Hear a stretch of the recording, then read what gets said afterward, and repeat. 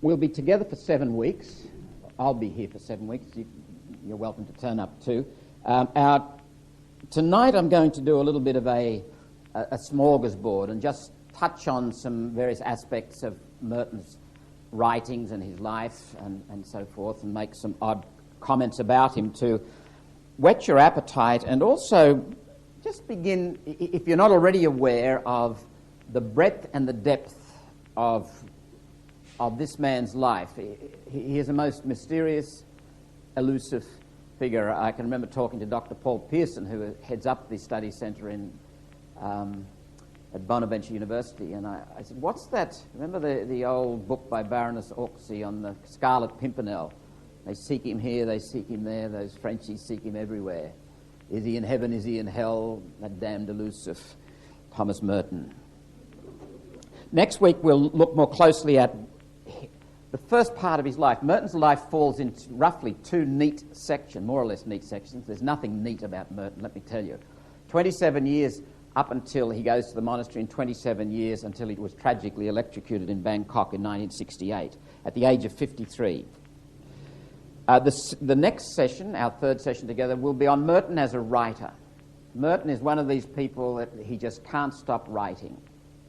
And he writes himself into reality, I think. It's a very interesting thought that you may have had the experience yourself of using writing as a conduit for what's inside you and for becoming aware of something. And I know for myself, it's very helpful in understanding what I want to say to write it down. And then the first thing I realize is what I've just written is not what I want to say. And then I look at it and ask myself, well, what is it I wanted to say? And then you can start to craft it and use the writing process. And there is something quite extraordinary about that. And a gifted writer like Merton, it's pronounced. In the fourth session together, we'll look at the issue of identity. And not just who was he. We'll deal with the obvious externals in the next session when we talk about his life. But the whole issue of who is anybody? What does it mean to be a person? When I talk about myself, what am I actually talking about?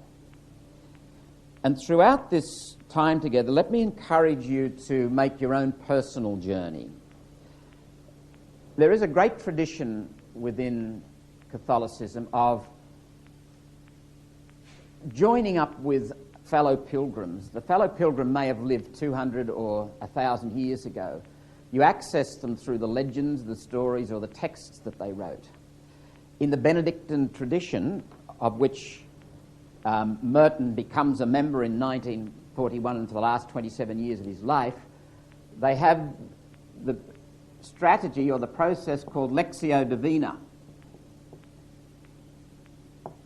It's an untranslatable word. It literally means something like the reading that is divine, or it's often translated as spiritual reading, but it's in the medieval texts you'll find them using images such as a ruminant chews food, takes it into one's stomach, then brings it up and chews it some more and takes it down a bit further. And so it's a ruminating, it's a chewing over, it's allowing words to find their place inside us just by slowly listening, paying attention, reading, taking account of where they move us. So as you read Merton, as you read the notes, as you go about your life over the next 7 weeks, think of yourself as a pilgrim with Merton. Merton's your companion on the way for at least these few weeks. Which brings us to session 5 and Merton's desire for solitude. Probably nothing exposes the great paradox of Merton's life more than this. He talks of himself in the epigraph, or the beginning of the Sign of Jonas, which was published in 1953, and it's a series of journal entries. Like Jonas in the Old Testament, travelling in the belly of a whale, travelling in the belly of a paradox. And in that, and constantly we find this when Merton names these sort of things, it's not only Merton travels in the belly of a paradox, you and I do. if you think of the process of maturation, and this too raises a question, what does it mean to be mature? What does it mean to grow up?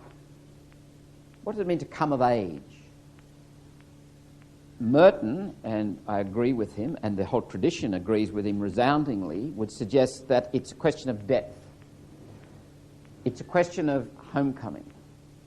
The more we come home, the more real we become, the more deep we become, the more we find that the normal ways of knowing and articulating our reality don't work. The normal ways of knowing and articulating reality are such as this. This is a lectern. I recognize it, I name it, no argument. This is a digital projector. We are here in this room on level 5. It's matter of fact, common sense, knowing and naming. But if any of you have been on the inner journey for any length of time, you'll know that that kind of knowing and that kind of naming doesn't work when you get down to the deeper issues of being human. And somewhere in the process of growing up, you actually cross a sort of a boundary line. You cross over into a whole territory where the normal ways of knowing and the normal ways of naming are slowly overtaken by the kinds of knowing and naming that we ascribe to poets and artists. We have here in this room 3 icons, which Michael Galovic did. We commissioned Michael to do. The Mystery of God in Rublev's 3 angels appearing to Abraham, which is taken by the tradition to refer to the Trinity. The Annunciation, the intimating the Incarnation. And this one is from a fresco in a Serbian Orthodox church, and it's the Resurrection. That white part of the icon that looks like a seashell is the shroud. These are inviting us into a way of knowing and a way of naming that is beyond the normal functional, practical, pragmatic, common sense way of knowing. This is the territory in which paradox and metaphor and simile and image become the norm, because it's a not knowing, and we know through not knowing. We know in a certain darkness. And it actually leads progressively into a sense of mystery and a sense of silence. Merton, I think, felt this intensely. He sought solitude, but Merton was a terribly gregarious person and loved company and loved to be liked. And so his pursuit of the hermitage, I think, was not quite in the great tradition of hermits. But we'll look at that when we come to it in session 5. Session 6, Merton reminds us that spirituality is about living relationships. The more I come home to myself, the more real I am, the more it puts me in contact with the world. Yes, another paradox. What is a hermit or a person in solitude doing talking about the world? Well, we'll look at that. Merton has a lot to say, actually, in terms of who he is, how he lived his life, and what he wrote.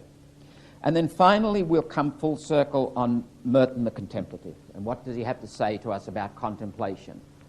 And I do think this is, if you like, the summary gift that he gives to us. When I was at Gethsemane, I asked a number of the monks there, monks who'd actually known Merton.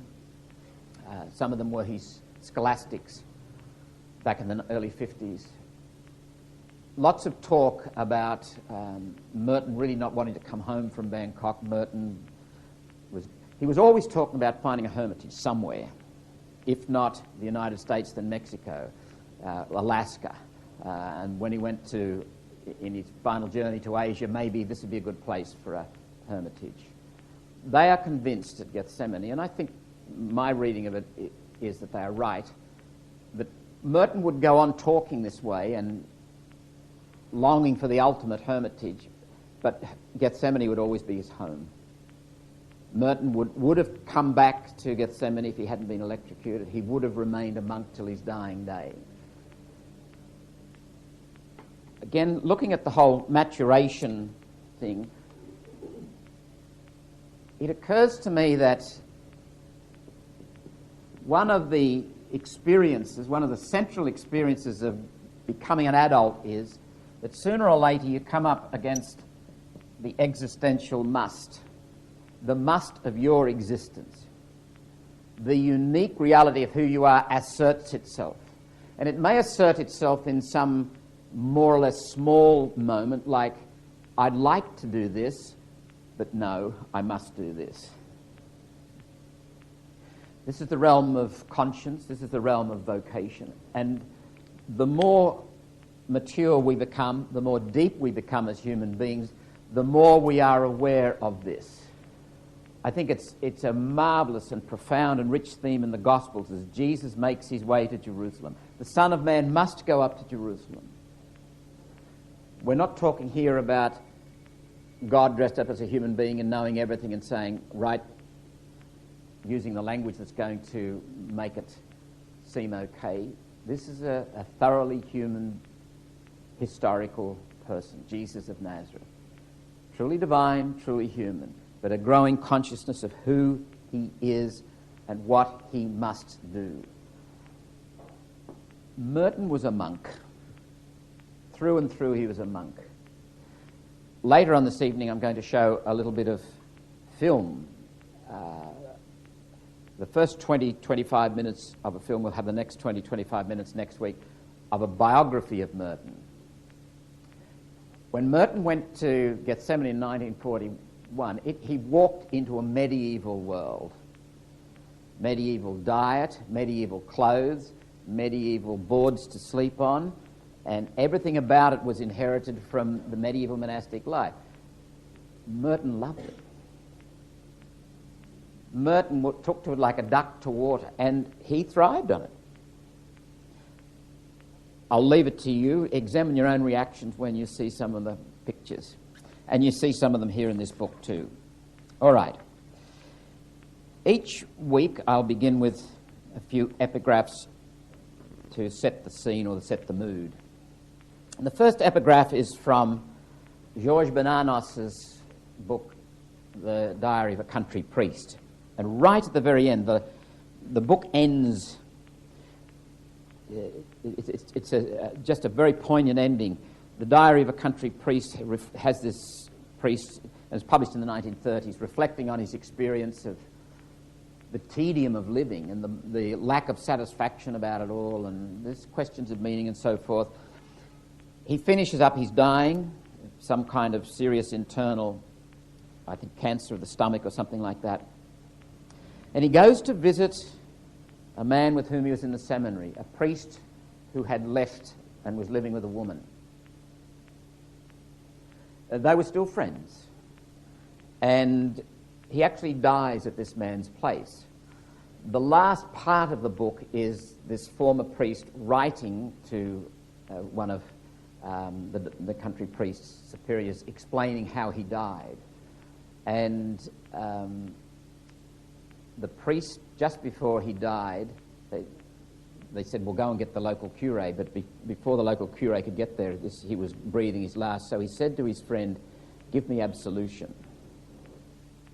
His friend being excommunicated and living with a woman, what's more. And with his dying breath, the old priest says something like, grace is everywhere. Does it matter? It doesn't matter. It's a beautiful scene. But just before that letter are the last words of the novel, and the priest himself is reflecting in his diary. He said, I cannot understand it any more. I am reconciled to myself, the poor shell of me. How easy it is to hate oneself. True grace is to forget. Yet if pride could die in us, the supreme grace would be to love oneself in all simplicity, as one would love any one of those who themselves have suffered and loved in Christ. I've got a quotation in the footnotes here from Simone Weil, which complements that. Simone Weil, a French Jewish woman who died in 1942, and who incidentally at her deathbed was ministered to by the man who was Dr. and Thomas Merton's guardian when he was a young boy. God's love, writes Simone Weil, God's love for us is not the reason for which we should love God. I'm looking at footnote 2 in the front of the full notes, which you may or may not have. God's love for us is the reason for us to love ourselves. How could we love ourselves without this motive? Again, part of being grown up is to realize that the line between good and evil runs through your heart and every human heart. And but for the mercy of God, things would be quite different with you and me. This is a profound theme in Merton.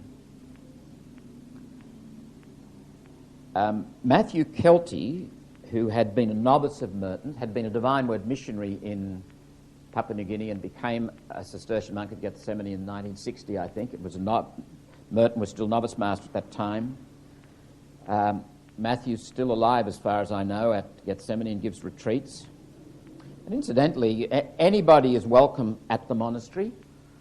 You're not charged any fee. If you want to see one of the monks, you ask, and they have lectures and what have you. If you're ever passing through Louisville, drop in. I think it's something to be gained there. But Matthew Kelty writes says in a conversation recorded about Merton, the most important thing about him, I'd always think of him not as being brilliant and an intellectual and all that. I think of him as being poor and simple and little and fragile and dearly loved. Do you follow me?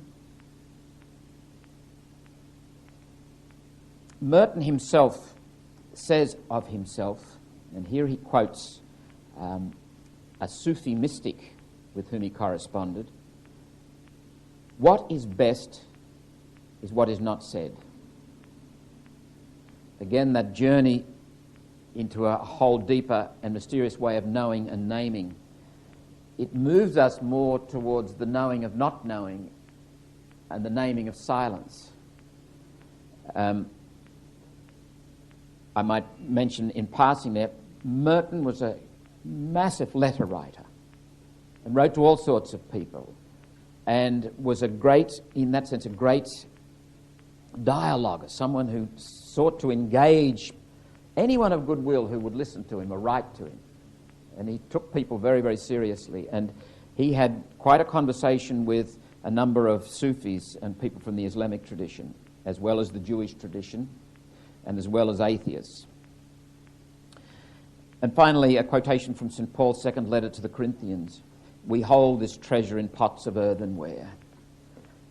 And it's as well to remember that when we're talking about Thomas Merton, because there's a lot in Thomas Merton's life that would make any one of us embarrassed if it was in our lives. But it's as well for us to remember that too, about ourselves, for 2 points of view, not just sort of to drive home the point that we're sinners, but we're earthenware vessels that carry the great mystery. That's our vocation. As Merton himself said, our vocation is to be the place where God enters the world.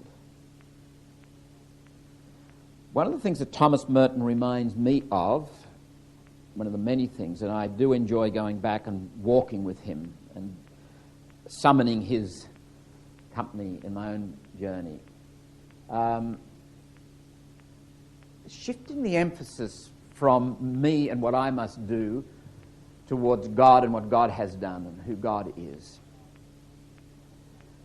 God alone is holy. When we talk about holiness in our Catholic tradition, too often we focus on the person and what you must do.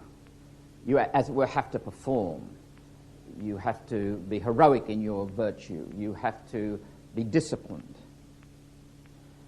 My experience of myself and watching other people, that fosters quite a bit of willfulness and, in fact, a sort of an egocentric project. We remember the revelation of Scripture. God alone is holy. We participate in the life of God. That's what holiness is.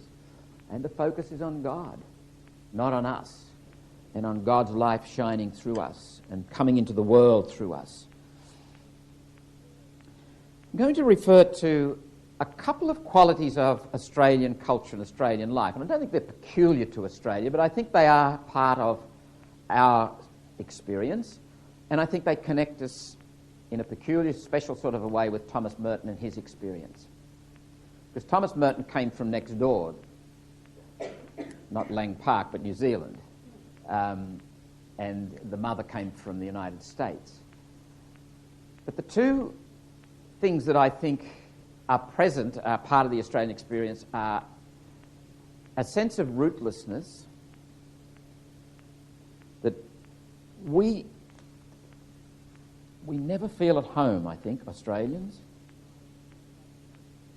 And in my travels overseas, it never surprised me after a while to find Australians just about everywhere I went. Backpackers, tourists, whatever. And the other thing is a sense of inwardness. And they're sort of clumsy expressions, but let me just develop that a little bit. The rootlessness can in fact be a sign of immaturity.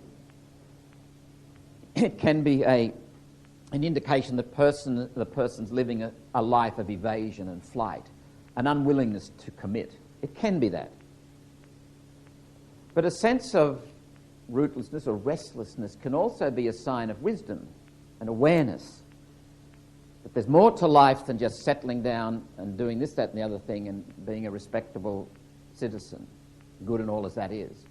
A number of years ago I saw a program on the Red Cross in which they followed a number of medical people overseas, and one of them was a young doctor from Perth, and they followed him to Africa where he worked for 2 or 3 years and then came back, and they had this scene on near Cottesloe Beach where he had this lovely cottage, and his friends had set up the table and there's a lovely bottle of wine and a fire burning and so forth, and welcomed him home.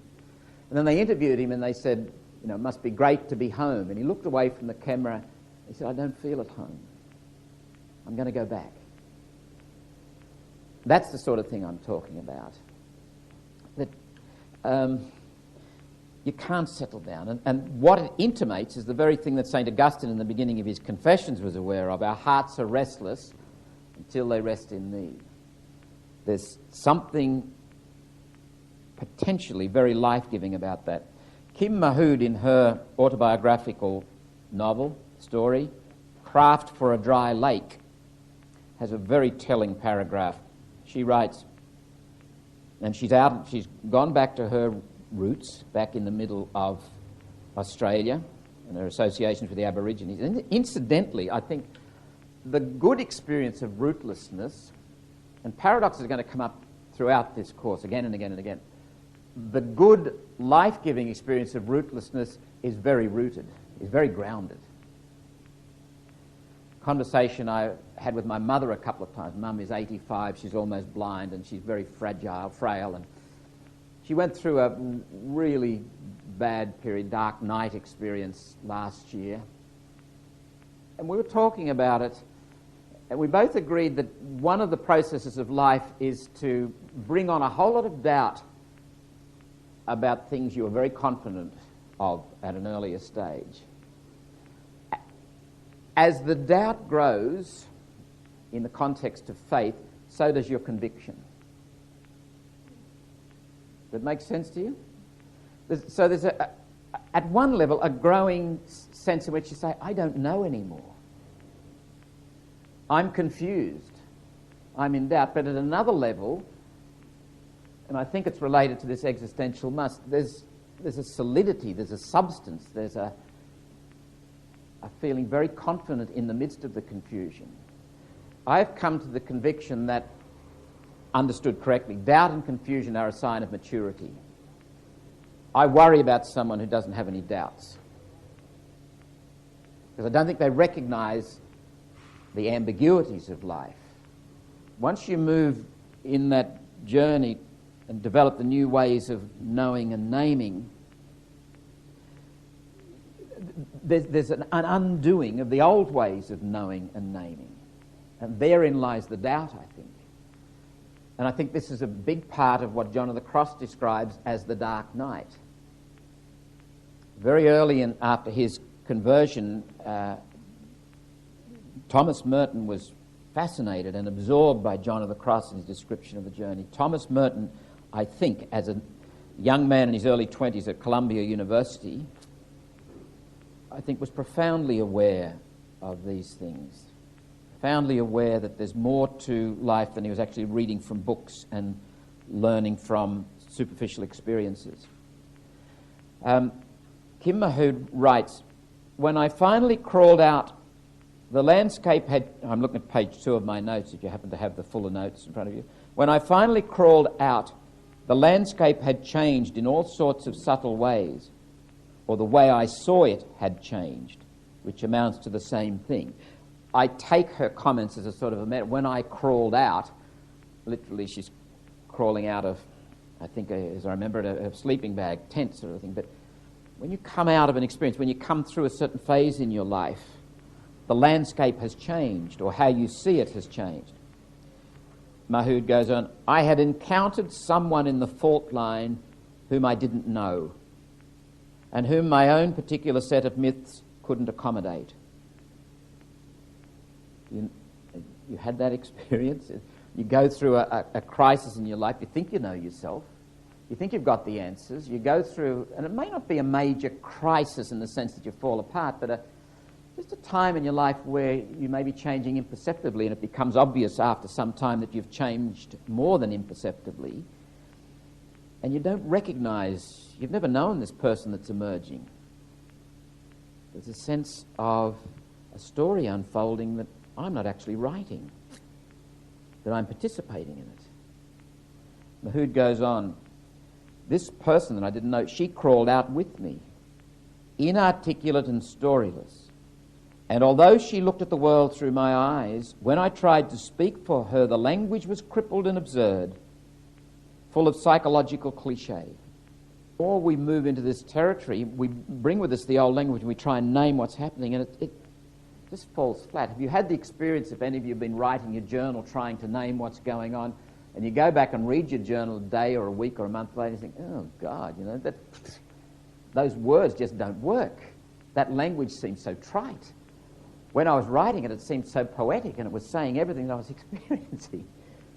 There's a sort of a flatness can overtake us, a cliched quality.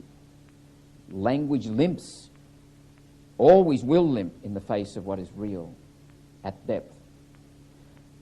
Over the years I learned, and am still learning, to listen to her silences. If my own busy voice goes on for too long, she begins to howl, a primitive psychic noise which cannot be ignored. The cry of the human soul. William Lynch says we can do without our souls for a certain amount of time, but society and culture these days demand too long a time. And if I don't hear the howling of my soul, the cry of pain for lack of food, maybe others will, because my behaviour will be bizarre or tragic or just plain silly. Thomas Merton, I think, understood and knew in a very practical, blunt way the experience of being rootless, having no home, being an exile, being marginal. Rootlessness, it occurs to me, ought to make us very alert to and sensitive of people who've got no home, people like asylum seekers and refugees. Merton had a powerful sense of his being an exile, belonging nowhere. He's born in France, spends his early childhood in the United States, goes back to France. His mother had died over there. His brother is left over there. He goes with his father, who's a rather bohemian artist. Then goes to England, and then comes back to the United States, so that there's a whole sense of travelling, of Merton never really, could never call any place home, and this is why I think he found a home. Come on in. There's plenty of chairs over here. If you, can you get through there? Yes. Oddly enough, he talks about the monks as exiles and rootless, and this is why he felt so at home in the monastery. That there, again, it's healthy rootlessness is actually very rooted. The true... Sorry. You're right. Thank You're you, right. Thank you, sir. Yes, sir. You're welcome. Good on you. A person who's able to be a pilgrim in the best sense of the word has to be grounded somewhere. And the point is they're not grounded in the ephemeral. They're not grounded in a certain geography or a certain society. They're grounded in the eternal. And that's the dawning realization and a growing assimilation in Merton's life.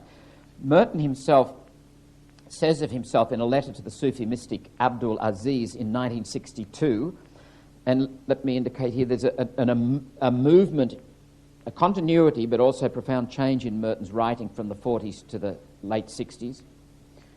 I believe my vocation is essentially that of a pilgrim, he writes, and an exile in life.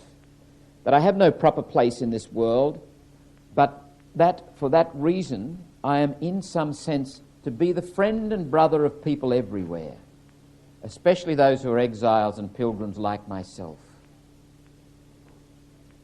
Then he goes on, and I'm looking at the bottom towards the final quotation at the bottom of page 3. Are monks and hippies and poets relevant? Now, my immediate response to that is, of course they're relevant. Come in, sucker. Merton says, no, we're deliberately irrelevant. Now, again, there's a paradox in this. One of Merton's themes is that of alienation and what society can do to a person by pressuring them to develop a fictional existence, what he calls the illusory self versus the true self. We can become the person that the group wants us to be. And it's a fiction. It's a non-existent self. And I think that's behind this here. And Merton says, whenever people are used by other people, alienation happens. When a person is not taken in themselves for who they are in themselves, we marginalise them. And it might be done very respectfully and under the aegis of charity, for example. Perhaps this is why, is it Frederick Ozanam or St. Vincent de Paul said, if you don't love the poor, they'll never forgive you for helping them. You heard the expression, cold as charity. Merton goes on, we are deliberately irrelevant. We live with an ingrained irrelevance, which is proper to every human being. Some of you have heard me refer to my experience of coming to the realization about 25 years ago that I was in the Marist as a misfit, that had this sense of not fitting for years and years and years.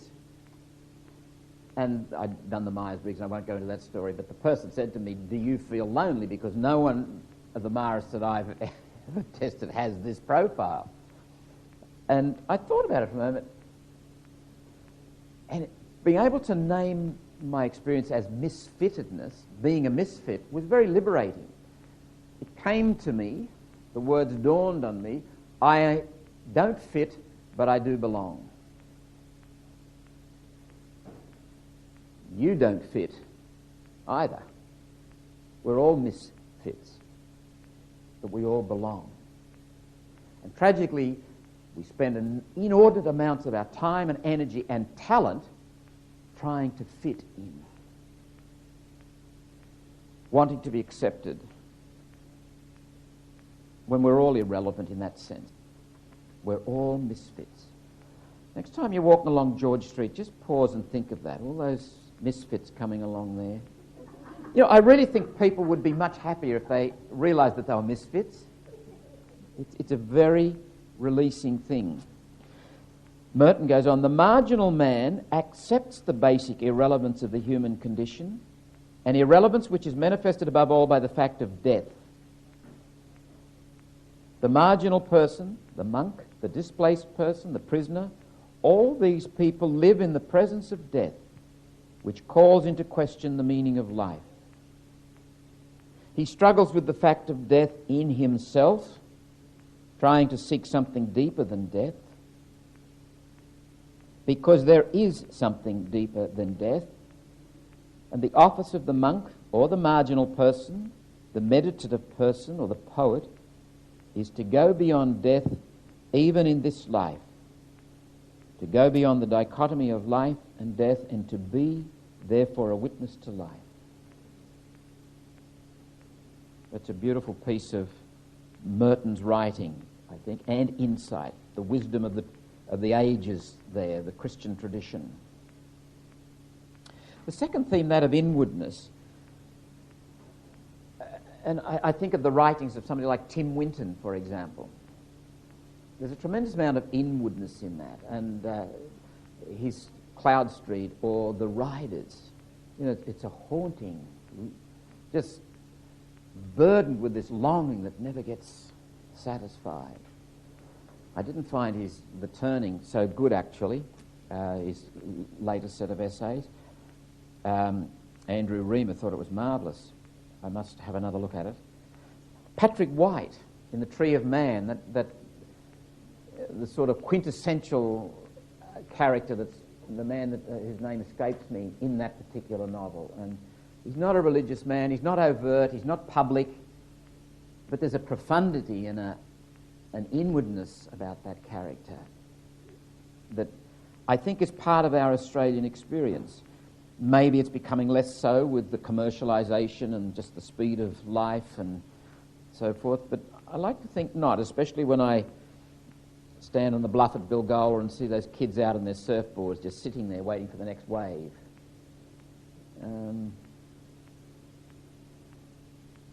I think somewhere in the Australian experience there is something of that inwardness. Merton writes about it, and I think this is actually the heart of his life and his spirit. I'm looking at the quotation towards the top of page 4. And this is a letter. He wrote a number of circular letters to a whole group of friends in the late 60s, and this was not long before he went to Bangkok. He writes, "Once again, let me say I appreciate the loyalty of so many old friends and the interest of new ones. I shall continue to feel bound to all of you in the silence of prayer. Our real journey in life is interior. It is a matter of growth, deepening, and of an ever greater surrender to the creative action of love and grace in our hearts. Never was it more necessary for us to respond to that action. I pray we may all do so generously. God bless you."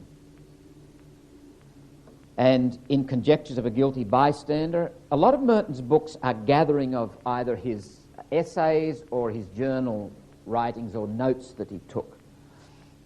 And in Conjectures of a Guilty Bystander, published I think in 1966, it's a gathering of notes from the previous few years.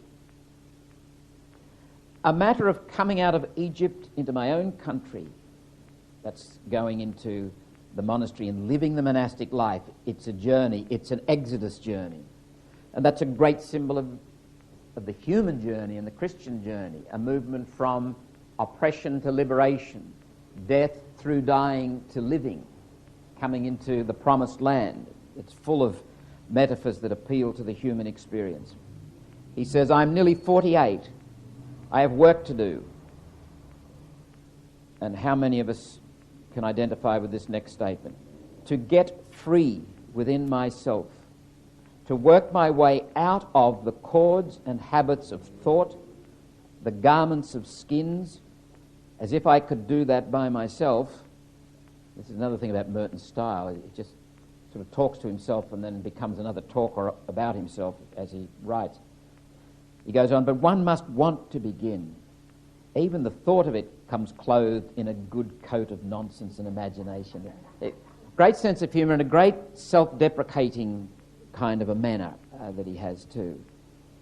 And Merton wasn't just a humanist, he was a Christian humanist. For him, Jesus Christ was absolutely central to his life. And this homecoming included and involved an entry into Christ, something like St. Paul experienced. He says, "I live now, not I, but Christ lives in me." That quotation at the bottom of page 4. "My own peculiar task in my church and in my world has been that of solitary explorer, who instead of jumping on all the latest bandwagons at once, is bound to search the existential depths of faith in its silences, its ambiguities, and in those certainties which lie deeper than the bottom of anxiety. In these depths there are no easy answers, no pat solutions to anything. It is a kind of submarine life in which faith sometimes mysteriously takes on the aspect of doubt, when in fact one has to doubt and reject conventional and superstitious surrogates that have taken the place of faith. On this level, the division between believer and unbeliever ceases to be so crystal clear. I don't know what your experience is, but my experience over the past, 10, 15 years is, what is an atheist? I'm not sure what that means anymore. You can get the philosopher will stand up and say, I'll tell you what an atheist is. But existentially in practice, those people walking along George Street, you pull out, I don't believe anything. Do you believe that they don't believe anything? I don't. We had an interesting spirituality in the pub session out of Paddington a few years ago, and one of the speakers with myself was Gabriel Carey, who is the daughter of a very famous public anti-religionist, anti-Catholic humanist. Never knew the man, brilliant fellow at New South Wales University, social psychologist, I think. And Gabriel, I think, was a mirror image of her dad, actually. She ran away from home, didn't do high school certificate, went to Ireland, became a Catholic, and went to Mexico and married a peasant. All of which I think was quite a profound statement. Her book, In My Father's House, is well worth reading. But Gabriel was talking there, and someone said, something, I've forgotten what the exact topic was, and somebody brought up Philip Adams and belief in God. And she swung on this person, she said, I do not believe Philip Adams. Now, you've got to respect people. If somebody says, I am a believer or I'm not a believer, you have to respect them. What I'm suggesting is that when I, Michael Whelan, say, I am a believer, not even I fully understand what that means. And being a believer doesn't exclude doubt. In fact, I think a proof that you are a person of faith includes doubt. You couldn't doubt if you didn't have faith. And I think there has to be some grains of atheism and unbelief in all of us. And it's a tares and a wheat kind of an arrangement. I don't believe it's simply this or simply that. And what Merton comes to, and here he is in a sense a person who transcends culture and transcends denomination and indeed transcends religious traditions, even as he is Christocentric. All are bound to seek in honest perplexity. Me about some of my Christian colleagues, how confident they are. Even Jesus on the cross said, my God, why did you forsake me? Merton goes on, everybody is an unbeliever, more or less. Only when this fact is fully experienced, accepted and lived with, does one become fit to hear the simple message of the gospel or of any other religious teaching. To be able to face your doubt, or I don't know. Look, I'm confused. If somebody tells me, I've got no doubts about the incarnation, Jesus being fully divine and fully human, I'll say, I beg your pardon, please explain. We're in the presence of a mystery, and the knowing and the naming is beyond rationality and beyond common sense, really. We move into the land, into the place, into a process where we are progressively dispossessed of control, where life becomes increasingly a matter of surrender and abandonment to that which we know not. But in faith, we say, into your hands, Lord, I commend my spirit. Our confidence is not found in our theologies, which are, after all, only interpretations. Nor is it found in the fact that we can go to the Scriptures and say, well, Jesus said, come to me, all you who labor. Yes. It's a much more subtle, complex existential reality that we're talking about when we talk about faith. Conscious of the time, could we have a 10-minute break and come back and we'll have about 15 minutes? I'd like to get started on the part of the video by about 25 to 8 if we could. Thank you. During these talks I will make reference to a number of books and articles. If you can't find them there on the shelf or in the white folders, let me know. I may have them upstairs. I may have them in my own library, and I'd be happy to lend books and articles to you. In the middle of page 5 there is a quotation. It comes out of Merton's reading of Dr. Zhivago. Merton didn't confine himself to reading the Bible or the Cistercian tradition, Benedictines or whatever. Merton read whatever he could get hold of. He was just a voracious reader. He just wanted to connect with reality by whatever means he possibly could. And he was fascinated and enchanted and loved Dr. Zhivago, and Boris Pasternak's thrust for something deeper. Dr. Zhivago is, in fact, not what is it David Lean movie? Good movie as it was. I remember Breaking Bounds in the seminary to see that, but that's another story. But apropos of that, Merton writes, and I'm looking at the middle of page 5, "For one of the most important and helpful signs of the times is in the turbulent, anarchic, but fully determined efforts of a small minority of men to recover some kind of contact with their own inner depths, to recapture the freshness and truth of their own subjectivity, and to go from there not only to God, but to the spirit of other men. In the face of our own almost hopeless alienation, we're trying to get back to ourselves before it is too late." In a sense, that's Merton in a nutshell. That's a little summary paragraph of Merton.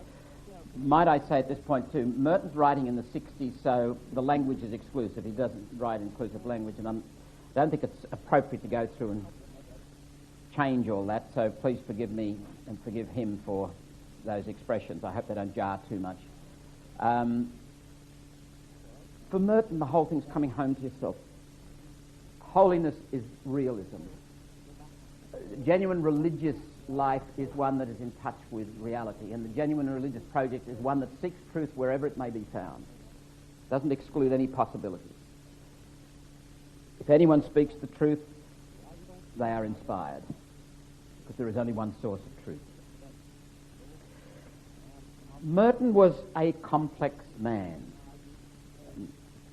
I had a couple of conversations with Father Chrysogonus Wardell, a lovely Cistercian monk who lives a quasi-eremitical life. The term eremitical simply refers to the one who lives the life of the monk, of the hermit.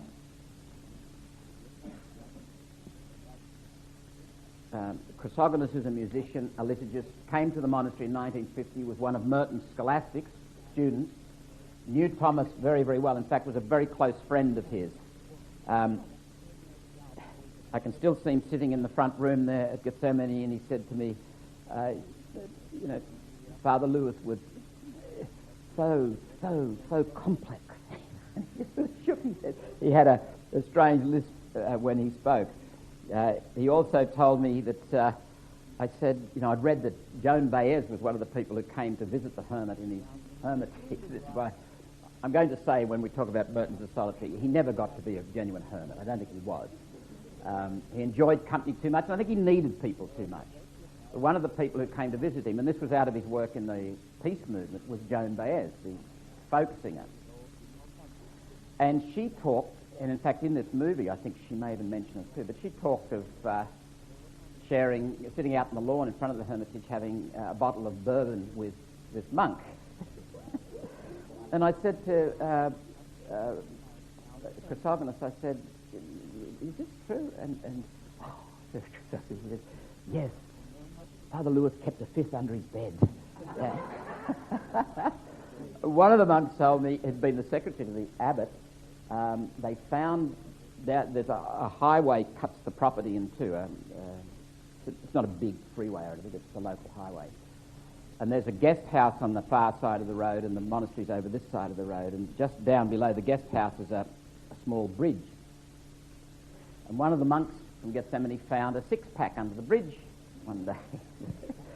When they did a bit of questioning, Thomas Merton had arranged for the lady who looked after the guest house to buy him a six-pack regularly and leave it under the bridge, and he would go and get it.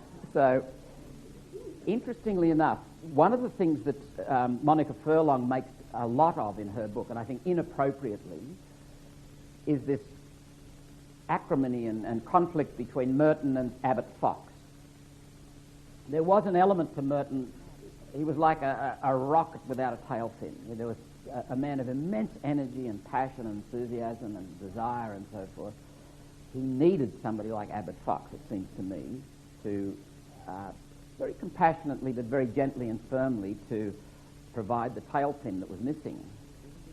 And Abbot Fox was very, very kind to Merton, and he in fact said to the secretary, who wasn't pleased with this, but he said to the woman, we'd ask you not to leave any more six-packs under the bridge, we'll look after it.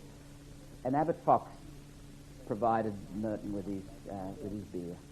In the rule of St. Benedict, Benedict says, the monks must have their wine, and some need more wine than others, so make sure they get it.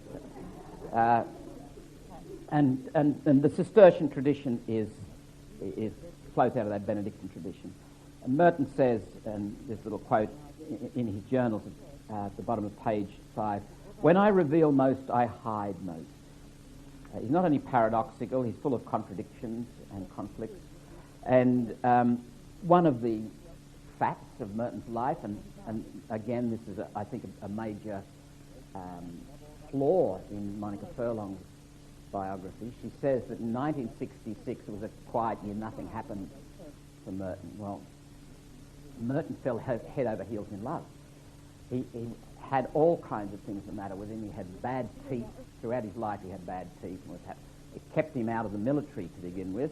In 1939 when he was drafted, they said, they took one look at his teeth and said, "We don't want you." Then they called him back because they thought, well, maybe we can fix his teeth. But he had bad back, he had bursitis, he had lots of medical problems, which took him into Louisville in the hospital. And in March 1966, when he was in there was a nurse by the name of Margie Smith, who there was a chemistry. And they both fell madly in love with each other. She was a young girl of about 23 or 24, I can't remember exactly. He would have been then 51, just 51. And that's an embarrassing chapter in his life.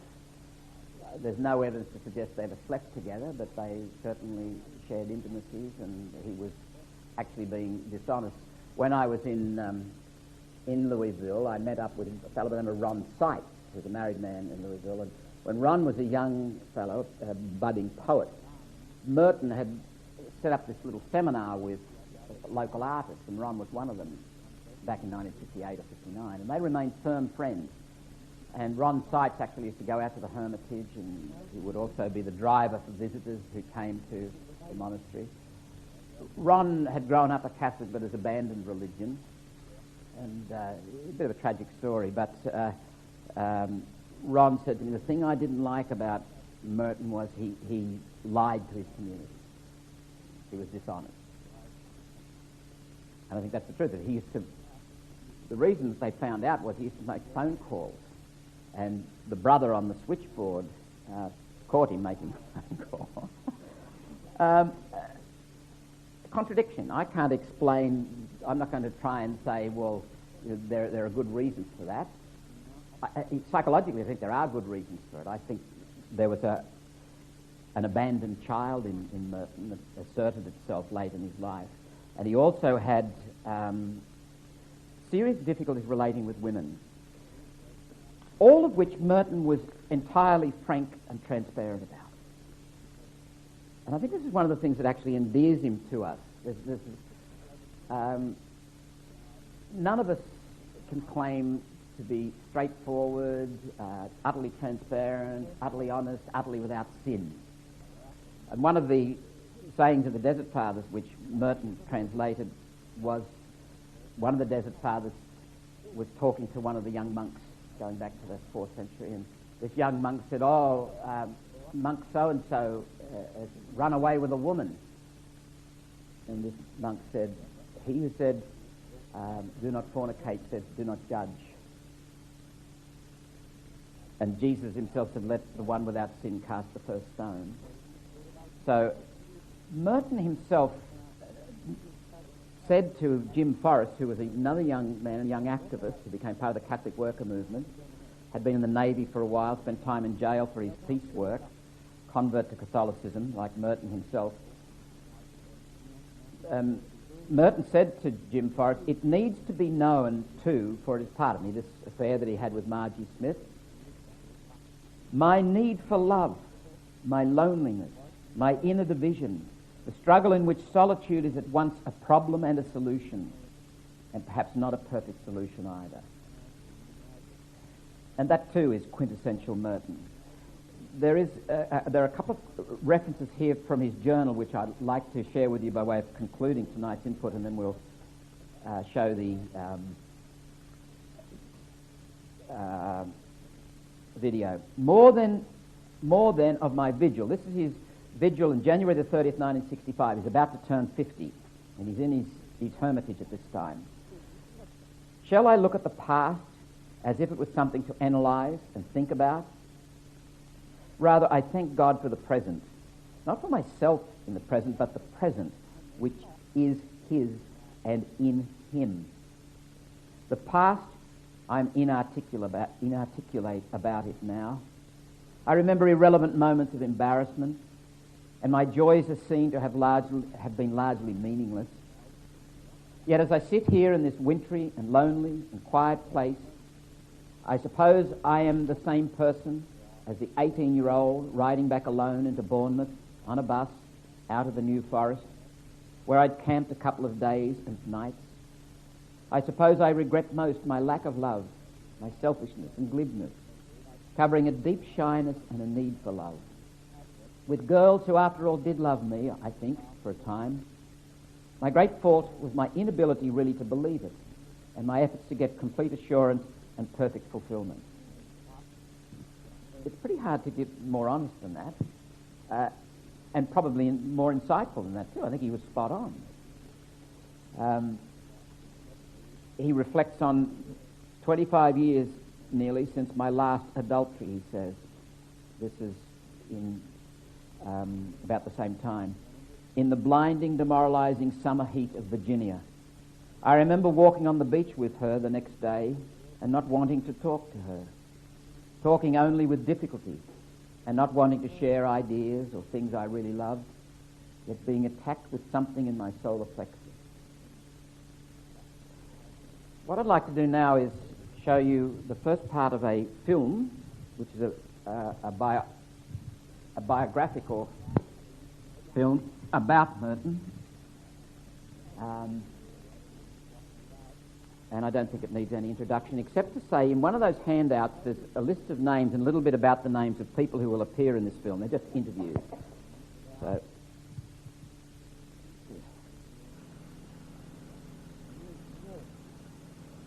man living under certain economic conditions is no longer in possession of the fruits of his life. His life is not his. His life is lived according to conditions determined by somebody else. And I would say that on this particular point, which is very important indeed in the early Marx, you have a basically Christian idea. Christianity is against alienation. Christianity revolts against an alienated life. Thomas Merton. In his lifetime, he was hailed as a prophet and condemned as a blasphemer.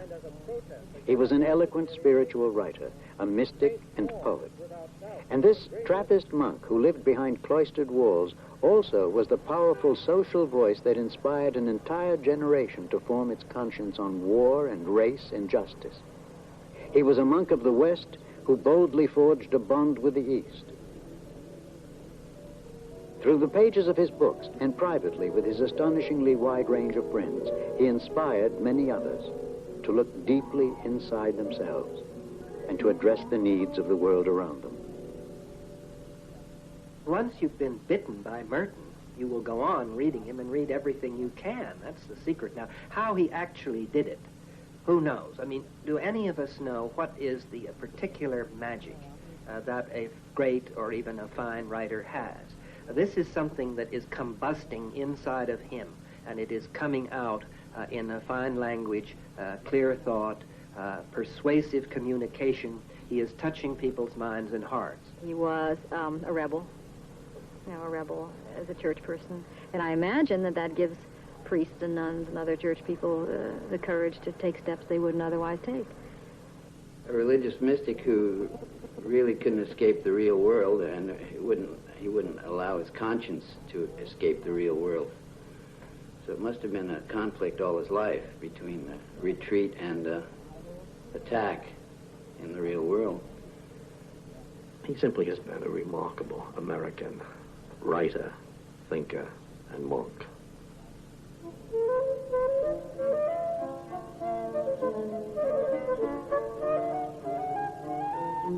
The story of his life begins with Merton's own words from his autobiography, The Seven-Story Mountain. On the last day of January 1915, under the sign of the water-bearer, in a year of a great war, and down in the shadow of some French mountains on the borders of Spain, I came into the world. Thomas Merton's father, Owen, was a zesty, outgoing landscape painter from New Zealand. His American mother, Ruth, also a painter, was just the opposite, a reserved and more private woman. In his early years, their Thomas seemed to be a happy, well-adjusted child, a bit overly talkative, and always looking for something different to occupy himself. When he was just 6 years old, his mother died. That great loss marked the beginning of a long, lonesome period of intense searching in the life of Thomas Merton.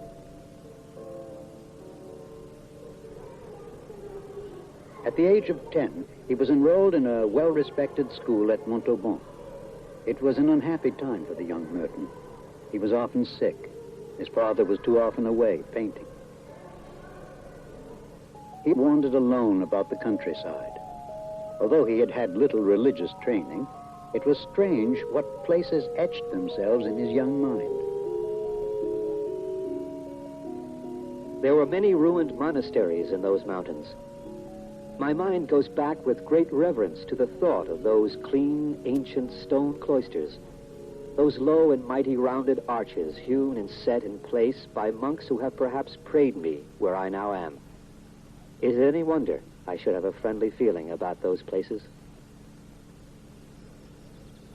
Those hints of a religious awakening were soon dashed as Merton and his father went to live in England, where teenage Thomas Merton was enrolled in a boarding school. His father died not long after of a brain tumor, and Thomas Merton was a lonesome pilgrim on the face of the earth, an orphan, age 15. Oakham was a small school in those days, not a very highly intellectual school either. And I would say, by and large, that Merton was too well geared for a school like this. But he was a friendly type, and we all mucked in together. And he made a lot of good friends, and I remember him as a very cheery kind of fellow. I think Merton was in England just at that time when Gandhi was being discovered by the English people, not as an enemy of the empire, but as something totally new to them, a different kind of resistance than they'd ever experienced. And Merton wrote a paper on Gandhi at that time, in his school, which was not appreciated, incidentally, by most of the people with whom he was studying. Now, where that lay in his thoughts, I don't know. I mean, it was some years later that he, in '64, that he published his book on Gandhi. But that began when he was what Americans would call a high school student. Because he thought deeply, much more deeply than most of us who came from, a less international background. He had a lot of deep thoughts. He read philosophy, he read religion, he read a great deal over and beyond anything he was expected to know in school, but he was inclined to go off the rails and do mad things as well. Everything to excess. When he was 18, Thomas Merton visited Rome. He was an impressionable, wide-eyed young man, out for nothing but a good time. Things were going on as they usually did with me. But after about a week, I don't know how it began, I found myself looking into churches rather than into ruined temples. What a thing it was to come upon the genius of an art full of spiritual vitality and earnestness and power.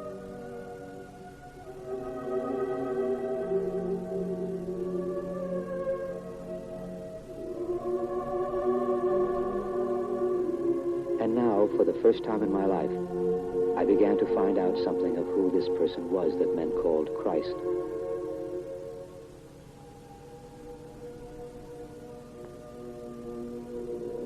It was in Rome that my conception of Christ was formed. It was there I first saw him.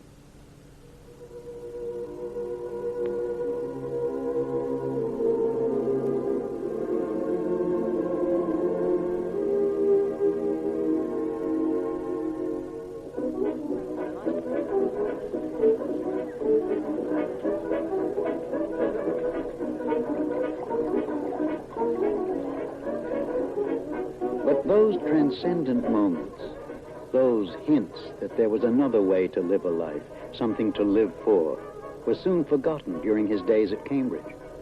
He affected a continental manner and a British accent. He smoked, he drank, and found young ladies, rather than frescoes or churches or books and classwork, much more to his liking. He was a wildcat at Cambridge, and he used to go drinking and going off with girls, probably not the right kind of girls very often. Merton's grandfather in the United States began to hear about the carousing and his grandson's poor grades. And then he heard that Merton had made a girl pregnant. It was the last straw. Thomas Merton was ordered back to America. It was supposed to be a punishment. But when the 20-year-old Merton arrived at Columbia University in 1935, he breathed easier. Thomas Merton readily embraced life in America in the 1930s. He joined a fraternity, haunted speakeasies, and was well known on campus, a popular date. But again, there was a far more serious side to Merton that only his closest friends saw. He spent long hours writing novels, essays, reviews. No doubt he saw his future as a writer.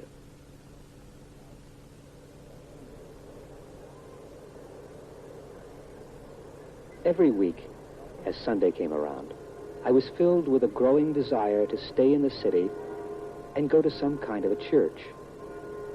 Finally, the urge became so strong that I could not resist it.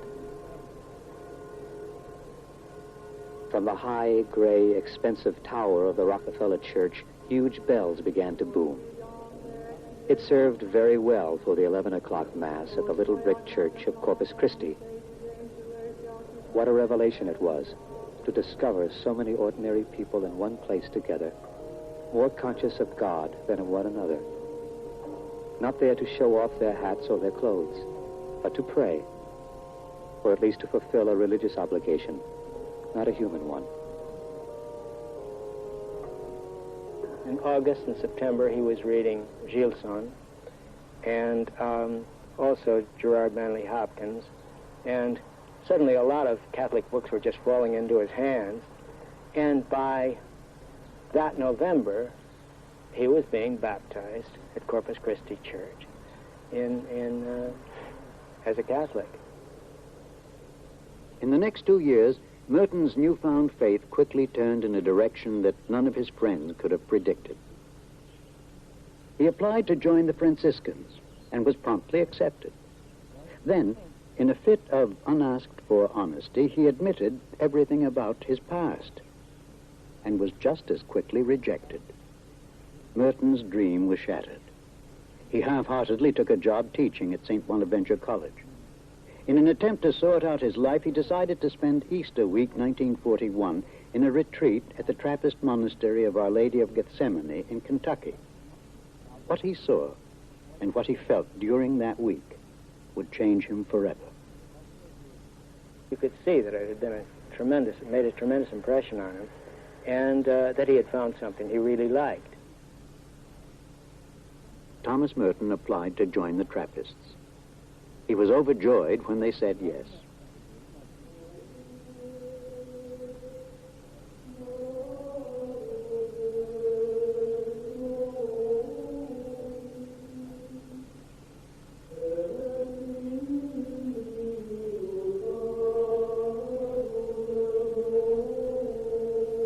The monks of Gethsemane, properly called Cistercians of the Strict Observance, lived a medieval life far removed from anything that mainstream America thought possible in the early 1940s. These men slept their few hours fully clothed on hard straw pallets and ate neither meat nor fish nor eggs.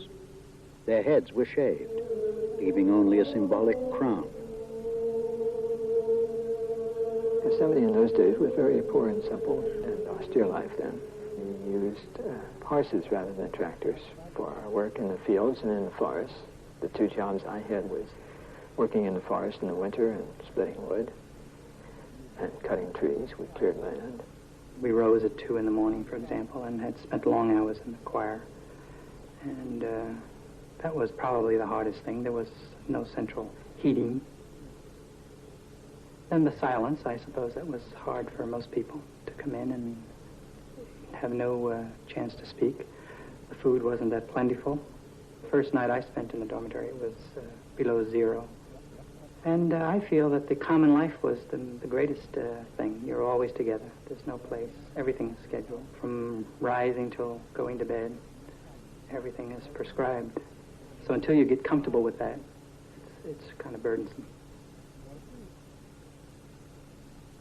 This life, which called for utter detachment from even the simplest worldly comforts, appealed enormously to Merton. There were no choices. There were ample penances, and Thomas Merton, now known as Brother Lewis, blossomed. Everything makes sense. Everything I wanted to do the most, I can now do all the time without any interference. As soon as I got inside, I knew I was home, where I never had been or would be a stranger. Thomas Merton had willingly given up all his aspirations to be a writer in order to serve God as a Trappist monk. He had chosen an austere order where writing itself was rarely done, and then only on the most sacred of subjects. Surely there was nothing in the Trappist tradition which would encourage a monk to write about himself. The head of the abbey at that time, Abbot Dunn, I think his name was. I never met him. He must have been a very wise man, because he sensed this in Merton, and he ordered Merton to write his life story. He was obliged to do it. Merton didn't want to write this life story, Merton. He was told to write it, and he was given an office and a typewriter, and he resisted it. He thought, well, I've left that. I've come here. He was told to do it. This manuscript came into me at Curtis Brown. I hadn't heard from this guy for 5 or 6 years, and he was in his cell with his bread and water as far as I was concerned. And I spent the whole day reading it, and I really was very, very struck by it. Oh, that Bob Cheroux would like to see it. When I told Mr. Brace that this was a manuscript by a former classmate of mine, and that it was about his conversion to Catholicism and his going into a Trappist monastery, he said, "You really like it?" And I said, "Yes, it's really very, very readable." And he said, and I said, "Well, why don't you read it, Mr. Brace? I'd like to see how what you think of it." He said, "No, I don't think I want to read it." And but he said, "You don't think we'll lose any money if we publish it to you?" And I said, I really don't think we'll lose any money, but whether we'll make any is problematic. It's hard to know." And then it just took off and sold and sold. I was dumbfounded at its success. It sold 600,000 copies in its first year, the first 12 months. And one day's orders, I remember, was 10,000 copies in a single day. Well, this was unheard of. Seven Story Mountain had something to say that people were, at that moment in our social history, ready to hear. It presented an answer to spiritual problems that many people, particularly young people, who were upset by the way things were going in the country, who were upset by the threat of the atomic holocaust and all the rest of it. They wanted to hear that, and they liked the way Merton put it.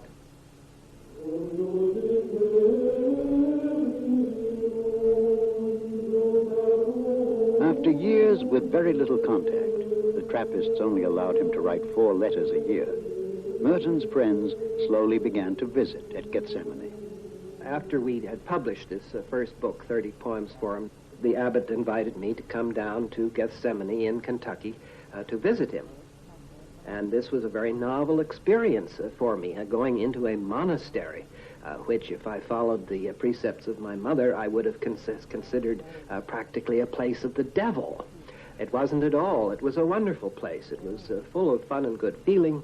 I had expected in Merton to meet, you know, a somber-faced monk who strode silently through the cloister and into the church, muttering prayers under his breath. It wasn't like that at all. From the moment I first came to the monastery gate and was greeted by a very jolly brother gatekeeper, I saw that I had been completely misinformed about monasteries. This was a very happy place, and Tom Merton was very happy. In 1949, a great milestone in the spiritual journey of Thomas Merton was at hand. He had been a cloistered monk for 8 years.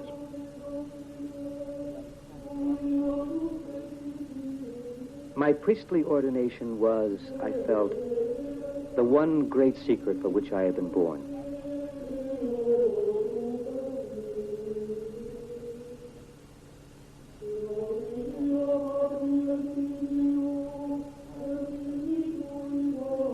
In the pictures of Merton's ordination day, you see that he looks much younger than he did in his college pictures or in anything leading up to that. He does look as though he'd been reborn and very young. He had a really young face, and he was also very happy. He had worked through a great deal of his own struggles with the emotional demands of life with God. And he knew himself, I think, very concretely as a result of the various demands that the life of prayer made on his humanity. He was happy. He had found a home at Gethsemane. And in the few hours he was allowed to write each day, Thomas Merton composed some of the most memorable spiritual meditations of our time. Every moment and every event of every man's life on earth plants something in his soul. For just as the wind carries thousands of winged seeds, so each moment brings with it germs of spiritual vitality that come to rest imperceptibly in the minds and wills of men. Most of these unnumbered seeds perish and are lost because men are not prepared to receive them.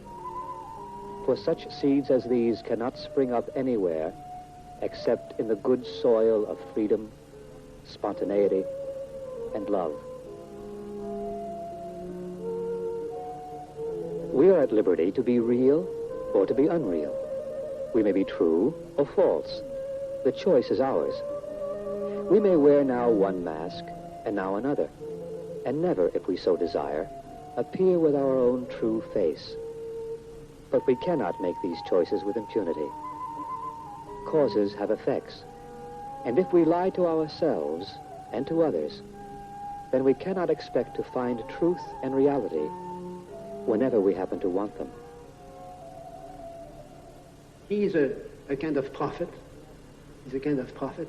And I think he will, in the future, he will be more in the history of spirituality. He will be more as a man who, I wouldn't say opened new ways. He reopened old ways we had forgotten, I think. Solitude is not found so much by looking outside the boundaries of your own dwelling as by staying within. Solitude is a deepening of the present, and unless you look for it in the present, you will never find it. In 1951, Thomas Merton was appointed Master of Scholastics, and he was certainly unlike any other Gethsemane priest before him who had been charged with the education of young monks. It was something of a fresh breeze that blew when Merton began teaching and taking over as our master. St. Teresa was an amazing person. She had this, every night before she went to bed, she spent a certain amount of time thinking of Christ in her heart, but kind of imagining him as a sort of a little person in there, and in the Garden of the Agony. All right, this was a Spanish woman of the 16th century. She could get away with that. But how she figured it, I'm not quite sure. But, I mean, you can see what she means. You can see what she's doing. When I first came here, there was a great deal of stress on this sort of thing. And one got a feeling of guilt if he wasn't constantly thinking of Jesus right there in front of him, or right beside him, or walking along with him or something. You weren't talking to him all the time. It was an incredible privilege to be instructed by this great master of mysticism, who for so many years had been my master through his books. I thought I'd have to renounce everything when I entered the Trappist order. My books, my interest in my country, in politics, and the dictatorship of Latin America, in Nicaraguan politics, in Somoza, in everything. And Merton made me see that I didn't have to renounce anything. In fact, you saw all the monks there. In the wake of Merton's autobiography, Seven Storey Mountain, which was published in 1948, I think, and the Second World War and the mood that followed that, the monastery at Gethsemane, which is built for about 70, had 275 men in it. They had to rig up special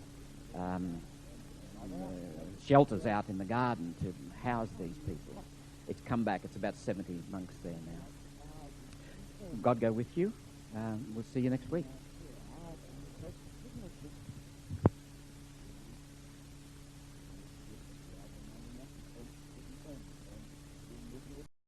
Semi 2005. Thomas Merton, Exploring His Thought and Spirit, with Michael Whelan. This is session 2, His Life. All right, we begin our sessions with Merton's life.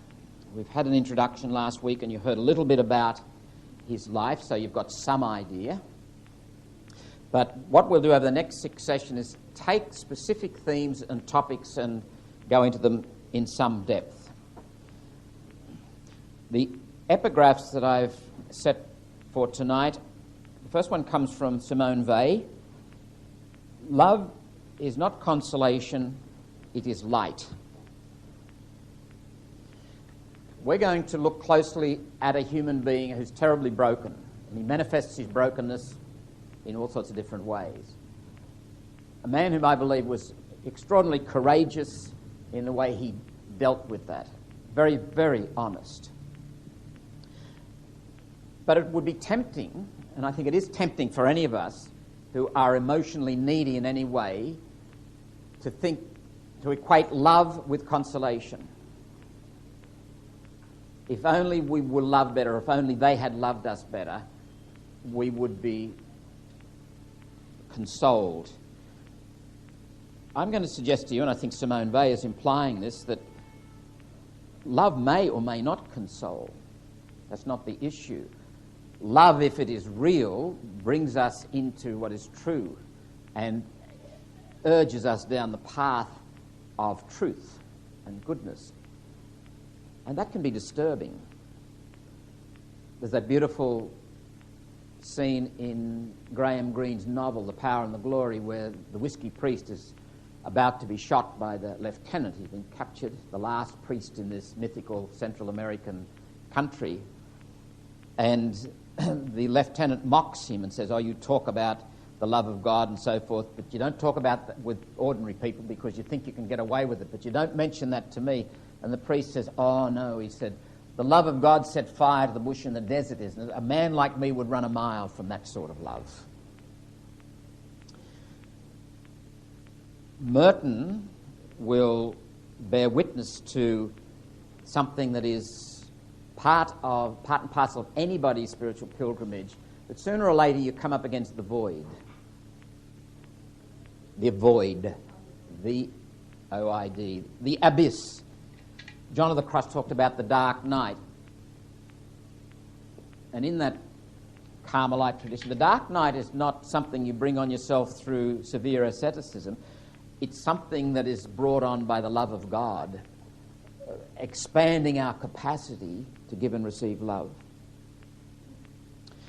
The next epigraph comes from the American writer Walker Percy. Now, we have a couple of Walker Percy's writings down there. Very, very interesting person, a man who grew up in the south of the United States, in Georgia, I think. Became a doctor, medical doctor. Went to New York during the Second World War, was working in the morgue, contracted tuberculosis. During his convalescent period, he got to reading people like Camus and Kafka and Kierkegaard and Augustine. He eventually became a Catholic and became renowned as a novelist, interestingly enough. He met Merton and recalls meeting him. I just remember, says Walker Percy, finding ourselves sitting on the front porch of this rather rude but pleasant cinder block cottage overlooking a little swale, a little meadow. And Merton surprised me. He was much more robust than I expected. Now that I look back on Furlong's book, she talks about him being sick all the time, you know. You'd think after reading the book that he was an invalid. But he was a very husky, and I think he was dressed in, he had jeans, and I don't know whether it was a T-shirt. I have a recollection of something like a marine skivvy shirt, something like that, and a wide belt. And as I say, very healthy looking, and a pretty tough looking guy. And very open and outgoing. Nice and hospitable. And he fixed everybody a drink. And he poured me a nice bourbon and water. And we sat. And the interviewer, Victor Kramer, comes in here. Nelson County bourbon. And his wife comes in, tavern on the cinder block. And they all laugh. Well, we were right in bourbon country, you know. You'll recall my comments last week that Chrysogonus said he kept a fifth under his bed. So I spoke with Bill Shannon about Merton and his drinking. Now, Monsignor William Shannon, if he's still alive, and I haven't heard otherwise, he's a very, very elderly man now, lives up in Rochester, New York, and I spent some time with him when I was over there in 2003. Bill Shannon is probably the foremost scholar on Merton. He said to me, I think Thomas Merton was a borderline alcoholic. Maybe he was, maybe he wasn't. It was his practice. I mentioned not only the six-pack that used to be left under the bridge by the lady who looked after the guest house, but the abbot gave him a supply of bourbon, I think. I question that diagnosis because a borderline alcoholic would need more than he was able to get in the monastery, I suspect. He clearly liked a drink, and if ever he went in to see the doctors or visit the hospital in Louisville, he would call in at Cunningham's bar, and I've got a photograph of Cunningham's bar in there, have a little toddy before he went round to the doctor. So that's part of Merton, and I think it's probably symptomatic, and it comes out in a number of different behaviours, symptomatic of a man who is, and I used that metaphor last week of a rocket without a tail fin. Here's somebody with immense energy, immense desire, physical capacity, emotional capacity, intellectual capacity, and there's something broken inside. And he needs some kind of companionship to guide him along the way. Merton was more aware of this than anybody. It deeply embarrassed him. And I think, like St. Paul, it would have been a thorn in his side. One of the quotations which I didn't make last week, Chrysogonus Waddell spoke to Merton in a letter about Mertonism, that there was a growing idealization of him around particularly the Catholic world. And Merton reacted very strongly, and he said, well, I can tell you what I promise them if they try and imitate me is a good deal of despair, naked despair. He didn't talk a lot about that. Every now and again there are hints of it. But I think he was a man who suffered a lot of internal anguish. The third epigraph is taken from Thoughts in Solitude. Merton, from the time he went into the monastery, was seeking the solitary life. And again, part of the presenting behaviour with Merton was a profound ambivalence about solitude. I think it's a bit like St. Augustine in this regard. St. Augustine was desperately dependent, oh no, not desperately, but very dependent on his friends, on companionship, and probably dependent on people to listen to him. Merton, for example, invited Jacques Maritain, who was a very, very famous French Thomistic philosopher of the 20th century. It had a big influence on Merton back in the 1930s. Invited him up to the Hermitage, and John Howard Griffin brought him up there in about 1966. Merton sat the old man down, and Maritain was a very old man at that time, sat him down and kept talking and made him listen to Bob Dylan records, or played Bob Dylan records as part of, just the thing that Jacques Maritain would have loved to have heard, I would have thought. But Merton writes here, this particular piece, Thoughts in Solitude, were the journal writings from time he spent in the tool shed. The abbot said, well, you can go and sit in that tool shed if you want solitude, which he did. That's one of the themes that we'll pick up, because I think that's an enduring human theme. And one of the good things about Merton is he's a bit of an open book, a terribly complex character, but there's so much in him that is just plain human.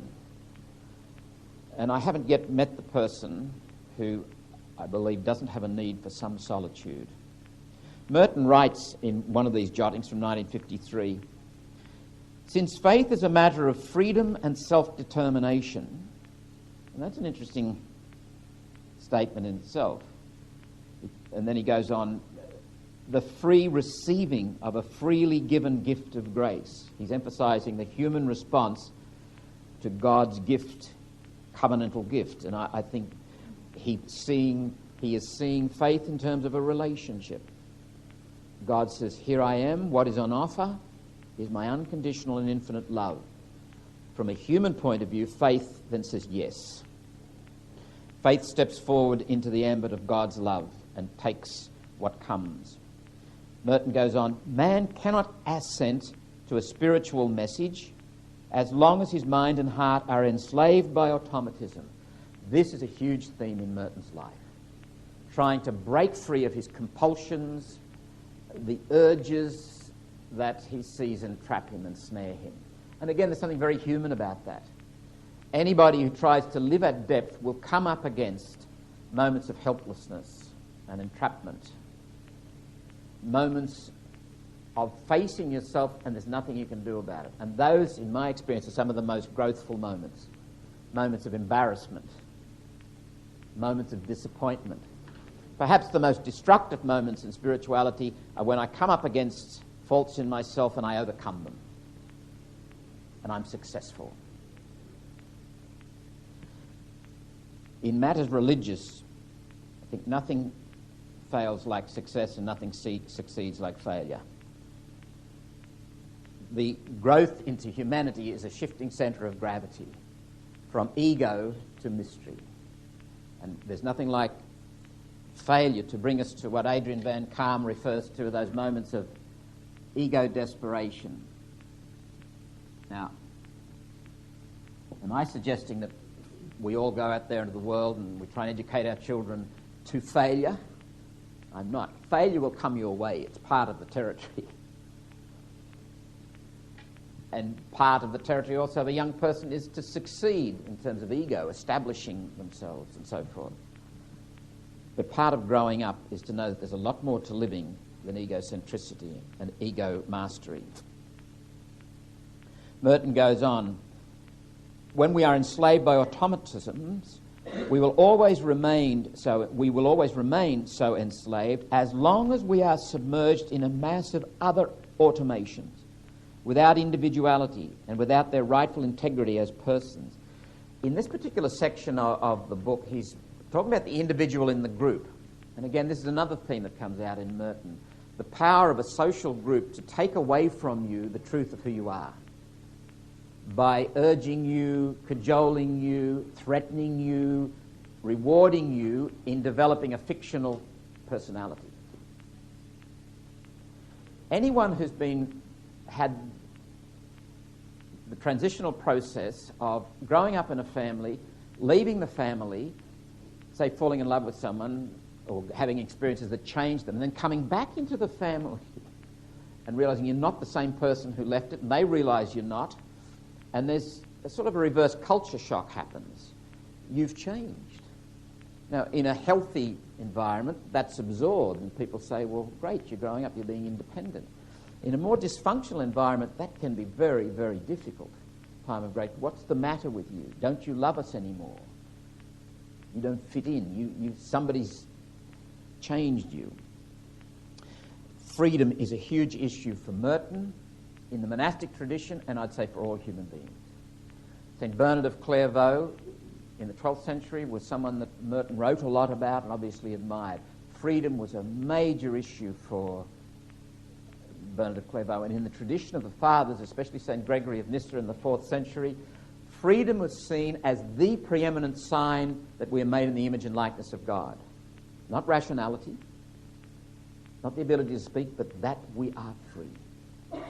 It's not something that you have to, it's not something it's something that's given. It is part of your very being. You are free. Life is about enabling the freedom to come to birth. And freedom is always a margin. And I'm not talking about freedom in face of the law. Can I go out tonight, Mum? I'm talking about the inner freedom. The freedom that might come, for example, when you're humiliated or left out or overlooked. The freedom, if the freedom is deep, there's enough detachment there to sincerely not worry about it. Most of us aren't that free. Obviously, lurking in this, or present in this statement by Merton too, is the whole true self, false self identity issue, which will come up later on, and of course the issue of conscience. What he is saying is that without conscience, without that integrity of free choice, you can't be a true person. You can't be who you are made to be. And this is a very serious issue within our Catholic tradition, because if you forfeit the primacy of conscience, you actually move into someone else making decisions for you.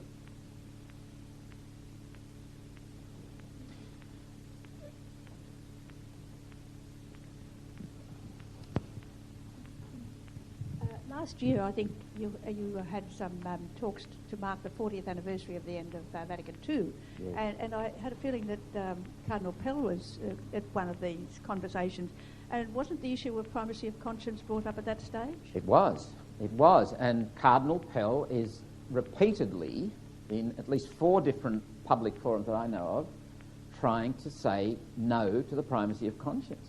That's what I've read, and so I was just interested in what you were just saying then, because that was what I had read that he said, that primacy of conscience was not... He back in 1998, he gave a talk at La Trobe University in which he said primacy of conscience, the whole, he called it the doctrine of the primacy of conscience, ought to be quietly ditched. Those were his words. That particular night he said, I have said that, but I'm not saying that now. What I'm saying is we shouldn't talk about primacy of conscience, we ought to talk about primacy of truth. Splitting hairs here? It's smoke and mirrors stuff, because the obvious question is, well, how do I know the truth? And he's shifted now, and he's gotten back to what was common amongst us clerics in terms of teaching the faithful. Conscience, yes, it must be an informed conscience, and I think we all agree with that. A responsible person does everything they can to inform their conscience. It's not an escape route, it's an entry point to reality. But what, in the latest paper which I got off the net from Cardinal Pell, if your conscience is informed, it will agree with church teaching. Yes, so that... So we give with the left hand and take with the right. That's the way I've worded it, not that they were saying it. Yeah. And that double binds people, and I think that is irresponsible.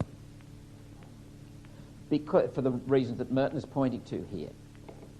And it doesn't mean promiscuity and chaos. In fact, my experience is it's the very opposite. You get adults starting to work together, and it's much more challenging, but it's much more rich and much more real. The last quotation picks up on the theme of light, which Simone Weil has raised. When I put this quotation on on the notes, I just put the last sentence, which is 2 Corinthians chapter 4, verse 7. I'd like to include 2 Corinthians chapter 4, verse 6 and 7, and I'll read it to you.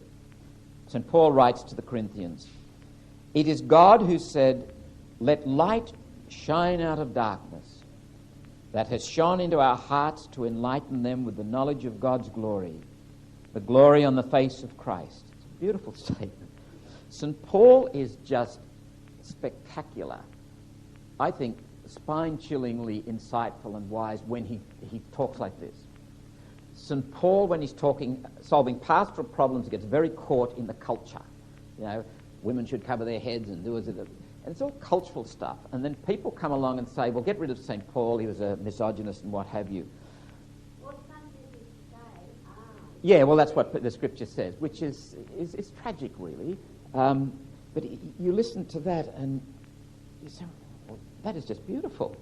And then he goes on to say, and this means a lot to me from my own, I had a very personal experience of this, I think I mentioned it to you. But we hold this treasure of the light, the glory of God that shines on the face of Christ. We hold this treasure in pots of earthenware, so that the immensity of the power is God's and not our own. The mystery in the mud. The mystery of God, the mystery of infinite, unconditional, incomprehensible, liberating love in you and in me. Not because of how I perform, but because of what and who God is. Again, the question that you would do well to keep coming back to, is there anything you can do that would make God love you more or less? Or, to put it more bluntly and more challengingly, does God love Hitler more or less than Mother Teresa? And then the next question is, once you've answered that, and you'll say, oh, of course not, God is... Once you get over that hurdle, you say, well, why be good? I think you be good, not so that God will love you, but because that's how you thrive. Human beings don't thrive amidst hate and resentment and greed and selfishness and murder and violence. We thrive when we love each other, when we are faithful to who we are. So Jesus said, love one another, be faithful to your humanity. But that's not the essential Christian message. The essential Christian message is God's overwhelming love enfleshed in Jesus, made manifest most powerfully on the cross in the saving death and resurrection of Jesus. And it's gift. It's pure gift. And you don't have to pay a cent for it. You don't have to perform for it. You just have to turn up. Woody Allen was right. Success is 90% turning up. He was wrong in the sense it's 100% turning up, actually. Very important point when you come to somebody like Merton. There are times when Merton will disappoint, when Merton will let you down. Be prepared for it. One of the recommendations I make to people who want to get to know Merton and his thought and spirit is you're probably better off not reading the Seven-Storey Mountain first. Dip into some other stuff. The Seven-Storey Mountain's got some pretty objectionable stuff in it. For example, I was just about to say the Zion Episcopal Church. Yes, his pop and bonmama, his mother's family, were in the Zion Episcopal Church in Douglaston, and he's very dismissive. There's a time, and we'll look at it in his writings too, he was extremely dismissive of other world religions. Now, Merton did a complete volte-face on that, and on so much else that was there. There's a strange, lurking world rejection, body rejection stuff early in Merton too.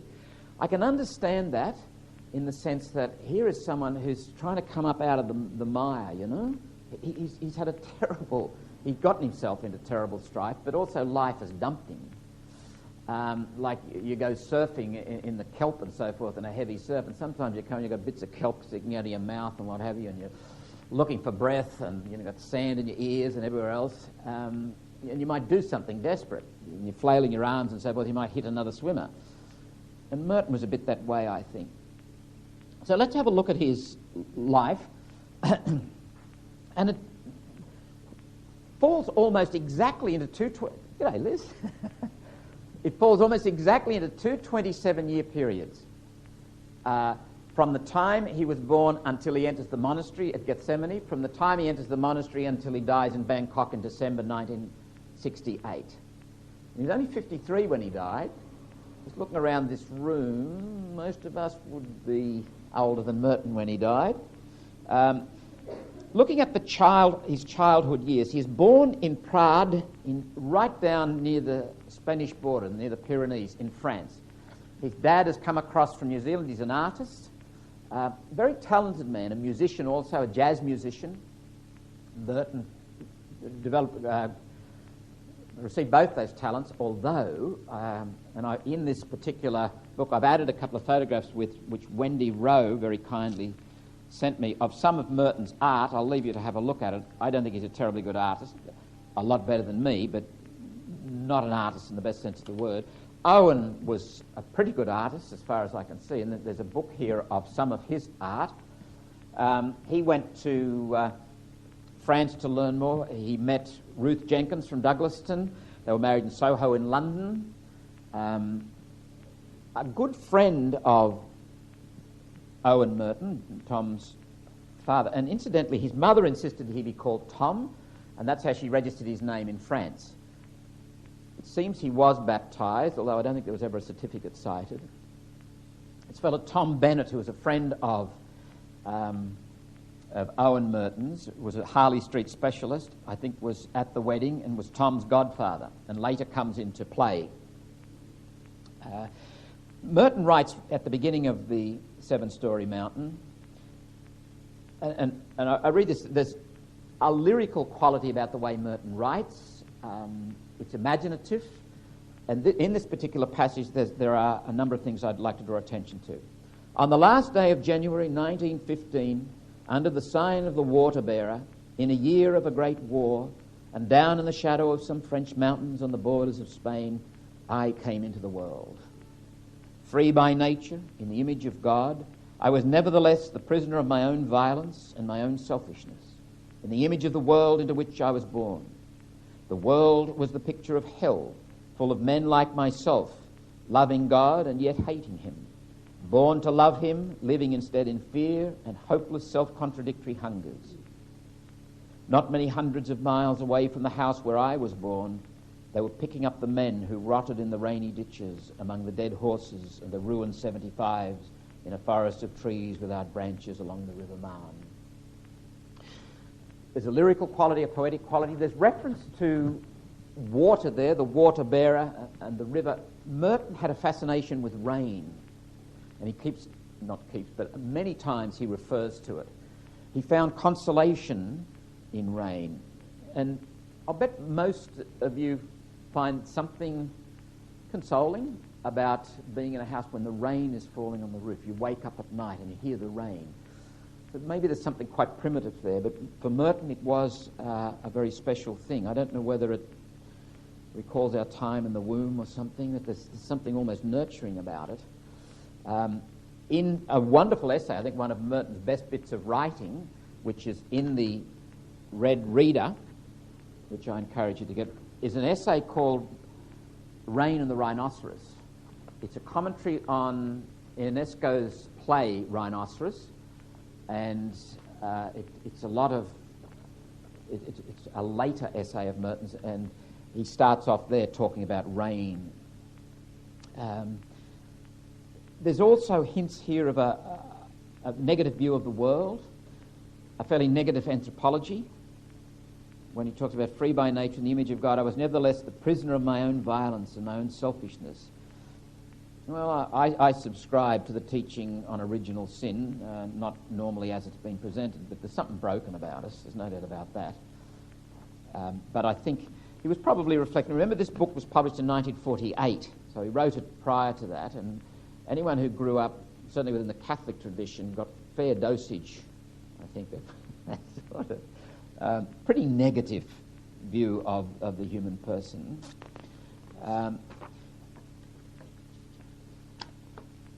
I think those words also suggest a fairly sensual man. If you read Merton's journals, there's a lot in it that's just recognising smells, taste, sights, sounds, just naming them in his journal.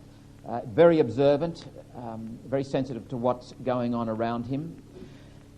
Merton's mother, Ruth Jenkins, and you saw pictures of her in the first half of the video last week, and I think Merton looks very like her, actually.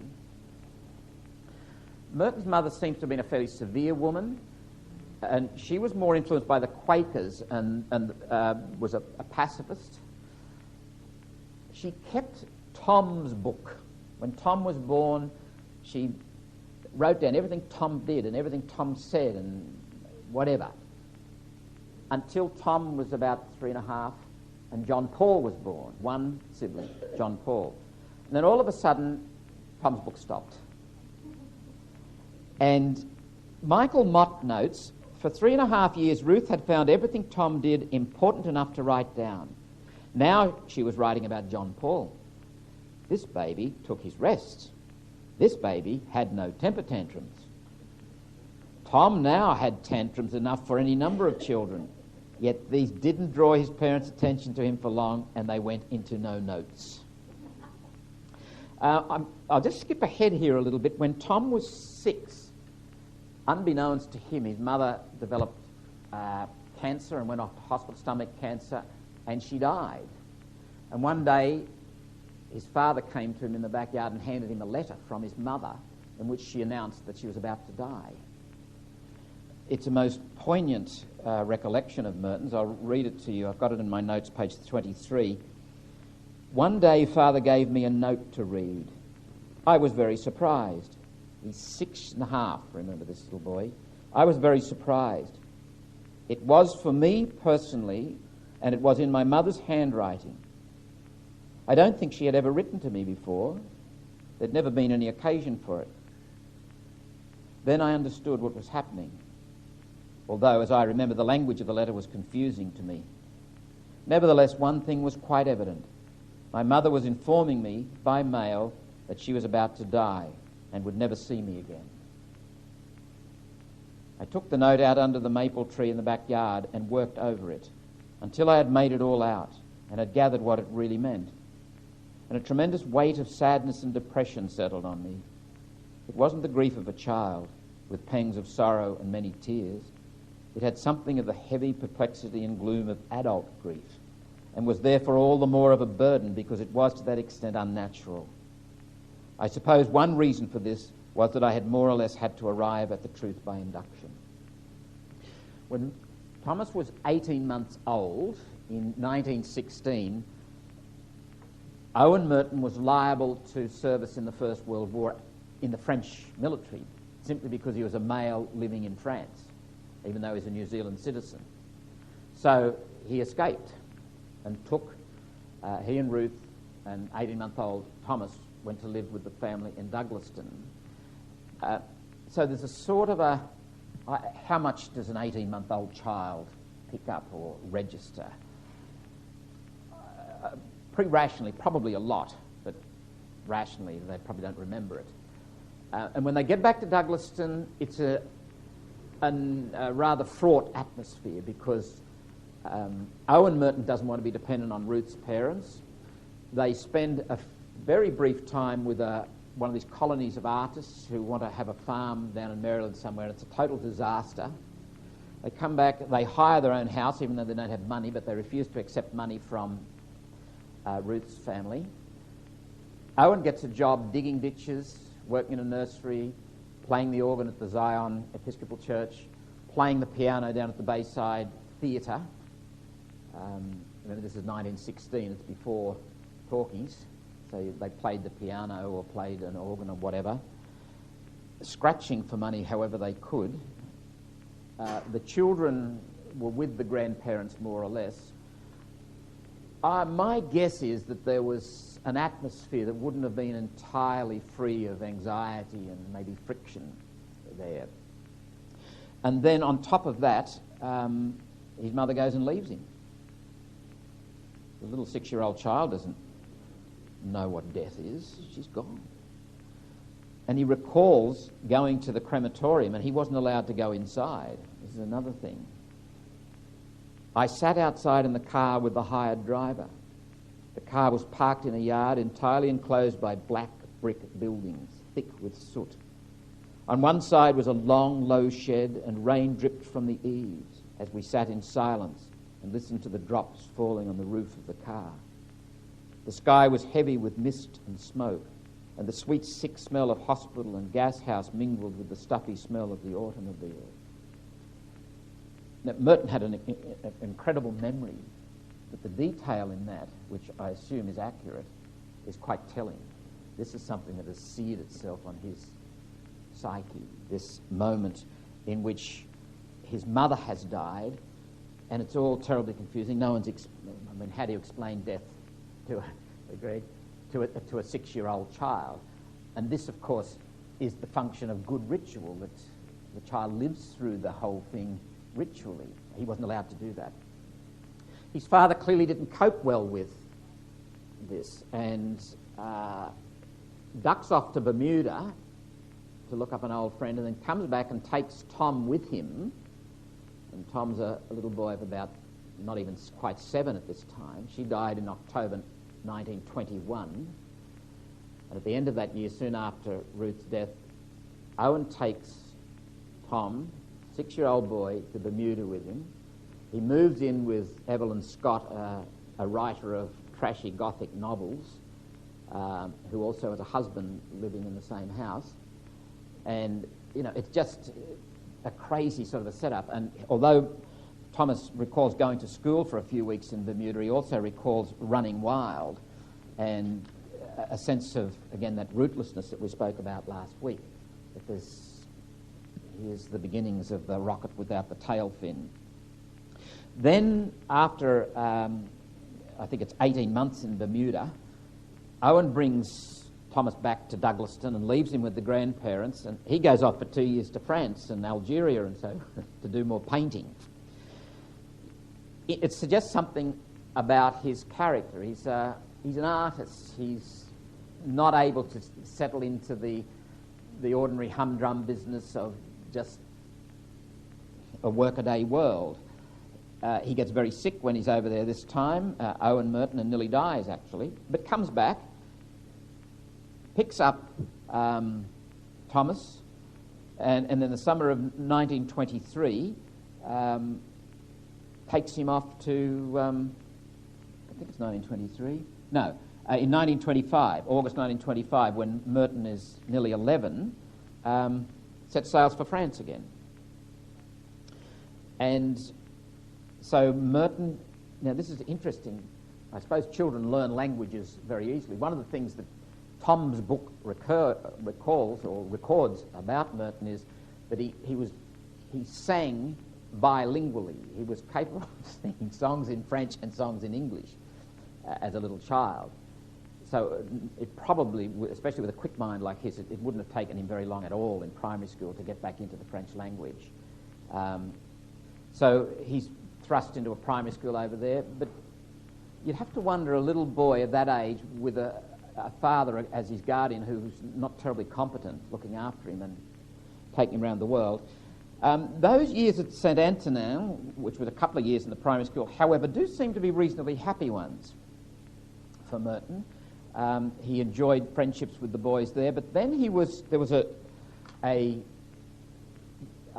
choice of which school he would go to for his high school, and when he was getting on towards 12 years of age, his father sent him to a school in Montauban which was very strict, and there was a lot of bullying, and Merton hated it. he was a boarder there.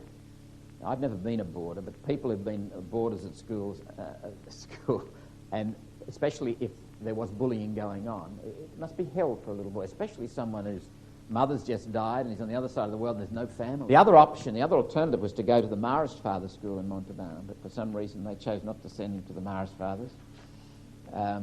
Just think about it. Now, at this time, and he's 11 years of age, his father used to read to him. And one of the authors he used to read to him was William Blake. And Merton developed a lifelong love for William Blake and actually wrote his master's thesis later on at Cambridge University on Blake. And also, Merton may or may not have become interested in literature, but Merton became an avid reader. And one of the... Remember that fellow Barber in the film last week refers to Merton, he was a bit rich for the rest of us, and he used to read a lot more than... whilst he was in high school, he's reading T.S. Eliot over and above the curriculum, Spinoza, German philosophers, and he's clearly a fairly, a bit of a prodigy, very curious, wants to learn, and is willing to read and read and read.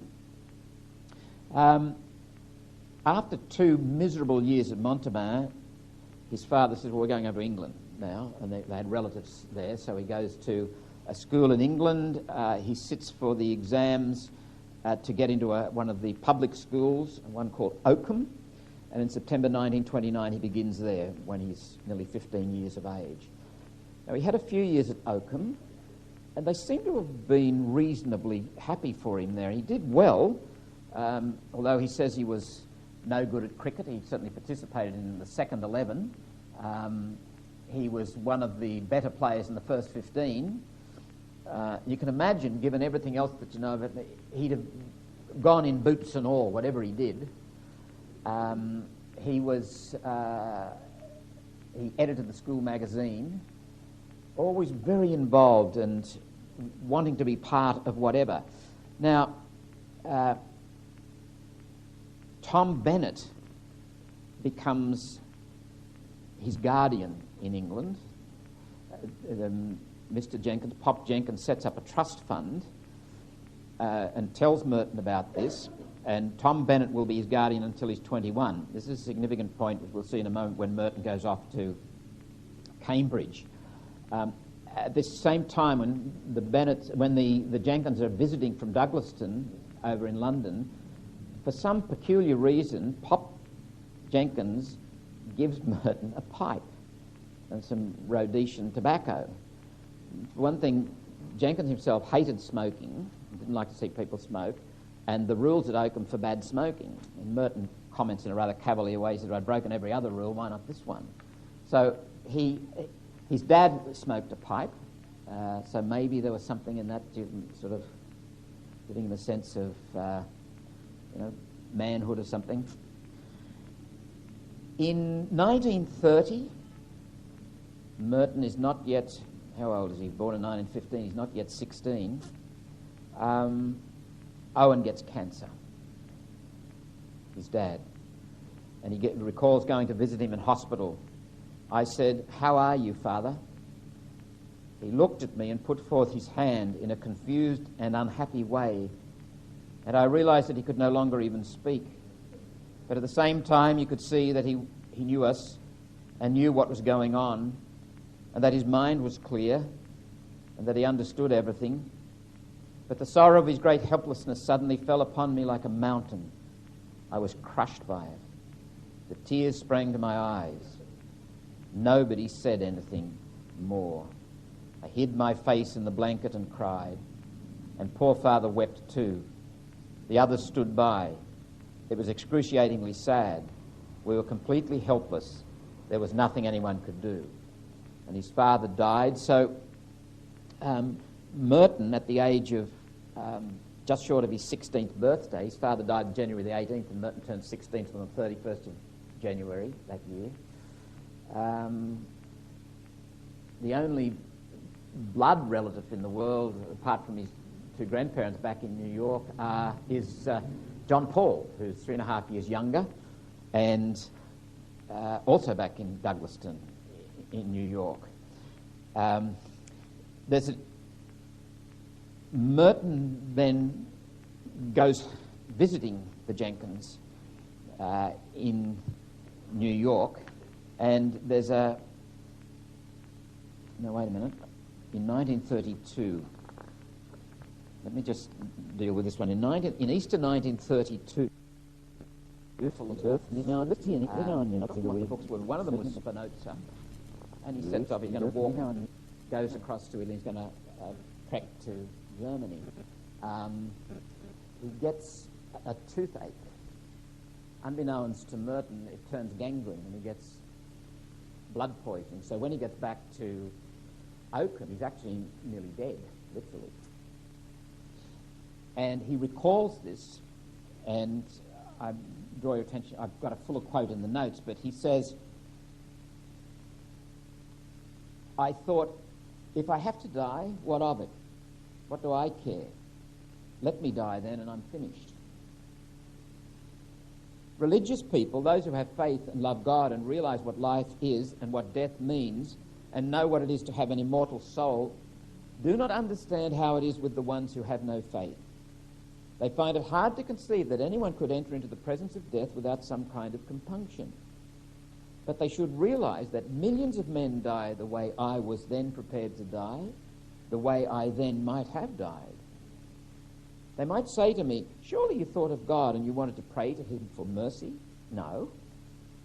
As far as I remember, the thought of God, the thought of prayer, didn't even enter my mind, either that day or all the rest of the time that I was ill, or that whole year for that matter. While he was convalescing, he wrote an essay on the modern novel and won the Bailey English Prize for school. He didn't lie around and be idle. I'm going to pause there and invite comment or question. I'm talking a lot. There's so much information. Paul? About his brother, John Paul. You've made, I don't think you referred to him last week. No. You made a couple of passing references today. Was he a significant relationship in his Merton's life? Yes, in a way, John Paul, I would say, haunted Thomas Merton. In this book, I've got the poem that he wrote. John Paul joined the Canadian Air Force. Seems to have been a sort of a lost, fairly vague sort of a character. He came and visited Merton in 1942 or 43 down at Gethsemane. He was baptised a Catholic, joined the Canadian Air Force, was over in England on a bombing raid. They crashed into the English Channel. He got serious back injury and died. They got him into a life raft, but buried him at sea. And I can't remember what page it's on, if anyone... 20... the poem, though, that is about... Anyway, I'm pretty sure I've got it in here somewhere. Yeah, for my brother, page 61. I'm not going to try and read that. I find it overwhelmingly sad. But what page did you say? 34? 24. Okay. Why it haunted him is because when Merton, I'm going to hypothesize and say that Merton resented his little brother. Merton's 3.5. His brother's born. Ruth clearly starts to focus on John Paul, and where am I? I've been the apple of my mother's eye, and then all of a sudden I've got a competitor. I'm cast out of paradise. So when he's a kid playing with other kids, and they've got their cubby house up in the woods, he described, and it's rather moving actually. He said, "When I think now that part of my childhood," this is Merton's like going on 9 years of age, "the picture I get of my brother John Paul is this," and you can just see it. So many older brothers have done this to their younger. I can see John Paul standing in a field about 100 yards away from the clump of sumacs where we have built our hut. Is this little perplexed 5-year-old kid in short pants and a kind of leather jacket, standing quite still with his arms hanging at his sides. and gazing in our direction, afraid to come any nearer on account of the stones, as insulted as he is saddened, and his eyes full of indignation and sorrow. And yet he doesn't go away.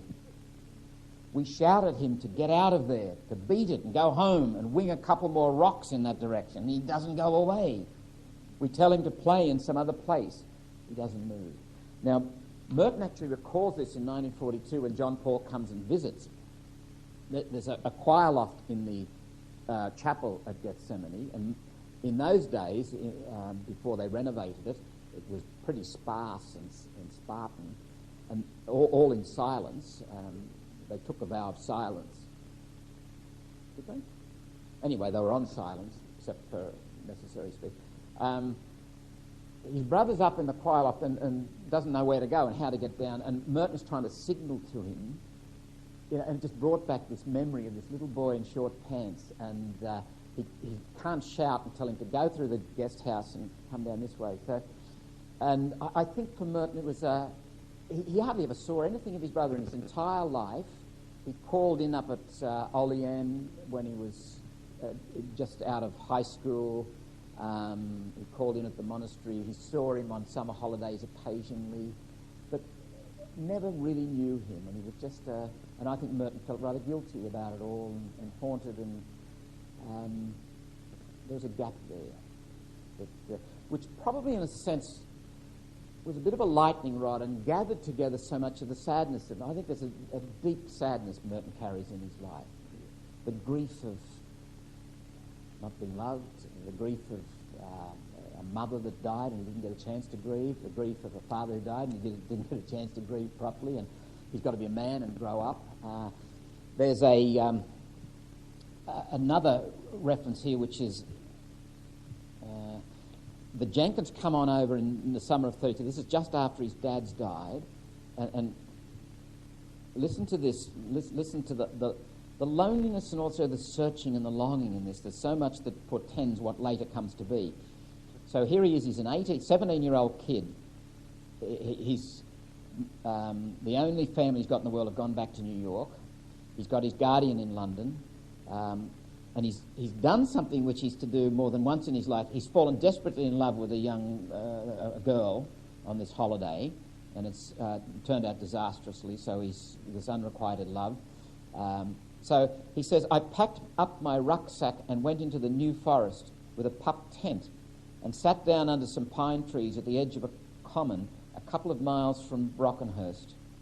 Oh, the tremendous loneliness of that first night in the forest. The frogs sang in the brackish stream, and the fireflies played in the gorse, and occasionally a lone car would pass along the distant road, exaggerating the silence by the sound that died in the wake of its passing. And I sat in the door of my tent, uneasily trying to digest the eggs and bacon I had fried and the bottle of cider I had brought out from the village. 17-year-old kid, all alone in the world. When you start to get some sense of that, you also get some sense of the courage, and the resilience of this character. He could have fallen by the wayside. Justifiably, he could have become a total neurotic madman. He could have done all sorts of things and claimed justification for it because he'd had such a miserable, lost childhood. One of the enduring lessons, I think, from Merton that I get is carried in that reference to 2 Corinthians chapter 4, verse 7. We're just the earthen vessels that carry the treasure. And to realize that and not concentrate on the muddiness of the earthen vessel, but the treasure. Yeah, I am an earthen vessel, but I carry a treasure. And I think this is a dawning realization in Merton's life. And reference will be made when we see the second half of the video tonight of his experience on the corner of 4th and Walnut in Louisville, Kentucky. It's now called 4th and Muhammad Ali Boulevard. And it's the realization, and he says, if people knew who they were and what they were, that they would glow like the sun. And I think Merton had a deep sense of that, but also a deep sense of his own brokenness. Christianity is not about morality first and foremost. It's about the gift of God. It's about the treasure. And finding the treasure is the heart of a Christian life. And in a paradoxical way, all of Merton's brokenness helped him to find the treasure. It could have, in fact, turned him into a miserable, sort of person who just got totally lost in life. He refused to lie down. And he refused to simply carry the guilt. Merton did some things for which he was quite irresponsible, like we mentioned last week.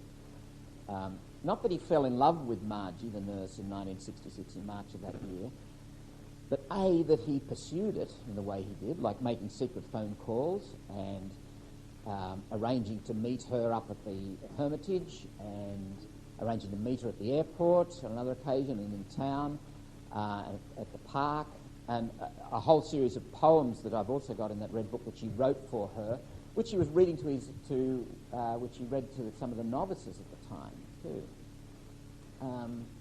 Ron Seitz, who was a personal friend of Merton, said the thing that got to me, he said he was unfaithful to his community. He lied to them. He did. Well, it's interesting you should say that. I think what keeps coming up in Merton, and I think it's a very human thing, this, undealt with agenda. Life doesn't go away. We carry it in the knapsack, and if we don't deal with it, it'll come back in some other form.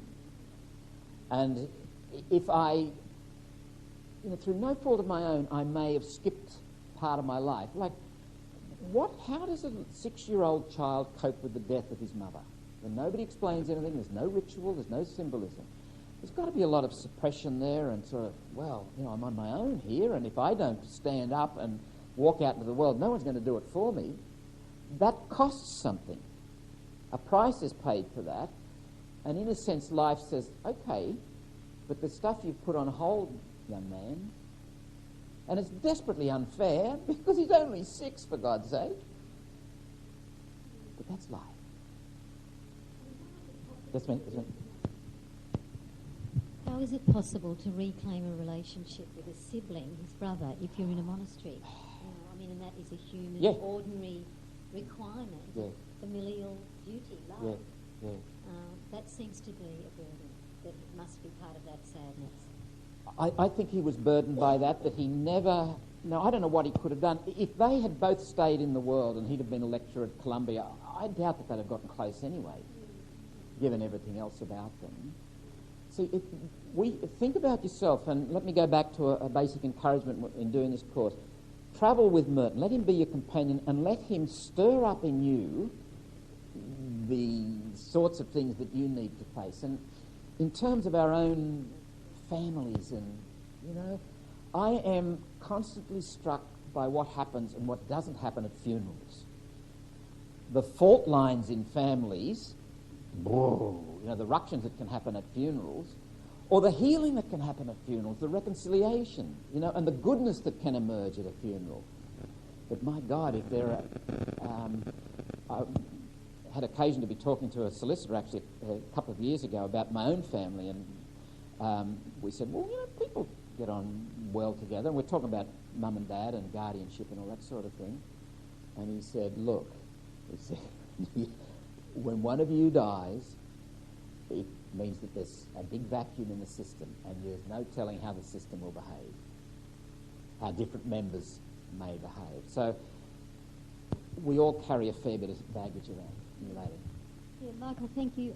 2 thoughts about this. I think that Merton, writing as an eldest child, has articulated the experience of most eldest children in so many ways. And yes, I've had both personal experience, but as a counsellor and a therapist, and the way he articulates many of those experiences of life really come out of, I think, the pattern of being the eldest child. And the other thing that, the first time I ever read that part that you just read to us a minute ago about being at near death and not having any sense of a transcendent being or the presence of any other, that moves me again. I don't think very many people have been able to articulate that particular experience of being at death's door and how it actually feels. You know, how Merton can look from the perspective of faith gain to the point where there was none and write about it so powerfully as an event that's so real. I think that would have to drive all of us on to want to have young people particularly experience the sense of God's presence through hard times. It's something that passage inspired me again to keep going with the things that I do. And so, you know, I think his writing was his salvation. Oh, well, we're going to look at Merton as writer next week, and I think you're right. I think his sanity, in fact, was one of the greatest contributing factors to him remaining somewhat sane, was his writing, the way he was able to express himself. And he was a very gifted writer, there's no doubt about that, and something of an artist. I'm conscious of the time. Could we have a fairly abbreviated coffee break? Because I'm going to speed on a little bit. Merton won an exhibition to go to Cambridge in 1933. I'm leaving all sorts of gaps, so I'm not aware of what I'm leaving out. If there's something that's puzzling you, please put up your hand. One of the difficulties with Merton is grappling with all the details, dates and places and so forth, but then the significance of it. And just in case I don't get to say it at the end of the presentation, I think one of the crucial things, if not the crucial thing in understanding Merton, is he was a monk. In the end, if you want to get to understand Merton, it's those last 27 years as a monk that are very important. He found in the monastic way, I believe, a structure of living that enabled him to focus his life so that he talks about arriving at Gethsemane amidst the four walls of his freedom. Freedom is a most paradoxical experience. Sometimes, if you want to destroy someone's freedom, maximize the options. So if you can do everything, it will destroy your freedom. Whereas the ability to choose is enhanced by structure and regimen. And this is part of the so-called regula, the rule of the Benedictine life, a rule that was written in the 6th century. It's a very strict regimen of prayer and work and leisure, sleep, rest, which gave Merton a context within which he could focus his life.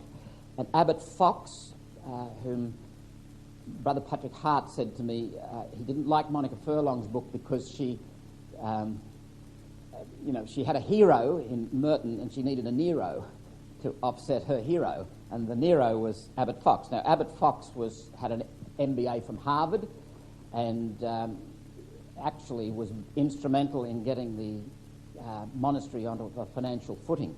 Before we get there, Merton at Cambridge, as that fellow Barber, who had been at school with Merton at Oakham, said, and went to Cambridge with him, Merton went mad from almost day one, apparently.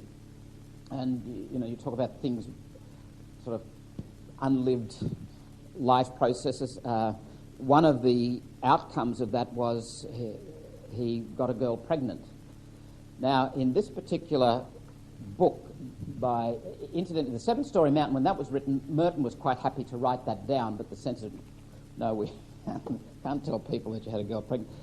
Brother Patrick told me that one of the things that Merton did when he went to the monastery, or soon after he went there, was he asked permission to take a vow that he would never accept abbatial office, never be an abbot.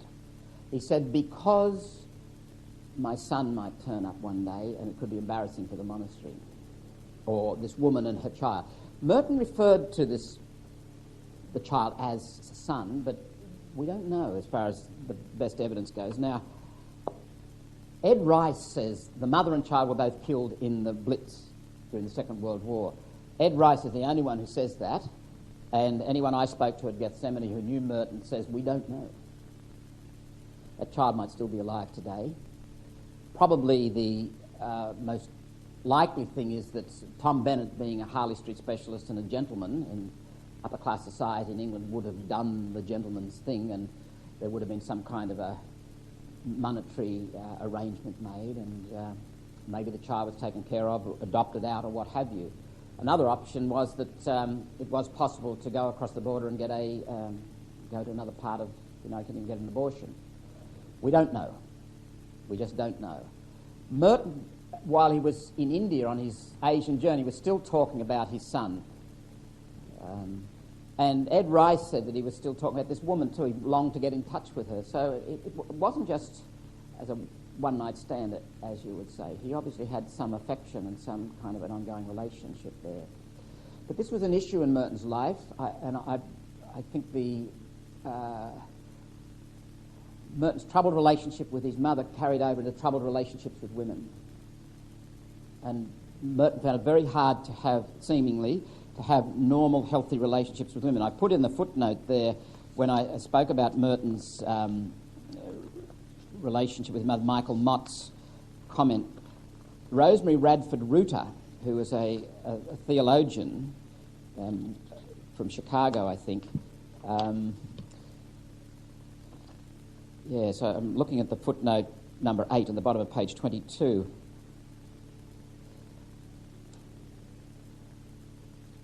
In a letter to Rosemary Radford Reuter, more than 40 years later, like Merton's well into his 40s, on March the 24th, 1967, this is a year before he died, Merton writes, "I'm sorry for being such a creep, but it's true that you did make me feel very defensive. I don't know why you frightened me so. Cerebral? Probably because I resented my mother's intellectuality, or what I later interpreted as that." And in a letter to Rosemary Radford Reuter the very next day, Merton adds, "I'm not mad at you for being an intellectual woman, but only for seeming to reject me. I don't take rejection, I tell you. I don't take to rejection." That doesn't make him a bad man, and the very honesty with which he deals with that suggests that he himself would have been a little bit embarrassed about it, but not so embarrassed that he tried to hide it. At the end, Merton's godfather, Tom Bennett, summoned him to London and said, please explain yourself, because he'd heard how he's behaving. And of course, Merton couldn't. He finished the year, he got a couple of seconds and went home to New York on holidays, and there was a letter sent to him from Tom Bennett saying, "Don't come back." And he didn't. Now, Merton, I think that was the best thing that happened to him. He went to Columbia University, and let me read this passage here. It's a good example of Merton writing. I think it's a lovely piece of prose, but it's also, you can hear Merton's personality.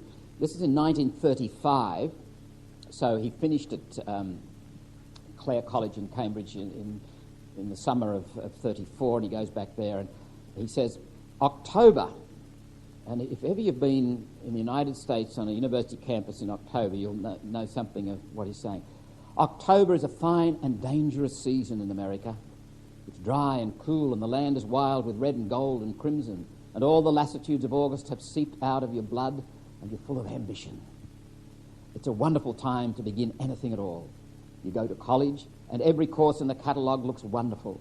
The names of the subjects all seem to lay open the way to a new world. Your arms are full of new, clean notebooks waiting to be filled. You pass through the doors of the library, and the smell of thousands of well-kept books makes your head swim with a clean and subtle pleasure. You have a new hat, a new sweater perhaps, or a whole new suit, and even the nickels and the quarters in your pocket feel new, and the buildings shine in the glorious sun. And, the excitement, the energy at learning and being at the university, and he just loved it. And one of the dangers was Merton didn't know when to stop. He took a full load of courses. He got involved in editing the magazine and doing cartoons for it. He got in the cross-country running team. God alone knows why he did that, because he wasn't a good runner, and almost produced a nervous breakdown in himself. In fact, he did get to a point on page 180 of this particular publication of the book. He describes, and it's a rather dark passage in this book. He talks, first of all, earlier, there's reference to one of his other university friends who just went missing, and no one knew what happened. He said, after 2 months, the whole thing was finally settled. They found Fred, somebody told me. Yes? Where? In Brooklyn. Is he all right? No, he's dead. They found him in the Gowanus Canal. And Merton, he's got a full hand of study subjects. He's working on the magazine. He's a cartoonist. He's trying to run in the cross-country team. He's staying out till all hours of the morning, drinking and carousing. He smokes 40 or 50 cigarettes a day. 40, 50 cigarettes, cross-country team. And he got to a point of nervous exhaustion. Not the last time in his life that was to happen to Merton. There's just there's a drivenness. And you'd have to wonder, is it just the compulsion of anxiety? Is Merton running away from himself? Or is this maybe a combination of anxiety and just a man of immense energy who wants to be involved in everything and can't say no, and so doesn't know where the boundaries are? I don't know. But there's one part here at this time where he's staying in a hotel room resting, and he looks at the open window and he thinks, I could easily jump out of there. So clearly Merton knew the possibility of suicide, as indeed St. Ignatius of Loyola did, and Therese of Lisieux. It's an awful thing to contemplate, the possibility that suicide might come within the purview of all of us. Self-destruction, it's all too much. Merton goes on and makes some extraordinary friends, and one of them is the thin guy with the beard, Bob Lax, whom you see here. And there's another fellow called Cy Friedgood, who's also... Bob Lax is Jewish, a real thinker. I think he's the most lasting and deepest friendship that Merton has, is with Bob Lax.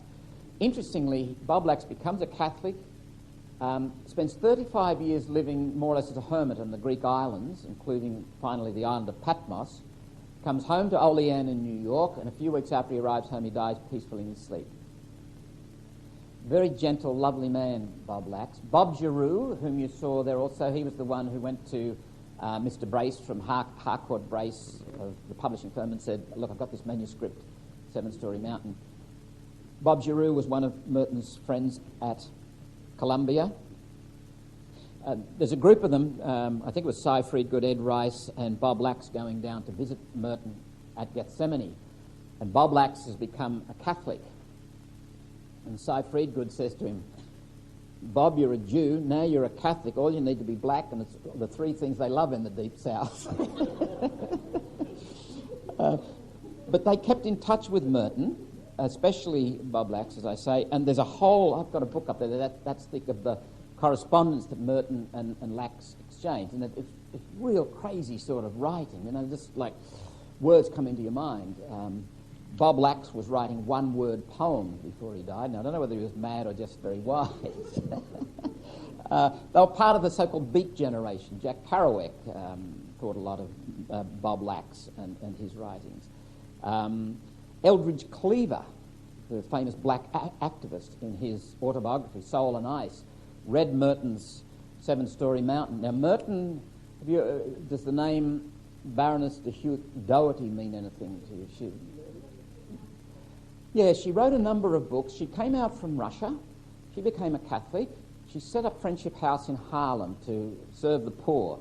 And Merton, when he was looking for somewhere to... He became a Catholic in 1930, was it 37 or 38? I can't remember off the top of my head. And he wanted to live it out fully. And he went to Friendship House and spent a summer there, and he described Harlem and the condition of the blacks. Eldridge Cleaver said, no white man has ever done it so well, has ever described it so well, has ever got it so right. Merton became a Catholic, wanted to, as I say, just take it to the full, went to the Franciscans, said, I'd like to be a Franciscan, and the Franciscan says, great, sign here, and then in August 1940 you can join up. So he went down to Cuba and filled in a bit of time. And then he went up to the summer house at Olean. Bob Lax's brother-in-law, Benji, had a house there, and he used to let these guys have it for the summer. And then he got scrupulous, and he said, I really should tell the Franciscans about everything. And he went and told the Franciscans about everything, and they said goodbye. And they said, you're not welcome. We don't think it's a good idea for you to become a Franciscan.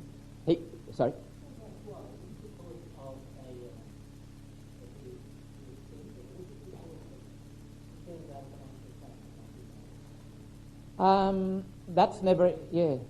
My guess is, why did the Franciscans reject him? The implication in the way it's told is that it was the scandal, not the legal implications. In those days, I don't think the legal implications would have been as... we don't worry much about the scandal anymore. It's the legal implications that are problematic. But in those days, you're talking about 1938, 39, 40, and to turn up and, the thought, well, this man's been pretty reckless, and I think that's what it was, Paul, the sense of scandal. And so Merton was devastated. He went and did a retreat in Easter 1941 down at Gethsemane, the Cistercian monastery, and just loved the place instantly.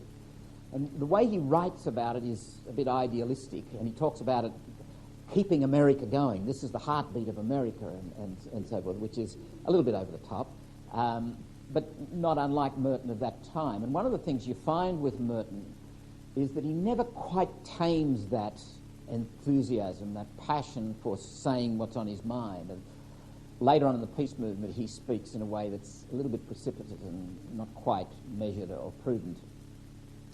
But he writes to the monastery and says, this is who I am, and he's right up front straight away.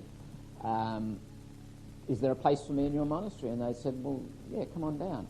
So he turned up down there on the 10th of December 1941, caught the train down, and the rest is history, as they say.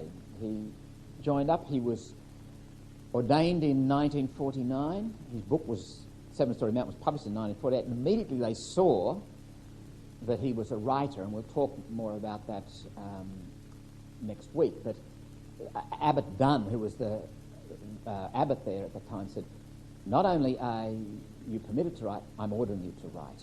And Bob Giroux mentioned that on the film last week. So he's already written several books and had them published before he's been in the monastery more than a couple of years.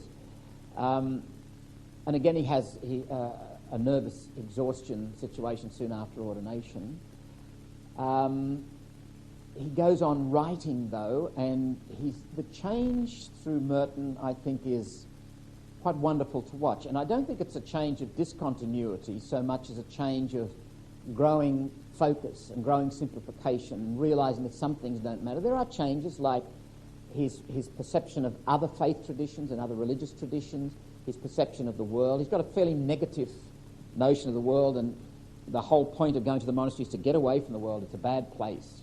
That's likely to tear your life asunder. And in his experience, that was precisely what was happening. But he gets...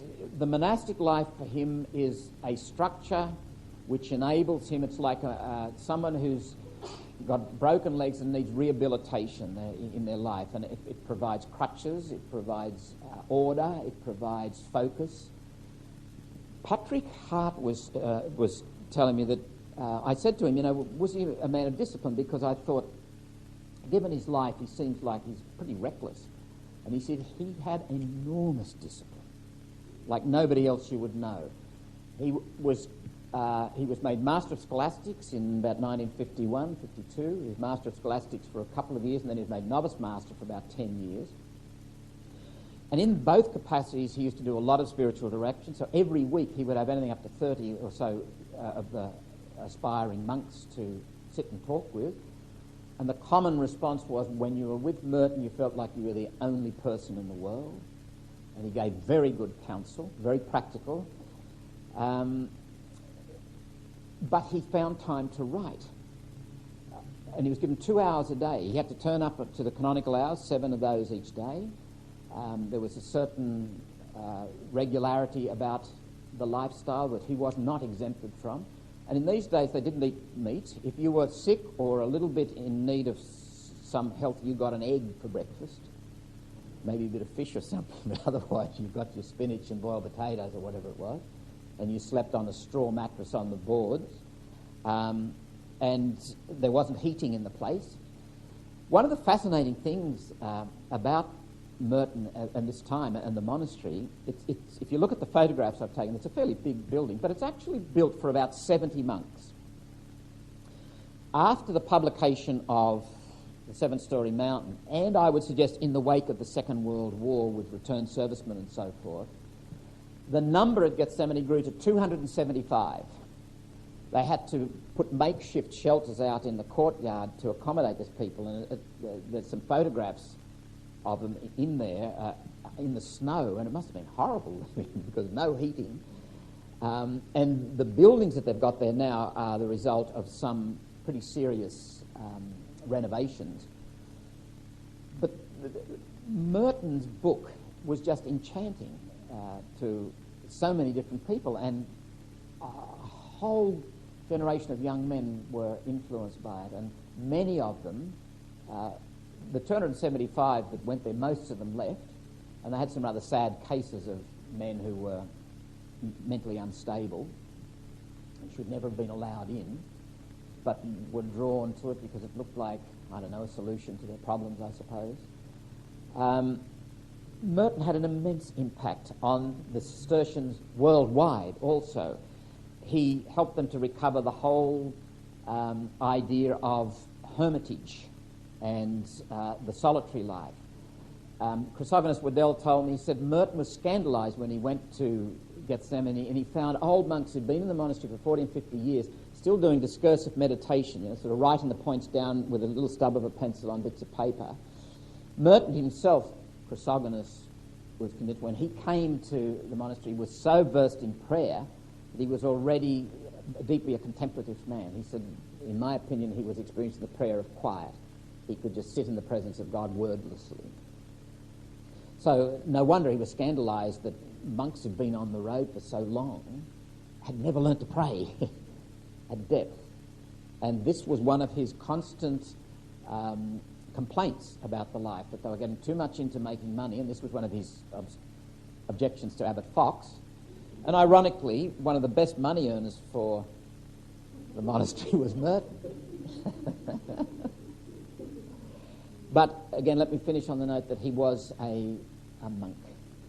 And as Rembert Whelan, in that quotation I gave you last week, said, a monk is someone who is searching for God, not someone who's found God, but someone who is searching for God and dedicates every minute of every day to that search, to be caught up in that great gift of the love of God.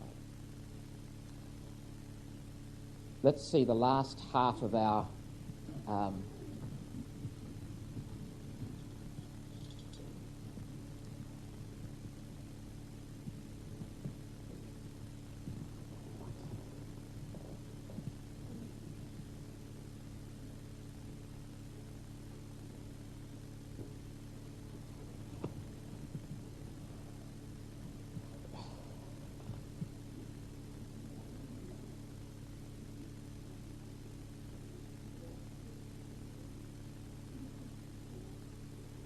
and we need a microphone. Who for so many years had been my master through his books. I thought I'd have to renounce everything when I entered the Trappist order. My books, my interest in my country, in politics, and the dictatorship of Latin America, in Nicaraguan politics, in Somoza, in everything. And Merton made me see that I didn't have to renounce anything. From so removed a vantage point, Thomas Merton began to be painfully aware in the 1950s that the years ahead would bring tumultuous change, that race and war would soon be looked at differently than ever before in America, that his own Catholic Church was on the verge of upheaval, as it indeed was on the eve of the Second Vatican Council. Thomas Merton, already the acclaimed author of dozens of books, knew what and how he had written in the past would not suffice for the days ahead. When he first got into the monastery, he might have thought that he could live just a contemplative life, cut off from the rest of the world. That may have been an illusion that he had when he first got in there, and it might have been like the euphoria he felt when he first got in there, that anyone could expect would soon wear off. Merton left the world in the capital W way, to the monastery, capital M, walked out on it, and discovered you can't walk out on the world. There's a remarkable passage in Conjectures of a Guilty Bystander where Merton is standing on some corner in Louisville, and suddenly, as if shingles fell from his eyes, he realizes his oneness with these people. In Louisville, at the corner of 4th and Walnut, in the center of the shopping district, I was suddenly overwhelmed with the realization that I loved all those people, that they were mine and I theirs. It was like waking from a dream of separateness, of spurious self-isolation in a special world, the world of renunciation and supposed holiness.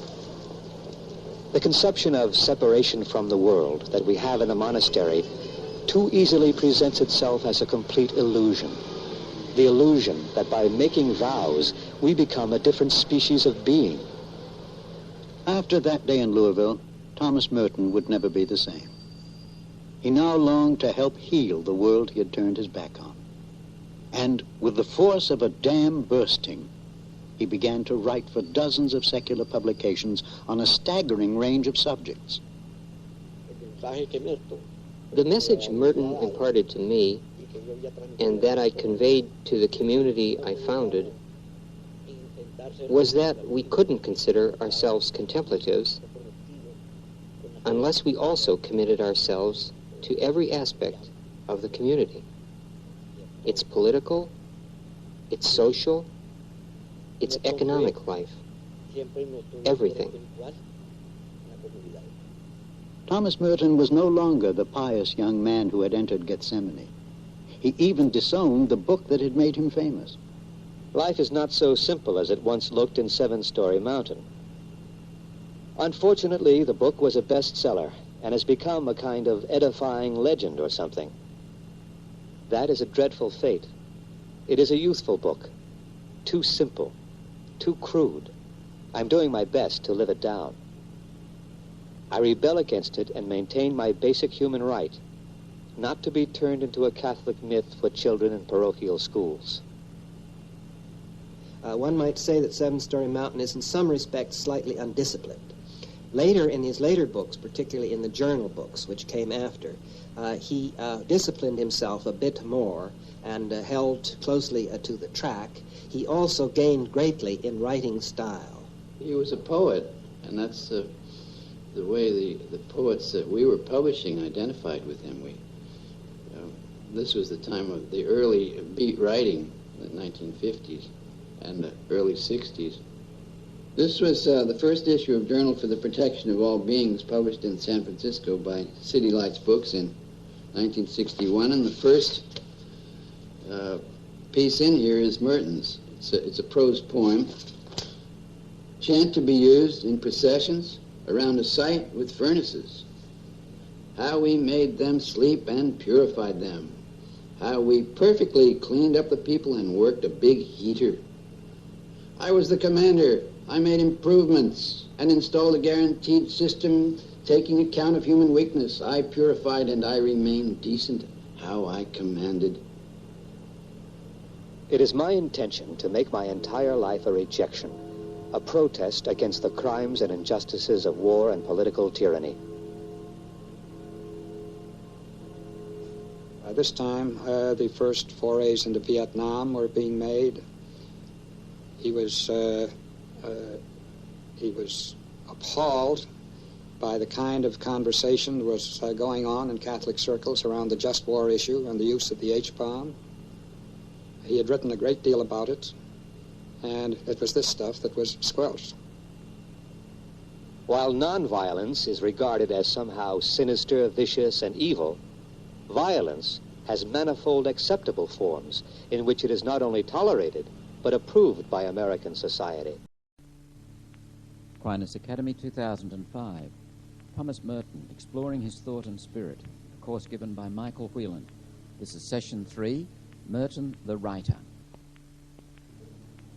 I'd like to begin tonight with a little contemplative exercise to encourage you to pursue this sort of thing as you seek the companionship of Merton along the way. Remember, our task here is not simply to find out what we can about Merton. It's not an academic project.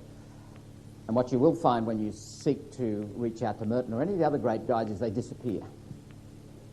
They evaporate. And if you're genuine in your search, you're left holding what, or left struggling for what they were struggling for, maybe a little bit wiser.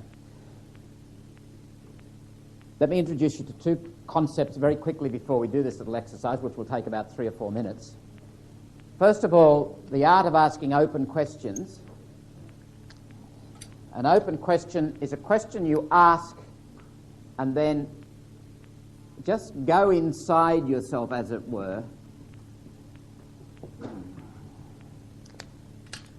and wait.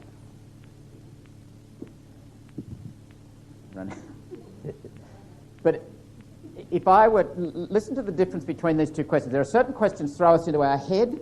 They are very rational, they demand an answer. And there are questions that put us somewhere else physiologically. Supposing you're distressed about something, let's be quite concrete. Somebody has said something nasty to you and you just feel rotten about it. Or they've said something to you, not necessarily nasty, but they've said something to you and you feel badly about it. And I come along to you and I say, why are you feeling badly? The normal response is, I'm feeling badly because Michael said such and such. Physiologically, I'm suggesting to you where that puts you, that question, why, puts you into your head. Your brain, your rational mind comes up with the answer. So just, why am I feeling this way, or why are you feeling that way? Now listen to the difference with this question. What is it like? What does that do to your response when the difference between why you're feeling that way, the answer is spontaneous and quick and obvious. But if I say to you, what's it like? You explore. And almost certainly your first response will be to pause. Physiologically, where do you go? Inside. Yeah, and you listen. You say, well, it's like it used to be whenever my mother did such and such. Or it's like I've got a knot in here. It's the what questions that I'm trying to get you to answer. They are particularly able to open us up. And when it comes to the deeper things in life, questions are not there to be answered. Questions are there to open us up. So I'm going to lead you in this contemplative exercise in a moment by asking you to ask yourself some open questions. That is, ask the question and go inside and wait and listen. Pay attention. Don't analyze. Don't look for the answers. Just listen to what your innards, your viscera tell you. The second concept that I would like you to take note of is what Eugene Gendel, in his marvellous little book, and we've got copies of it down there, the book is called Focusing, he talks about the felt sense. Have you ever had an experience of packing up to go home? Maybe you're going away for a time, or maybe you're just taking papers to a meeting or something, and there's a nagging feeling that you've forgotten something. Now, you might be the neurotic type who always has the nagging feeling, I've forgotten something. Now, did I turn the electricity off? Did I turn the gas off? Let's assume that it's not neurosis. It's a normal knowing something that you don't know that you know. Or you go into a room or a building and there's a sense of, this is familiar, or this is a lovely place to be. This feels good. Or there's something weird about this place. I don't know what it is. Or you meet somebody and you immediately warm to them. And they say, well, what did you like about them? I don't know what it was, but I just like... Or the other way. Don't know what it was, but I don't trust that man, that woman. You know a lot more than you know that you know. There's a knowing capacity that is beyond the rational. Eugene Gendel says we all have a capacity to receive 1 million messages and compute them in this one felt sense. It behoves us to be able to listen to that felt sense and tap into that knowledge. There's a lot of wisdom in our experience there. All right, let's take a few minutes to do this little contemplative exercise. I'm going to ask a few open questions and then ask them so that you can ask yourself. Take up a more or less comfortable situation. sit as you would like. And my first open question is, and it might be useful for you to close your eyes so you block out distractions. The first open question is, how are you? Get a sense, a total sense, of how you are at this moment. Just go in there, wait, listen, get the whole sense of it. Don't try and analyze. Don't even try and understand. Just let the present experience of life come to you as it is in its totality.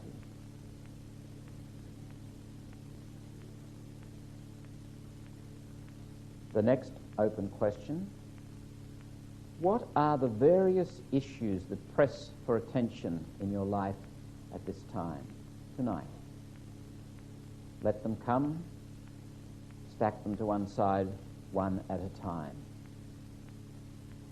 Be non-judgmental. Gently listen to each.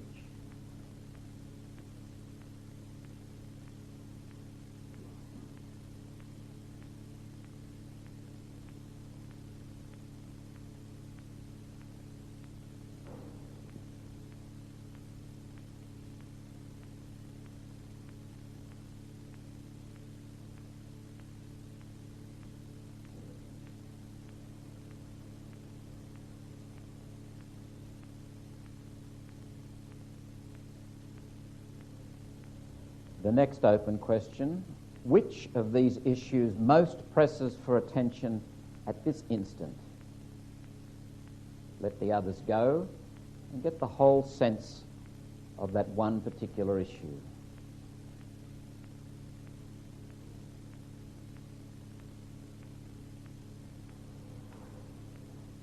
And to enable you to have a conversation with it in a manner that is listening and attentive, ask open questions like, what's it like? Does it remind you of any other experience or any other time?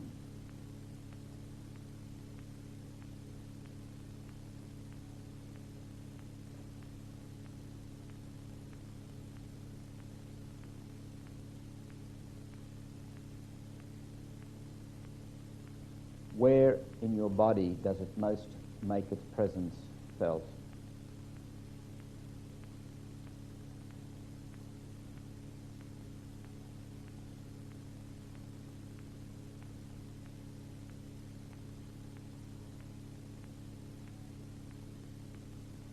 How does it affect your thinking?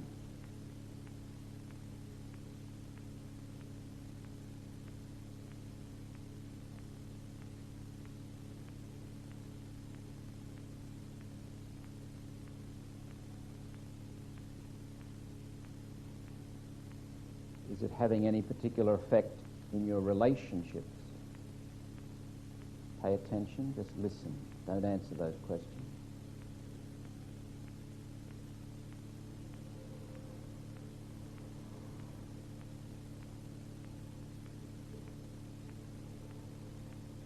Try on some names or images. It's like, when you try it on, let the sense tell you whether it fits or not. Be gentle and listen.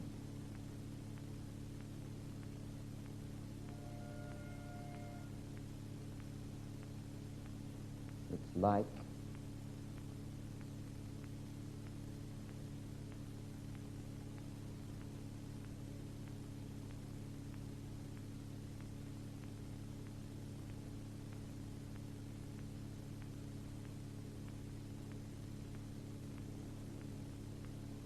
okay, we bring our lives, those issues, those we love, our whole world to God. We recall the psalmist's words from Psalm 46, "Be still and know that I am God."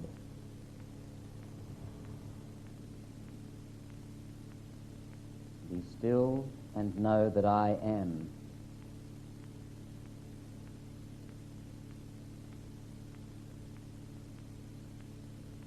Be still and know that I.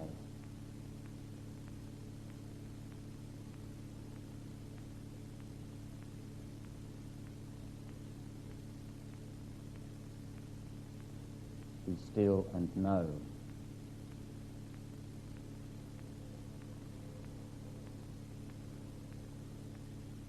Be still. Be.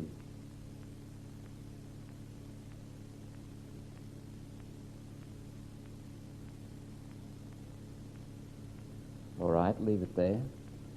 I don't know what your experience about practicing contemplation is, but my experience is that you generally need 15, 20 minutes or more to sink into it, that we all bring a comet's tail of life's issues, questions, thoughts, feelings with us, and when we sit down, the comet's tail encones us. And there's all sorts of sorting out. This is where writing can be very helpful to clear the decks, prepare you for just being still. It's very interesting in the history of prayer and the Christian tradition, almost nothing is ever said about how to pray. Lots is said about what happens when you move into this contemplative space. We'll deal with more of that later, but let me see if I can find a pen that writes here. At the risk of sounding neat about a personal life that is anything but neat, I'm going to draw what I'm calling Merton's wagon wheel of life. At the center is the monk writer. Tonight we're going to look at the monk writer. One of the themes that comes out of, manifests and fosters the monk writer is the theme of identity. Who am I? Merton's constantly exploring this and keeps coming back to it. And I would encourage you to be asking open questions about that too. That will be our topic next week. Another theme that keeps coming up in Merton's life is the theme of solitude. If you search for the reality of who you are, sooner or later, you're going to find that nobody can hold your hand completely in that search. There is an ineradicable aloneness about being human. Solitude is more than aloneness, however. It's actually moving into that territory that only you can go to. We'll do that, look at that the next week.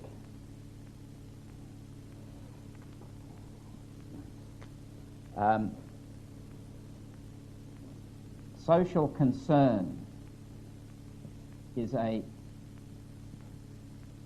major emerging issue for Merton in the latter years, about the last, from about the mid-50s it's starting to emerge, but it becomes very, very significant for him in the early 60s and right through to the rest of his life.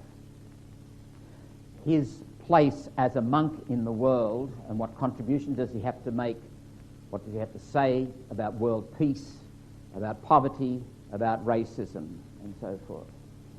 And that'll be week 6. And then finally, we come back to what I believe was, in fact, the major concern of Merton's life was contemplation. Beyond his search for identity, beyond his search for solitude, these were the servants of genuine contemplation. And I think there's a sort of a spiral happens in his life between those. You've got the monk writer forms the centre, the spokes lead out to identity, solitude, social concern, and contemplation. Tonight, we'll look at that centrepiece, the monk writer. The first epigraph for our session this evening is taken from a Benedictine monk, an Englishman, Sebastian Moore, who is probably one of the more innovative and creative theologians. I'm not sure that Sebastian's still alive. If he is, he'd be 90-ish.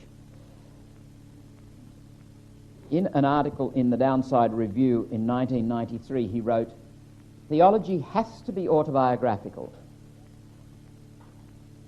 suggesting a self that is revelatory of God, telling of my story as the story of a soul in toils with its God. that is a very experiential view of theology.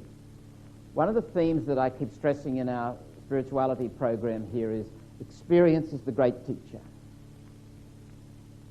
One of my reasons for stressing that theme is because I think in the last probably several centuries we've tended to move away from that, move to the realm of ideas. When I went through the seminary in 1965 through 1972, we were told of a vision, an ideal of the Christian life and the good priest, and simply told, well, do it. Discipline yourself. Now, on the face of it, that might not sound problematic, but I think it's profoundly problematic. Because what happens when you present someone with the outlines of what they're supposed to be, and especially if they're conscientious and naive and capable, they leave behind wishes, desires, their own insights, their own sense of who they are. That has to be abandoned. And there are all sorts of traps in the very language of Christian spirituality, like detachment, like poverty, like self-mortification, which can be used to aid and abet a self-denial that is very destructive. So you put on this thing called the good Christian. What Sebastian Moore is pointing to, and what I think comes through very, very powerfully in Merton's life, is an experience-based approach to the gospel and living the Christ life. Your experience is not only important, it is central. When we look at Merton as the monk writer, what we will also look at is, we won't spend much time on this because there isn't enough time, but the whole issue of vocation, which we've touched on, and the human experience of what I call the existential must. Get down to the sense of, I must do this. I don't like this, but I must do it, because this is who I am. This is an expression of my very being. That, to me, is the basis of vocation. We'll look at it in a moment at Jeremiah as an example of that. In the West, a lot of our theology has been terribly rational, terribly abstract, so that you now have, for example, at Cambridge University, theologians, and I've met a couple of them, not at Cambridge but other places, who declare themselves to be atheists and theologians. In the Eastern tradition, the theologian is first and foremost a contemplative. First and foremost someone who is grounded in their life, in the life of God, so that the theological project will always be, to some extent, autobiographical. That doesn't mean it's subjective. There's a dialogue goes on. Life becomes a conversation with the tradition. But all theology is transforming, if it's genuine theology. All theology involves a conversion process, if it's genuine theology. The way I studied theology in the seminary, it had nothing to do with conversion of life whatsoever. You could study that and score high marks without changing one bit. You could be the most wicked person in the world and top the theology class. What Sebastian Moore is suggesting, and I think it's apropos of Merton's life, that is contradictory. We're dealing here with the living God. We're trying to reflect on what it's like to be caught up in the covenant. Victor Kramer, who was a man, an artist himself, I think he knew Merton personally. Retrospectively, he says, it is clear that Merton conceived of his vocation as fundamentally that of a writer, a monk striving to find God through language. And that's part of our own vocation too, surely, to find God through language. That little contemplative exercise I took you through, where I was inviting you to ask open questions of your experience. What's it like? When you come to a moment where you find the word to name your experience, it is very liberating. That's what it is. Aha. Be able to name something appropriately, not impose an abstraction on it, but virtually to let something name itself, is very liberating. Words are important to us as human beings. Language enables us to contact reality. His life as a cloistered religious, however, was nevertheless, in a basic way, paradoxical. By accepting the silence of the monastery, he found himself one of the most vocal priest poets in the history of the church. Merton himself says something very beautiful here in his introduction to the Japanese version of The Seven-Storey Mountain, and that book has been translated into about 15 different languages. In 1963 he wrote this: "It is not as an author that I would speak to you, not as a storyteller, not as a philosopher, not as a friend only. I seek to speak to you in some way as your own self." Remember we talked in our first evening together about Lectio, the Benedictine process, instrumentality of taking words, reading a text. Paul Ricoeur talks about jumping into the hermeneutic circle. Hermeneutics is the science of interpretation. Paul Ricoeur, who died just a few weeks ago, actually a French philosopher, talks about the hermeneutic circle as the reader and reading process. So you pick up a text, most particularly the Bible, and most particularly in the context of the community, hermeneutic, H-E-R, the science of interpretation. When you read a text, or indeed when you engage in a conversation, you place yourself in a position where interpretation is demanded, whether it's implicit or explicit, but you are interpreted even as you interpret, hence the notion of circle. So if you take up a text such as St. Paul's second letter to the Corinthians and you read it, it's quite possible, if you're open to it, and even if you're not sometimes, that something will hit you about yourself. Many people have had this experience of words jumping up off the page or the text saying something to them. Even as you are understanding what St. Paul is writing, what Paul is writing is understanding you. And you step into a space of interpretation. So I think what Merton is suggesting here is that can happen with his own text, and he hoped it does, that you will join him in the process of revelation, of self-revelation. Who can tell what this may mean? I myself do not know, but if you listen, things will be said that are perhaps not written. One of the most amazing things about Lectio Divina, and especially with the scriptures, is it sets you in motion and you find yourself reflecting, and you can do this in a journal or otherwise. You find yourself reflecting, and you may come to a point that seemingly has absolutely nothing to do with what you've read in the scriptures. A revelation, the hermeneutic circle, has brought you to the experience of light, truth, that's not written on the page. This might be the text about the teaching of to the Greeks, the teaching of Christ, a crucified Christ, is madness. To the Jews, it's a scandal. To those being saved, it is the power of God. That seems like a very dense theological statement, but it might put you into some kind of reflective process, and you end up maybe just wondering about your own Christian commitments, and maybe about humility, or maybe about how abstract your theology is, or maybe how frightened you are to speak of Christ because it might seem to scandalize, etc. A lot of things are possible in that hermeneutic circle. Thomas Merton goes on, and this will be due not to me, but if you listen, things will be said that are perhaps not written, and this will be due not to me, but to one who lives and speaks in both. Again, in seeking Thomas Merton, in reading Thomas Merton, you don't find Thomas Merton, you find, hopefully, God, the one in whom we find our unity. I mentioned Jeremiah a moment ago. Jeremiah chapter 20, verse 9. It's a marvellous text, and I think it matches St. Paul's writing to the Christians in Philippi, chapter 3, verse 12. Jeremiah, who's been giving a terrible message to his people, and he's sick of it.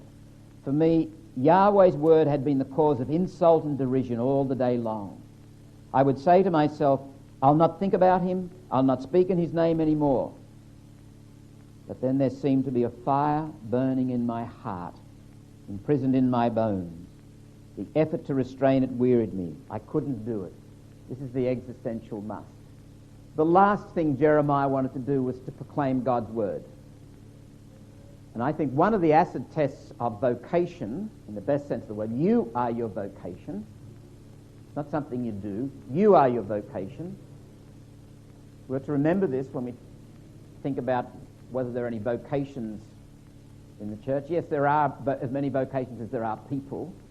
Are there people to do jobs? Well, that's another issue. You are your vocation. And when you come home to yourself, and this is a question of identity, when you come home to yourself, there's no escape. And I think a very real, authenticating experience almost of that having happened is reaction. There's a fight. I do not like this. I do not want what I am seeing. So some kind of resistance, I think, is a normal, healthy part of discovering vocation. Any comments or questions arising out of any of that material?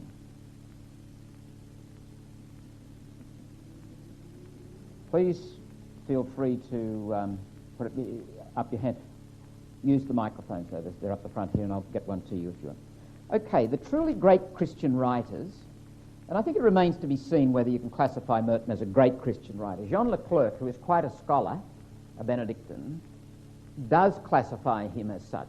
He puts him there with the fathers of the early church. I'm not sure about that, but probably it's best to leave that to history. In any case, I think he's a substantial author who's left us much in the texts that he's given. The really great writers, and if you look at them, they don't tell you what to do. They do give instructions and they do encourage people to behave well. But the essence of the great writers is not moral or moralistic, it is existential. They, in effect, say, this is what it means to exist. The great writers bear witness to the depths of our humanity, or more particularly the great Christian writers bear witness to what God has on offer. And this is what you can expect to experience if you take God's offer seriously. If you fall into the hands of the living God, these are the sort of experiences you will have. Many of these people who bear witness to this aren't your normal types. And I think there may be a good explanation. Someone who has depth. And I was talking to a friend of mine recently about this, and this woman claims to be an atheist. She's certainly rejected religion, but she's got a remarkable depth about her, and so I think she's quite mystical, actually, in an atheistic way, if you can see that. But she says, I just get so tired, I can't find anyone to talk to. And if I try and talk about these things, people say, oh, there you go, talking about that stuff again, get real, get a life. There's a huge paradox here. The more you come home to yourself, the more alienated you might feel from people who aren't at home with themselves. There's something analogous, for example, in the field of psychology. If someone is being trained as a psychotherapist, one of the processes they need to go through is to deal with their own conflicts. Because if I am attempting to help you in a therapeutic situation, for example, and I am very anxious about something, and you express anxiety that in any way triggers that anxiety in me, my therapy will be dedicated to steering you away from that, because I don't want to face it either. All of us are absolutely, you may not think you're a genius, you are. At least one thing, self-deception.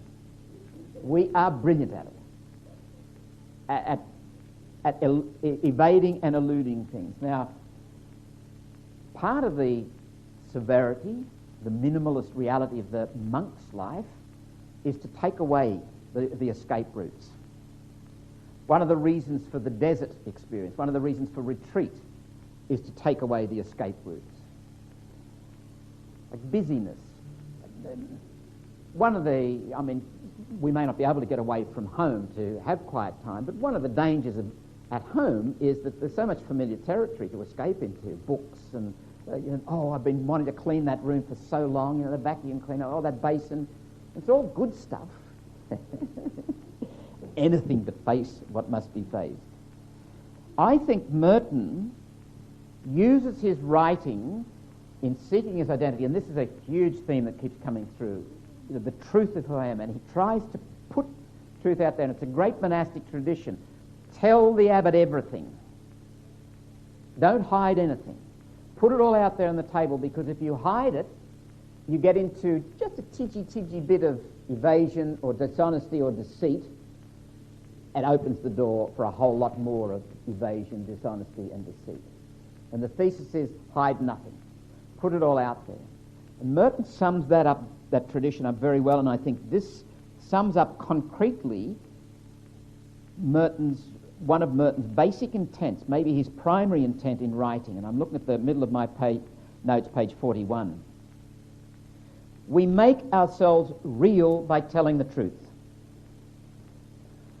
I think I might have said to you when we were beginning, the most basic question that you can ask yourself at any time is, what's happening? What is actually going on with you? And that's not asked as a rational question. It's best asked as one of these open questions. Because at any given instant, you cannot be absolutely comprehending of what's going on with you. Who can understand their motivation? Who can say, well, I'll tell you what's going on with me. You can give some description, some words. There's always a heck of a lot more going on with us than we are fully aware. But to at least get in that pathway of being as honest as you possibly can. And sometimes it's best to be silent, because speaking can sometimes hide. Language driven by our genius for self-deceit can obfuscate rather than reveal, even to ourselves. So asking open questions and just waiting in silence can be a very healthy and very revealing thing. Merton goes on, and incidentally, this piece, No Man is an Island, this one was written in the mid-50s. We make ourselves real by telling the truth. Man can hardly forget that he needs to know the truth, for the instinct to know is too strong in us to be destroyed. But he can forget how badly he also needs to tell the truth. We cannot know truth unless we ourselves are conformed to it. This, I think, matches well with a comment that Monica Furlong made, which I think is one of the most insightful things actually written about Merton. I've put it on the advertising blurb for this course, so I won't read it all, but just to remind you of it. Behind all these labours, writes Monica Furlong about Thomas Merton in her biography of him, behind all these labours was another question, one of great personal importance for him. What did it mean to be a monk, a contemplative in the 20th century? And then she goes on to talk about this and compares him to Dietrich Bonhoeffer. He began to see the monk not as he had believed in youth, as someone special, undertaking feats of incredible ascetic heroism for the love of God, but as one who was not afraid to be simply man, simply human, who, as he lived near to nature and his appetites, was the measure of what others might be if society did not distort them with greed or ambition or lust or desperate want. Constantly through Merton's writings, you'll see him trying to come to terms with his compulsions, his masks, his pretenses, his fictions and his illusions. He keeps attacking those forces in society that force us to make illusions and fictions of our lives. And he clearly has a huge struggle, and one that I suspect we would all have more of if we were more committed to actually engaging in that process of facing ourselves.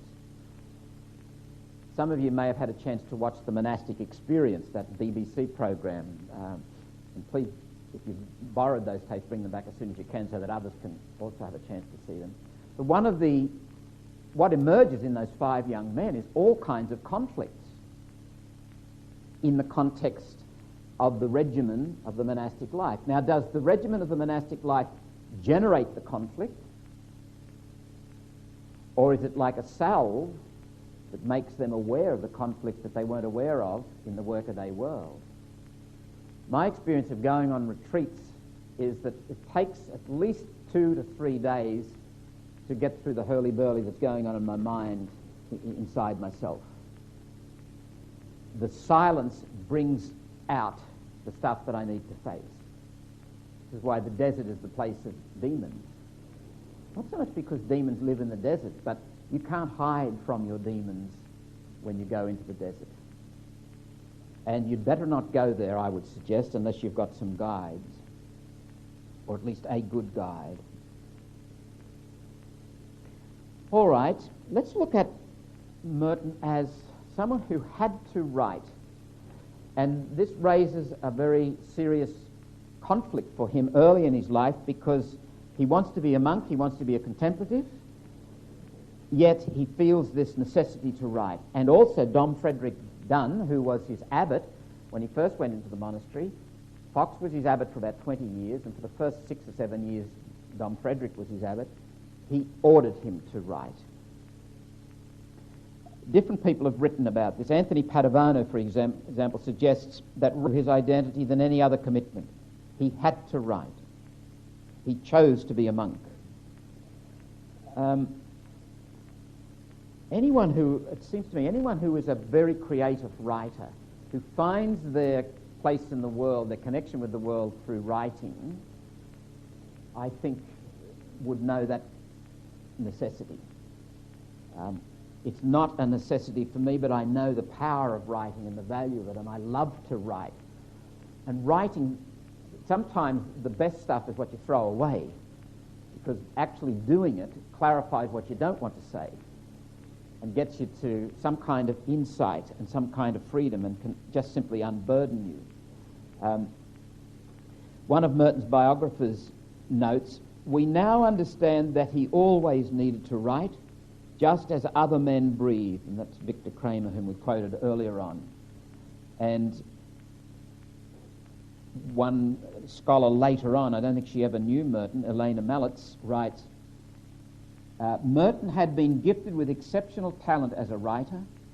By temperament and training, writing was, so to speak, his natural vocation. And John Howard Griffin, who knew him well, and John Howard Griffin is very famous for his book Black Like Me. Extraordinary man, John Howard Griffin, who took medications to change the colour of his skin to see what it was like living in the South as a black man. And he wrote that book, that was in the 50s, and he wrote that book of his experiences, and people wanted to kill him. People in the South hated him for it. It affected his health very badly, and he almost went blind. I think he did go blind later on and became crippled and wasn't able to finish the biography of Merton. He was designated the official biographer. Michael Mott eventually had to take up the task. But there's a very lovely little testament there. He went and lived in Merton's hermitage for a time and wrote it's a blue book down there, the Hermitage Journals, I think it's called, or the Hermitage Years. But he says of Merton, he literally meditated on paper.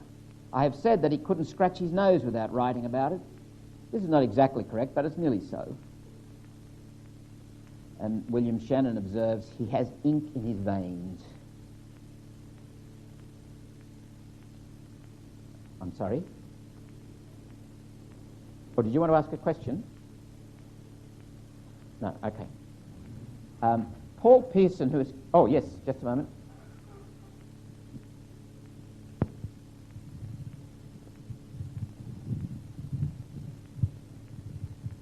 Father, I just wanted to point out that was in the southern part of the United States. You wouldn't want to label Australia with that horrible scene. Yeah. Yeah. Probably in Mississippi, which was our worst state. It was. Yes, Mississippi. In fact, they've just arrested a man and found him guilty of the bombing of the church in which those children were killed in Mississippi, wasn't it? Yes, and sir. This is that was 1963, I think. Yeah. He's proclaiming his innocence. Yes, we are inclined to forget just how virulent that was, and pretty much how isolated it was to the south, wasn't it? In fact, after the Civil War, there was the Underground Railroad that many of the blacks came to the north because they got a much better deal there. Could I give you a little story about the power of women? The power of... hold the microphone parallel to the ground so that you... This way? That's it, yeah. Yeah. I think you'll enjoy this. It won't take but a minute. I took my bachelor's degree at Fordham University in New York. It's the largest of about 25 Jesuit universities. And then I eventually went with, after World War II, I went with the embassy overseas, different posts. And at one of them, Saigon, I met a fellow Fordhamite, a black Fordhamite. And I get talking to Dennis. And Dennis's mother came from Jamaica. His father came from the Bronx, New York, but he went to the Catholic, one of the many Catholic parochial schools up there. And she was a very devout Catholic, and she was determined to get Dennis into Fordham Prep. And she went up to the campus, beautiful campus, and she saw this young priest roaming around with his cassock and his Roman collar and the little beretta.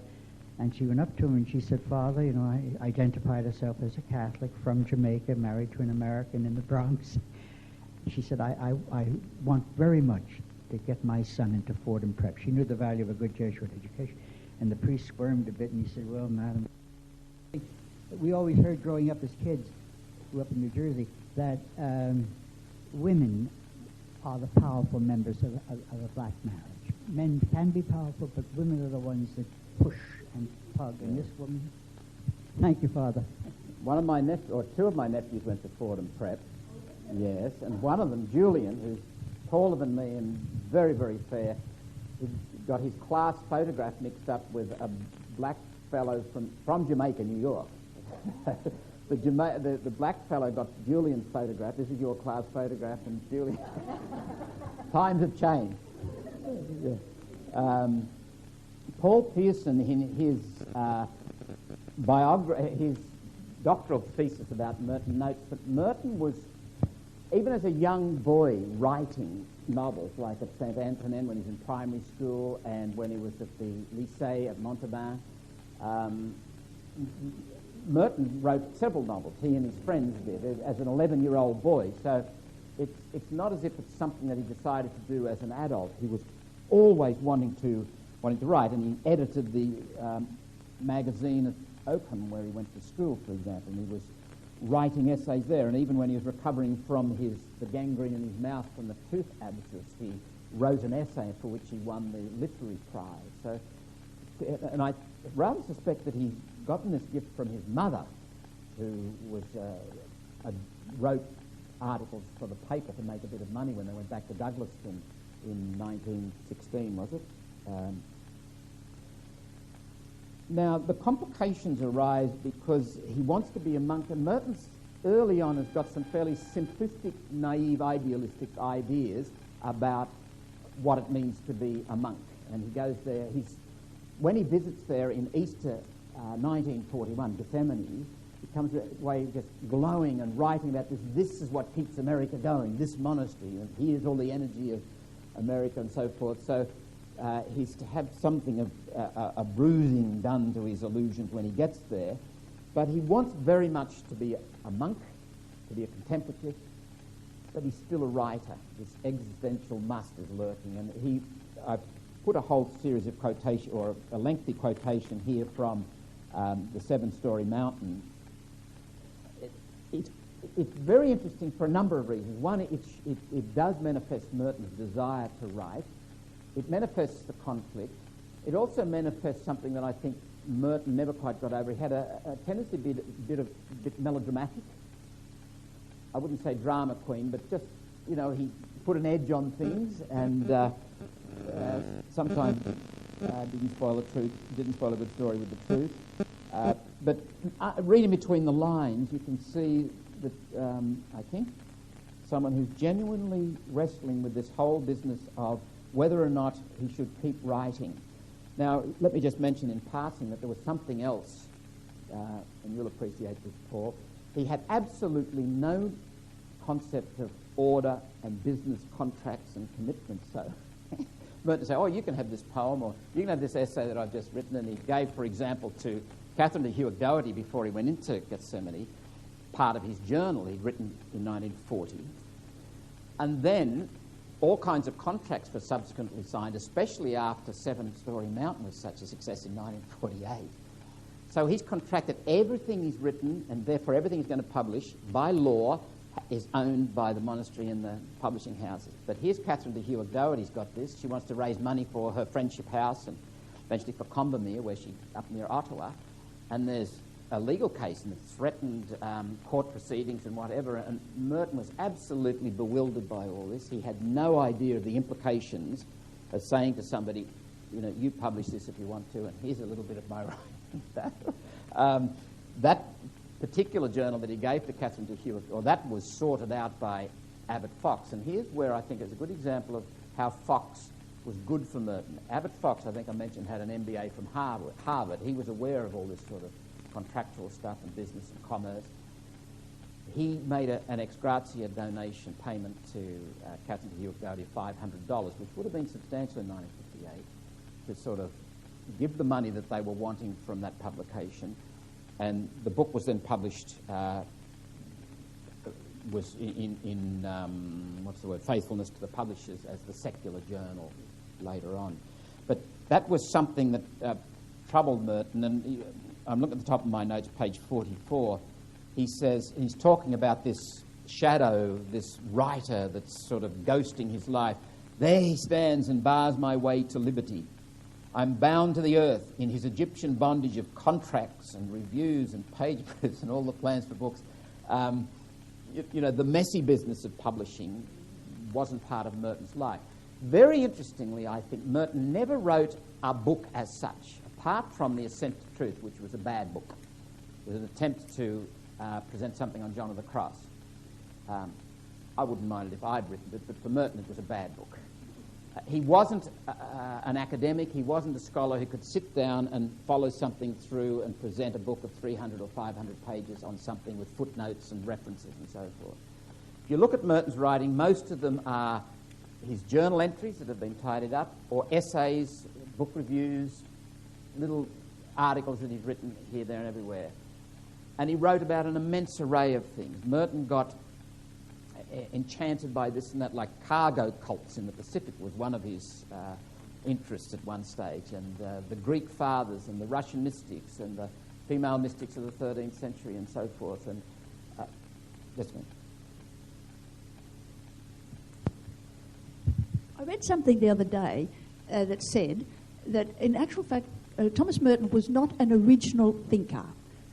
And I'd like your comment on that, insofar as he wasn't a philosopher, he wasn't a theologian, so he wasn't an original thinker, but what he took was all these ideas, particularly of finding yourself, and he explored them in the language of a 20th century man. Yes. How would you like to comment? Look, I think that's I'm going to say it's a fair comment, but I'll qualify it, because I think perhaps Thomas Merton's originality is not in... Well, I'll give you some examples of what's making me pause.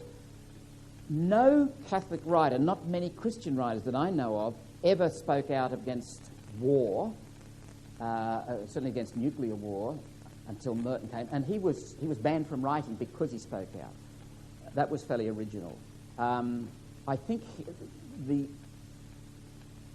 his experience-based writing, especially about identity and truth, and this whole movement in this direction towards finding out who you are, it wasn't new to the tradition. You go, Augustine's got this, and Gregory of Nyssa's got this, but not to the same extent, and not as grounded in human experience, in the storytelling sort of manner. So I think it's probably a fair comment in the sense he's not an original thinker philosophically or theologically, but he's original to the times. He's a breath of fresh air, like John the 23rd, opens the windows, and it's amazing. And you might think to yourself, what is it about Merton that attracts you?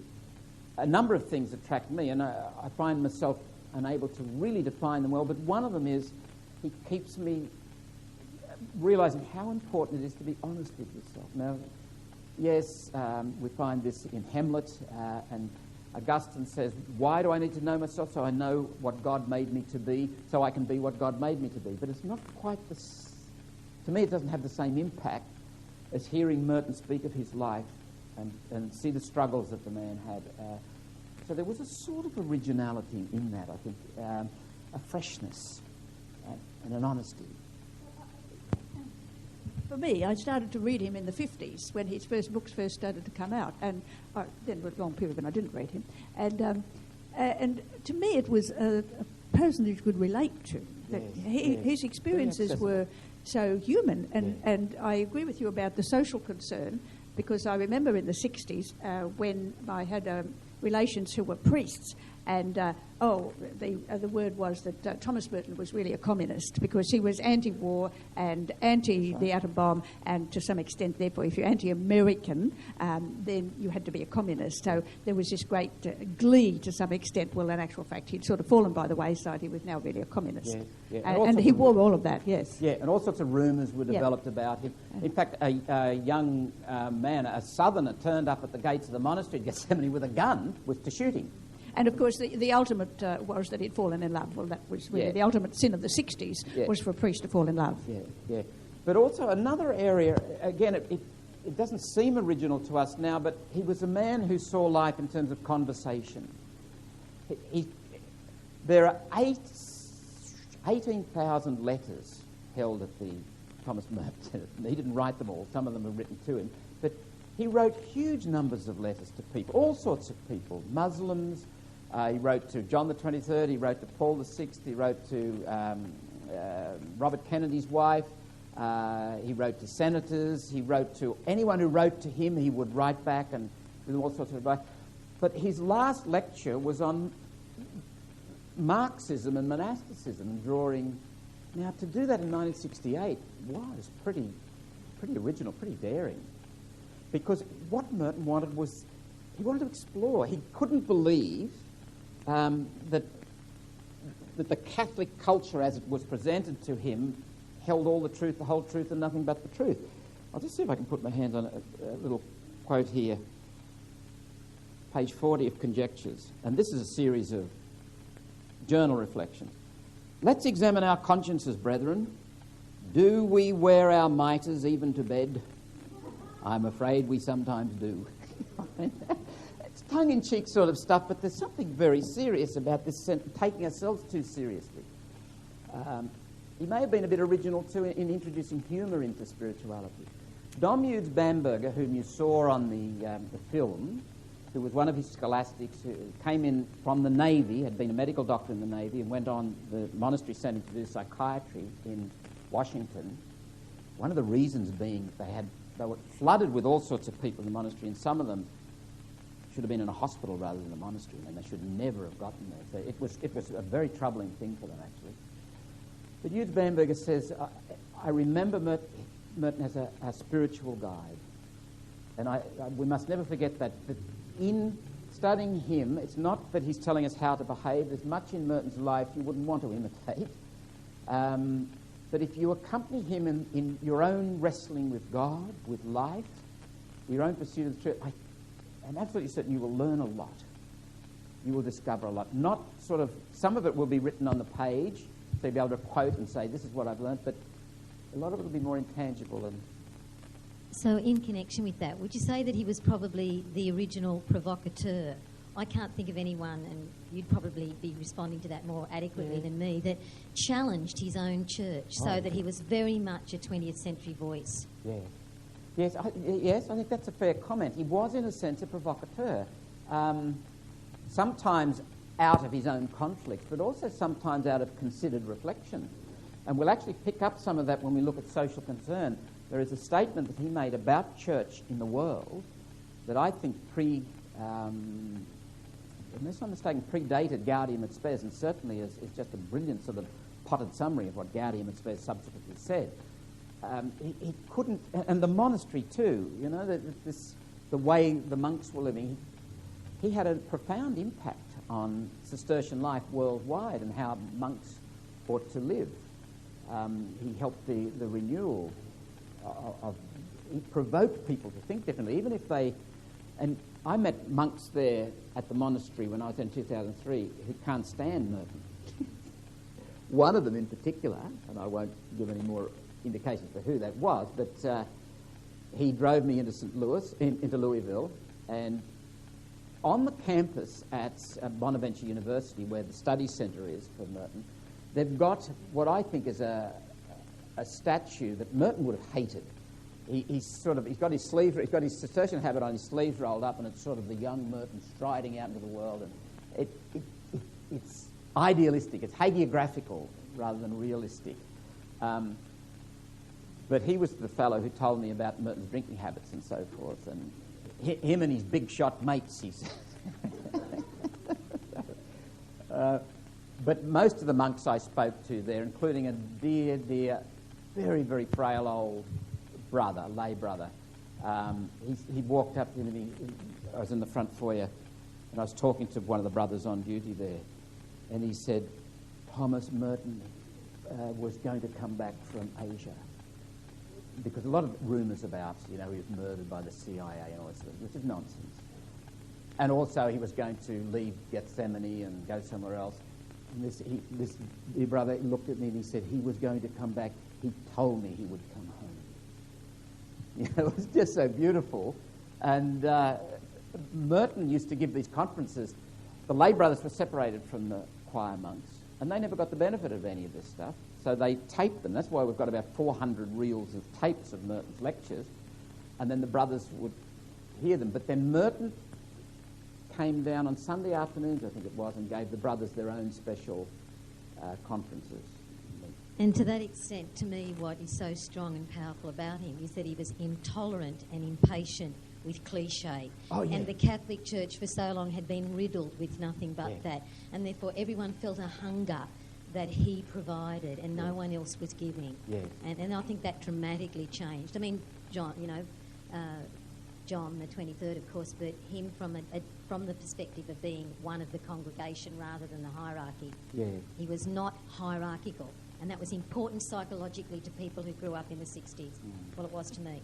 And I think that's why he has an extraordinary power. Yeah. And picking up your point that he was accessible, he must have been a very friendly, personable man. A number of the monks told me that as scholastics, he would see as many as 30 of them each week for spiritual direction. And they said he was absolutely wonderful. He just gave his total attention and was totally absorbed in you and was very wise. And I'll just tell you this last story before we break for coffee. There was in the monastery at Gethsemane in 1968 a man who'd come across from Belgium, and he couldn't speak English.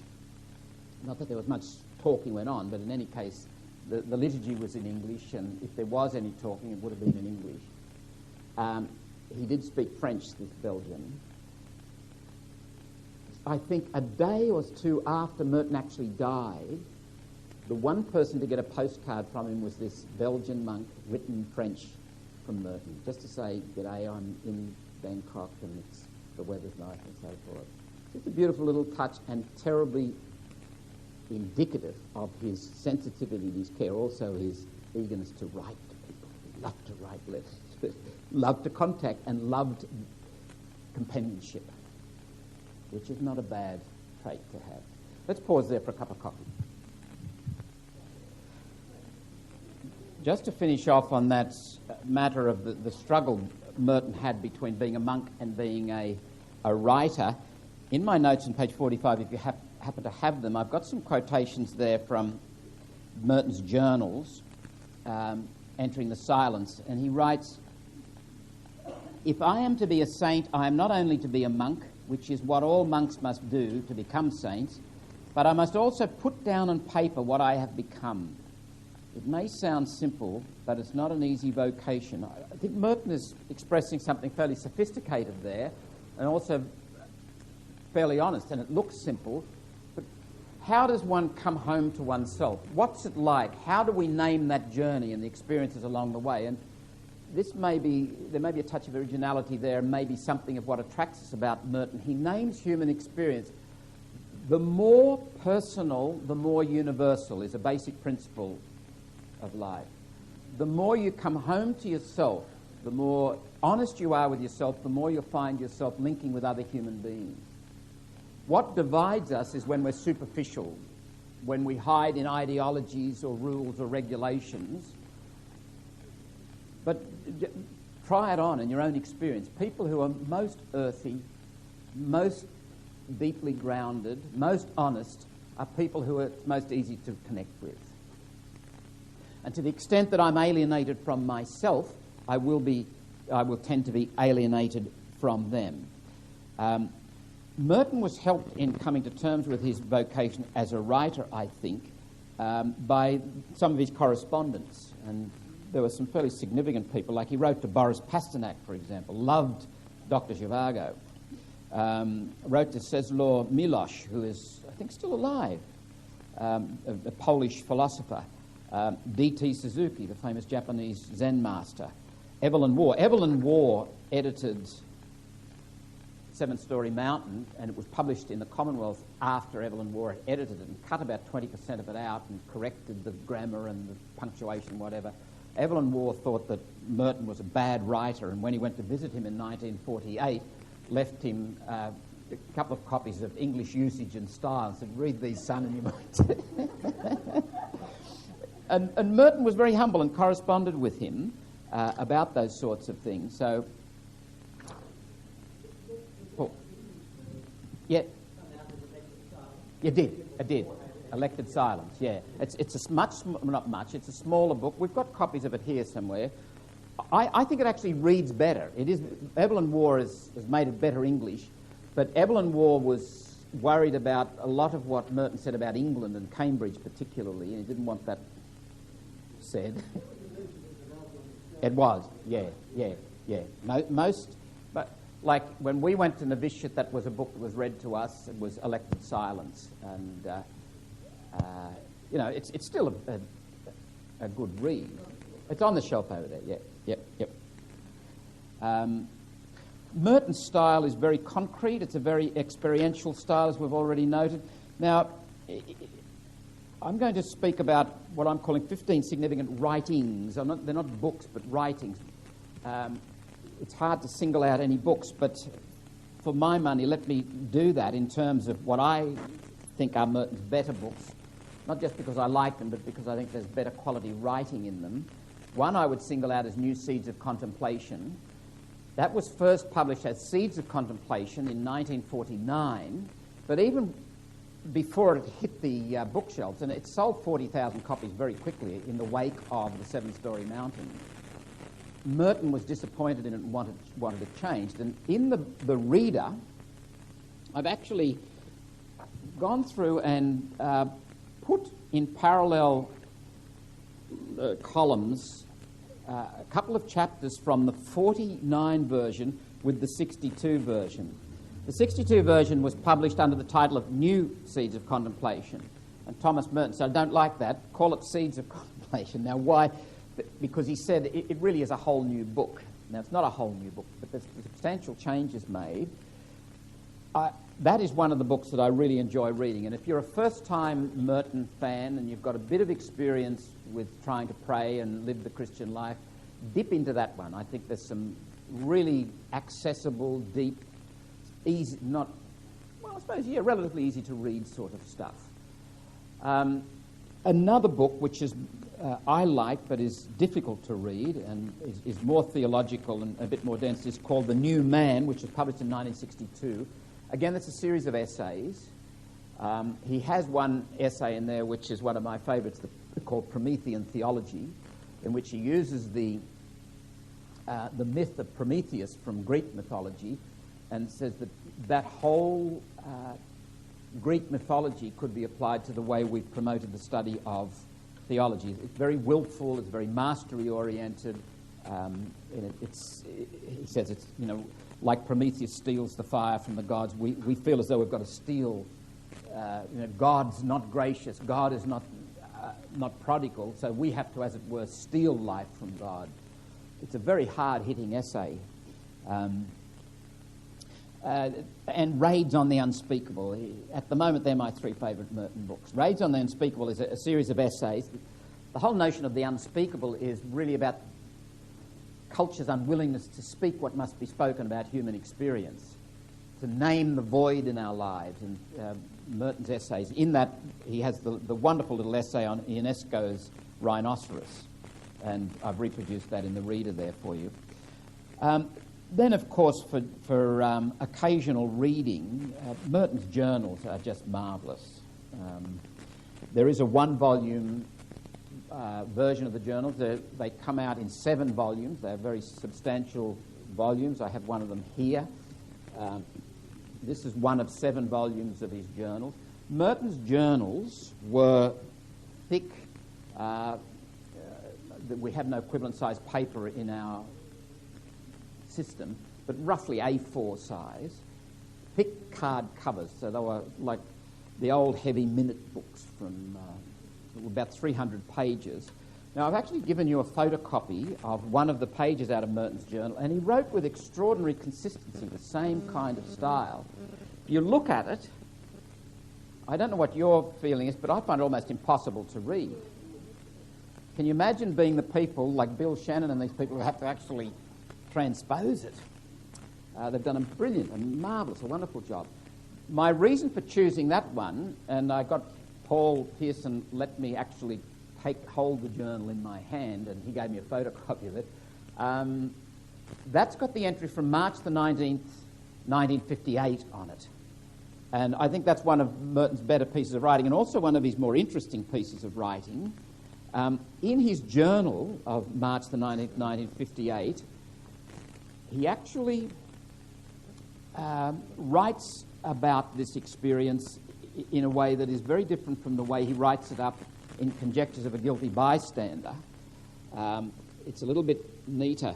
Incidentally, the journals were, under lock and key. In 1967, the Merton Studies Centre was set up. Bear in mind that Merton is 52 years of age in 1967. He would have had no idea that he was about to die. But he said, look, make the letters and journals available 25 years after I'm dead and gone. Now, a man of 52, and he had sickness and so forth, but he could reasonably expected, 80 years of age? Another roughly 30 years, and then 25 years on top of that. So it would have been another 55 years, roughly. So you're probably looking at something like 2020 before they're actually opened up. But, of course, he died in 1968, and 25 years on from 1968 is not very long, and all the journals are now made public, all the letters and so forth. But on page 156 of this version of Conjectures of a Guilty Bystander, he's got an extended reflection incorporating that vision that he had at Louisville on March the 19th, 1958. There is a style of writing emerges in Merton round about this time, in the late 50s. And let me suggest to you some matters of interest about that. In my notes here, I'm doing this under the heading of Hagia Sophia, Hagia Sophia, Greek for holy wisdom. First of all, Merton is discovering the Russian mystics at this time. Now, those of you who can remember Western Catholic theology coming into the era of the 1960s, we didn't talk much about the resurrection. There wasn't a lot of theology about the risen Lord. There was a lot of talk about the crucified Lord and about the pain and suffering involved in being a follower of Jesus Christ. Take up your cross. After all, the Gospels say that. In the Eastern tradition, or incidentally, I don't know where Adrian Van Kaam got this statistic, but he quotes statistics in the hundreds. In the Western Catholic tradition, there are several hundred instances of people, be they holy or not, but like Padre Pio with the stigmata. That is the signs of Jesus crucified on their bodies, hands and feet and side. There's none in the Eastern tradition.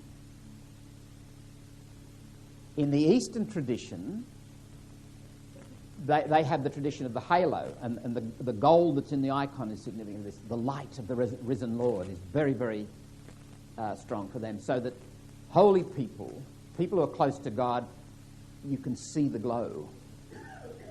And medieval drawings had, in fact, this is where the sense of the halo comes from.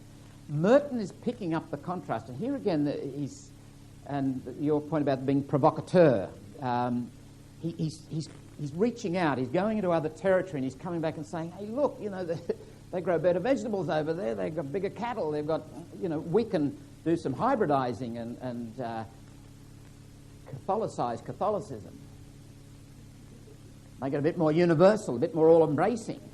And he reaches out to these Russian mystics and he hears this talk about the resurrection and the risen Lord, and it's a whole new joy and playfulness.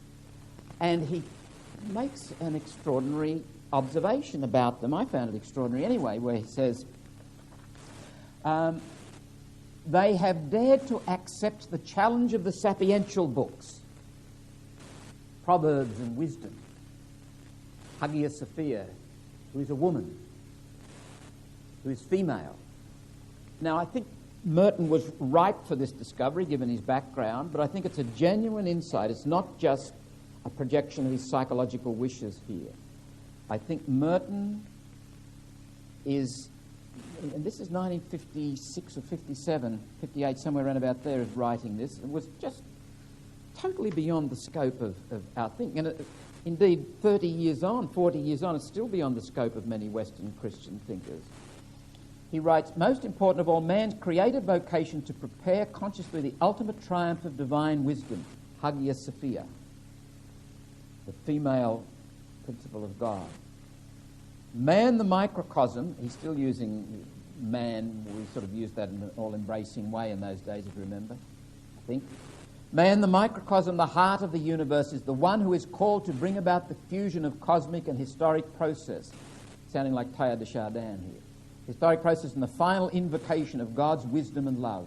In the name of Christ and by his power, man has a work to accomplish, to offer the cosmos to the Father by the power of the Spirit and the glory of the Word. Our life is a powerful Pentecost, in which the Holy Spirit, ever active in us, seeks to reach through our inspired hands and tongues into the very heart of the material world, created to be spiritualized through the work of the Church, the mystical body of the incarnate Word of God. He's also talking about the power of the Spirit at work. We didn't do that in Catholic Western Theology 3. Remember the divine praises of benediction? Was only added in 1963. Yes. So that the Merton is on the edges and on the fringes here, and this is one thing I do like about him. There's a freedom in this. He's not saying, this is where we all should go and this is what we should believe. He's saying, look what I've seen. And come and have a look, if you dare. So that, firstly, he's talking about the resurrection. Secondly, he's talking about a life transformed by the resurrection. Richard Rohr asks the question, why are so many Christians so sad? Now, the implication is not, we're an hallelujah people, sound like an hallelujah, we're Easter people, and wear coat hangers in your mouth to bed so you wake up with a smile, organised joy sort of thing. But what is it? Does the resurrection mean anything to me? I like to sum up the whole biblical vision, the biblical moral vision particularly, by saying, as you have been loved into freedom, and that's the key, as you have been loved into freedom, question mark, have you? As you have been loved into freedom, go into the world that God may love others into freedom through you. Think about it. The emphasis is not on what you must do. Really, the emphasis is on more what you must not do. Get out of the way. As you have been loved into freedom, as you have allowed God to seep into your bones and liberate every last microcosm of your being, and that's a lifelong process. Your fears, your greeds, your lusts, your loneliness, your anxiety, they won't go away, but you can be liberated from the power they have over you. And you go into the world not as someone who's trying to make people believe this or believe that, but your very presence becomes a place where God enters the world. And Merton says that's your vocation, to be the place where God enters the world.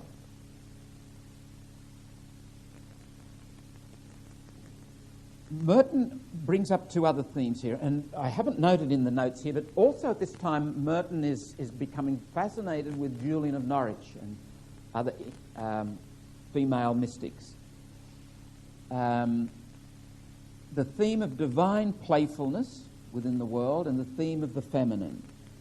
And he subsequently goes on to write this prose poem called Hagia Sophia. But before we get to that, there's also a couple of other things happening in Merton's life. 2 dreams, a vision, and a painting. The 2 dreams. On February the 27th, 1958, Merton writes in his journal, and I'm looking at my notes, page 56 up the top. He has this dream on the porch at Douglaston, remember that's his grandparents' place. I am embraced with determined and virginal passion by a young Jewish girl. She clings to me and will not let go, and I get to like the idea. I see that she's a nice kid in a plain, sincere sort of a way. I reflect, she belongs to the same race as St. Anne. I ask her name, and she says her name is Proverb. I tell her that is a beautiful and significant name, but she doesn't appear to like it. Perhaps the others have mocked her for it. When I am awake, I rationalize it complacently. Sapientia, mamavi, etc., etc. I loved wisdom and sought to make her my wife. Sophia. It is the sofa on the back porch, etc., etc. No need to explain. It was a charming dream. That's February the 27th. On March the 18th, in the same entry, March the 19th, in the same entry in which he records the Louisville experience, he writes a letter to Dear Proverb. I have kept one promise, and I have refrained from speaking to you until seeing you again. I know that when I saw you again, it would be very different, in a different place, in a different form, in the most unexpected circumstance. I shall never forget our meeting yesterday, the touch of your hand. To be with you is rest and truth. Only with you are these things found, dear child sent to me by God. In the journal version of his Louisville experience, he talks a lot about the women on the street there. When that particular journal entry makes it into Conjectures of a Guilty Bystander, that section is cut out. But this is the famous, there are no strangers. It dawns on him, it hits him like a ton of bricks with all those people. Being a monk doesn't separate you from people, but it puts you in the world in a different way. You've discovered your place, your existential must. You're not better than other human beings. You're not even different from them. You actually discover that you're one with them. There are no strangers. Beautiful expression. It has to be authentic. It has to be a real vision. And then he says, this is in Conjectures, and this is not in the original one either. There's no way of telling people that they're all walking around shining like the sun. It's poetic, it's perhaps romantic, but there's a lightness, a playfulness, a wonderful freedom about it. The second dream is recorded on July the 2nd, 1960, so it's a little bit later, as follows. And this is prescient. This is almost as if, I don't know, he knew what was going to happen in 1966. At 5:30, as I was dreaming in a very quiet hospital, the soft voice of the nurse awoke me gently from my dream. And it was like awakening for the first time from all the dreams of my life, as if the Blessed Virgin herself, as if wisdom, Sophia, had awakened me. We do not hear the soft voice, the gentle voice, the feminine voice, the voice of the mother, yet she speaks everywhere and in everything. Wisdom cries out in the marketplace, if anyone is little, let him come to me. Then he goes on to reflect, who is more little than the helpless man, asleep in bed, having entrusted himself gladly to sleep and to night? Him the gentle voice will awake, and that is sweet in woman, and what is sweet in woman will awaken him, not for conquest and pleasure, but for the far deeper wisdom of love and joy and communion. A vision, and we've already mentioned this on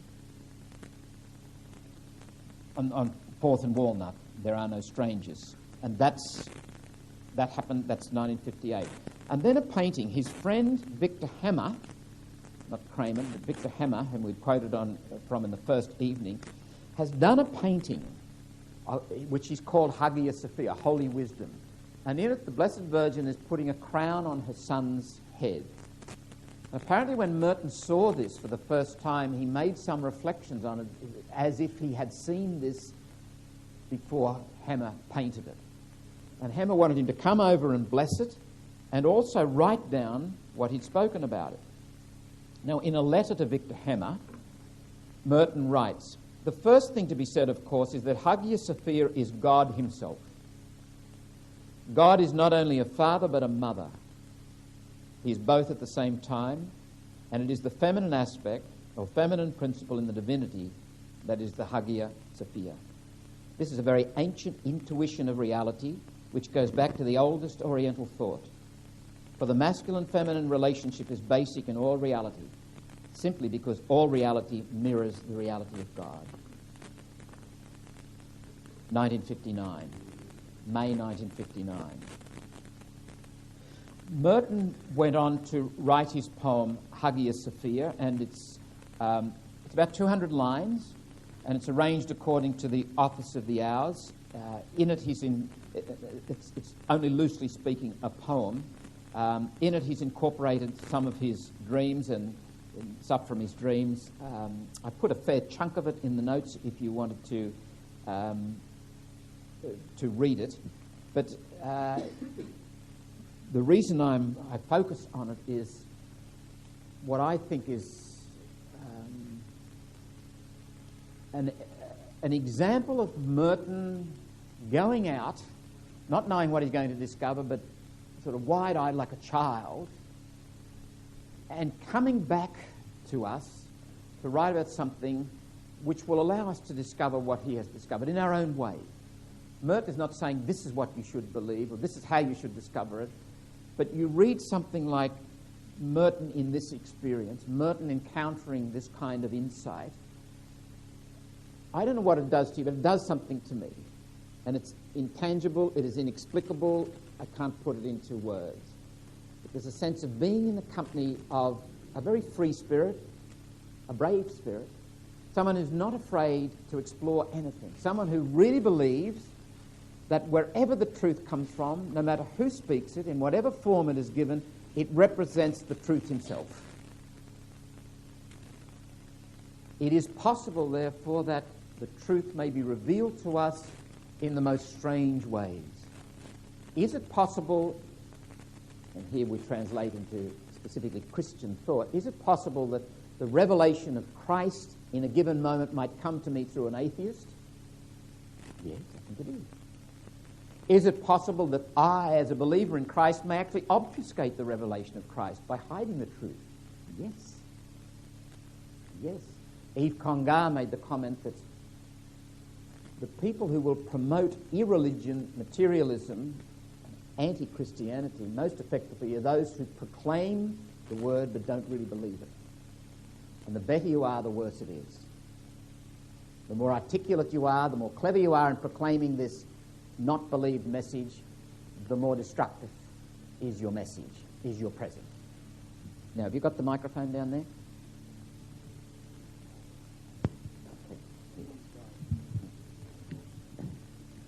Father, this is a non sequitur, but my wife just mentioned this name.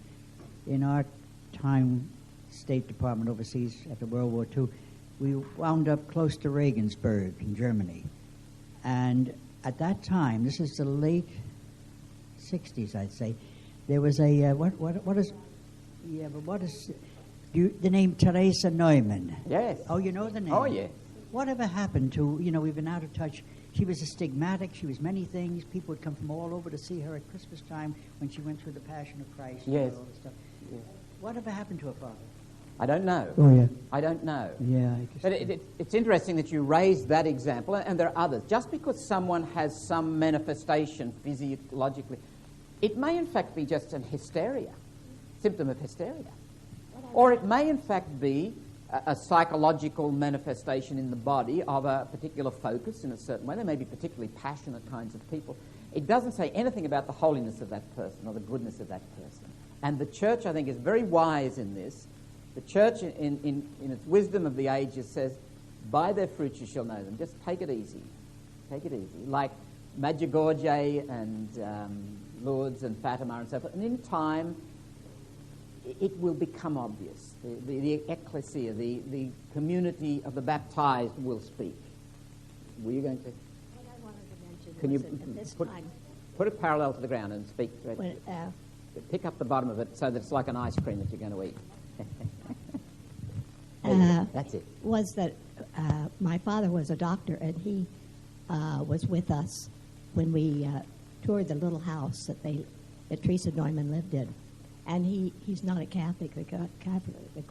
The religion is on my mother's side, French Canadian. But anyway, he was overwhelmed by what he saw. And he said the power of the mind, and that everything that he saw was actual, the power.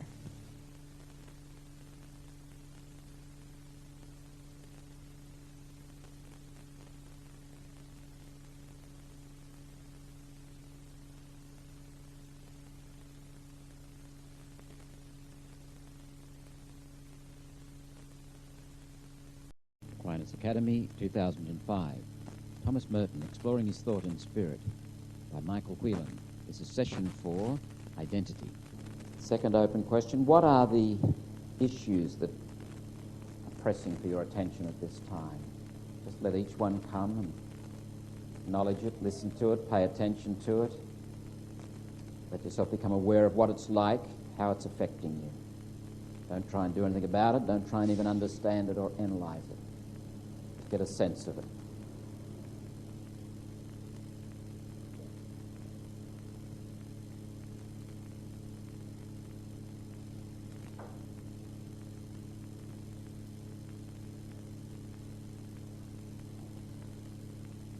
Which issue most presses for attention? Focus on that.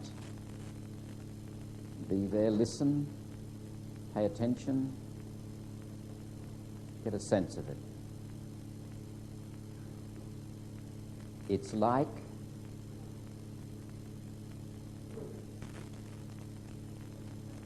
try on some names, but let it name itself. Don't you name it.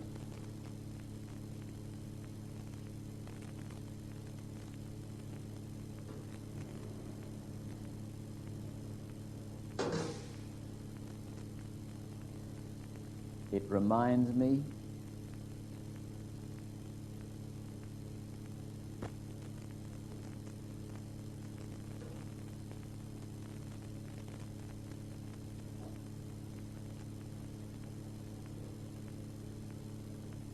where in my body does it show itself?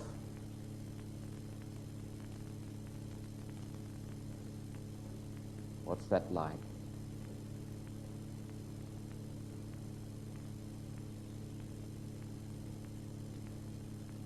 It's like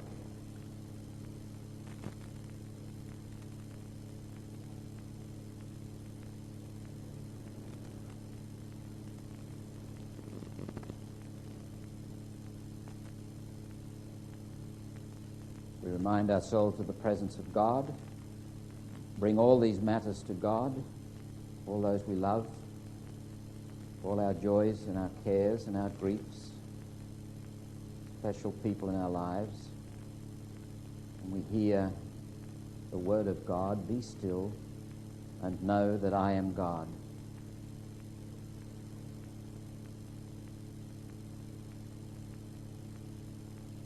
Be still and know that I am.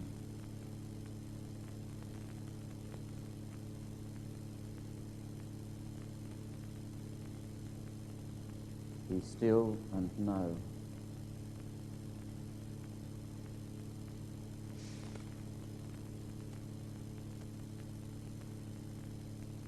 Be still.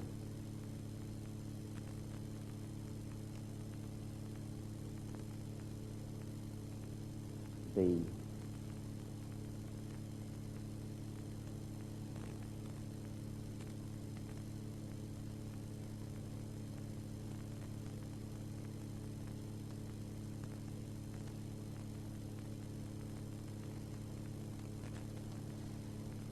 All right.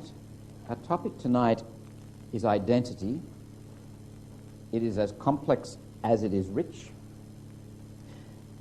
the whole notion of identity is about who I am, myself. This is also the realm of conscience, authentic conscience, which raises a point which we can't take up tonight, but let me mention it in passing. I don't believe it's possible for a person to be genuinely conscientious, to be following their conscience, if they don't have at least some rudimentary sense of who they are. If I'm completely alienated from myself, or more or less alienated from myself, so I will be more or less alienated from my very conscience.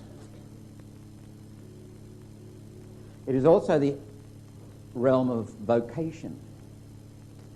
We talk about vocation, and a legitimate use of that term is to speak of a way of committing one's life in a certain job or project or lifestyle.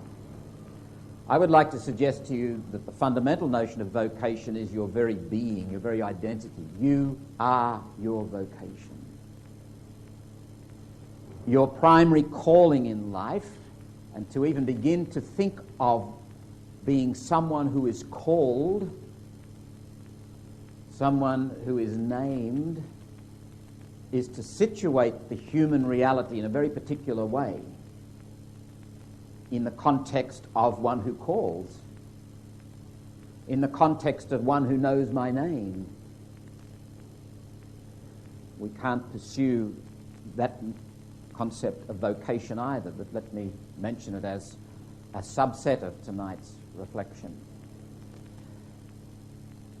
A whole lot of other issues will emerge as we go, and my one concern is that I can speak in a way that's more or less coherent about something that I don't really understand. Like the Irishman said, "Follow me, I'll be right behind you." So the first epigraph is from a man that I grew to love many, many, many, many years ago. I think I was still at Ballina High School when I first knew of and read something of Dag Hammarskjöld, former Secretary General of the United Nations. From his writings, I think, an outstanding human being. This beautiful little quote, and his book Markings, I think I'd highly recommend it to you. It's just a whole series of his own journal reflections. He says, "What must come to pass should come to pass. Within the limits of that must, therefore, you are invulnerable." The person who is least able to be manipulated, I would say most secure in this world, most able to hear conscience and follow it, is the one who has discovered what we have named that existential must. And can I make a distinction between, when we talk about the must as an expression of who I most deeply am,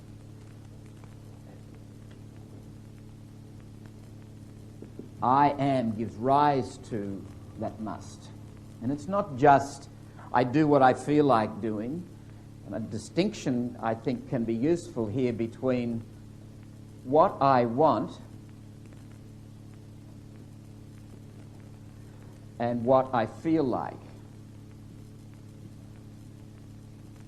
I'm sure you as an adult have at some point in your life come to a moment where you've felt the difference between what I feel like doing and what I know I must do. I would say that is your conscience. That is the deepest truth of who you are exerting itself. It might be in a fairly mundane sort of a way, but sometimes it's not so fairly mundane. It's critical. It's a big issue. I would say that the I am and the must and I want are in harmony. But sometimes the I feel like is way out of whack with what I know I must do because of who I am. Take an extreme instance. Jesus in the Garden of Gethsemane. He says, in as many words, I don't feel like doing this, but I want it because it's who I am. one of the issues that it's only in recent years I've begun to recognize it in the Bible is, first of all, the a priori truth that Jesus must have struggled for his own identity, who he is, and what is asked of me. And I think Matthew 16, that whole passage there is very revelatory if you look at it with that hypothesis, that Jesus is struggling. Then he says, the Son of Man must go up to Jerusalem and he'll be handed over. And he wouldn't have had to have been any kind of crystal ball reader or magician to recognize that. But if you are genuinely the anointed one in this climate, it could be very, very dangerous. At the very least, it could be. Jesus in the garden wanted what the Father wanted, because that's an expression of who I am. That's why I am here. And that's why he says to the evil one in the desert, be gone. You know, I will not bow down and worship you. I will not throw myself off the pinnacle of the temple. I will not turn these stones into bread. That is a distraction. That is not who I am. I must go another path. And so when Peter echoes the distraction, Jesus says, get behind me, Satan. It seems to me that the growth in our humanity is a growing into a deepening sense of who I am and therefore what I must do. Not concretely, because as we will discover, I think one of the extraordinary paradoxes of all this is the more deeply you come home to yourself, the less you know about where you're going. And in this sense, I think radical doubt is a sign of maturity. I believe we've drawn attention to this before. Someone who's 25 or 30 may be able to articulate exactly what they want to do with their life and who they are and where they belong, etc. You've got a lot of answers when you're 25 and 30. When we submit to the process of living, there's a certain darkening and confusing process that we must go through. That's life. I gave you that piece from John of the Cross, and John of the Cross sees faith in terms of dark night, in effect. Now, the term dark night is tossed around as sort of a general metaphor for a period of my life that was very painful. Well, that's okay. But John of the Cross uses it in, if you like, a technical sort of a way. It comes out of a poem, which is a love poem, One Dark Night. And then he goes on to give this most sensual, romantic love poem of the relationship of the person with God. A being in love. The whole process of being in love or being into love for us as human beings is a journey of expansion and discarding of anything that stands between us and the fullness of that love. And particularly in terms of our rationality, we are drawn into territory that we can't name, that we don't understand, that we can't see clearly. We'll come back to that in a moment. The next epigraph is from William Shannon, whom I believe is one of the best commentators on Merton. In finding his own identity in God, Merton found his sisters and brothers. And this is the second great paradox, which we'll come to hopefully later tonight. And we'll explore again next week when we look at Solitude. It is possible to be in a crowd, but to be disconnected from everybody in that crowd. And it's possible, if someone you love is on the other side of the world, to be very connected to them. Connection doesn't necessarily depend on physical contiguity. There is a depth to our humanity that Merton talks about, and I think he was already fumbling for it in his early days, as early as 1941, as far as I can see. The sense that the more I come home to myself, the more I actually come home to humanity as such.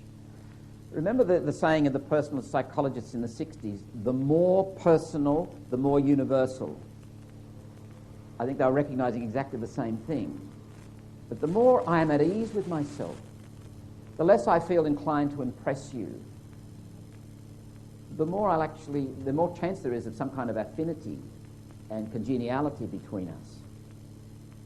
It's when I'm ridden with conflict and maybe I'm too dogmatic, too didactic, too caught up in this or that scheme of things, that I'm likely to be separated from you. True communion happens and true communication happens between people who have come home to themselves. And this is why, again, I think the whole dialogue, inner dialogue, has to be going on in us. I can't have a fruitful conversation with you if I'm not having a fruitful conversation with me. The pain I inflict on you is the pain I'm not dealing with in me. The obstacles to who I am that I'm not dealing with will be obstacles to our relationship. The next quotation comes from Merton himself. I won't read it all, but a chunk out of the middle there, the second line, in our being there is a primordial yes that's not our own. I couldn't think of a better way of naming the whole thing of vocation and conscience than what Merton has said there. This is who I am. And it's not something that I fabricate. It's something I cooperate with in the emergence of it. And our language fails us here because it looks like myself is other than who I am. And there's even a sort of a grain of truth in that, because I must die to who I am in order to become who I am. In our being there is a primordial yes that is not our own. It is not at our own disposal. Let me make a little digression here. A lot of the personalist philosophers, and indeed personalist psychologists, I'm out of touch with it lately, but back in the 70s and the 60s, they talked a lot about existential guilt. These weren't religious folk. It comes out of Jean-Paul Sartre's, well, it's attached to Jean-Paul Sartre's idea of good and bad faith. That if I am at odds with who I am, it's quite likely that I will have this guilt about my existence. That's the psychological theory. It makes eminent sense to me. If I'm living disconnected from who I am, if I'm living a life at odds with who I am, I'm doing violence to myself. I don't think our culture fosters the kind of inner journey stuff, the kind of self-reflection which pays attention to that sort of depth, in which case it's entirely possible that there's a lot of people suffering from existential guilt, which could manifest itself in terms of depression or despondency or some pretty violent, destructive sorts of behaviours. Back to Merton here. This primordial yes is not accessible to our inspection and understanding, and we don't even fully experience it as real.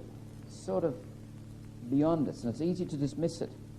Further down, basically, however, my being is not an affirmation of a limited self, but the yes of being itself. This is a little bit like Meister Eckhart of the 14th century Rhineland mystic, that each of us is a spark of the divine. And that's not a huge leap from saying I'm made in the image and likeness of God, that my being is an expression of being itself. One of the themes that came through very strongly in the early centuries of the church, it was expressed in the Greek word theosis, and the bad English translation is divinization. The fathers of the church talked about us as human beings becoming God. The journey of our humanity is into the fullness of our humanity is a journey into the divine life. That our life ultimately is the life of God. This is the sort of stuff I meant when I said I don't understand this. But this is the vision. And I think it's thoroughly based in the sacred scriptures. St. Paul says, I live now, not I, but Christ lives in me. It is the Christ life. We are baptized into Christ. We are baptized into his death. What's that mean?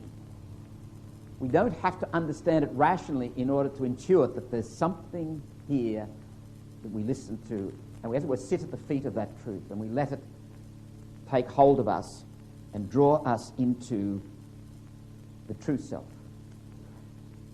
In the tradition the finding of the true self, self-awareness, self-knowledge, is always about discovering myself in God. The journey home to myself is not merely a matter of psychotherapy or socialization or anything of the sort. It is a graced journey of a lot of yielding and a lot of surrender, and it is finding myself in God. My true life is my life in God, and God's life is truly expressed in my life.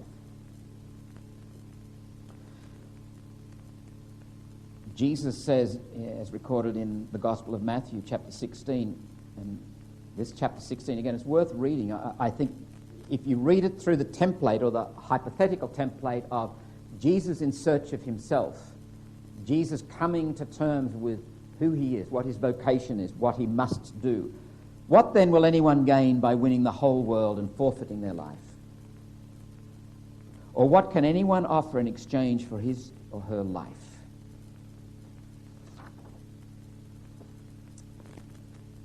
Okay, if I were to ask you, or someone was to come up to you and say, well, who are you? Now, it obviously depends on the context. If you've turned up at the front door and you want to speak to somebody, well, they want to know who you represent, or what right have you got, why would I want to talk with you? Beyond those kinds of situations, how would you identify yourself? It answers the question, who are you? And like Jesus says, who do they say the Son of Man is? Well, Elijah, one of the prophets, John the Baptist. But then Jesus shifts the question, yes, but who do you say I am? And I think behind that is Jesus' own dawning realization being manifested. He's got a pretty fair idea who he is, at least in terms of the journey that must be made. You can't really say who you are. You can say what your name is, what your job is, where you live, whether you're married or not married, whether you have children, how tall you are. You may give it your genealogical tree. But having said all that, having given a lot of descriptions of details about your life, can't the question still be asked, yes, but who are you? I am a question to myself. I am a great mystery. And we fumble for metaphors and symbols to describe this. There are those who would say, well, it's a pointless thing to even ask that question because there is no you. There's just ego. And get on with your life. A few practical questions. And again, I don't think there is an answer to that. So I'm not asking the answer, asking the question to find an answer, but to just bring you up against the notion of you are a mystery. And each of us, I would say, is at the heart of our very being what we must be. We must be a mystery. We have to live that out and not reduce it to some kind of a functional project, as if my identity can be found and worked out in some easily definable way. It cannot. Let me go back to that John of the Cross piece too. One of the images that he's using here is St. Paul's beautiful image of the earthenware vessels from 2 Corinthians chapter 4, verse 7. Let me recall that text for you because I think it is so apropos of Merton's life. Verse 6, first of all. For it is the God who said, let light shine out of darkness, who has shone in our hearts to give the light of the knowledge of the glory of God in the face of Jesus Christ. But we have this treasure in clay jars, so that it may be made clear that this extraordinary power belongs to God and doesn't come from us. In the spiritual life, you tend to end where you begin. If you begin with yourself and what you must do for God, that's where you end up, with yourself doing things for God. And it's a fairly pathetic picture. It almost ends in despair. If you begin with God and the infinite horizons of God's love and God's movement to gather all of creation into that divine life, you end in the unending horizons of God's love. The focus is on God.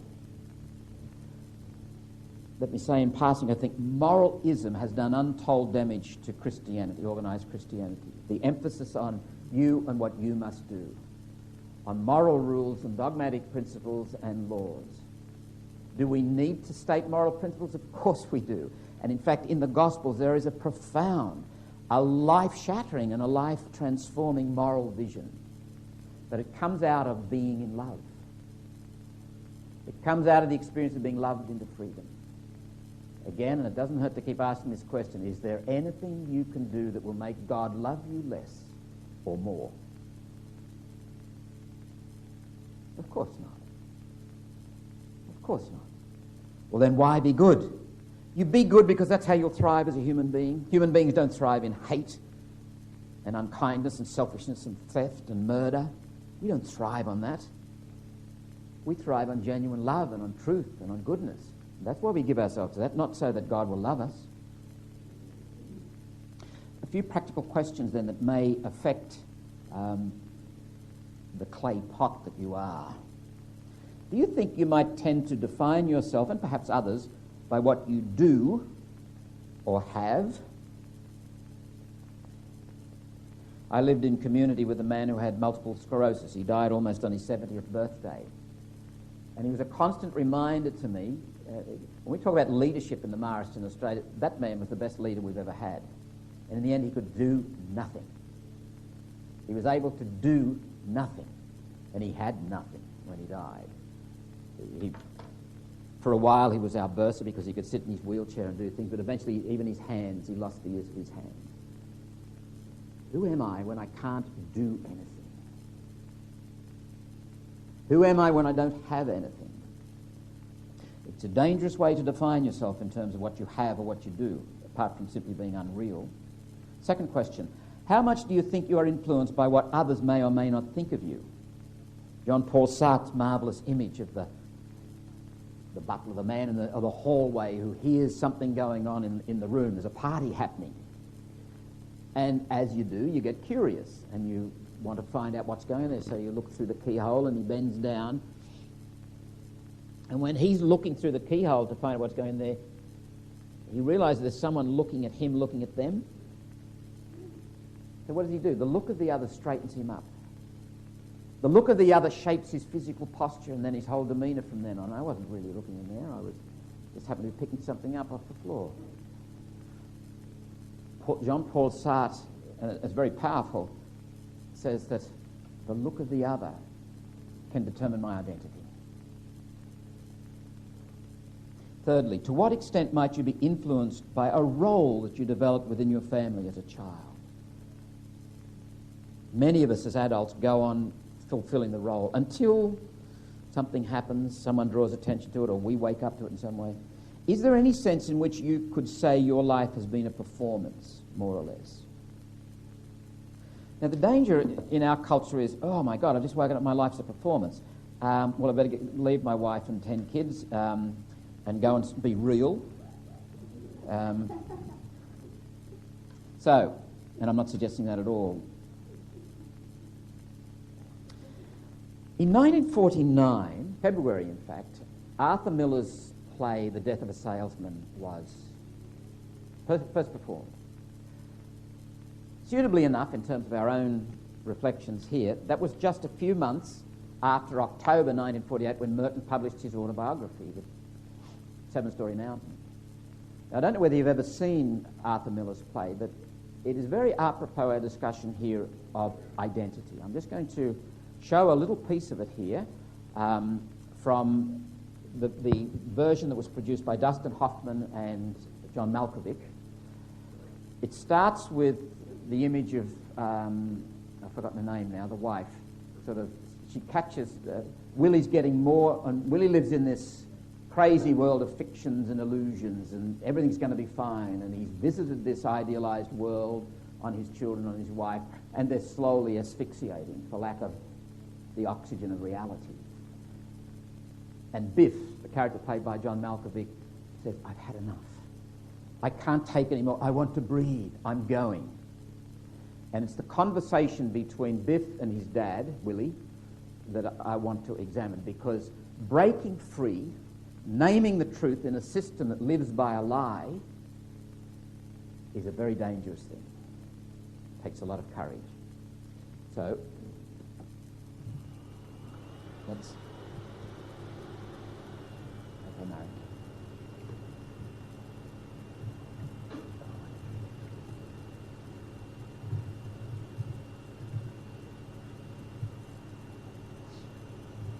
Yeah. Yeah. It won't come on. Sorry.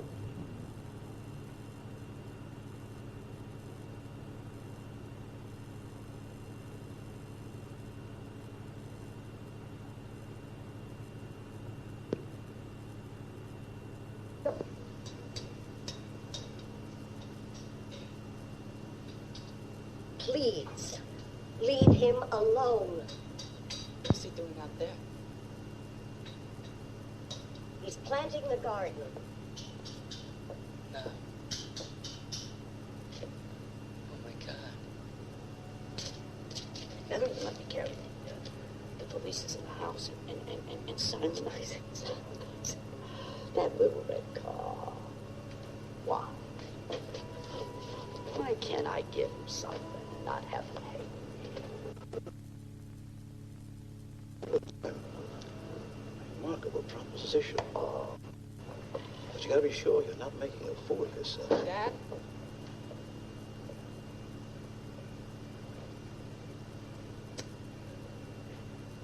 What the hell is that? See, you can't see nothing out here. They boxed in the hole. Dad, there are people all around here. Don't you Oh, realize this that? don't bother me.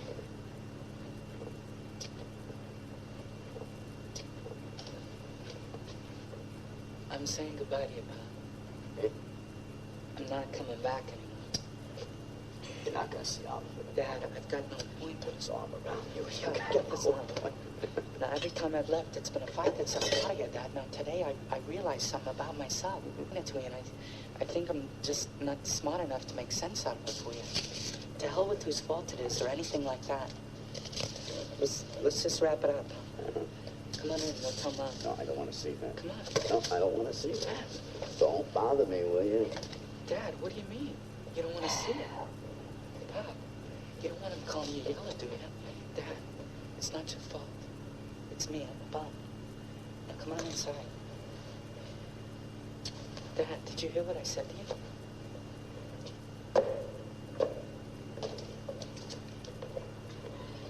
Did you plant here?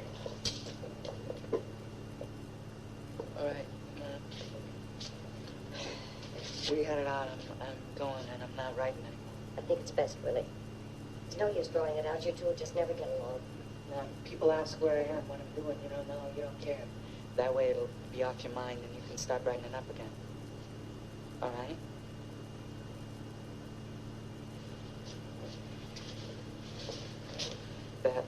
That clears it, doesn't it?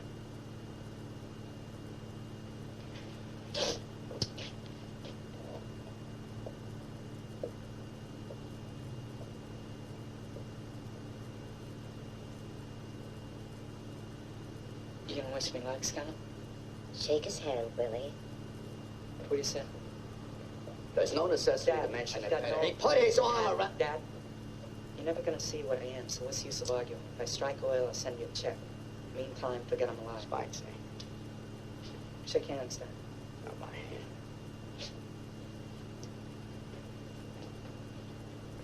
Dad, I was hoping not to go this way. Well, this is the way we're going. Come on. May you rot in hell if you leave this house. Exactly what is it that you want from me? I want you to know on the train, in the mountains, in the valleys, wherever you go, that you cut down your life for spite. No. Spite! Spite is the word of your undoing. And when you're down and out, you remember what did it when you are rotting somewhere beside a railroad track, remember?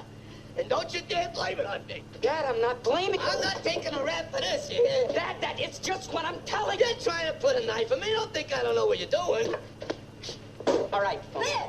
Leave it there. Don't move it. What is that? You know damn well what that I is. never saw that. Yeah, you saw it all right. The mice didn't bring it into the cellar. What is that supposed to do? Is that supposed to make you hero? Never heard. Is that supposed to make me feel sorry for you? Because there will be no pity for you. You hear that? No pity. Here's Spike. No, you're going to hear the truth. What you are and what I Spike! am. Cut it out. You don't know who we are. The man is going to know. We never told the truth for 10 minutes in this house. Well, we always told truth. Big blow. Are you the assistant buyer? You were one of the two assistants to the assistant, aren't you? Well, I'm practically. No, you are practically full of it.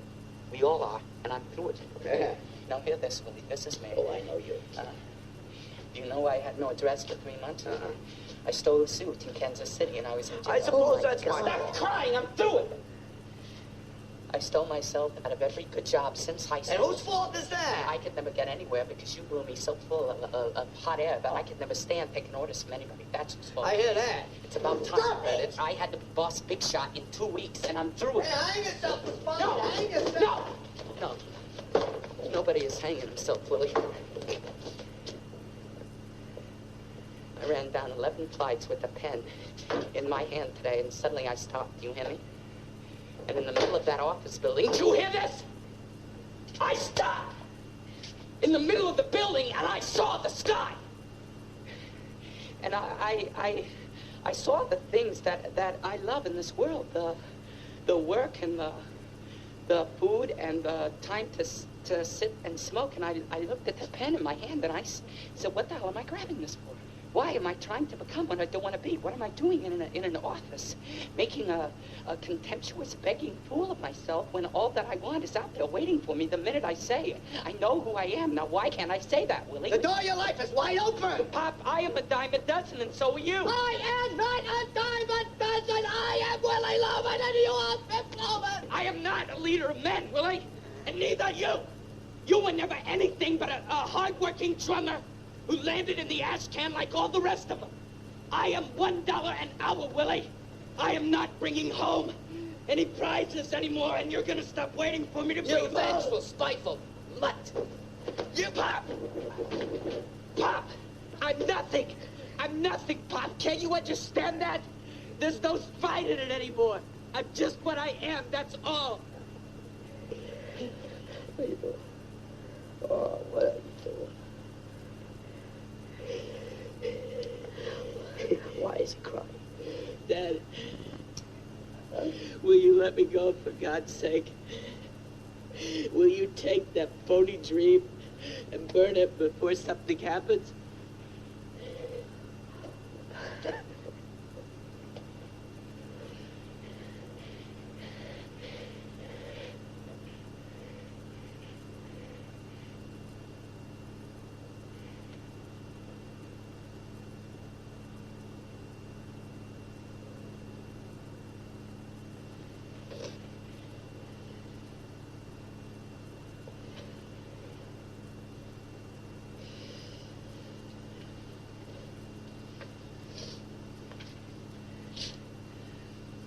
I'll go in the morning.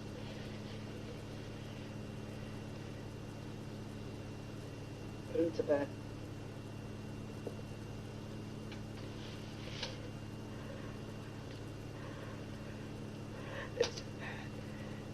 Isn't that remarkable? Biffy. He likes it. He loves you, Willie.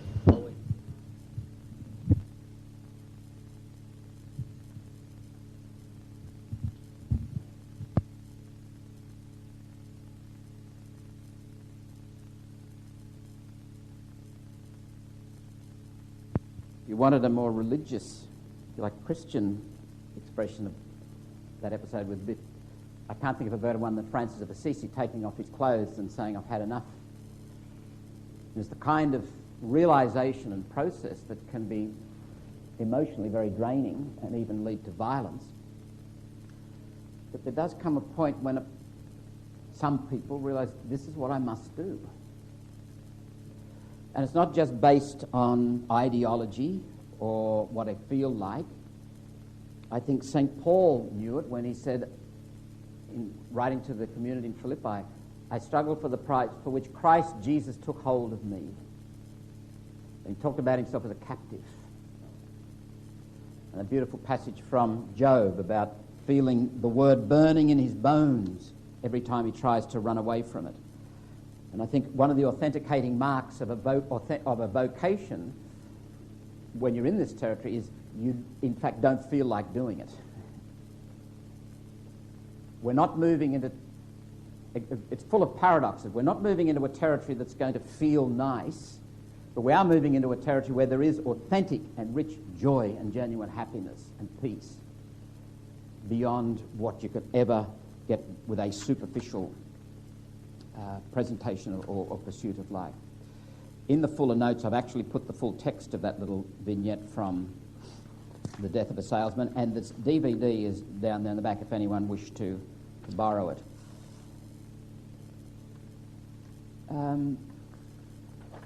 Let's have just a brief reflection here on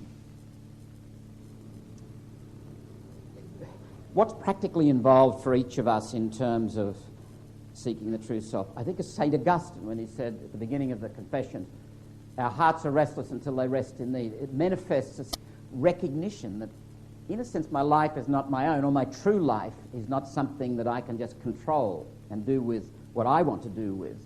It's a question of submitting to something which Merton has called a primordial yes that's in my being. Discovering an identity incrementally and into which I grow, and will leave me restless, a pilgrim, not knowing exactly where I am going, not being able to tell you what life is about as clearly as I used to.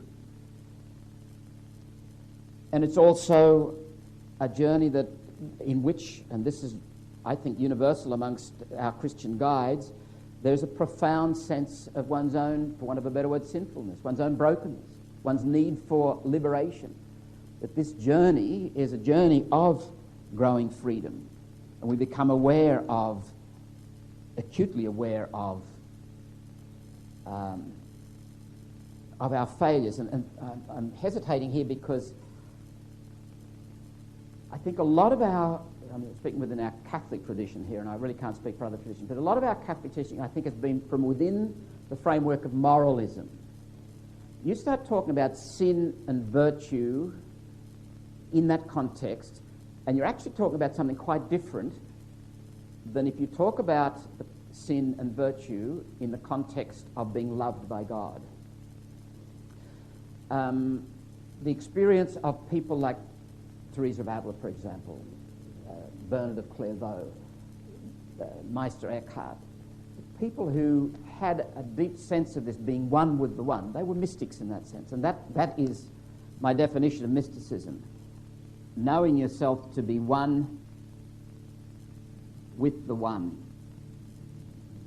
And that definition applies beyond Christianity and even beyond religion. But for these people, they know it's a oneness that comes in Christ. It's a unity of being.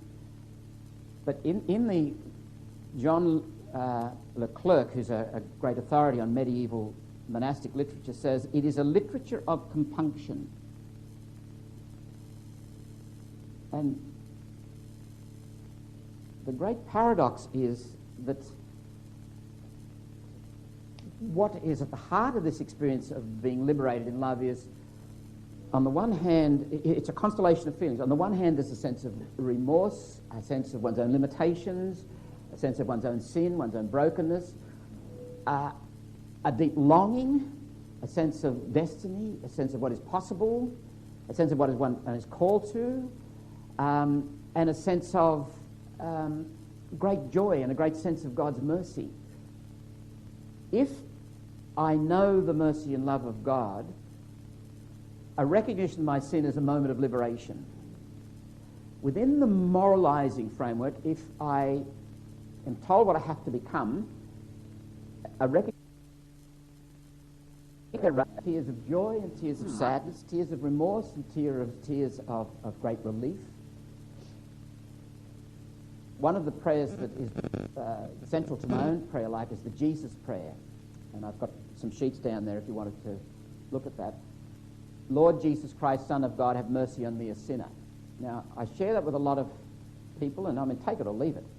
People say, oh, I don't want to say I'm a sinner. I have absolutely no trouble in saying that whatsoever. Within a moralistic framework, if I say I'm a sinner, I'm saying I'm not trying hard enough. It's a sort of a down, I put myself down. It's a self-negating kind of comment. If I say I'm a sinner, I want to expose all that's in me that needs to be liberated. I want to make myself as available as possible to the freeing grace of God to become what I am called to be. And therefore, the recognition of sin and brokenness is a gateway to something better. This is why the great mystics are not afraid to admit that they are sinners. Now, within a moralistic framework,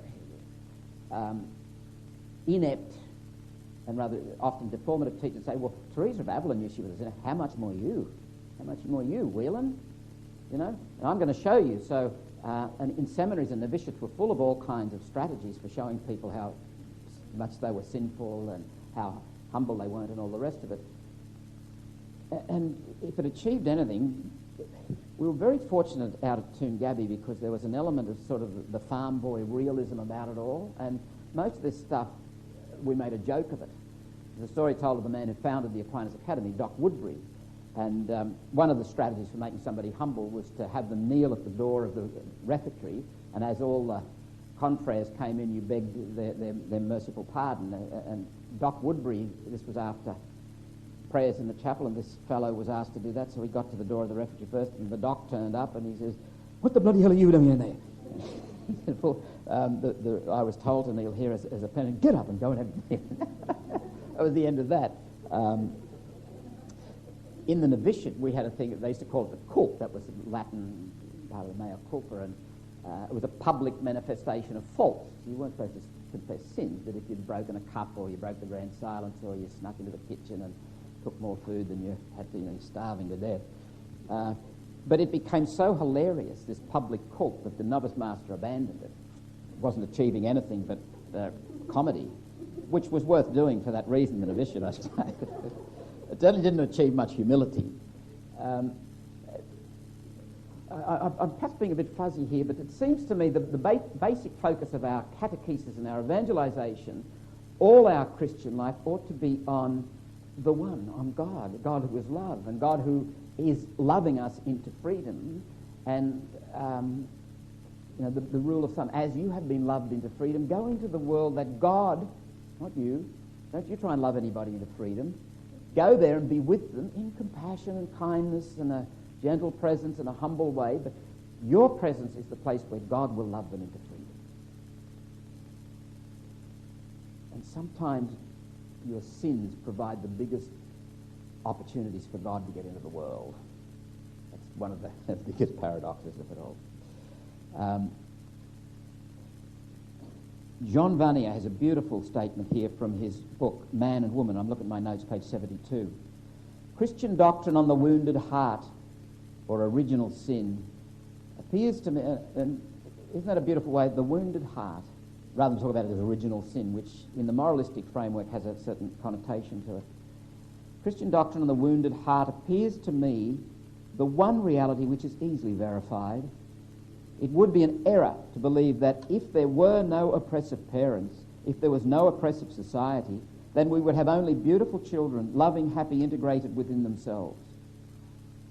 No, in the heart of each of us, there is division, there is fear, there's fragility, there's a defense system which protects our vulnerability, there's a flight from pain, there's evil, and there's darkness. And that's realism, and that's part of who I am.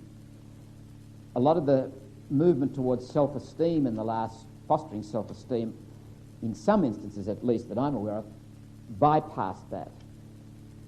If your self-esteem depends on denying the darkness that's in your soul, it's phony. The best way to foster self-esteem is to love people honestly. And if a child does something bad, it's best to draw their attention to it. There's no future in saying, oh, well, be careful because you might hurt the child's self-esteem. The child will hurt more than self-esteem later on.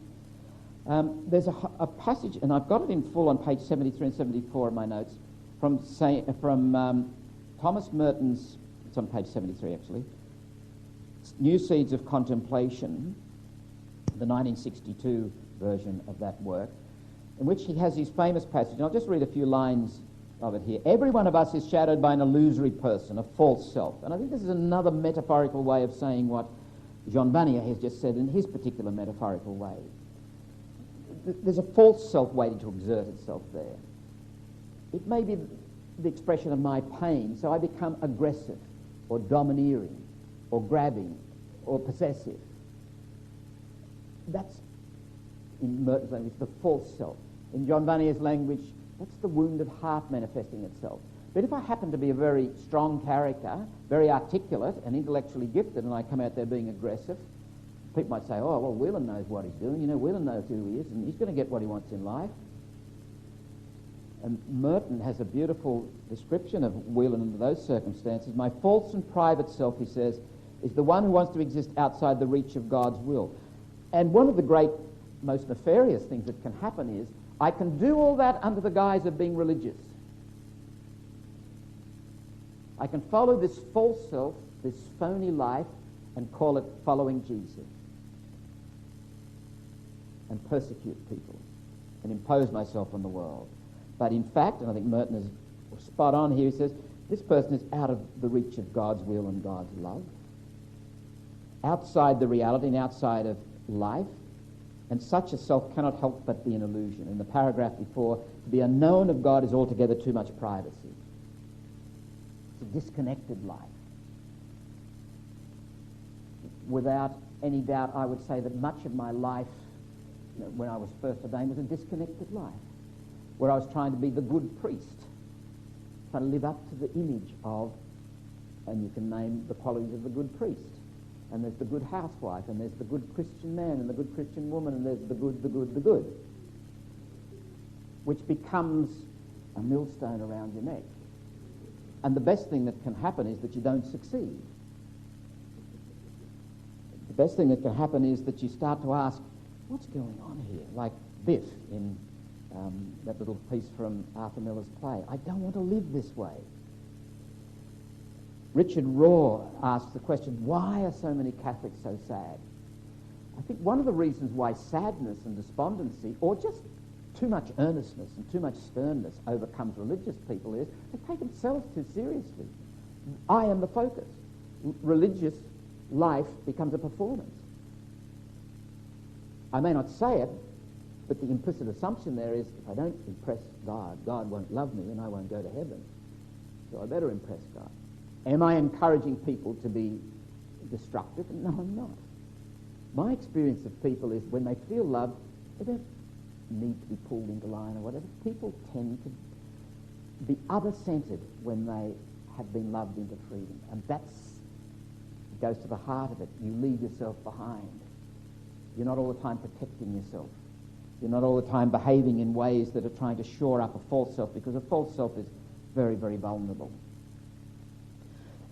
Any comments or questions arising? There is...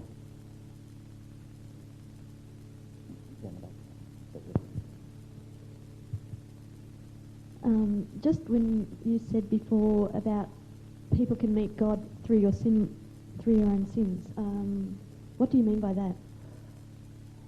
St. Paul says, all things work for the good of those who love God. And St. Augustine picked up on that, as did Maestro Eckhart later on, and said, yes, even our sins. Think for yourself, and I'll give you an example from my own life. People whom I've met who are alcoholics. I remember as a young man going to I'm not alcoholic myself, but I went to an AA meeting, a number of them actually, and there was Father Kennedy. Did you any of you know Father Kennedy?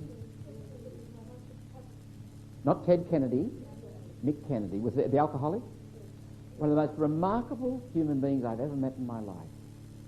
And I'll still remember him talking to us out at Toongabbie, and he said, when he was ordained, he got into heavy drinking, used to go to places where he could get drinks. Cardinal Gilroy just dismissed him, suspended him, and he finished up, I think, in Wagga. And they brought him back to Sydney to Heidelberg in a straitjacket. This man's life was in absolute tatters. And he said, Dr. Minogue. He said, when I came to, Dr. Minogue was standing there and said, I've been praying for you. We need an alcoholic priest. Now, I met a priest in Boston who'd been sent across the world to spend time with Father Kennedy, to help him put his life together, and he did. That's an example. I mean, it's an extreme example. Think of your own life. Very often it's the disappointments, the failures, it's the bad experiences that are the really teaching moments. Yes, I understand that. So the good things can come out of, experiences that haven't been. Well, that's so what I'm great. saying. I'm not saying sin per se. Oh, okay. Okay. Let me give you a current example. As you were, I was deeply shocked the other night to hear what happened to John Brogden. John Brogden? Yeah. I just felt, my heart sank for the man, for his wife, just the situation. And I wonder whether that's not in his life a moment of sort of ego desperation. He's been running very successfully.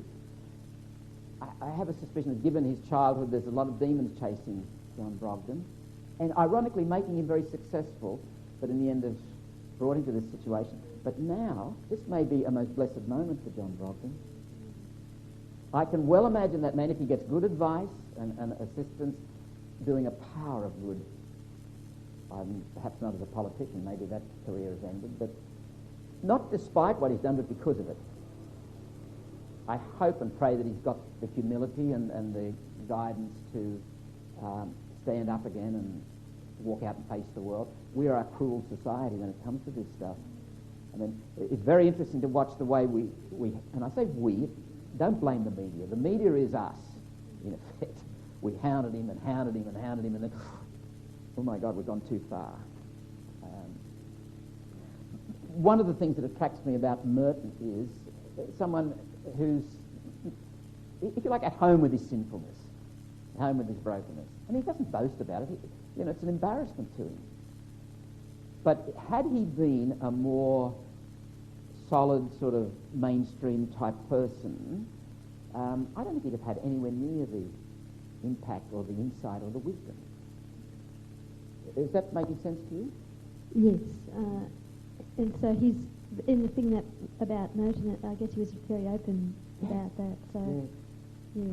And there's beautiful lines at the end of his, there's a couple of them, right at the very end of the Seven-Storey Mountain. We talked about the burnt ones, where he's been drawn into this life. And the burnt ones, initially he said somewhere else, I've got it in a footnote somewhere in the notes, these are the prophets of the Old Testament and so forth, but his use of fire, like his use of rain, is a very interesting one, to be burnt by God. And this is part of the I don't feel like doing this. When it comes down to I do want to because I must.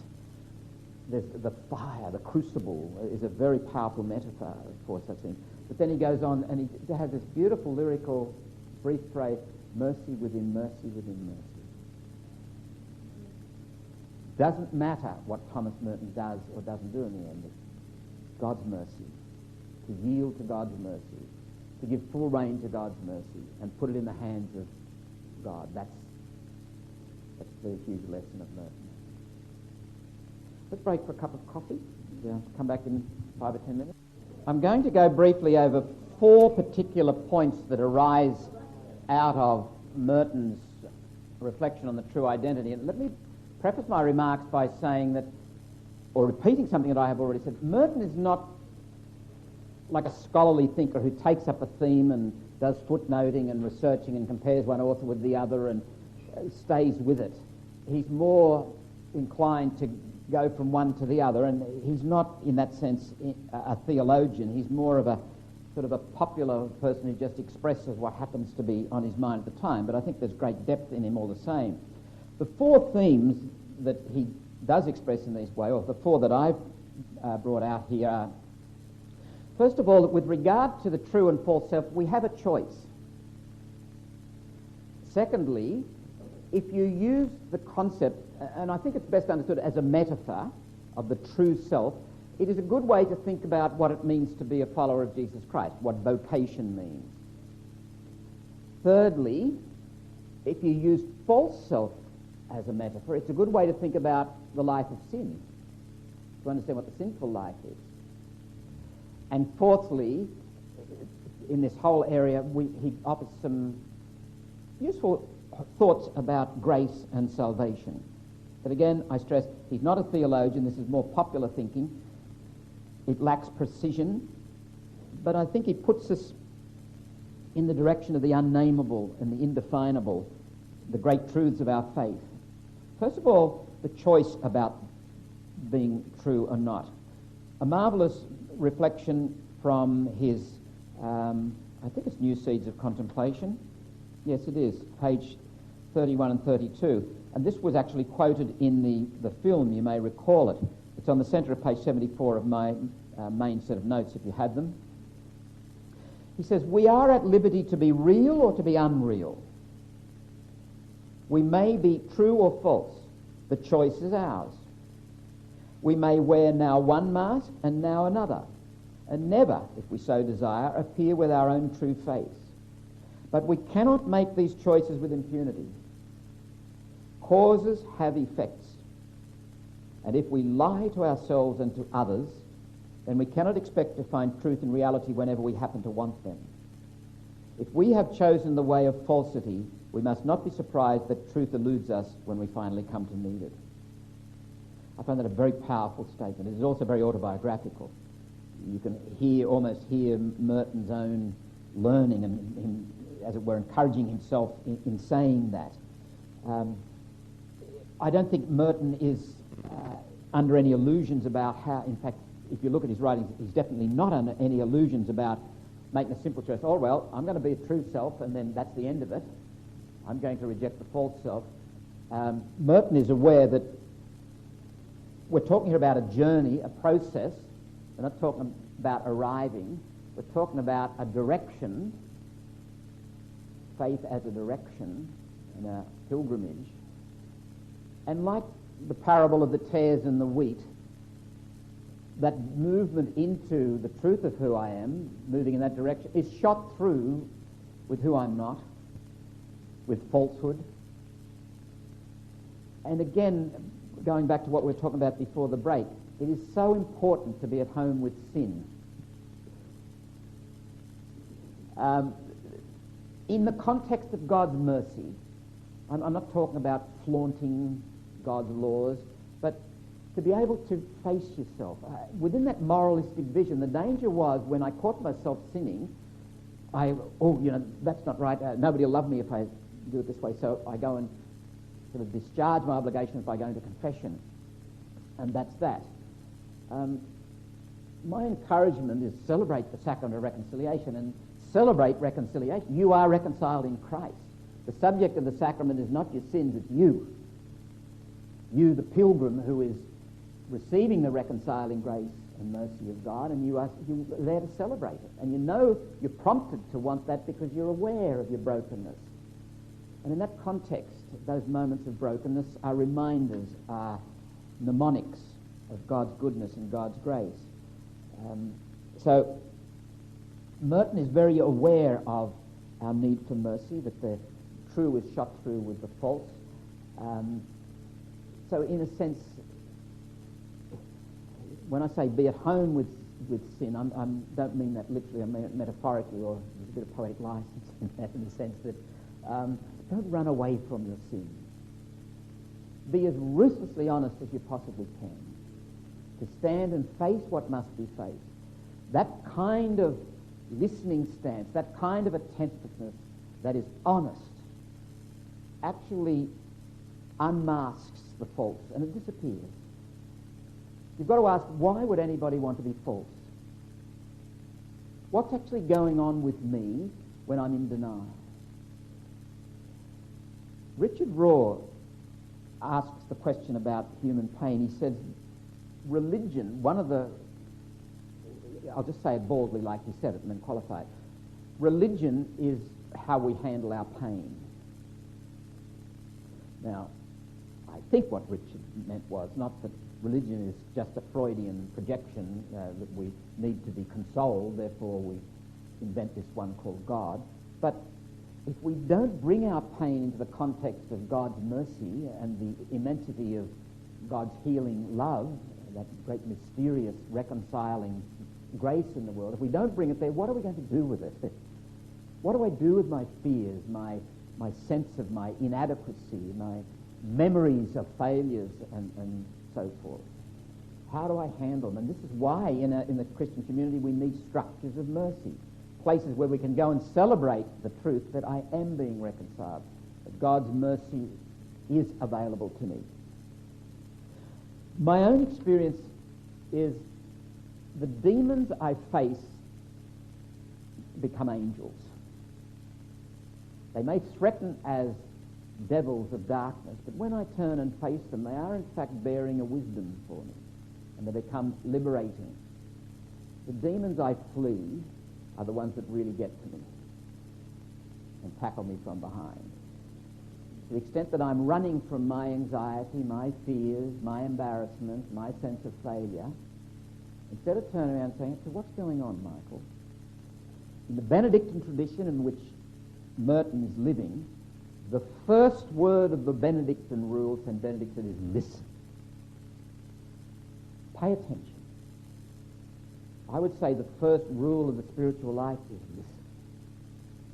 And the second rule is keep on listening. And the third rule is never stop listening. And not because you're looking for answers, but the listening stance and that open questioning is allowing myself to be drawn more deeply into what is real, and what is true, and what is good, and what is beautiful, and what is full of peace. So the first point, Merton says, this is a choice, whether I go down that path or the other. And it's a moment-by-moment choice. I'm constantly faced. Do I face what is there, or do I flee it? The life of evasion is the life unto death. The life of facing is the life unto freedom and life. The second point that Merton brings out is that this true self, this concept of the true self, is a way of understanding what I am called to in Christ. To be a faithful Christian is to go on that journey of facing what must be faced and allowing to emerge who I most deeply am, the truth of myself, so that I may submit and abandon myself to that. And remember, I find my true self in God. In the middle of page 75, if you have it there in front of you, I have a quotation from Merton's book, Conjectures of a Guilty Bystander. And in the middle of that quotation, Merton says, one must live as a Christian, act as a Christian, with a life and an activity which spring from the unconditional yes of Christ to the Father's will. Where's the focus? Not on me, but Christ in me. Again from Galatians, I live now, not I, but Christ lives in me. Practically speaking, how do I allow that to become a concrete reality in my life? By constantly listening and submitting to what is true and what is good. And that doesn't mean making yourself a doormat for everybody to walk over, but it does mean a constant willingness to stand for what is real. And sometimes it might mean doing what John Malkovich, what Biff does there, and standing up and making your statement in a way that is quite dangerous. But it is submitting to the truth and making yourself available to God. As Meister Eckhart says, letting go and let God. The yes of Christ to the Father's will incarnated in our own unconditional yes to the reality, truth and love which are made fully accessible to us in the person and in the cross of Christ. And so I come to know myself, and this is an expression that who am I, he says? I am one loved by Christ. Not, I am a moral agent who defines himself or herself by virtue. Am I decrying virtue? I am not. I'm situating virtue, the notion of Christian virtue, in the concept of being loved as an expression of that, and it can only start to happen if that is an actual experience in my life. Again, Merton says in New Seeds, to say I am made in the image and likeness of God is to say that love is the reason for my existence, for God is love. Love is my true identity. Selflessness is my true self. Love is my true character. Love is my name. There is a very practical spin-off once we start to think in terms of the Christian life as mystical rather than moral, or mystical before it is moral. When we move away from moralism to mysticism, in terms of moral vision, in terms of moral philosophy or ethics, I don't know that we as Christians have got anything special to bring to the world that others can't bring. Most of the great world traditions emphasize compassion, altruism of one form or another, kindness, care, and some of the most loving, careful people who fight for justice in the world aren't Christians. What is specifically of Christ? What is it that makes us Christians? And I think it is God. It is the God life. We are baptized into Christ. It is the reality of the love of God at work in us. And to grow into that, and to embody that, is the essence of the Christian life.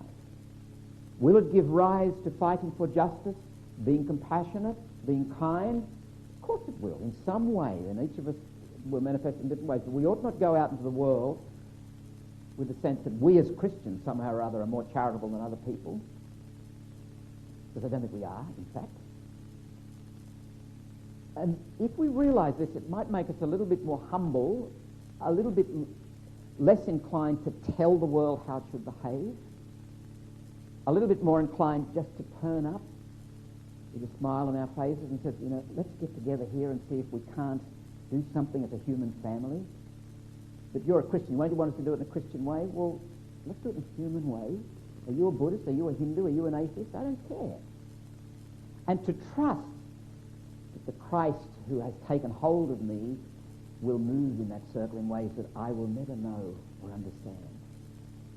And I may, in fact, be called, there may be an occasion where I'm called to speak quite explicitly about what I believe. And I should do it with courage and with clarity. But I don't think I have to be telling people how to behave and what Jesus told us all to do, as if somehow or other there's a handbook of behaviour in the Gospels that if the world only took it seriously. It's not at all clear. There's lots of situations in which we don't know how to behave. And the great moral questions are of that kind. I mean, if they were just choices between obvious evil and obvious good, well, you choose the obvious good, don't you? Everybody would, unless they're pathological. But more often than not, you could say, well, this way, but on the other hand, this way, and, should we go over to Iraq and start fighting a war over there? Well, I was one of those crazy people who went in the streets and said, no, you shouldn't, it's immoral. But there are other people more decent and more moral than me stood up and said, well, no, it's the moral thing to do it. Who was right? And just because you lose the war doesn't mean it was wrong to go there. I still think it was wrong to go there, but that's not a question. At the top of page 76, quotation again from The New Man, which is Merton's 1962 book. If my true spiritual identity is found in my identification with Christ, then to know myself fully, I must know Christ. And herein lies the value of the Lectio, in which we talk about taking up the Gospels and making of them in my life a companionship with Jesus, and listen carefully to the Gospels. And we will if we read the Gospels through the moralistic lens, we'll be looking for rules and guidelines for behaviour.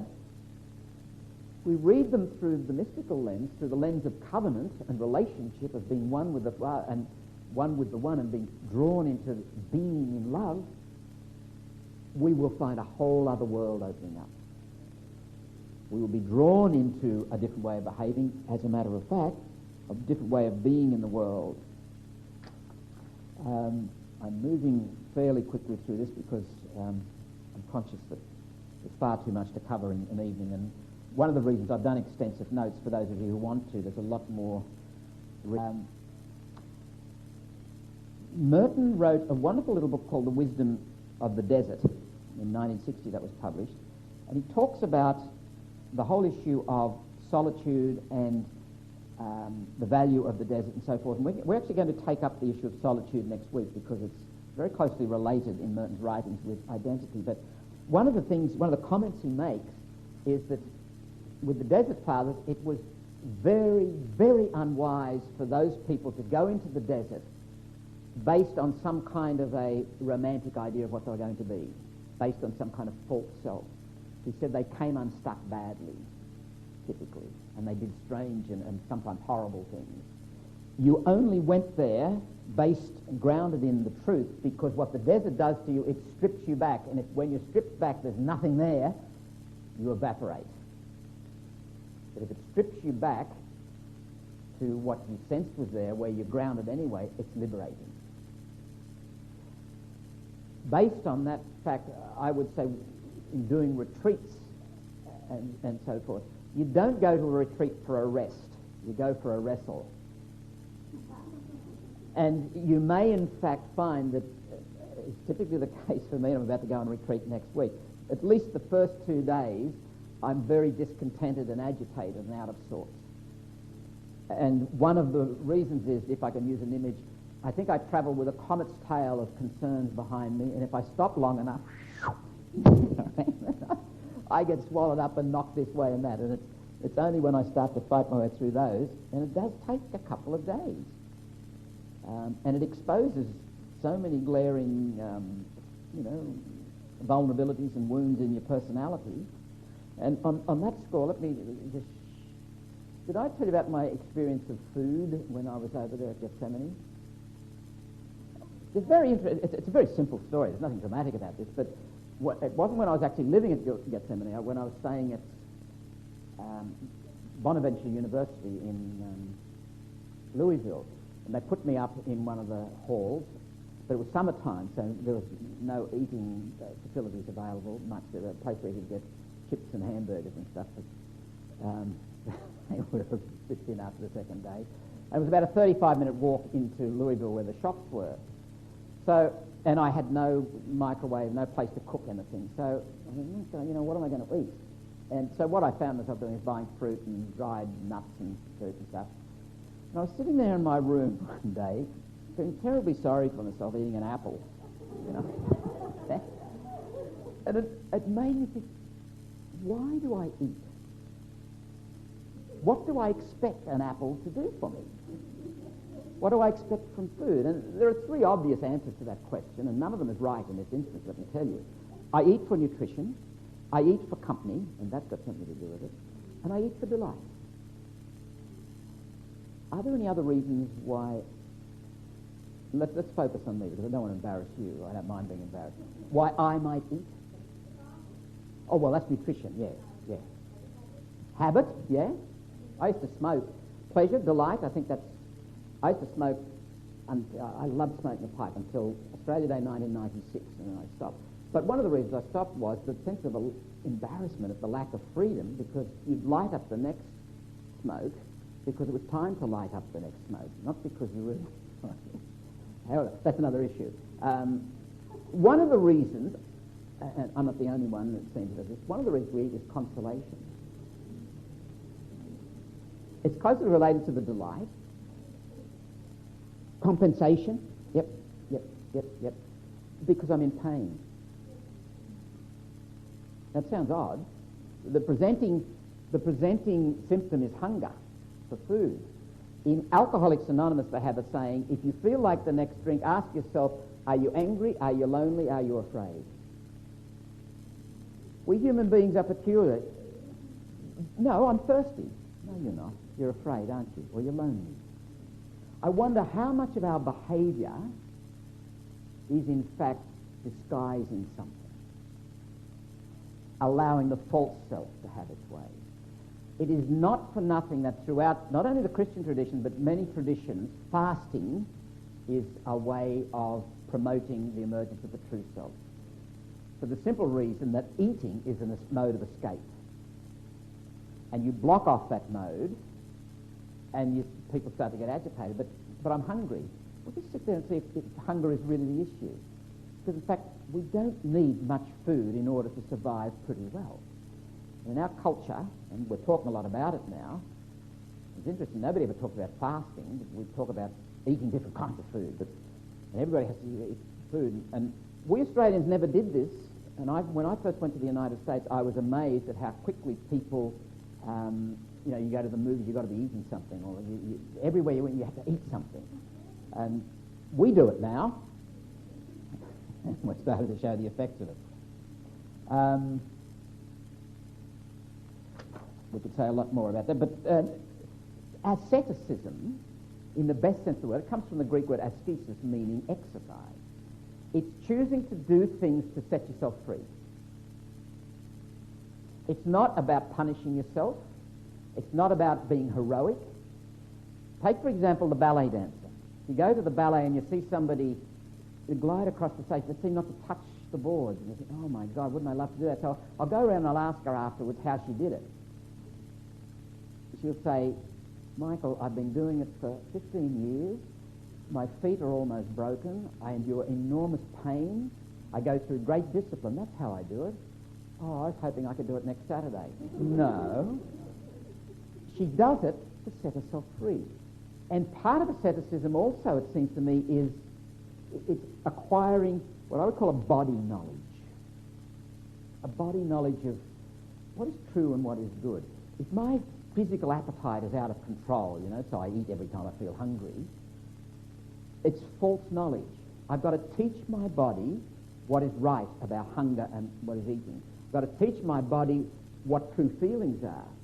I've got to teach my body to distinguish between a genuine physical hunger for food and loneliness or sadness, etc. Yes? Just a little comment on that. Little children can't identify the difference between being tired and being hungry. Quite often a little one, I'm not talking about tiny babies, but a little one, around 2 to 4, will actually, when they're very tired, keep saying, oh, but I'm hungry, but I'm hungry.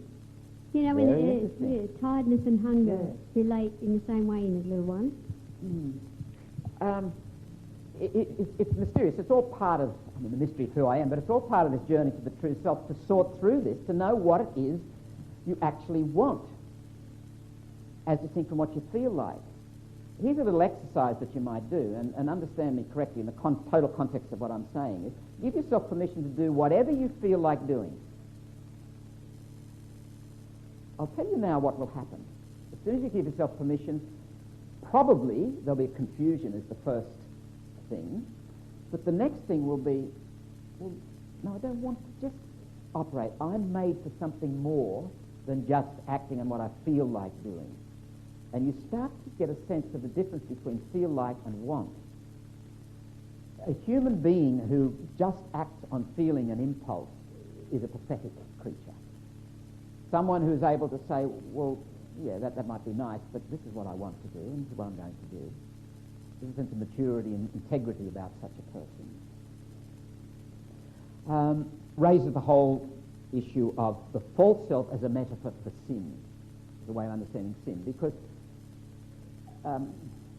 it is the way of death. It is the way away from what God has called you to be. It is the way away from grace.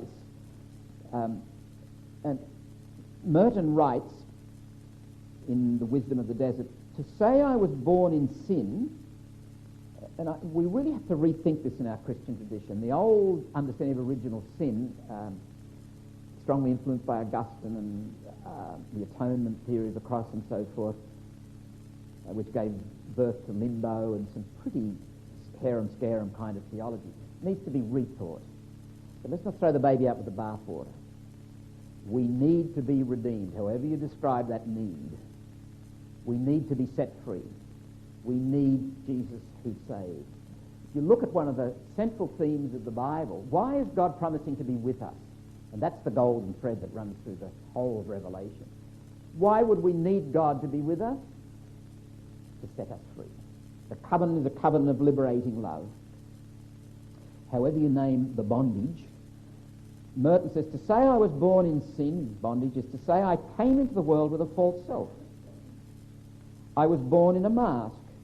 I came into existence under a sign of contradiction, being someone that I was never intended to be, and therefore a denial of what I am supposed to be.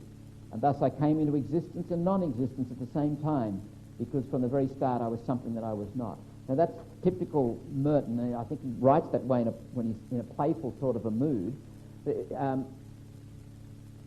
I think one of the joys and one of the challenges and one of the duties of parenthood surely is to provide an environment which nurtures the true self into being of the individual child. Were you going to?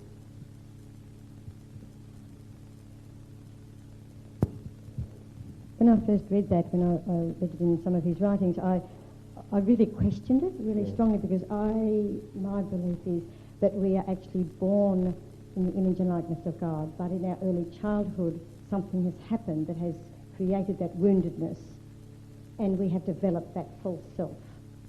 And so we have lived into that like negative self-definition, negative identity thing, but that we weren't born with it.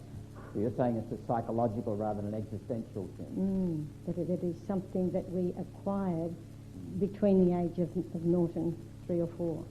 So why would we need God to save us from that?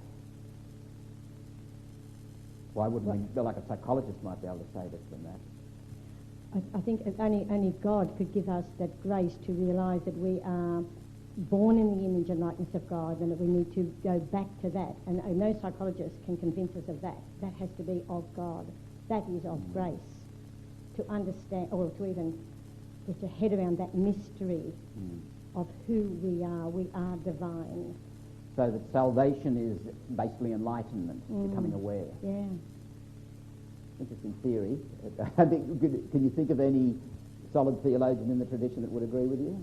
No, because I'm not a theologian. But I think it's what Merton's actually saying, to be quite honest. Oh. I think it's, yeah, okay.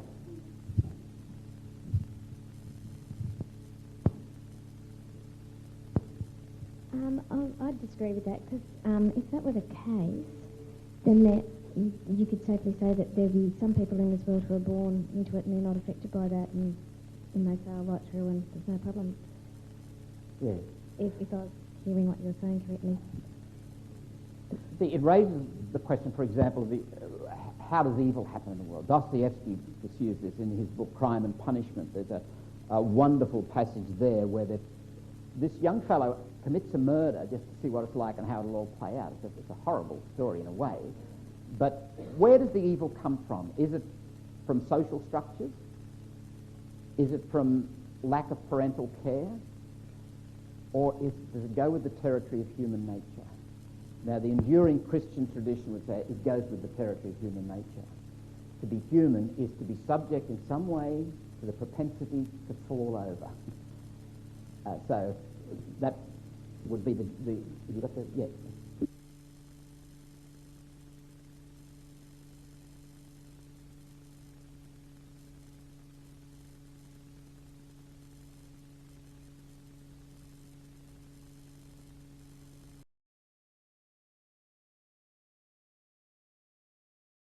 Aquinas Academy 2005, Exploring the Thought and Spirit of Thomas Merton with Michael Whelan. This is Session 5, Solitude. All right, our topic tonight is solitude, and it is closely related to the issue of identity, which we reflected on last week, that whole wrestling struggle to be who I am. That struggle demands solitude. One of the struggles we ourselves will have tonight is to ask and address the question, what is solitude? And let me forewarn you, there is no simple definition of solitude. And it's not just the physical solitude. You can, in fact, be in solitude in a huge crowd, and you can have a huge crowd inside yourself when you're on your own, as it were, as St. Bernard of Clairvaux pointed out.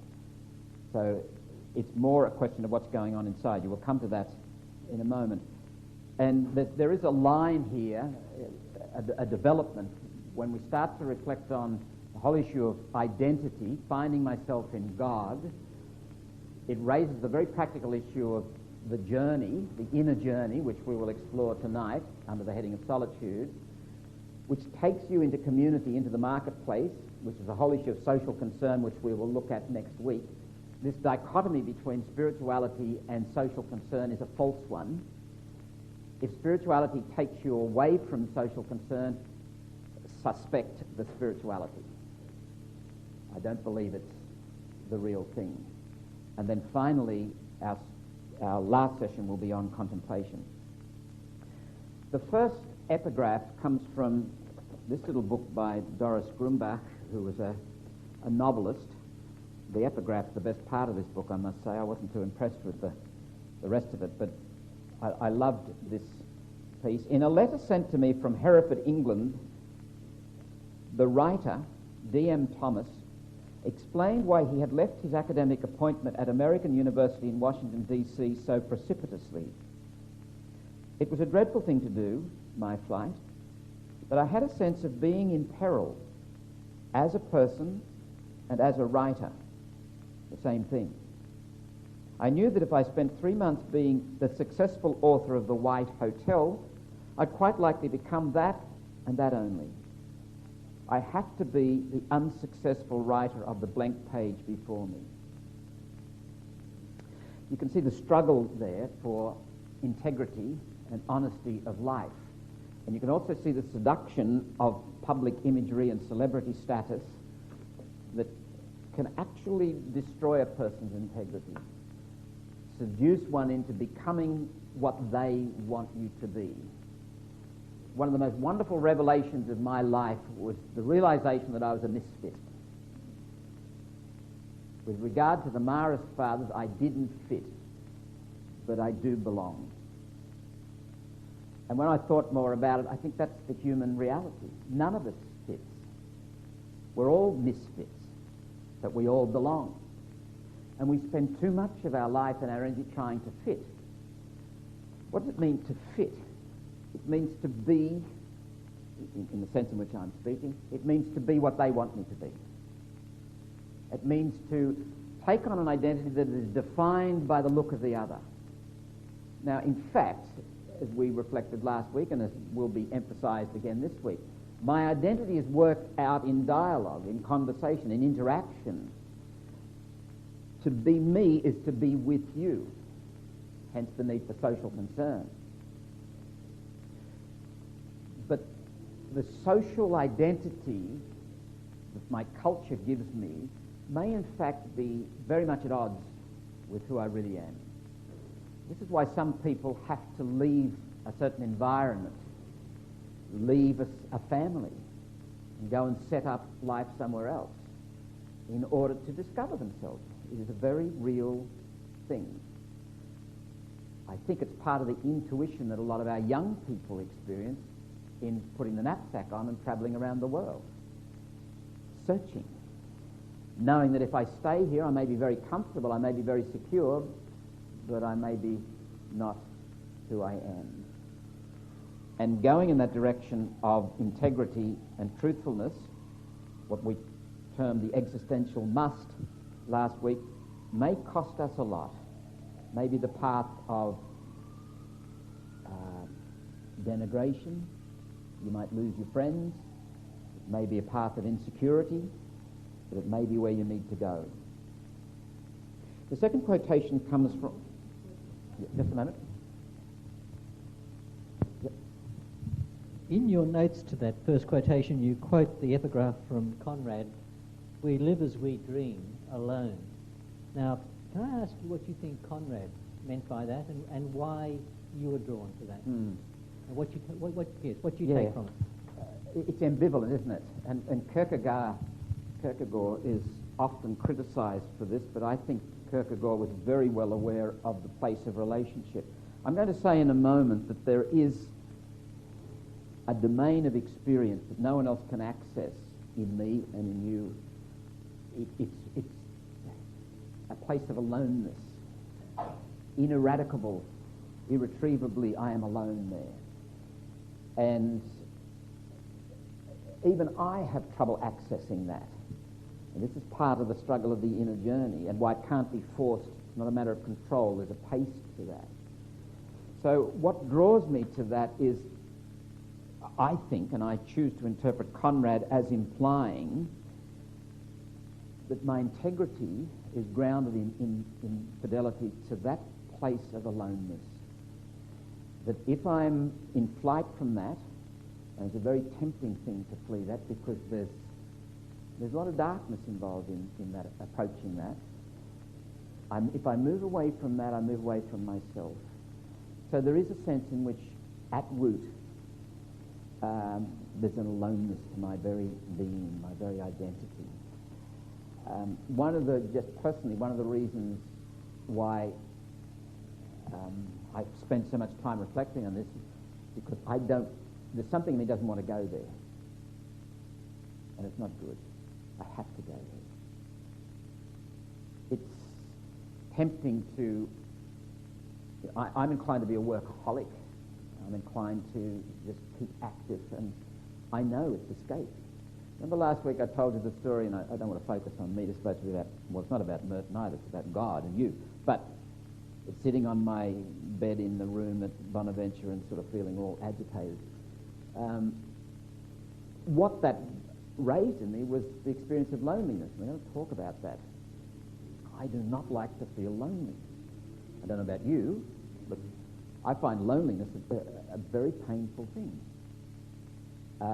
But it's something that I have to face. And I'm going to say in a moment that loneliness actually gives way, when you face it, to aloneness, which takes you where I think Conrad is pointing, and aloneness, when we stay with it, takes us into solitude. But I'm getting ahead of myself. So I hope it unfolds a little bit more clearly as we go, Paul. John Leclerc, who is probably one of the eminent medievalists, scholars within the church, I don't know that he's still alive. He was a personal friend of Merton's and admired him a lot, and wrote an introduction to Merton's Contemplation in the World of Action, which was a posthumous publication of many of Merton's essays, mostly about the renewal of monastic life, but they have relevance in other areas. Leclerc wrote, "Union with God is not the whole of the mystery, because the experience is at the same time communion with people." And here's a theme that's going to come up again and again and again, and it's a huge paradox. The more I come home to myself, the more I'm likely to be at home with you. The more I am alienated from myself, the more I'm likely to be alienated from you. Someone who is at odds with people, aggressive, sharp, has got a problem in here that they're not facing and not dealing with. Solitude, in which there is no other activity at all, becomes for Merton the symbol of this absolute, ultimate and inexhaustible encounter with God and with humanity. Nothing occurs, nothing happens, and yet everything is given, received, shared, given back by God to us in many ways, through the written word, through conversation, through the example of a smile, of joy, and the message becomes more and more specific, simple in its form, more and more direct, and perhaps even shocking, but always more apt to leap over the barricades to push back the frontiers. Another paradox there is the inactivity and activity, the passivity and activity. I've met a number of monks in my time, and I reckon within 5 minutes I can tell the difference between a monk who's been on the road faithfully for, say, 30 or 40 years and a monk who's been on the road for about 3 or 4 years. And the outstanding characteristic in my experience of those who've lived the monastic life, and in the monastic life there is a lot of solitude, a lot of this facing and being present to yourself. The outstanding characteristic is gentleness. I have here in this folder of photographs a photograph of a friend of mine, Brother Gerlach. You can find it in there if you like. Now, it's not the kind of celebrity type photograph. It looks rather weird, actually. There's just such a wonderful gentleness about these people who've given themselves to that self-transcending process of facing the truth in every moment of every day. I have here a book entitled How Far to Follow, The Martyrs of Atlas. You may remember back in 1996 there was a Trappist monastery in Algeria. A group of terrorists kidnapped a lot of them and slaughtered them. And this is a little book. They found the journal of Father Christian, who was the abbot, and there were some notes and letters, and they put it together in quite a lovely little book. But the oldest, there were 7 of them. The oldest was a Brother Luke, and on his 80th birthday, he reflected, he said, Tiburghine is where they were living, has withstood both the war and the terrorists. It's a mystery. When I am dying, if it's not a violent death, I would ask that you read me the parable of the prodigal son and say the Jesus prayer. Then give me a glass of champagne, if there is any, so that I can say goodbye to this world before drinking the new wine. Typical of a Frenchman. And Father Christian, in his journal, had written, when we face an adieu, if it should happen one day, and it could be today, that I become a victim of the terrorism which now seems ready to engulf all the foreigners living in Algeria, I would like my community, my church, and my family to remember that my life was given to God and to this country. I ask them to accept the fact that the one master of all life was not a stranger to this brutal departure. I would ask them to pray for me, for how could I be found worthy of such an offering? I ask them to associate this death with so many other equally violent ones, which are forgotten through indifference or anonymity. One of the themes that's going to emerge as we reflect on solitude is the theme of death and dying. Literal death and the more metaphorical dying. What frightens me about my loneliness is the dying that's involved in it. It's one of the brothers of death in life. We face death daily. And to the extent that I'm willing to embrace that rhythm, Thomas Merton in another context calls it the Paschal rhythm, to that extent I will live. And that's not just a religious thing, that's a human thing. I would say, from my own experience, show me a person of some depth of humanity, some richness, qualities of compassion and mercy, and I'll show you someone who's done a lot of dying in their living. Show me someone who is mean and aggressive and hard-edged, and I'll show you someone who's done a lot of refusal of dying in their living. In other words, they're carrying bundles of death around with them. They become purveyors of death. Solitude is a journey through dying unto life. Merton himself writes, what can we gain by sailing to the moon if we're not able to cross the abyss that separates us from ourselves? This is the most important of all voyages of discovery, and without it, all the rest are not only useless but disastrous. Proof? Great travellers and colonisers of the Renaissance were, for the most part, men who perhaps were capable of the things they did precisely because they were alienated from themselves. In subjugating primitive worlds, they only imposed on them, with the force of cannons, their own confusion and their own alienation. Very interesting suggestion about colonialism and domination and imperialism and what's actually going on there psychologically and spiritually. We're going to look in a moment at a possible connection, again pursuing the notion of death and dying. I don't want this to be a terribly heavy section, but it's sort of like going under to come up somewhere else. The connection between violence, the violence that I inflict on the world or that any human being inflicts on the world, and the inability or the unwillingness to face what's going on inside. And in particularly the connection between loneliness and violence. In the Gospels we read, Luke 5:16, the news of him kept spreading, and large crowds would gather to hear him and to have their illnesses cured, that he'd go off to some deserted place and pray. Now, I don't know whether you saw the Sydney Morning Herald yesterday. On page 9, there was a very sad news report out of many sad reports from what's happening in New Orleans at the moment. This one was written by somebody called Cain Bordeaux, and the title of the report, only a few hundred words, From Law to Disorder, a Life Ends in Chaos. And it's a story about a police sergeant, Paul Accardo. He said life was not supposed to end this way for Sergeant Paul Accardo, alone in chaos. He wrote a note telling anyone who found him who to contact, a fellow officer. He was precise and thoughtful to the end. Then he stuck a gun into his mouth and killed himself. Sergeant Accardo was one of 2 city police officers who committed suicide last week as New Orleans descended into an abyss of death and destruction caused by Hurricane Katrina. I'm sorry, I shouldn't say hurricane. Back when life was normal and structured, Sergeant Accardo served as one of the police department's chief spokesmen. He reported murders and rapes in measured words, his bespectacled face benign and familiar on the nightly news.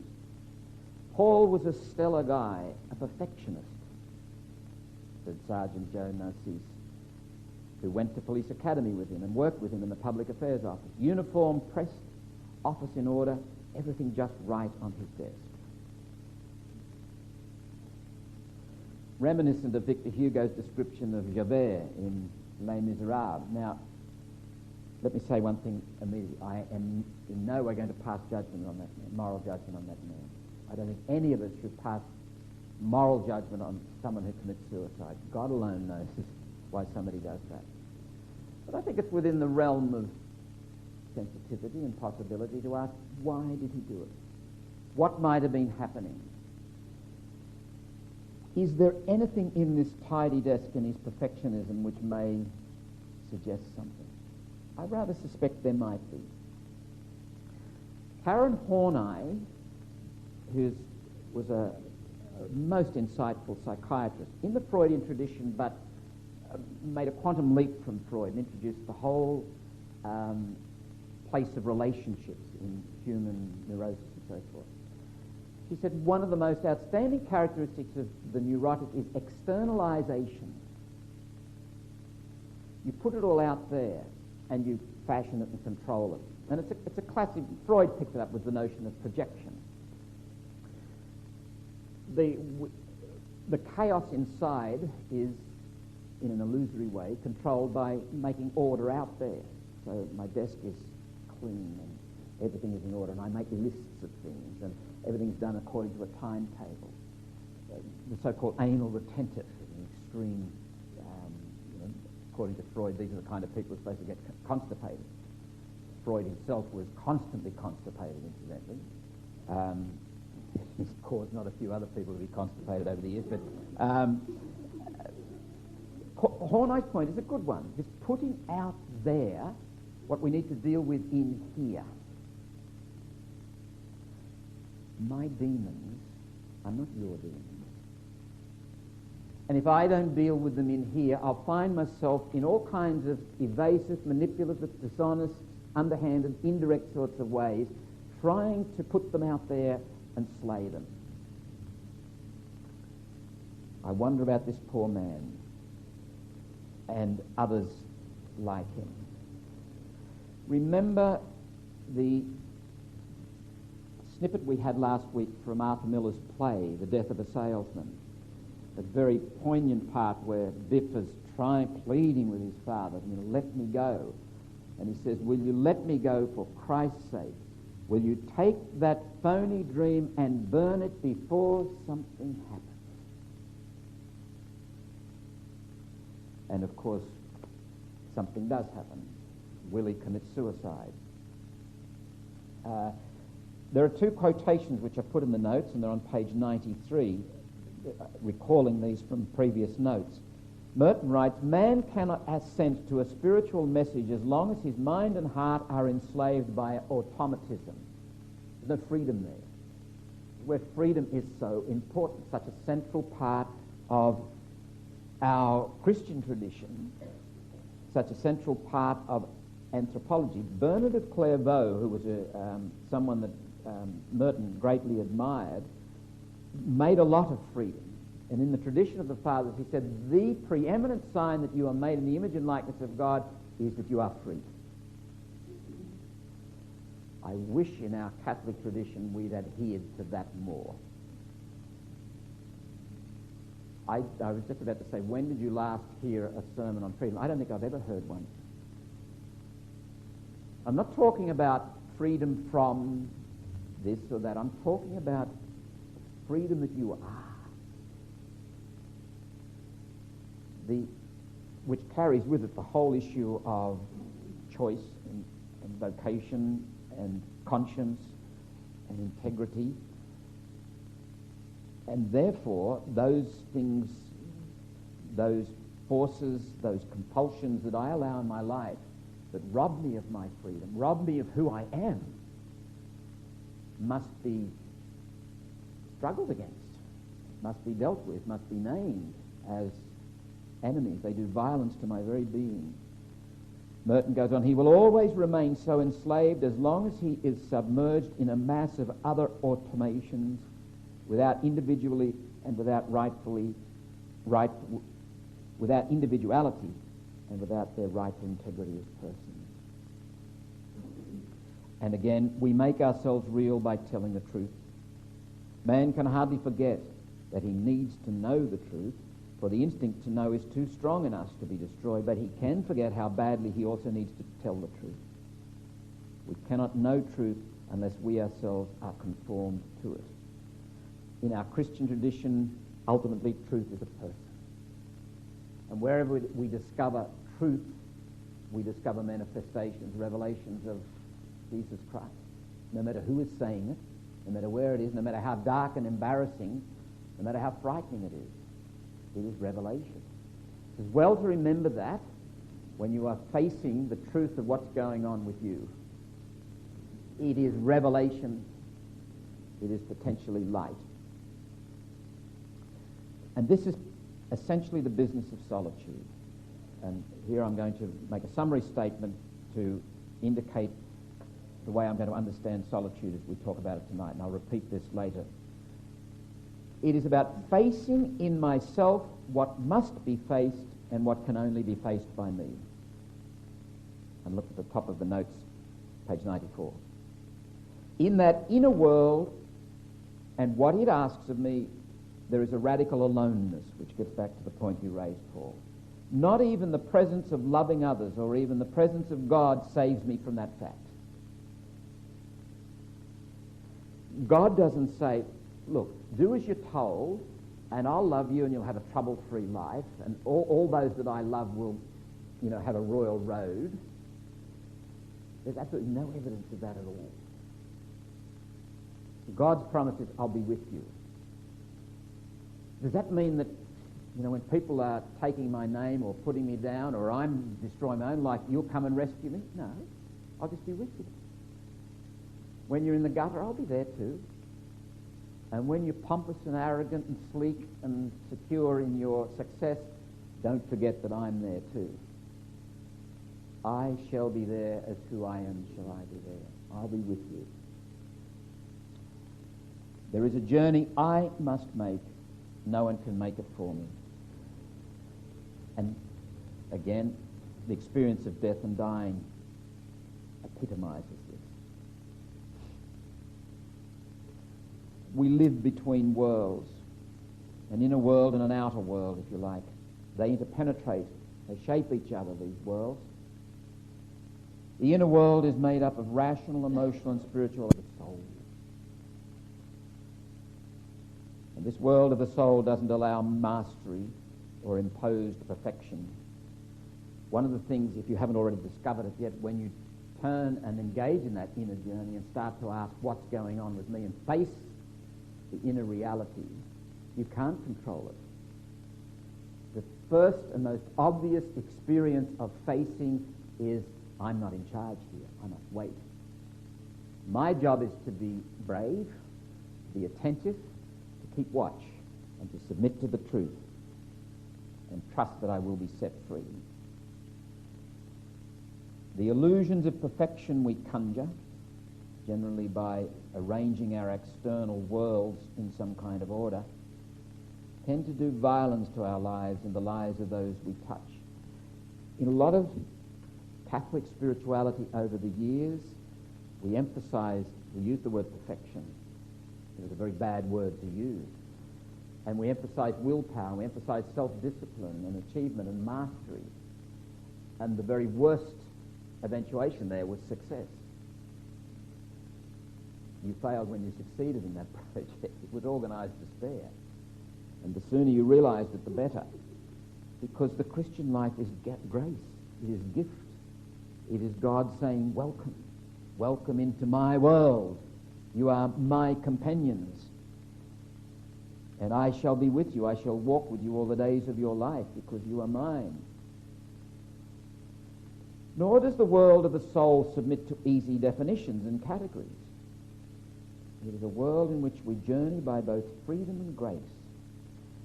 And the sure sign that somebody is sort of, at least sort of at home in that journey, is their life manifests a measure of freedom and grace.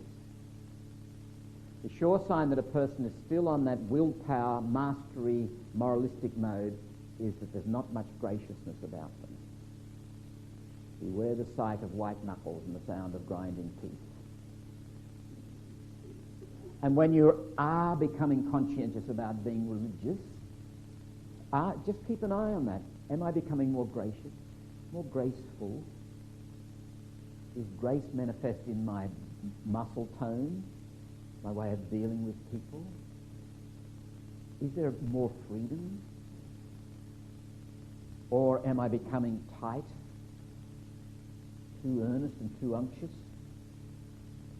self-righteous, judgmental, all bad signs? The story of the Desert Fathers, I think we might have already referred to it earlier on. One of the young monks said, told one of the older fathers of the desert, our brother committed fornication. Isn't that terrible? You know, he should be cast out. And the old monk looked and said, he who said don't fornicate said don't judge. Now go and weave your basket. Our culture doesn't know much about this inner life. And I think it's one of the reasons for the higgledy-piggledy rise of so-called New Age-ism. People are struggling for someone who can talk to them about their soul, about this inner journey. Patrick White gave an address at La Trobe University in 1987 in which he said, I believe most people hunger after spirituality, even if that hunger remains, in many cases, unconscious. If those who dragoon us ignore that longing of the human psyche, they are running a great risk.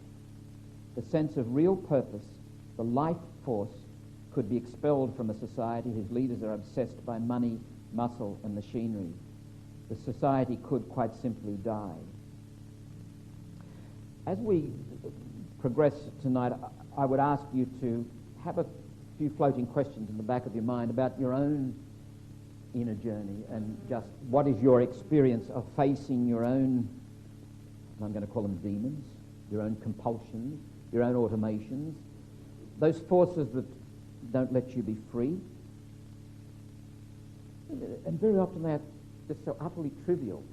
You know, here I am at Bonaventure University in Louisville, Kentucky, eating a really good apple and being aware of my loneliness and frightened by it and not wanting to go there.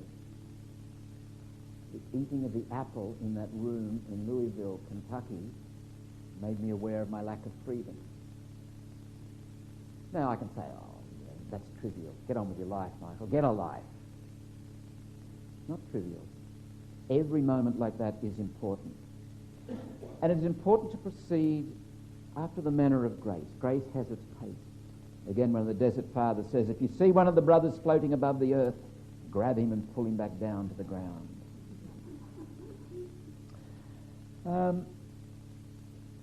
Just by way of, there is, if you like, a perceived danger in what I'm saying that, you can just sort of drift into doing nothing, too much passivity and so forth.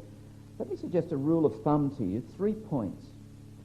I would say if you are being consistently honest in naming what is going on with you, you commit yourself to that. When you may have your moments in which you just get tired of it. It's hard work. And sometimes it's a bit scary too. Okay, give yourself permission to back away and be a wimp from time to time, or be a bit lazy. That's part of the human journey.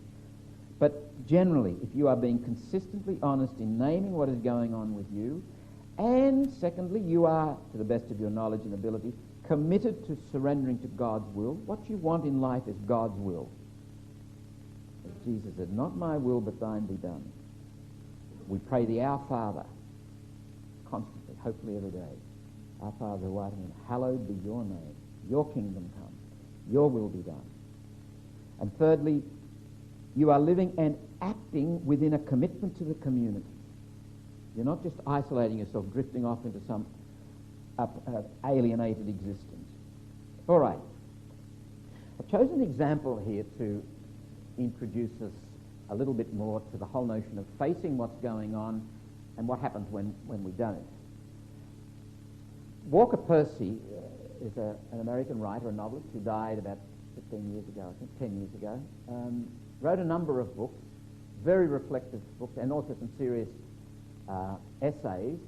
The Second Coming has a character, Will Barrett, and sometimes characters appear in several of his novels, and the same themes keep cropping up. And this is a central theme to Walker Percy's writing. He was a convert to Catholicism, incidentally. Not once in his entire life had Will Barrett allowed himself to come to rest in the quiet centre of himself, but had forever cast himself forward from some dark past he couldn't remember to a future which did not exist. Not once had he ever been present for his life, for his life had passed like a dream. Reminiscent of Henry James' The Beast in the Jungle, John March, if you ever read that novella where this fellow comes to the end of his life and he discovers that and he's always waiting for something. He tells this woman, I'm waiting, and it's something, I don't know what it is, but I'll know when it turns up, and she dies, and he's out at the cemetery and he realizes what he's been waiting for is his life. It's passed him by. He's never present for his life.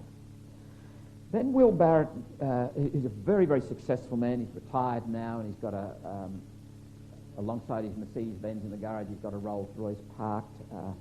He's very well respected in the community. He's got good health. He plays golf.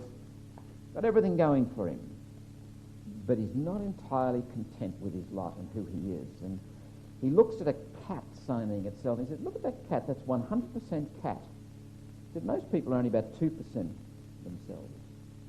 And where's the other 98%? And when he's musing and he's sitting, he's got a Luger, a gun in his hand, and he doesn't quite know what to do with it. And you get an eerie sense that this guy may, in fact, do himself in. And in knowing him, there's no reason why he shouldn't. And then somebody from up in the woods back of beyond fires a bullet into the garage, which zings off the concrete and frightens the living daylights out of him. I'll just read this a little bit here, and I'm looking at my notes, page 96. Then, as if this were not enough, there occurred 2 minutes later a wholly unexpected and shocking event, which, however, far from jolting him out of his grandiose speculations about the modern age, only served to confirm them. In a word, no sooner had he opened the Mercedes door and stepped out than a rifle shot was fired from the dense pine forest nearby, ricocheting with a hideous screech from the concrete floor at his foot to a thunk in the brick of the inner wall. A vicious buzzing bee stung his calf. Later he remembered thinking, even as he dove for cover, was not the shot expected after all?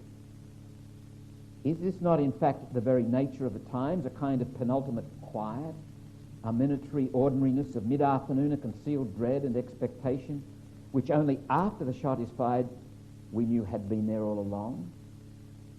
Are we afraid quiet afternoons will be interrupted by gunfire? Or do we hope they will? Was there ever a truly uneventful time, years of long afternoons, when nothing happened and people were glad of it? There's an ancient Roman writer whose name escapes me at the moment, but talks about the perverse thrill human beings might get watching a ship at sea sinking. What happens when there's an accident? What happens when there's a tragedy? people come alive. When there's a bushfire, we are more ourselves and more generous and more active and more energetic.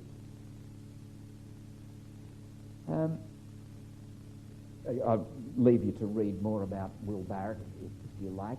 But one of the issues that emerges with him is he's a hollow man. He's got no substance inside, so he's all the time looking out there. He gets his definition of who he is from them, the look of the other.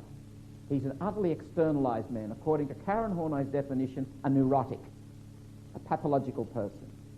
When he's forced to turn inside himself, and while he's doing that, he's nonchalantly pointing the Luger at himself. What happens when the shot is fired? The Luger gets pointed towards the world. And he's alive, he's active, he's energetic. Now he's somebody. He can engage the world because the world's engaged him, albeit in a very violent way. It's brought out the best in our man Will. Yep.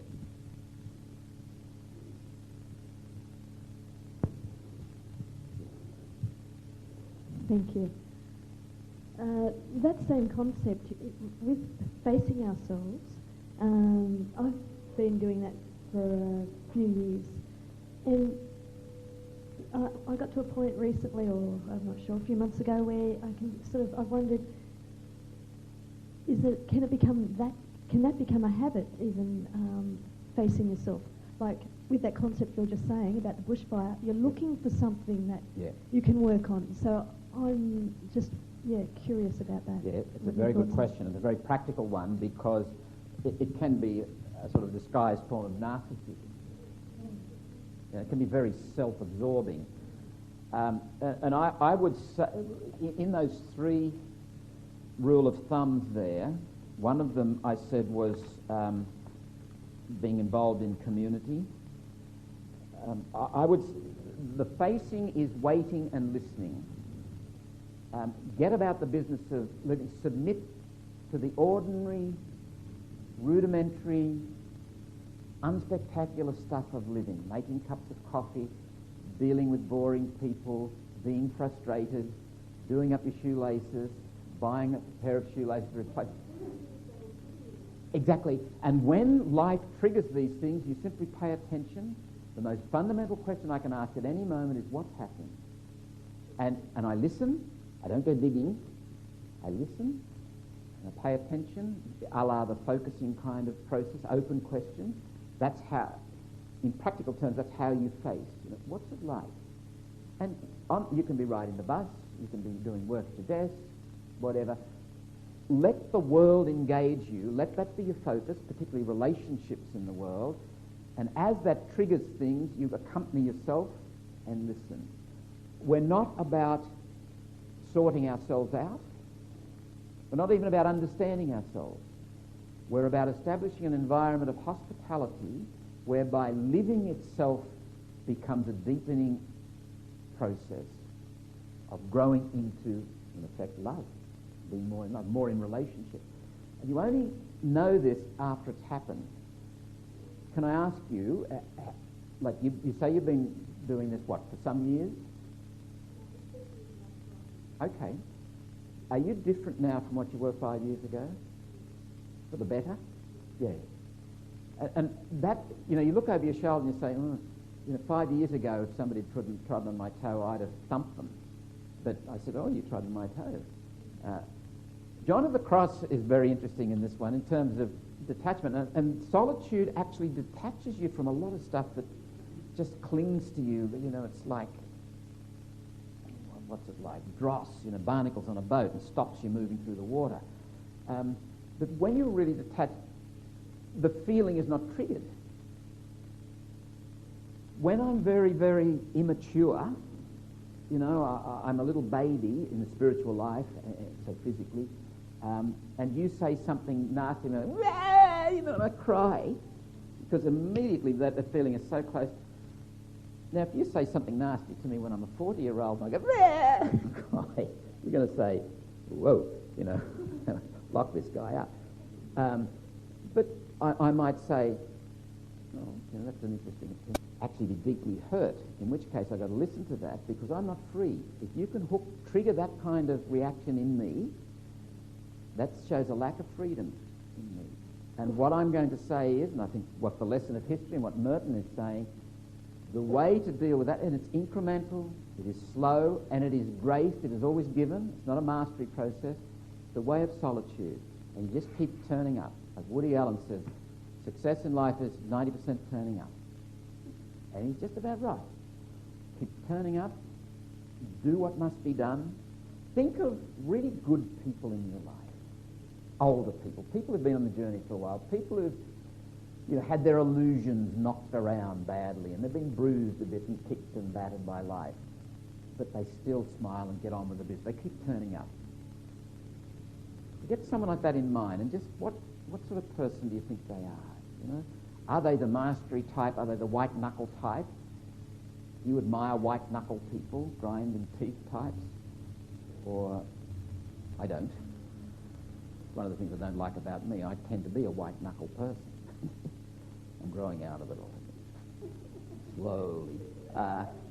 But I think the really likable people are actually not like that. There's a sense of freedom.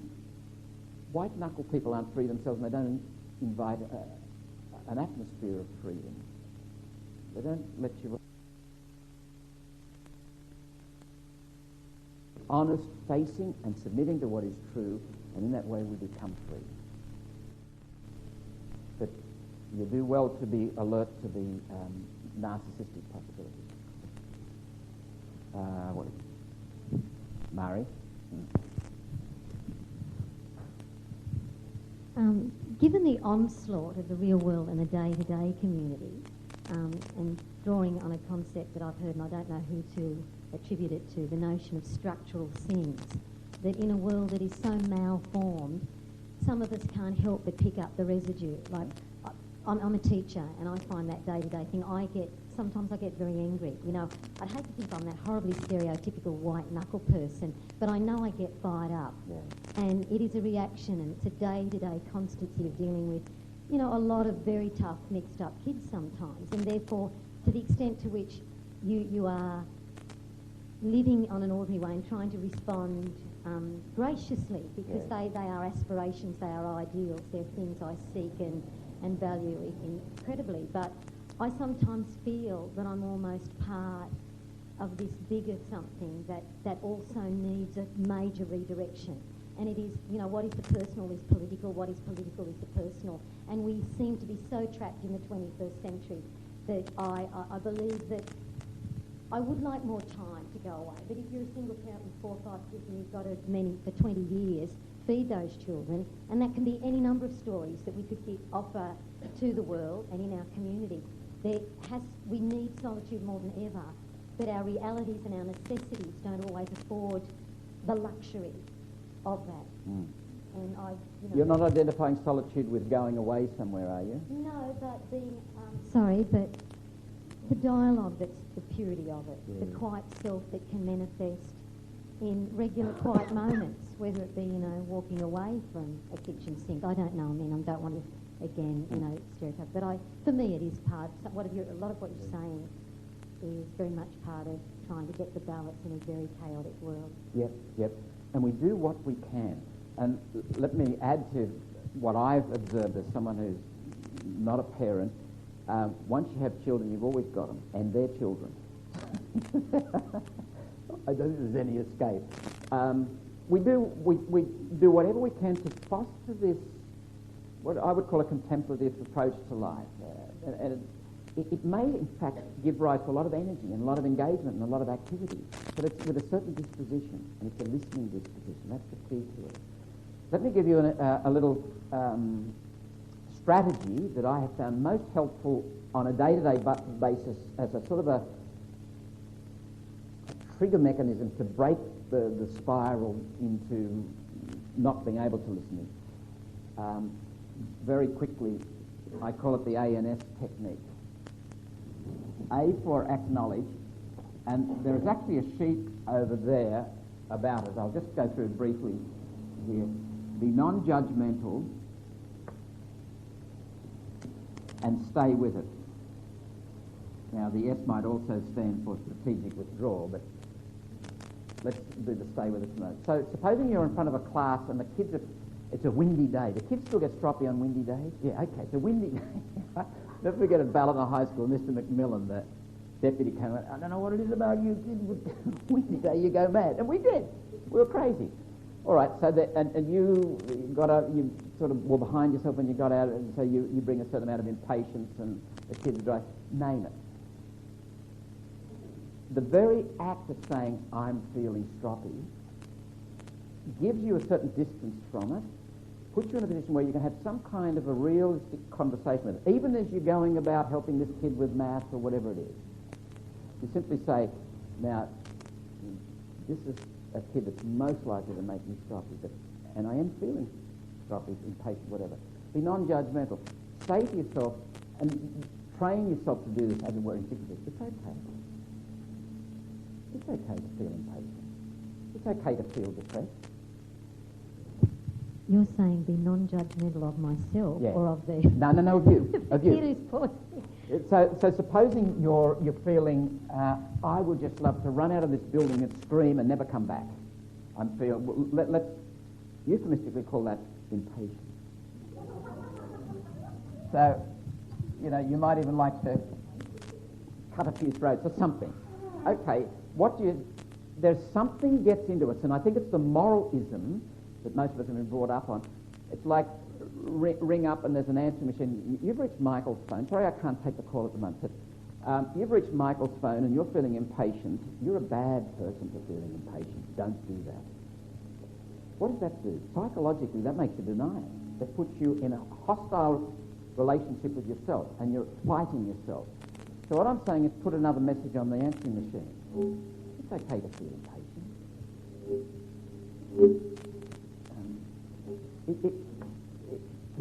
Maybe if you turn that off, yes. I'm not trying to cut you out of the conversation. If you can hang on a bit. And then you can have an open question kind of dialogue with it. What's it like? Where in my body is this showing itself? And you can actually do this, go through that. It might just be very brief, it might be just a few seconds, but it's a circuit breaker. And then maybe later on when you're riding the bus home, or you've got a couple of minutes, and most of us can find a few minutes somewhere on, maybe before we go to bed, to just maybe do a little bit more focusing and just to listen. What's it like? Give yourself, be your own best friend, be a companion. Can I say something that might sound a little bit scandalous, but I think we know each other, don't we? So, stop trying to be virtuous.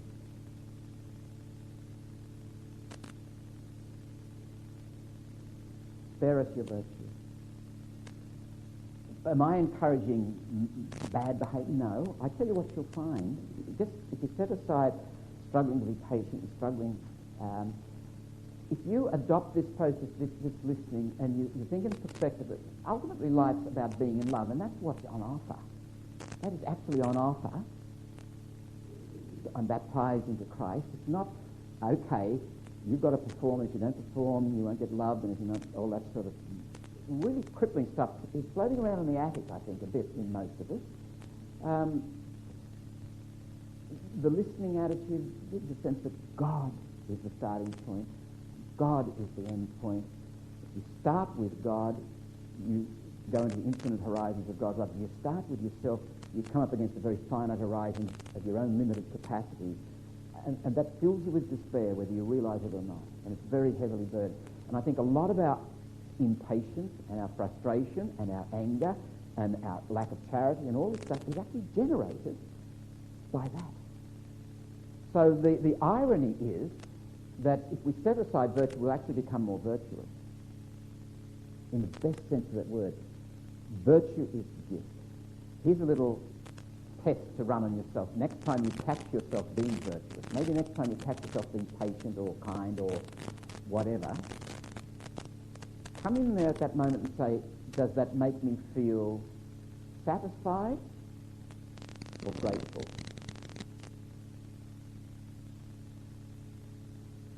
I would suggest that when virtue makes me feel satisfied, it's not real virtue. I'm in the mastery mode and I'm content that I've achieved something. I am now a humble man. And you all ought to be very happy about that. Whereas the grateful response says, God has entered the world in this moment. And what is even better, God, the treasure, the mystery, used this earthenware jar to do it. And what is even more wonderful, it was the crack in the jar that provided the entry point for God. Doesn't it give you a whole other perspective?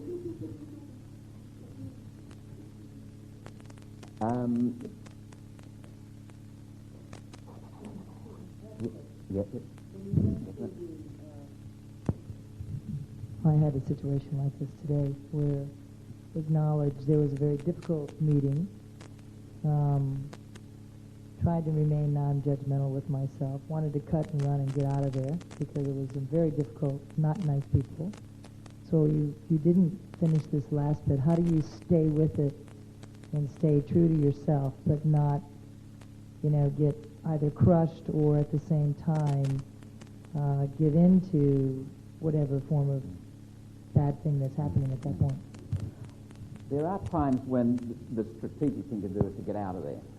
But if you're in a meeting and you're responsible, you can't get up and go, can you? Okay. So you've got to make the best of it. Now, the concept of open questions is, I think, the key to this.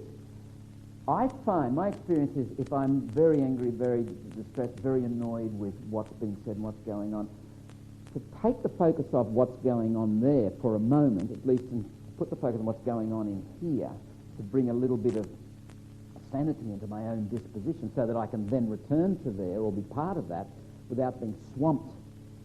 See, in any given social situation, the people, I think, who have most to contribute are those who can bring their own individuality, their own strength, and their own inner peace. If someone is a hollow person, they've got nothing to bring of themselves, they just bring what they think the group expects them to bring, or what the group determines that they will bring, that's pretty dysfunctional sort of stuff. So the more you can get some kind of sanity into your inner world, and you do that by facing it, like if you're feeling very angry, and you might try this when you go home tonight, just in your imagination go back to that moment, and ask yourself the open question, what's it like? Where in my body do I actually feel this? Does it remind me of anything? And then try on the question, it's like, and don't answer the question, but let the feeling finish the sentence. Maybe try on some words and phrases. I'll bet you what you find is, A, it takes you off the chaos out there, and B, starts to unveil some self-awareness and knowledge about yourself. And if that goes to some kind of next phase, Eugene Gendlin, whom I'm relying on, says there's a sense of your body, there's a sense of arriving somewhere, of resolution. Not to stay there, but to move then to the next phase and to the next phase, so that life becomes a constant movement. Life is a dialogue. It's not just a matter of what's going on with me, it's what's going on out there, and it's this toing and froing. I'm not going to participate well in what's going on. If you and I are really having a ding-dong, stand-up, drag-em-out argument, the best thing for us probably to do is take time out, and we have this industrial relationships and so forth. Get yourself in order so that I can come back and then talk to you and say, I'm really sorry, or this was the point I was trying to make. The external can take over. Let me make a brief point here before we break for coffee. Our friend Will Barrett is a lonely man, and he can't face it. He's always been able to be successful and keep moving on and live this externalized existence. He's lonely and alone. I've got a quotation here which I won't go into, but William Goldman, who wrote the script for Butch Cassidy and the Sundance Kid, believe it or not, was actually trying to explore that whole issue. Again, the inevitable aloneness of being human. And even when you get two men together who have this daring, wonderful, pioneering, cavalier sort of relationship, they remain two individuals. And in the end, there can be no complete union. And one of the paradoxes of love is that all love, if it's genuine, is unconditional, and it sets the other free to be other, as different from me, apart from me, and there's something in me doesn't want the other to be other. But if it's genuine love, it generates the integrity of that person. The integrity of the relationship depends on the mutual integrity, not possessiveness. Noel Dermot, I don't know who, is a wily old Scottish Carmelite, said, man cannot really escape from the fundamental conditions of existence, like contingency. Loneliness is always there, always, so to speak, at our back, challenging us to turn around and face it. It is paradoxically one of our constant companions. And then he goes on to, and I've got quite a bit here, he talks about our modes of escape from this loneliness, things like the newspaper, news magazine, TV, cinema, radio. There's oodles of escape. Now, it's not saying newspaper, TV are bad things, but we are geniuses at self-deception, and rather than face our loneliness, we may in fact escape. And he goes on to say, he quotes a Gaelic proverb, and I'm looking at the middle of page 98, and excuse me, but this is so Irish. Strife is better than loneliness. And he goes on to draw the connection, or raise the possible thesis that he says that the great presiders over violence in history, the Alexander the Great and the Hitlers and so forth, were lonely men. Beware the lonely person in a group. Now, we all feel lonely to some extent, but loneliness can go one of two ways, depending on or I suppose it can go several ways, two main ways. One is try and put it out there and get rid of it, in which case it can become quite violent or just frenetic activity. Or, and this is what I'm going to explore a little bit more, it can become the gateway to something deep and rich and release a lot of peace and joy in a person's life. So let's break for coffee and we'll come back to that. What I'd like to do now is propose a way of thinking about the relationship between loneliness, aloneness, and solitude. And I'd leave you to do your own reflecting on it when you go home and in the days ahead. When I speak of, and I'm looking at my notes, page 99, I've thought about this a fair bit. Incidentally, I think it's possible to be very lonely and not realize it. It's possible to cover it up without even knowing you're covering it up. I do not ever remember feeling lonely as a child, but I don't believe I wasn't lonely. So there are complexities and ambivalences and paradoxes and all sorts of highways and byways here. I'm looking at my notes, page 99. When I speak of loneliness, I'm describing a peculiar pain, and I think for all of us, a key question in life has to be, what do you do with your pain? Do you put it out there and try and work it out on other people, or do you try and just work it out in some way? And I'm talking particularly about spiritual pain, pain of the soul, the kind of pain that loneliness is. I'm calling it an existential pain. That's part of my very existence. One that comes with existence itself. It is evoked by the awareness, conscious or unconscious, that I am incomplete, and that no person or thing can give the completeness my being needs and desires. And my awareness of that might be, as it were, an unconscious awareness, an intuition that I may not even articulate in quite that way. But sooner or later, the human being comes up against this incompleteness and this sense that no one can complete me, no finite being can complete me. Loneliness, this peculiar pain of loneliness, may arouse other feelings or manifest itself in feelings such as anxiety, fear, sadness, restlessness, depression, etc., etc., a whole constellation of possibilities. Seems to me that there can be two negative reactions to it, one compensatory and the other defensive. A compensatory reaction to loneliness might be to eat or to sleep too much or to take drugs to dull the pain, drink a lot. And there's a crossover between what is in fact compensatory and what's defensive. But the kind of things that I would categorised as defensive behaviours would be workaholism. Just keep moving and you won't catch up with yourself and you won't realise that you're lonely until you can't work anymore. Compulsive socialising. When I was in the seminary, there was a fellow they used to call the moth. He would go around at night time looking for lights on to seek out and talk to people. Couldn't go to bed. Or emotional detachment. People can become quite disconnected emotionally and refuse to feel anything. And a lot of this goes on unconsciously. It's not as if somebody says, oh, I'm lonely now. How am I going to deal with this loneliness? I'm going to disconnect emotionally.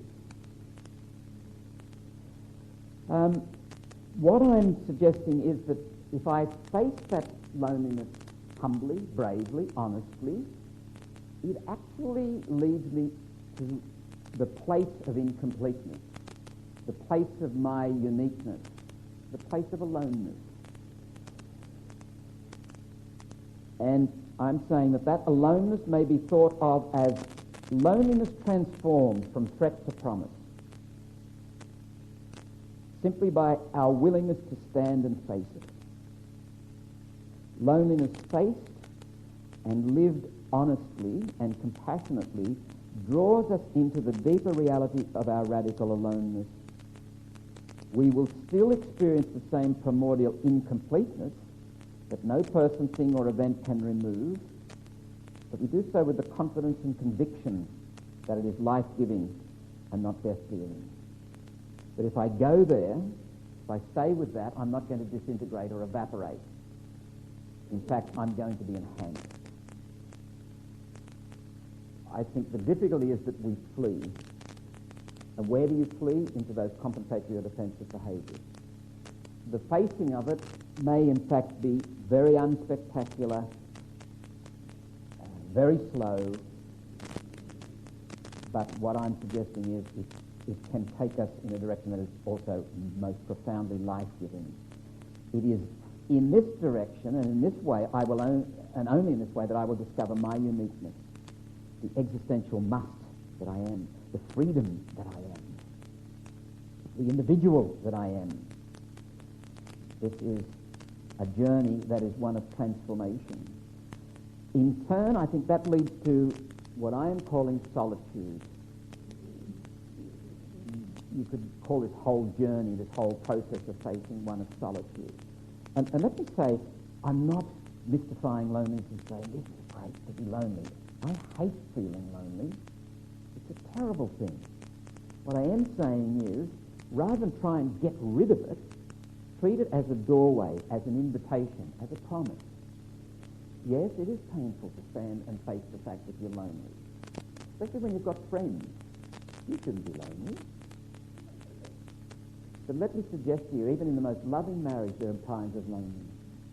Even in the most intimate relationships, there are times of loneliness, because there's always the potential for being aware of your incompleteness.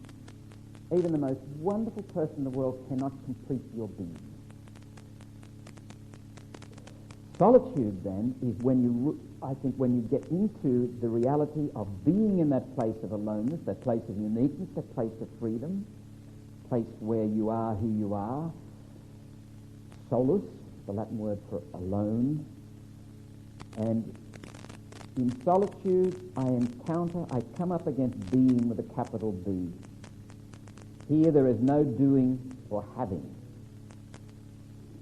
And if any of you have spent any time engaging this inner journey, it is beyond doing and having. It is beyond possession, and it is beyond mastery and achievement. You are in the realm of being. This is territory beyond ego, and therefore beyond control and mastery. It is the territory of grace. It is the territory of being out of control. Thus, the barriers between the individual and other people, events and things are dismantled. Most of the barriers between us are erected by the false self, by our frenetic doing and our having and our trying to be someone different from everybody else or part of the mass ego. When we get down to who we are, The huge paradox of it is we discover our communion, our unity, our being with, the fact that we are expressions of being itself. It occurs to me that one of the beautiful, if you like, joyous parts of the story of creation in the book of Genesis is the one being manifest in creation by manyness. Manyness is a manifestation of oneness. The eternal, the infinite, the inexpressible, the unnameable mystery, the one, is known through the many. We approach the one through the many. And we discover that all that is rooted in the one. And there's an arriving at the same point. And test it against your own experience. When you're able to listen and submit and go on that journey, it's amazing the affinity you have with other people who are also on that journey, even if they might come from another religious tradition. We had that experience right here in this room with a couple of Islamic teachers, a couple of sheikhs from out of Earlwood. For the first 4 of the 5 weeks, they talked about Islamic rules and dress and the roles of women and governance and all the rest of it. And personally, I felt totally outside it, as you would. It was their culture and their way. On the 5th night, the 5th morning, Sheikh Mansour Legai talked to us about Sufism and mysticism. And it was almost like all those barriers fell away when they started to talk about the one, the mystery, the God who is, however you name that one. And it was a remarkable experience, and I think everybody in the room had some sense of that. Thomas Merton's famous "There Are No Strangers" vision in Louisville, Kentucky. The sense that we share the same being, the same origin. Solitude may also refer to a geographical place, a place apart from all human activity. Such a place is called solitude, I would suggest, because it allows me, it facilitates my entry into that inner spiritual place of aloneness opening to oneness. And again, the tremendous sense of coming home to myself takes me out to other people. There's no such thing as private spirituality. All spirituality is social. You and I are our brother and sister's keeper. If we don't go to them in a moralistic way with the answers, Vincent de Paul said, if you don't love the poor, I'll never forgive you for helping them. Cold is charity. Charity with strings attached is not charity. Charity that is done just as duty, because this is what you do because you're a Christian. And forgiving people, there's a lot of grace that needs to work there, and we need to dispose ourselves to that grace. I'm going to skip a whole lot of stuff that's in the notes about Merton's search for solitude and how his understanding of that grew. Merton tended to be a bit individualistic, a bit caught up in himself, the world being a sort of a place that he's got away from. There was that tendency in Merton earlier on, but certainly as he experienced solitude, he began to realize that there was a whole lot more to it than that. I'm going to look at his essay called Notes for a Philosophy of Solitude, and starting on page 105. It's not really an essay so much as sort of preliminary jottings for an essay, and as a prelude to that, let me refer you to the rule of St. Benedict. St. Benedict probably died about the middle of the 6th century, or did die about the middle of the 6th century, and left a rule for monks. Now, whilst the very word monk comes from the Greek word monos, meaning alone, Plotinus, who was a Greek philosopher in the tradition of Plato, and really influenced a lot of the early church fathers in the 3rd century, he used the expression monos pros monon. He saw life as the alone towards the alone. Provided you understand that correctly, I think it still stands in terms of It's not absenting yourself from relationships, but it is the place of relationships, and the ultimate relationship is with the mystery, the one. On the gates of Gethsemane to this day, and I believe in every Trappist monastery, you'll find the word God alone still. Now, I know it smacks of individualism and the possibility of the narcissism and being caught up in yourself. It doesn't have to mean that, and at its best it doesn't. In the rule of Benedict, it's about living in community, and the key to it is found in the question that the novice master asks the monk who presents, the novice monk who presents for profession, do you seek God? That's all that's required. They don't take vows of poverty. I don't think they take a vow of obedience either. They don't take a vow of celibacy. They take a vow of stability and a vow of conversatio morum, which is untranslatable. The whole idea is in community with brothers, and in the case of Benedictine communities of women, with your sisters, you learn to live a communal life where everybody is seeking the Lord. And that's the notion. Not have you found God, and at the end of the monk's life, the test of whether or not that person has been a good monk is, have they sought God? And are they still seeking God when they die? Not did they find God? It's not about finding God, and it's not about being heroically in God. What's the first word of Benedict's rule? Listen. Ascolta. How do you listen? With the ears of your heart. Beautiful. That means universal. It's about the facing. Listen with the ears of your heart. Become a person who goes through life attentive, alert. Stay awake, the gospel says. It's not about mastering and self-discipline, but be someone who humbly seeks God by listening, by facing what must be faced, to put it in the language in which I'm using. Now, there are certain types of people that Benedict said, beware of these types. When they come knocking on the door of the monastery or the gate of the monastery, beware of the gyrovades.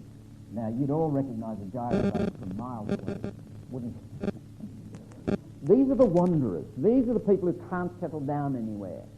These are the people who will come and stay in this community for a while, and get sick of that, and we're going to stay with somebody else, get a bit sick of that, and we're going to do something else. Benedict said, if you're going to be serious about seeking God, you have to nail your feet to the floor. Metaphorically, this is what this vow of stability is about. Don't run away. Face what must be faced. And the geographical place is a metaphor for that willingness to keep turning up and facing what must be faced.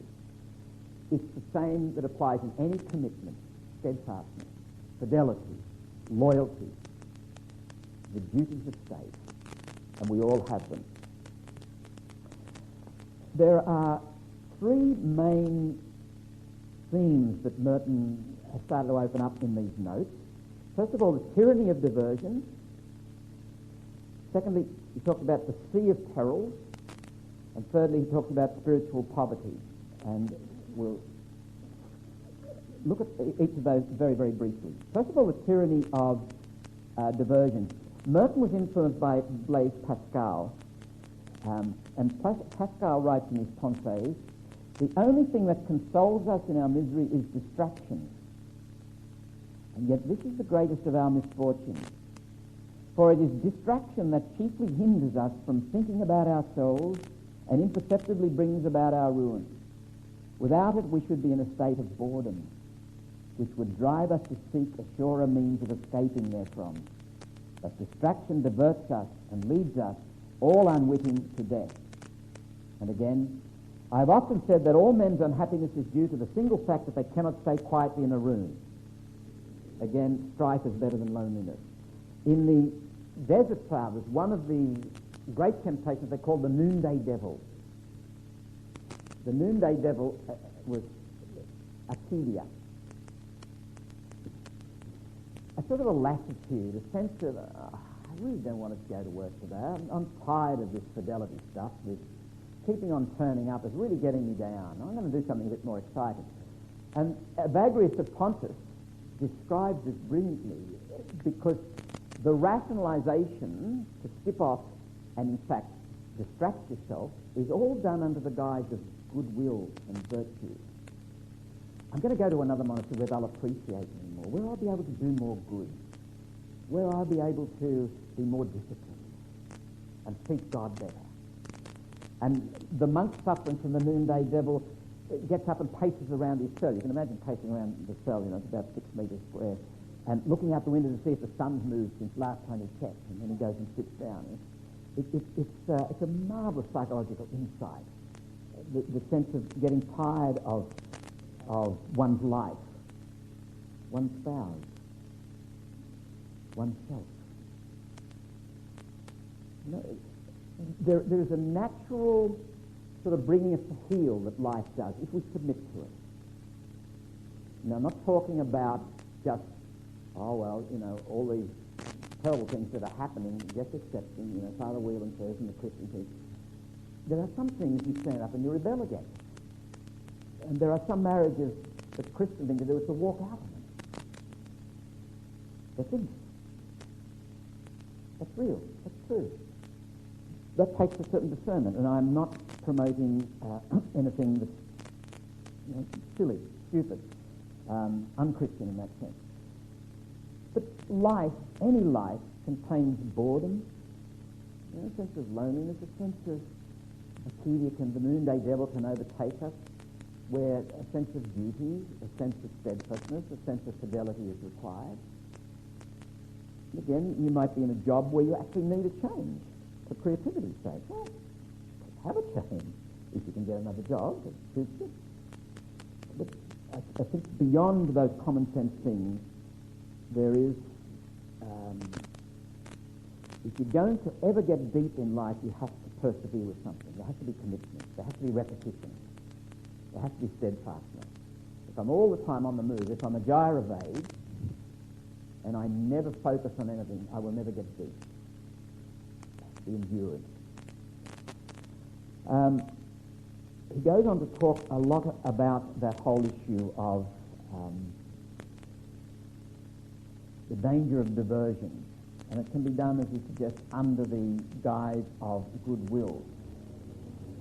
Charitable works can be a diversion, in doing things for others.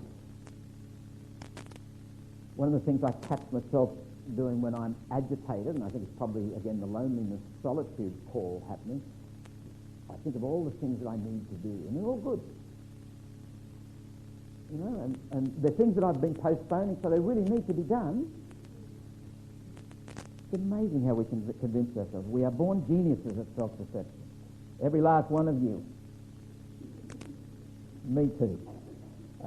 Merton, and I'm reading my notes in the middle of page 108, says, "Nor do I promise to cheer anybody up with optimistic answers to all the sordid difficulties and uncertainties which attend the life of interior solitude.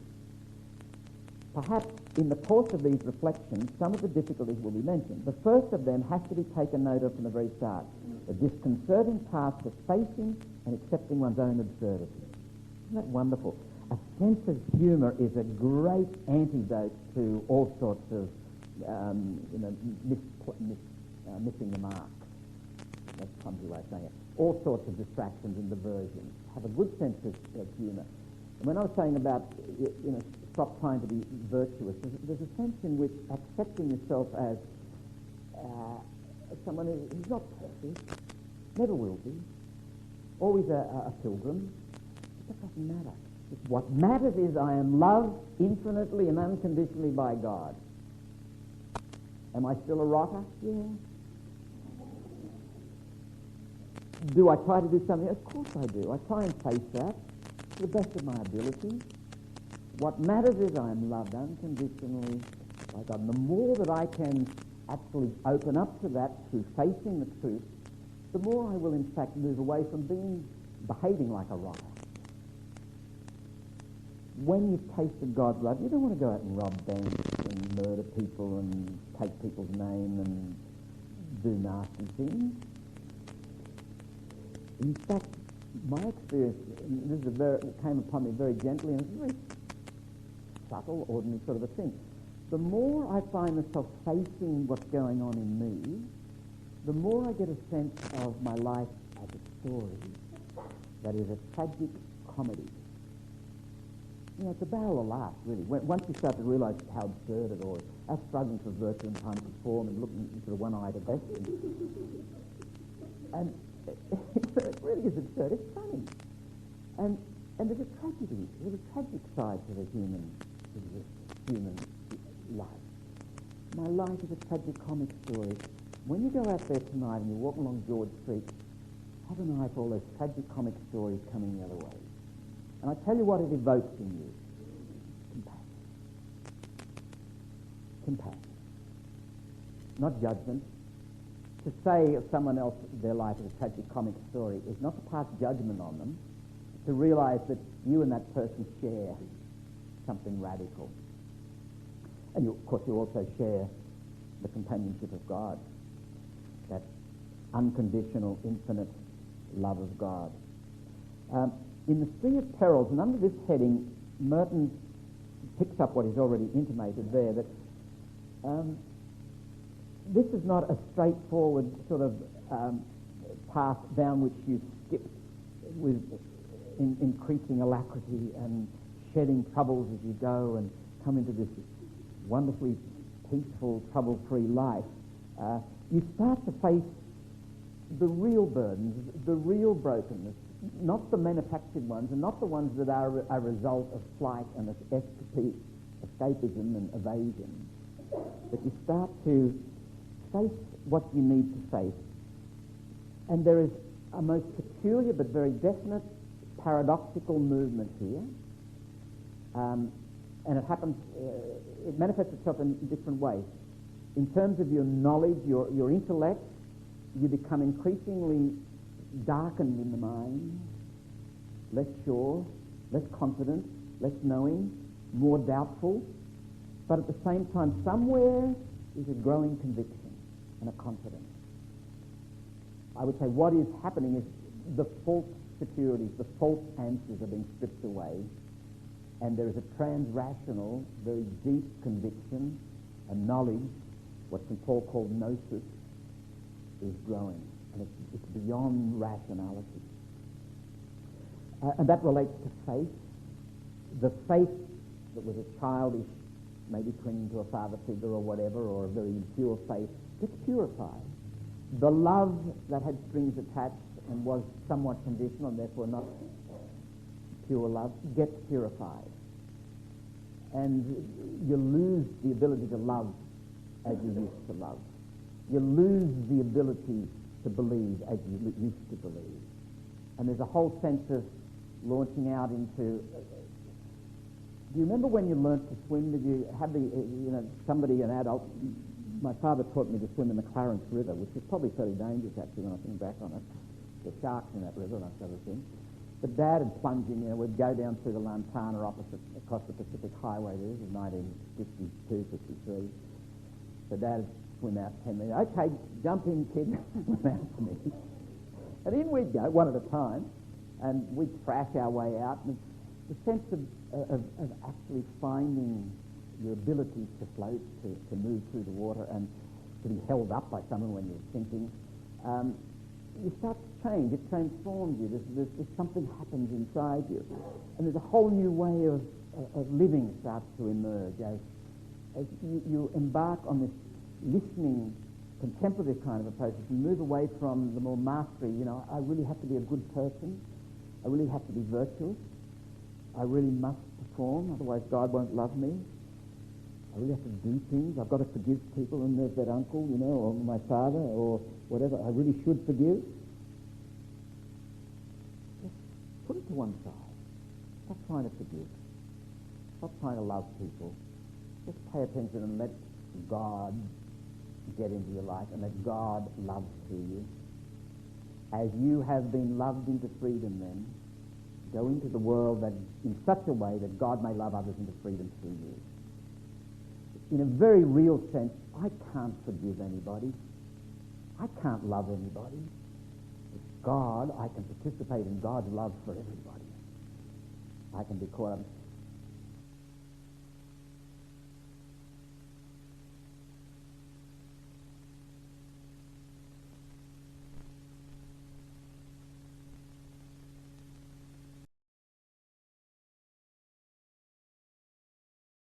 Aquinas Academy 2005. Thomas Merton, Exploring His Thought and Spirit, by Michael Whelan. This is session 6, Social Concern. So, a couple of points further to last week. I was emphasizing the mystical, and again, my understanding of mysticism, and it's a chancy sort of a word to use in our culture because it's got, the arcane, the new agey sort of taken it over, but I refuse to let it go. For me, being one with the one, and that's what mysticism is, being one with the one. William Wordsworth was a mystic, a nature mystic. I think every human being in moments of reverie, or musing, or love, or happiness, experiences intimations of that. This is what we are made for. We are made to come into communion, to come into the oneness. We're all called to be mystics. I further stress, and I'm going to stress it again tonight, that the essence of what is Christianity, what makes us Christ people, is not morality. Jesus didn't come to give us yet another morality. It is what God has done in Christ, in and through the incarnation. It is in making us one with Christ. For the Christian, this being one with the one is unveiled as being one with the Father through Jesus Christ and the power of the Holy Spirit. That's our life. That's the essence of what it means to be a Christian. To receive that gift, to enter into the atonement, the at-one-ment. And we're going to talk about it tonight, to be justified. Talk a lot about justice. It is pure gift. It starts with God and it ends with God. And we are caught up in the life of God. That's the gift. Through the saving death and resurrection of Jesus Christ. We call it the Paschal Mystery, Jesus' Passover. That's the essence of Christianity. To be a Christian is, as St. Paul says, to be taken hold of by Christ. To be captured by that mystery. Where does morality come in? It seems to me that if we don't distinguish this life in Christ from the moral life, and I'm going to call it ordinary morality,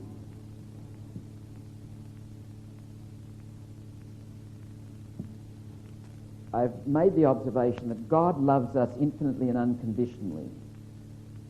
Love is of its nature unconditional. Then why be good? Because a lot of our motivation for being good was reward. Behave yourself, be good, God will love you, you will go to heaven. I'm suggesting to you that that only arises because we've reduced the gospel, the good news, to some kind of set of moral injunctions, to a moral map. Essentially, I don't think it's got anything to do with morality. Am I promoting immorality? Is there no such thing as... Not at all.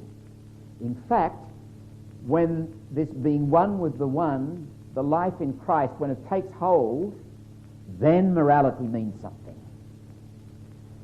I'm going to suggest to you to think about this, that human beings ordinarily seek to be moral.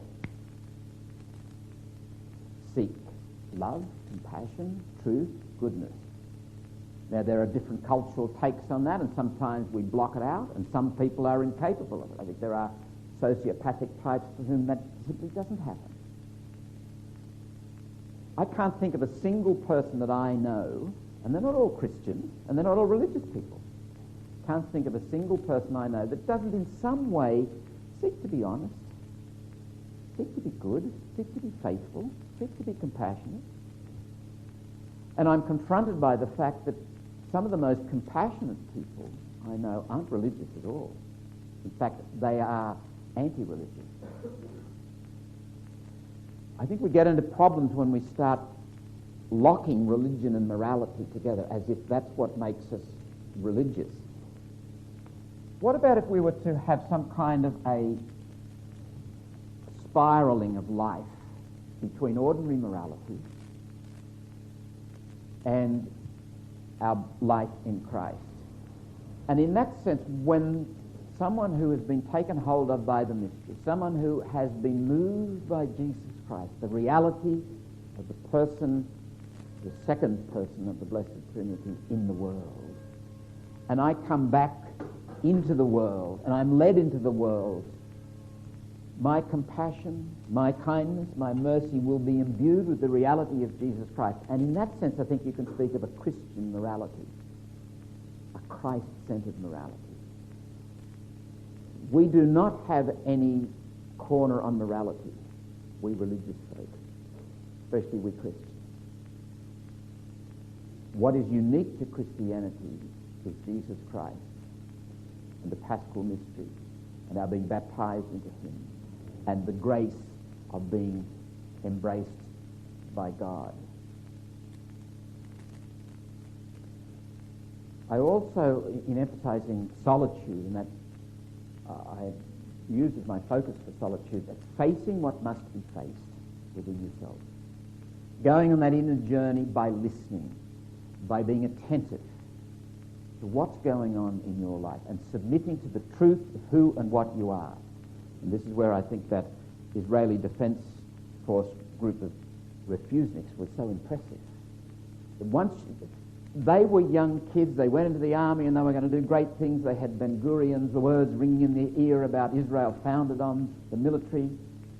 But when they listened and paid attention to what was going on, they had to submit, and they began to submit to a whole other truth which changed the direction of their lives and caused them immense pain and suffering. One young fellow couldn't go back to the kibbutz, the family that had welcomed him and pinned the medals on his uniform and so forth.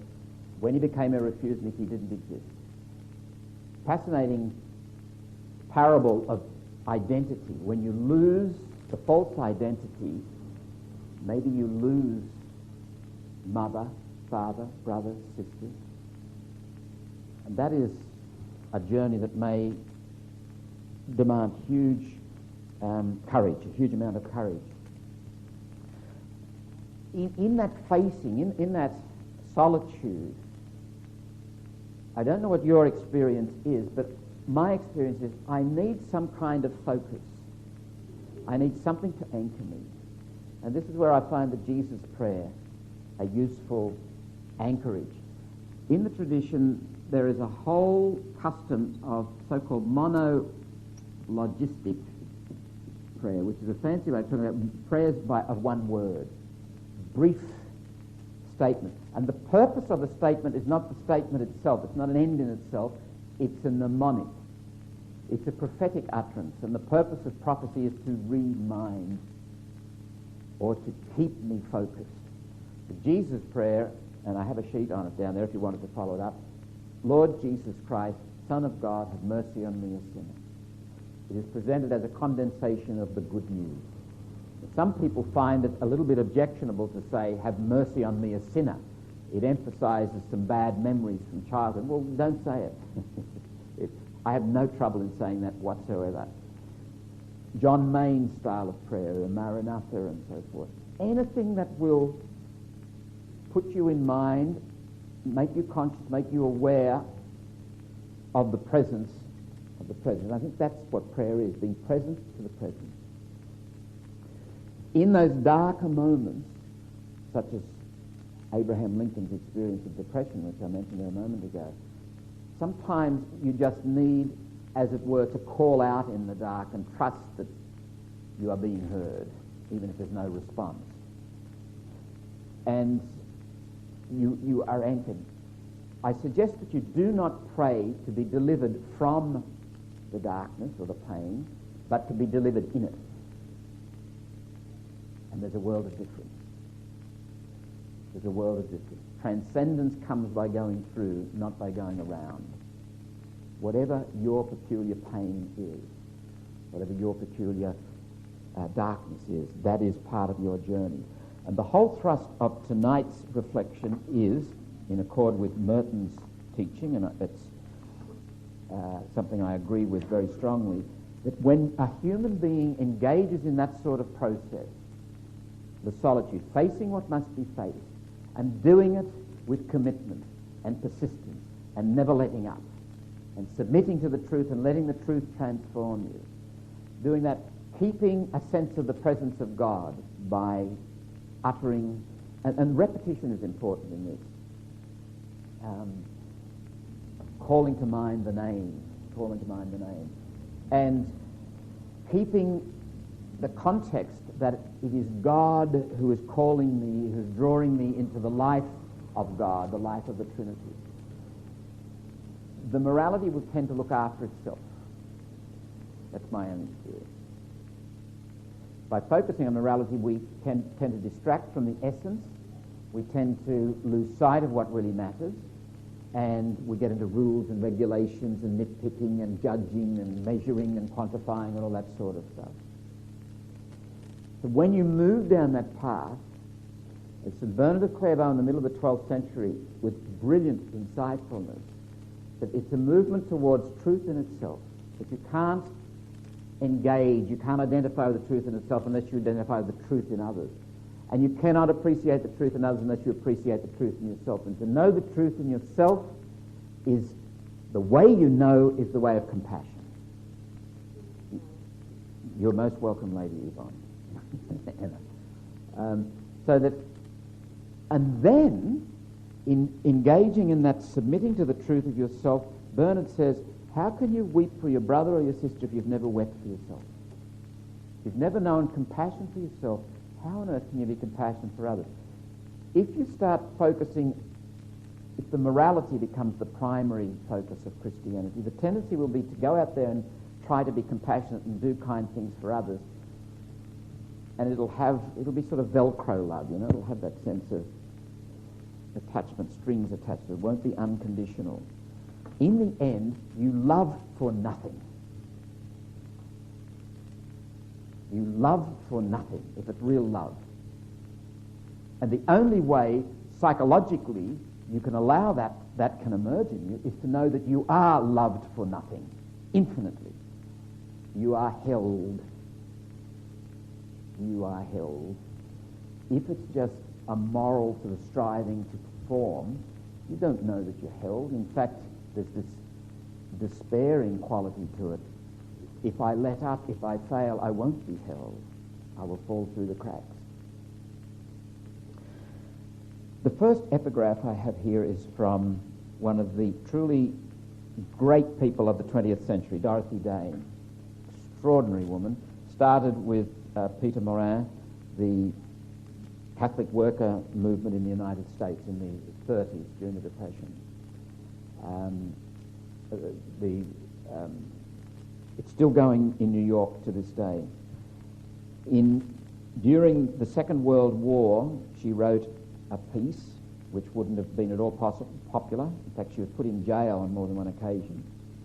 Nationalism, she says, has been superseded by the doctrine of the mystical body, which is as old as Christianity. And Merton was onto this. Merton was transcultural, transnational. If you are truly Christian, if you have been taken hold of by Christ, your primary grounding, your primary sense of your place in the world is not nationhood, not culture, but communion, but oneness with God, with yourself, with other people, with events and things, with creation, with all that is. Which allows you then to be part of the cultural, institutional reality in a manner that is detached. The next Jubilee lecture, which I will be giving in October, I'm going to explore the whole notion of being passionate about the process but detached about the outcome. the only way that you can do that is, again, if you are held, if you are grounded, if you are anchored in love, and you can give it your all and then walk away from it when you get pushed in the face. Humanly speaking, that's impossible, because if you're passionate about the process and you're just grounded in your own system, in your own structure, you will not be able to tolerate the rejection. The tendency will be to get violent or to get cynical or fulminate in some way. They're unjust, they won't. And it's a dangerous business to be involved in social concern if you're not grounded somewhere other than the society about which you are concerned. Dorothy Day goes on, "It is the mystery of Christ in us. Because Jesus lives in you and me, we are one. This truth comes down from heaven. We must try to grasp the reality that lies behind these words." Incidentally, Dorothy Day had an extraordinarily broken, crazy sort of a life. She was a pretty wild character coming into her early adulthood, and a convert to Christianity and Catholicism. "We are one with Christ as Christ is one with the Father. How this can be is a mystery. When you think of Christ, think of the whole Christ, the fullness of Christ in space and time, a real existence. That the mystical body includes only the Roman Catholic Church is heresy." He's writing this 60 years ago. "The mystical body is the inseparable oneness of the human race from Adam to the last person. Can I have any animosity toward any Japanese, German, Italian, black or white? If we have animosity, we are liars in Christ." I've met some people in the Catholic worker movement, and they are very, very committed people for the most part. One of them was telling me that in the house in New York, they kept in the fridge plastic bags of their own blood, because one of their social statements from time to time is to put blood on things. And if it's not your own blood, what's the point? They say this is what incarnation is about. This is taking it seriously. Now, I don't know what you think about that. I resile a little bit from that. I won't be giving any pints of blood and doing that with them. I'd rather give them to somebody in the hospital. But these people have an enormous commitment, and Dorothy Day herself talked about living in these very, very small quarters, and some homeless person turns up and there isn't any room, but they make room. So they're all cheek by jowl and in utter chaos. William Shannon writes of Thomas Merton, "There was that inner geography he couldn't cease from exploring, the interior journey that he had to get on with." And incidentally, if we, the geographical exploration, they're going to the moon, they're exploring the stars, has its analogue in going the other way and exploring in the world. And in terms of evangelization, we talk of going to the ends of the world, going out and taking the gospel. It occurs to me that sometimes there's a whole journey inward, there's a whole evangelization process in the inner world that's crying out to hear the good news and hasn't yet heard the good news. And if I'm out there telling the world and going to the ends of the world telling the good news, and I haven't heard it in the depths of my own being, there's probably going to be some kind of misfittedness about that, disconnect. Question that you might reflect on is, how much of your being, of your inner being, has been evangelized unto freedom? How much of you still remains to hear the word? And remember, the good news is news. One of the dangers of turning up every week and hearing about the word is preached, it becomes old hat. It ceases to be news. Don't ever forget, it is news. It is always news. Bill Shannon goes on, little did Merton realise when he spoke his exuberant farewell to the world that interior journey would bring him back once again into the world he thought he had forsaken.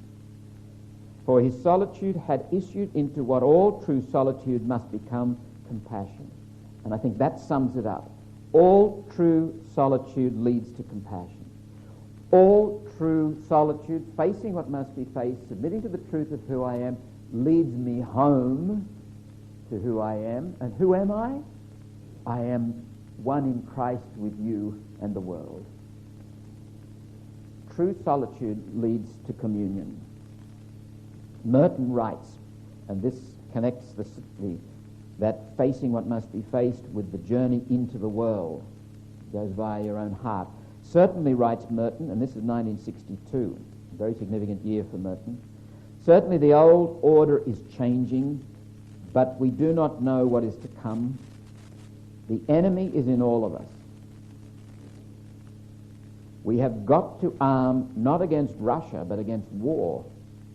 Not only against war, but against hatred, against lies, against injustice, against greed, against every manifestation of those things wherever they may be found, and above all in ourselves. It's a very seductive temptation to go fighting injustice out there, to fight the lies in the world and the hatred. And I would suggest that if I'm not free, if I'm not engaged in the same inner journey as the outer journey, then I will probably compound the injustices rather than help them. And in Matthew's Gospel, the wonderful Beatitudes, so-called, blessed are the peacemakers, they shall be recognized as children of God. So in sum, what we're going to look at tonight under the heading of social concern is, in fact, the journey to the world is the journey, the inner journey. It's not introspection, it is not hiding, it is anything but escape. It is of the essence of the Christ life. If I take Jesus Christ seriously, I take my incarnational reality seriously, and I embark on that facing of the truth, it will lead me inevitably into the world in ways that I may not like. And let me distinguish between what I like, you may have already looked at this, but it's important, and what I want. What I want is an expression of who I am. We did talk about this in the context of identity. There, we come up against the must. And with maturity, it grows more and more strong. You get more and more sense of what you must do, and you simply fall in line. What I like tends to be superficial. And sometimes, like those refuseniks, those Israeli refuseniks, I'll bet they didn't like doing what they did, but they had to do it. And there's this sense of the existential must that came through in each of those people being interviewed, and the sense of identity, that who I am places a claim on my action. And in Christ, it takes me into the world, and I don't know where that might lead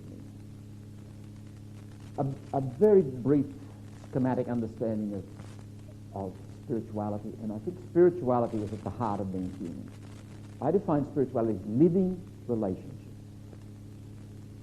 And then living relationships in two senses. It's about work. It's about living the relationships. Relationships don't just happen.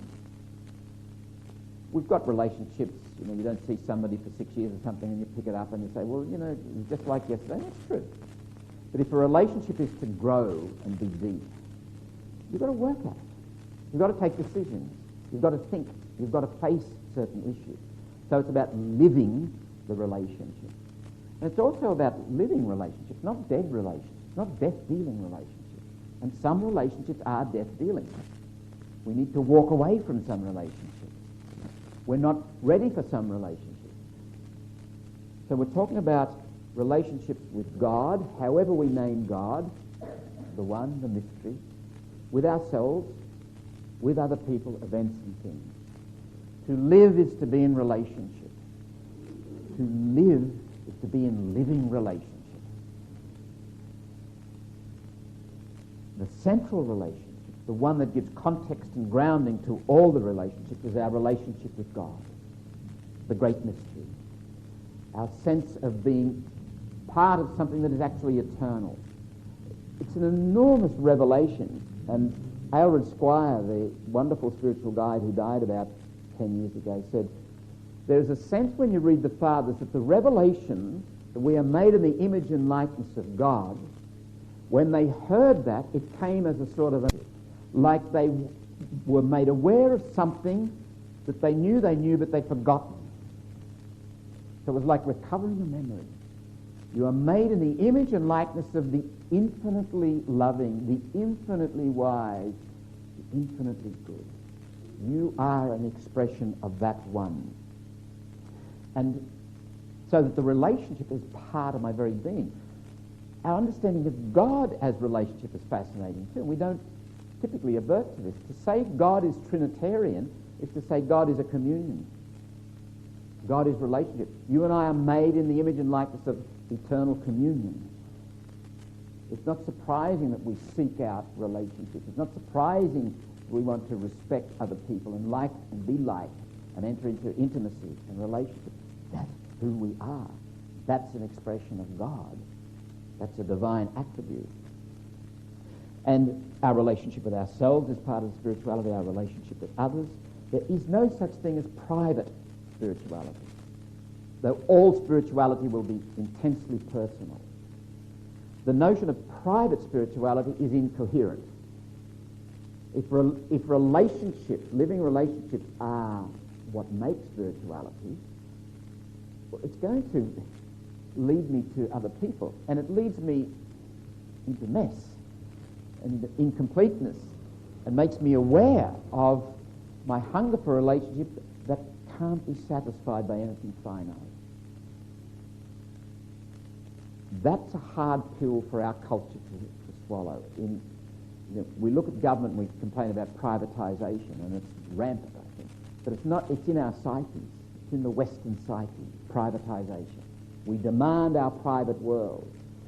And it is, in fact, I think, socially making of the public forum a place that is fraught, where it's difficult to survive, because we, and I include myself in this, we live in our private worlds, and if you move into the public sphere as an agent of government or whatever and start doing things that upset my private world, well, you're going to hear from me.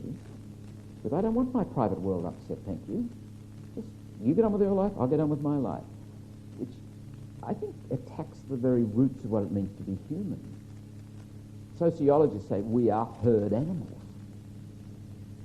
And we don't thrive outside the herd unless there's something odd people do. And incidentally, once you move more deeply into what it means to be a human, the first person plural pronoun comes more naturally to your mind than the first person singular. You think we rather than I.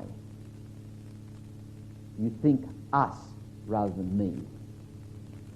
There's a sense of the body.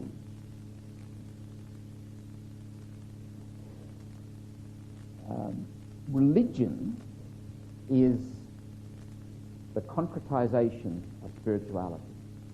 Religion is the social expression of living relationships in symbols, rituals, belief systems, lifestyles, dogmas, creeds, laws. Spirituality without religion is truncated, underdeveloped, maybe undeveloped. Religion without spirituality is soulless. It is a shell. It is a fraud. It's pretending to be about living relationships, and it's not. The two need each other. And therefore spirituality, I'm here to tell you, leads to institution. And institutions are big trouble. Big trouble. Best proof of original sin going, whatever original sin is. Incidentally, John Thornhill, one of my confreres, has done a nice essay on original sin, and I put a few copies of that down there. It's going to be published in ACR, and he's surprised that, in fact, they've accepted it because he's basically deconstructing the notion of original sin in a very nice orthodox way. So,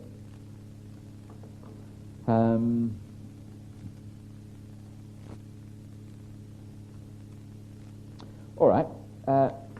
Given this view of what it means to be human, I think we all must sooner or later, if we come up against this sense of who I am and what I must do, the question arises, what must I do?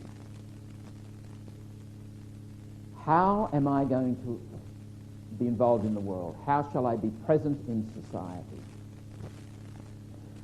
And some people grow pretty old before they start asking that question, and some people move too quickly to ask it and act on it. But I would suggest it is central to the human journey. Not how can I look after myself, what's going to make me comfortable. It's simply what must I do, given this relational reality, given the fact that to be me is to be with you, to be with others, to be in a physical world in the context of God's love. What must I do? How shall I respond? Let me pause there and invite comment or question before we move on to look at the Jewish scriptures and the Christian scriptures. Are there any comments or questions arising?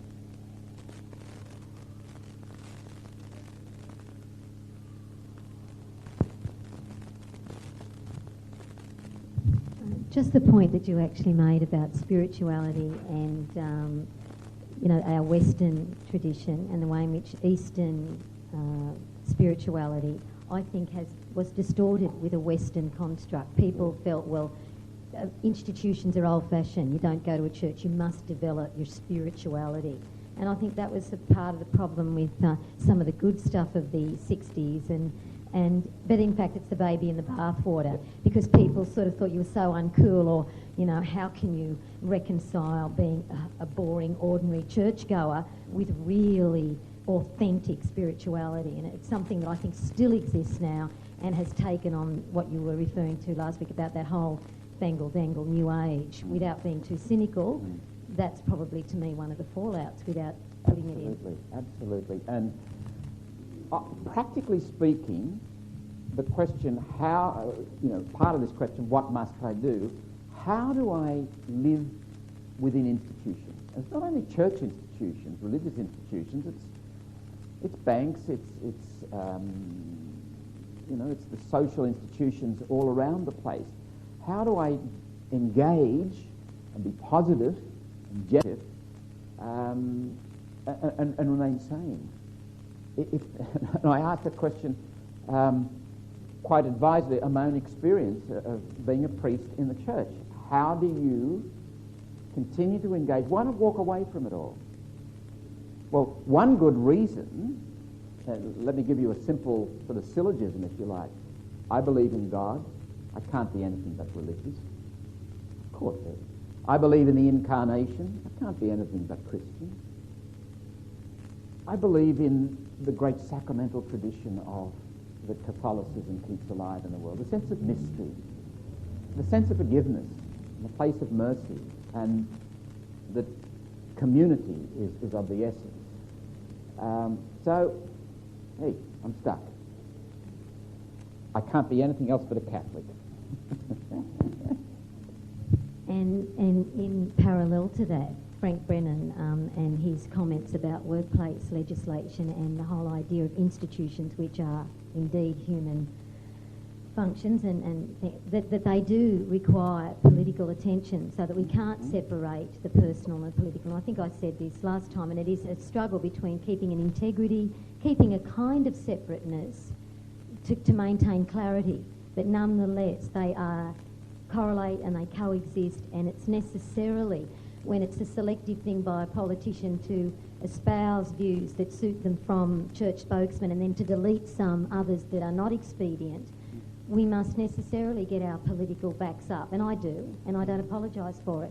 And I think it's one of the problems that we have reconciling, the personal, the spiritual and the public and the institutional. Yeah.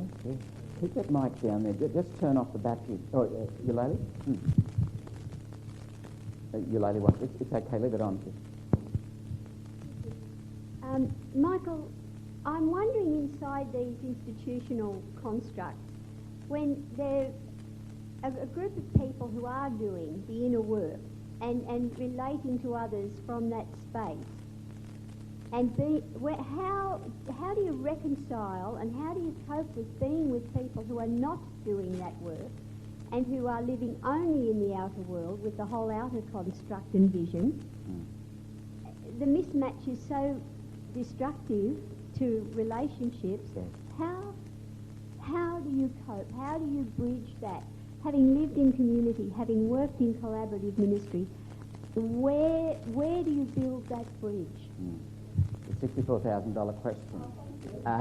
But Ed, look, if I can be utterly pragmatic to begin with, the decision has to be made, can I cope? I think there are some situations where I simply say, I can't live in this environment anymore. This is so demeaning, so dehumanizing for me, I can't cope. Now, short of that extreme decision, okay, I choose to live here, or I'm forced to live here because of employment. I can't simply walk out and get another job. A basic principle that I work on is this, and I think it's a pretty good one and it's a pretty practical one. You must be grounded, anchored outside that system. Now, there are several practical applications of that, like you go to work and it's a very difficult work environment. Well, make sure that you've got systems outside that system that are life-giving, and look all the time for ways that you can participate in that system that are life-giving. But the ultimate grounding, I think, has to be, you have to become a mystic. Let me point you in the direction of a wonderful reflection, actually, that Thomas Merton gave in a letter to Jim Forrest. We saw Jim Forrest, the young fellow, on the film at the beginning of this course. Jim Forrest was in the Navy, not a particularly religious kind of a person, left the Navy, actually joined Dorothy Day in New York City, became a Catholic and a very, very serious peace activist, and still is to this day. But as a young man, he was asking precisely the question that you asked, and I'd refer you, I've got a big chunk of that letter. It's a very long letter, so I haven't got the whole of it. It's on page 145 of the notes, and it's worth extended meditation. If you, I'm looking at the paragraph at the bottom, page 145. He says, "As for the big results are not in your hands or mine." So I can, if I am focused on God and grounded on God, and let me put the ideal, and we're all somewhere short of the ideal, but the ideal is if I am focused on God and I've got a God-centered life, I will be able to more or less participate in a system without that system dominating me by its dysfunction or its expressions of sinful behaviour, the risk of sounding moralistic. Alienating, nasty, bitchy, moody, selfish. Now, I mean, there's a certain amount of that is normal, isn't it? But there is another level. And Merton goes on in writing to the young activist, Jim Forrest, but there is no point in building our lives on this personal satisfaction which may be denied us and which, after all, is not that important. If the only what's the word? I don't want to use the word satisfaction or reward. If the end point of my activity is to change this institution and I will brook nothing less, what's going to happen if I'm frustrated? And there are people out there who are extremely clever in frustrating precisely the emergence of justice and truth and goodness.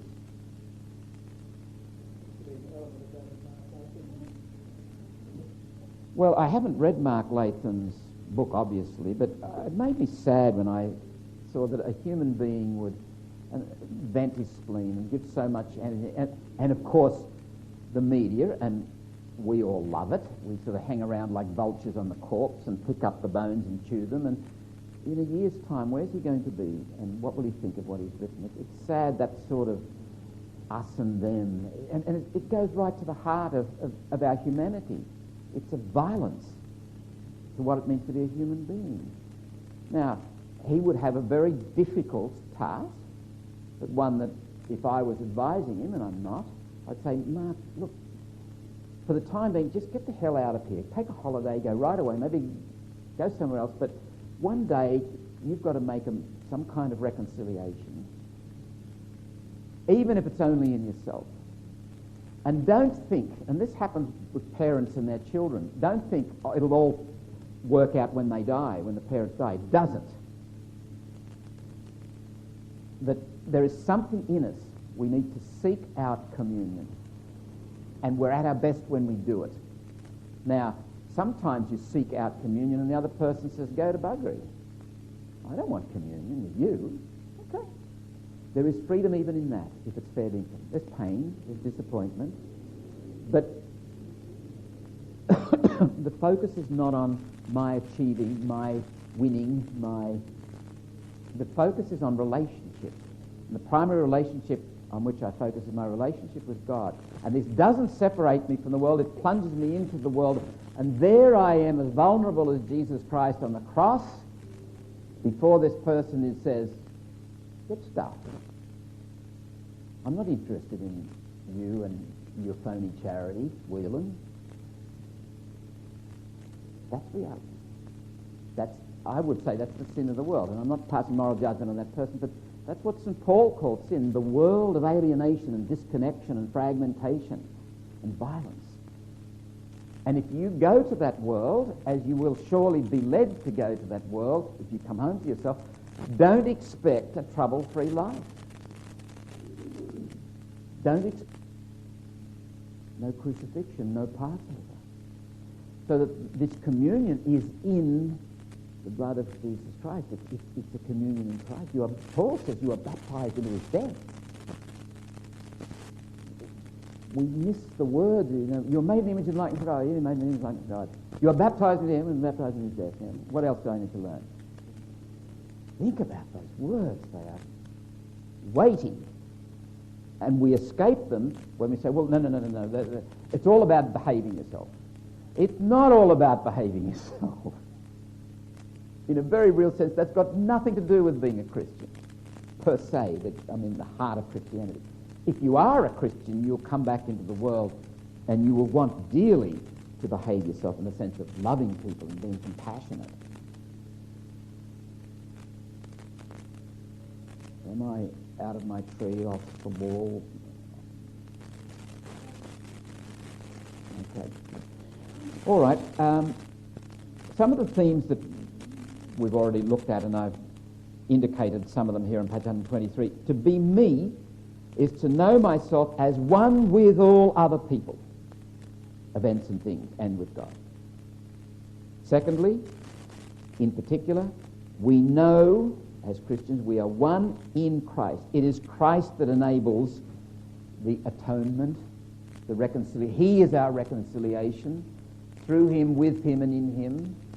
You and I cannot become one without Christ, without the reality of his death and resurrection.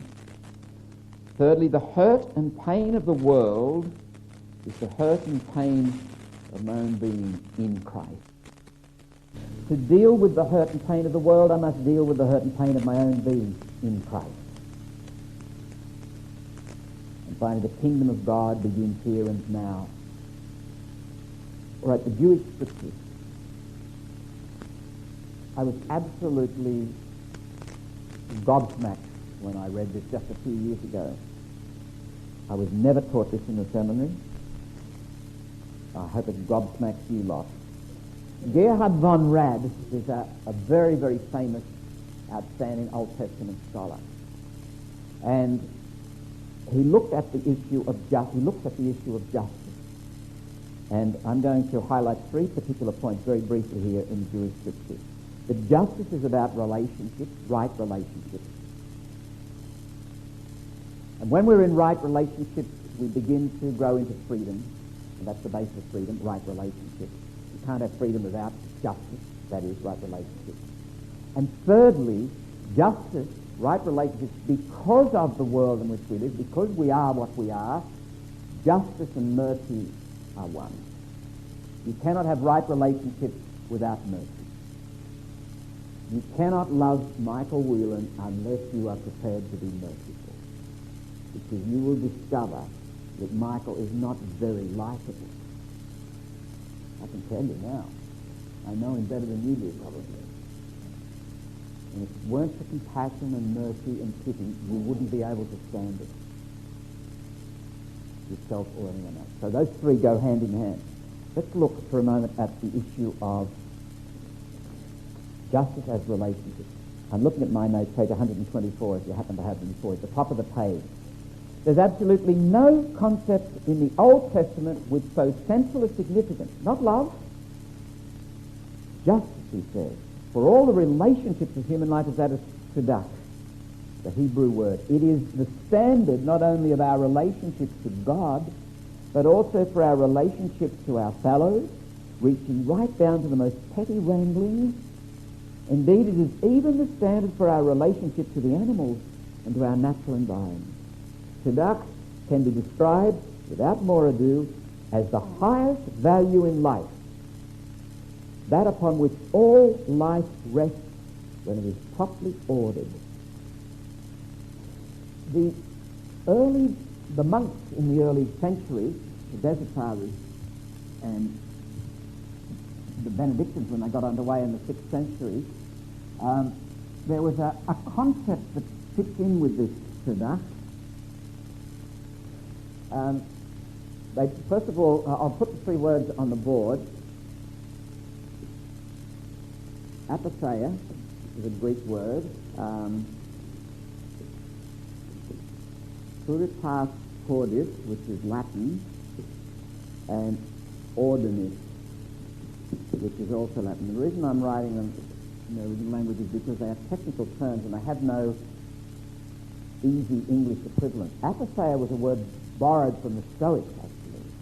For the Stoics, it literally means, we get our word apathetic, pathos, pathos, without feeling.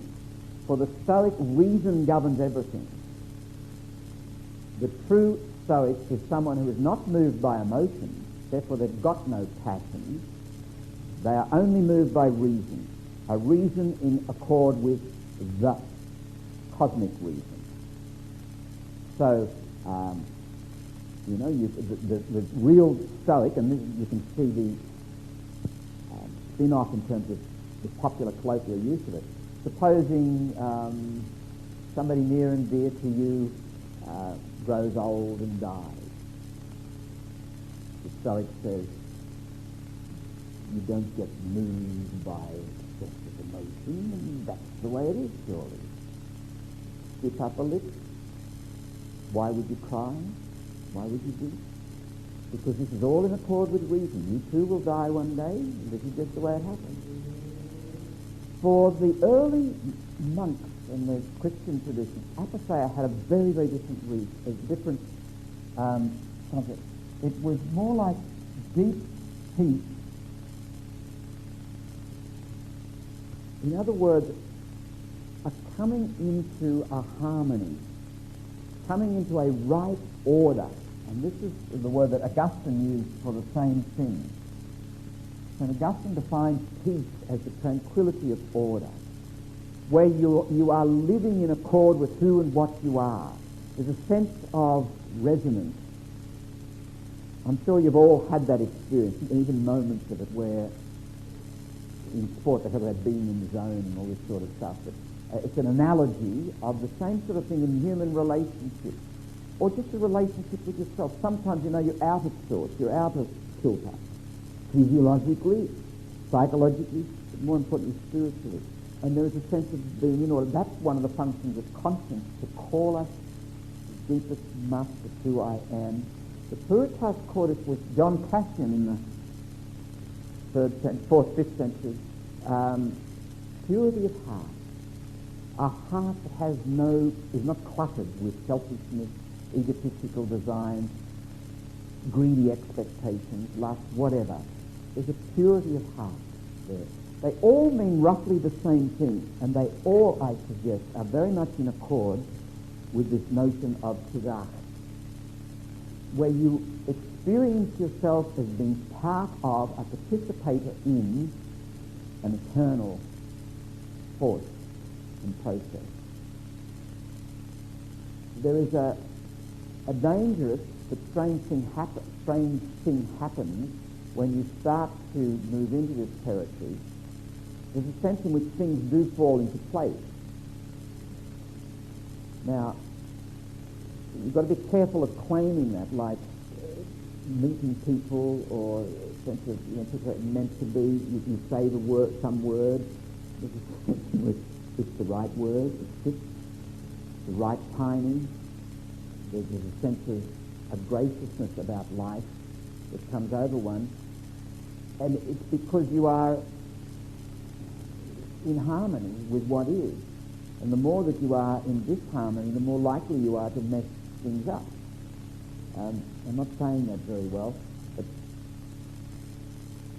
things tend to fall into place for you when you move more deeply in the purity of heart. You're not so disordered by passions, and this is the idea of apatheia, by anger or by greed or lust or whatever.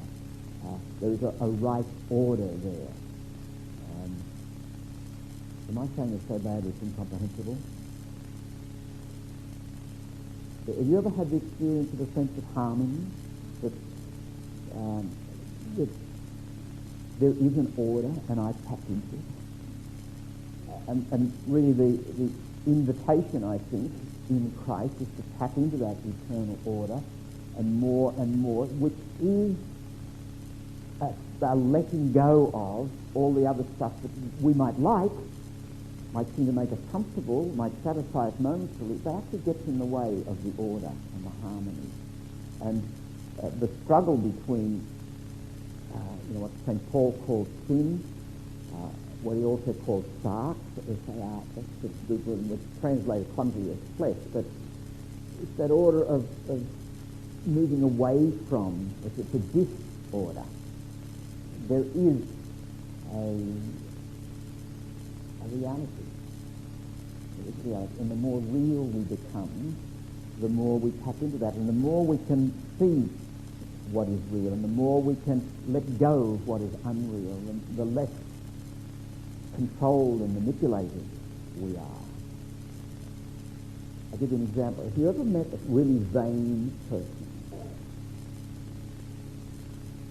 I remember when I was a young priest being involved with a bishop who I realised later I intuited was as vain as all get out.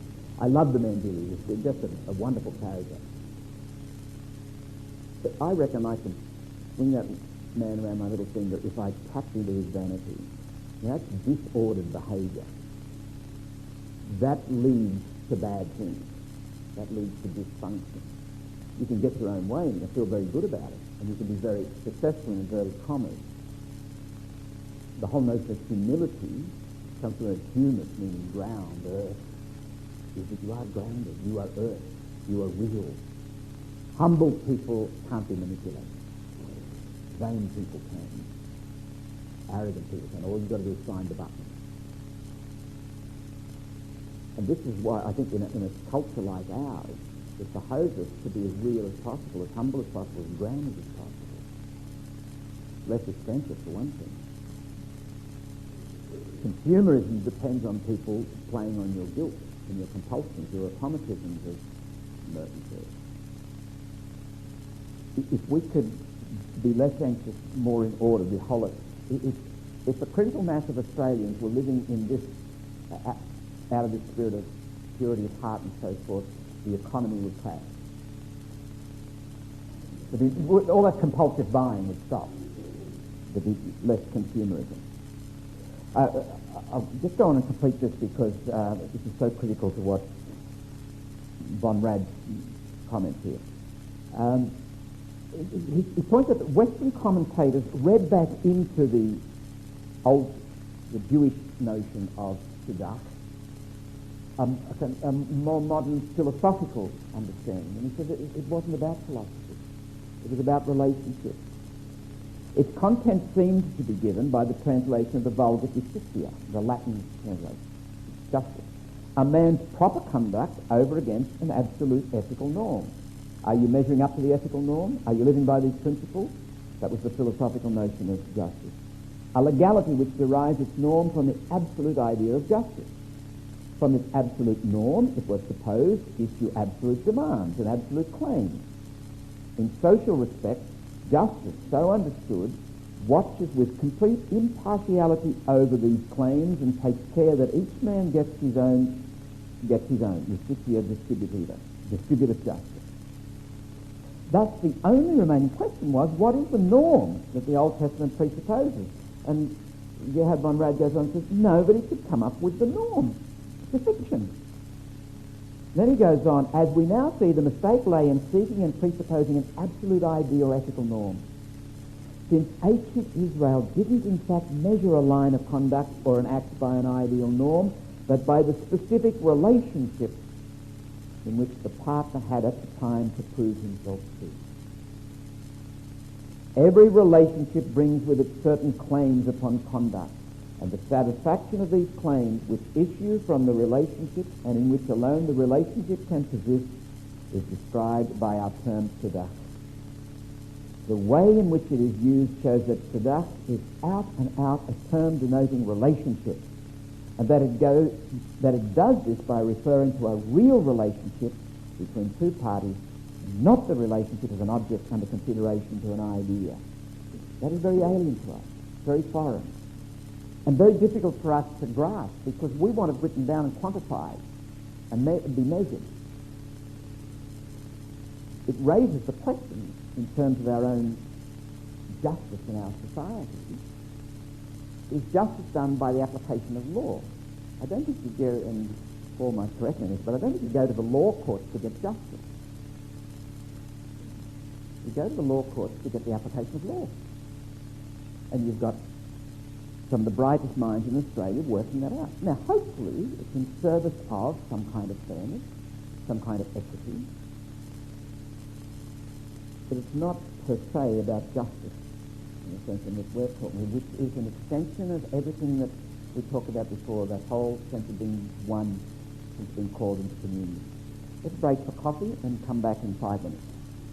Leave the Jewish scriptures, and if you have the notes, you can explore those. And I would encourage you, if you do have the notes, to read meditatively the texts that are there in the light of what we've been talking about in terms of the tzedakah, the right relationship, the meaning of justice, which is the highest value in the Jewish system of worldview.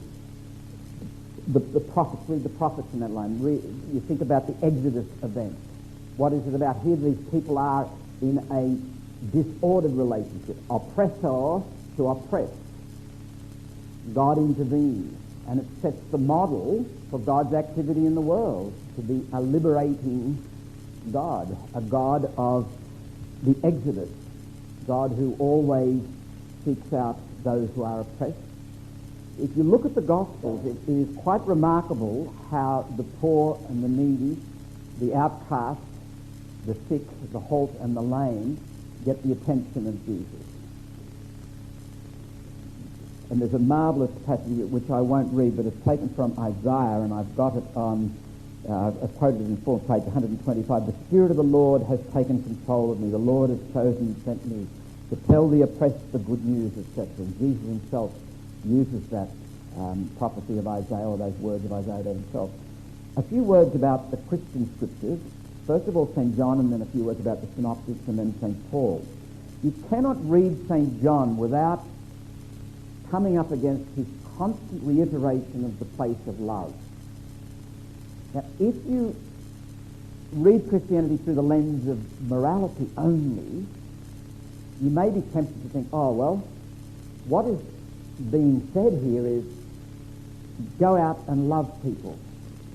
And yes, as far as it goes, that's true, but what I'm suggesting to you that something has to come before that. And what must come before it is what St. John says in 1 John 4:16. God is love. That's the saying. God is love. God is love. And those who abide in love abide in God, and God abides in them. The Greek verb mene is used by John again and again and again and again throughout his writings, throughout the Johannine writings, whoever wrote them. The notion of abiding, remain, it's a word that is used in the famous quotation there in chapter 8, verse 31 of John's Gospel. Remain in my word. Sometimes translated, make your home in my word.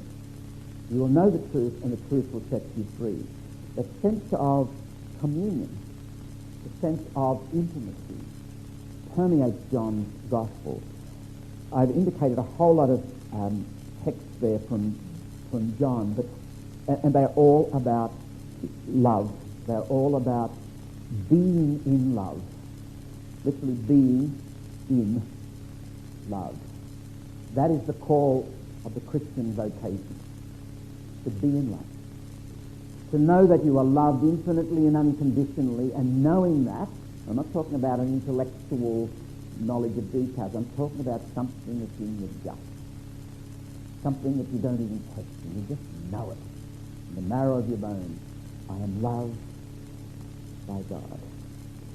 And the rest falls into place, or the rest tends to fall into place. So to be a Christian is not so much going out and behaving in a loving way, though you will if you are a genuine Christian. It is about being in love. And it's about knowing that. It is about being moved by that.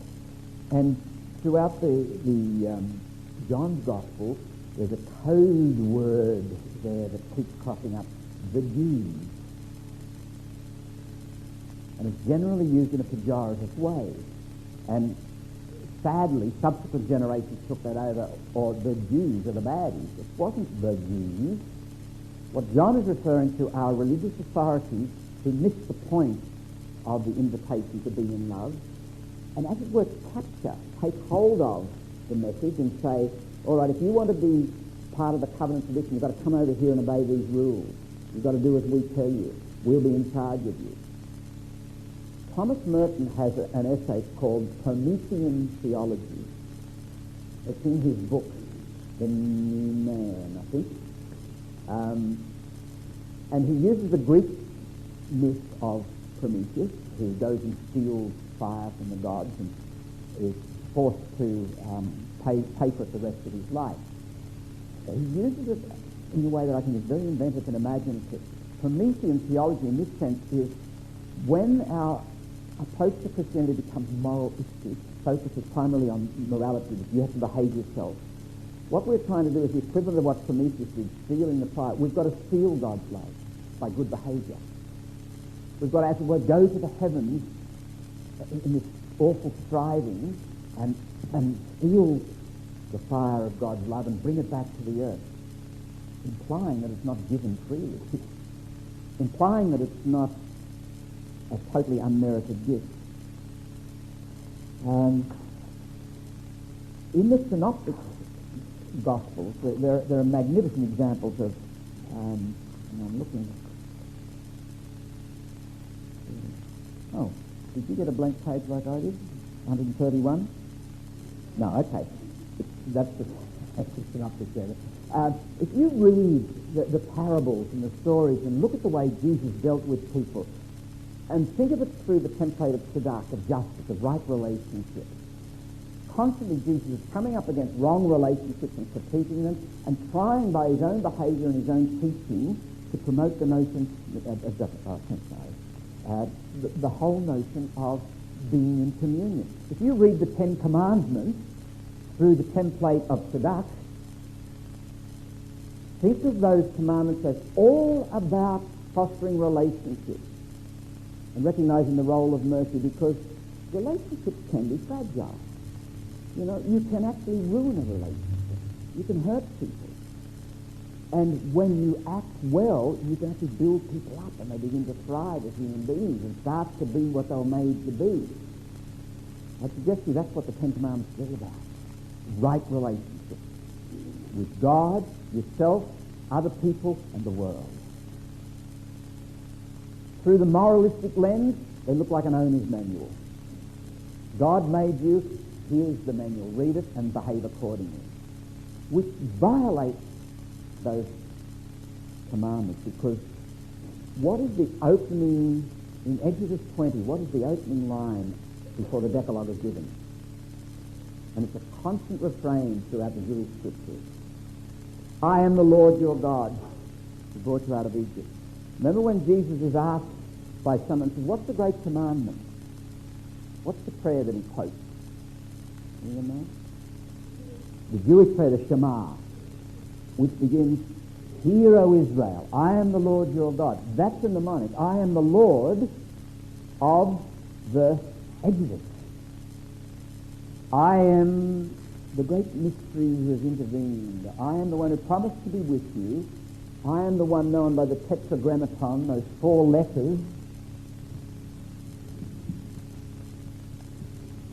You can't even see them because the pen won't work. So that's very symbolic. And we put in there the vowels, and we said, that's what it means, Yahweh. And in the West, Yahweh did this and Yahweh did that. The Jews never speak like that. We don't know what that means. It's an expression of mystery. I am with you. The first of the commandments said, I am the Lord your God. First of the commandment is, you shall not have strange gods before me. Don't do what the tribes around you do and make graven images and have magical incantations. Why? What's the motivation? What's the driving force behind making the images? Control. You see, if my tribe rushes in and beats your tribe, then we get rid of all your stones and trees and what have you, and I bring in my stones and trees, and we're the controlling force. And in our Jewish tradition, our Jewish roots say, don't you ever even think of it. I shall be there as who I am, shall I be there. That you don't even know my name doesn't matter. Just trust me. Don't try and control me.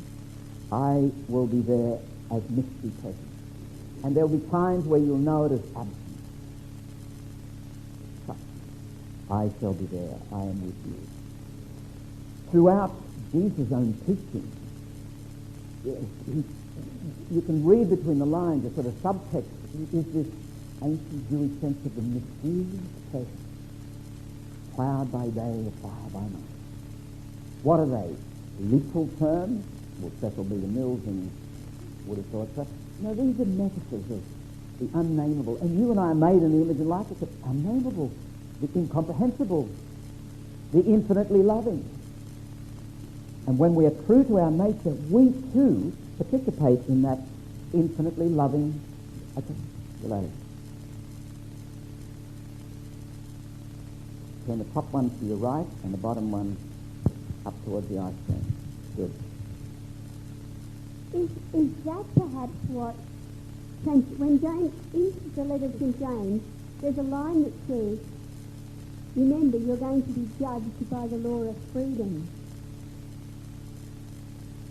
Well, I would bring this mindset to interpreting everything in the Scriptures. The right relationships, and what God is bent on doing is restoring us to right relationships within ourselves, re-establishing the order, the purity of heart.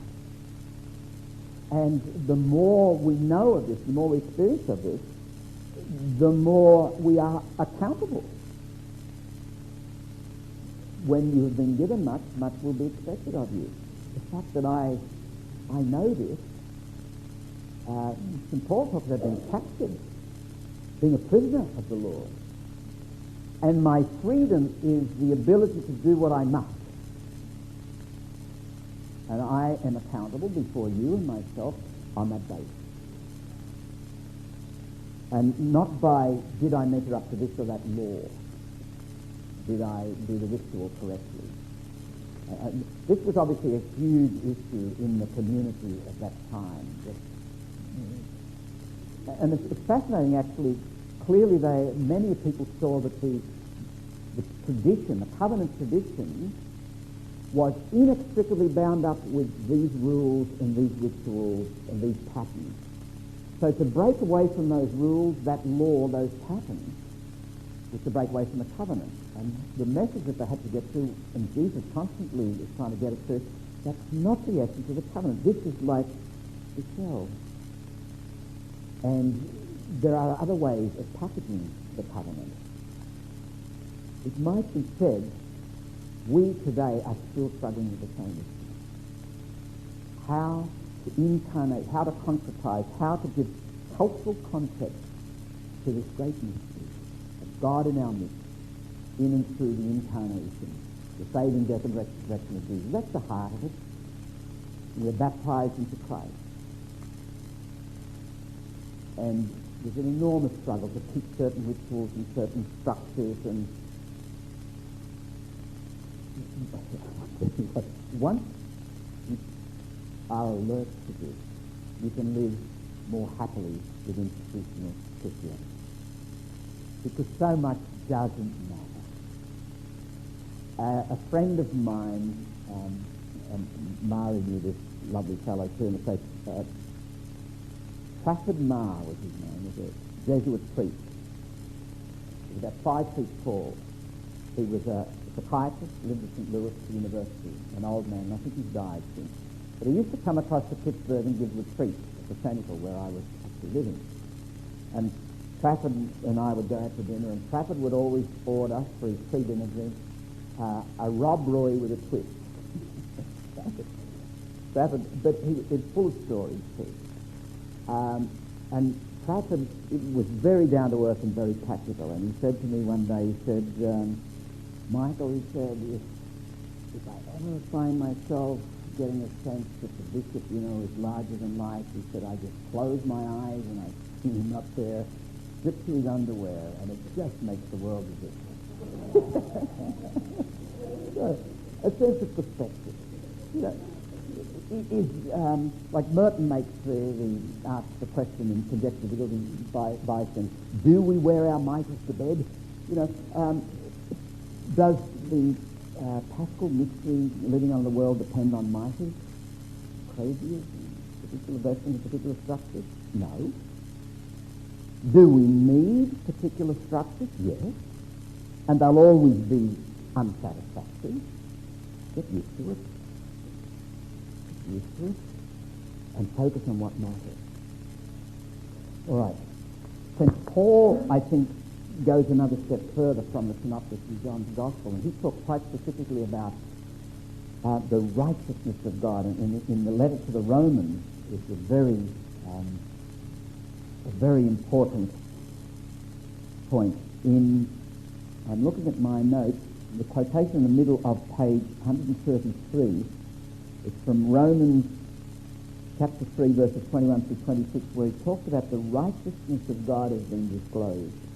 And we've been called into that righteousness. And when we talk about salvation, being saved, being justified, and the atonement, it makes much more sense if you start with this notion of tzedakah and right relationship. And however you explain it, and our traditional, our customary explanation to original sin is pretty bad, really.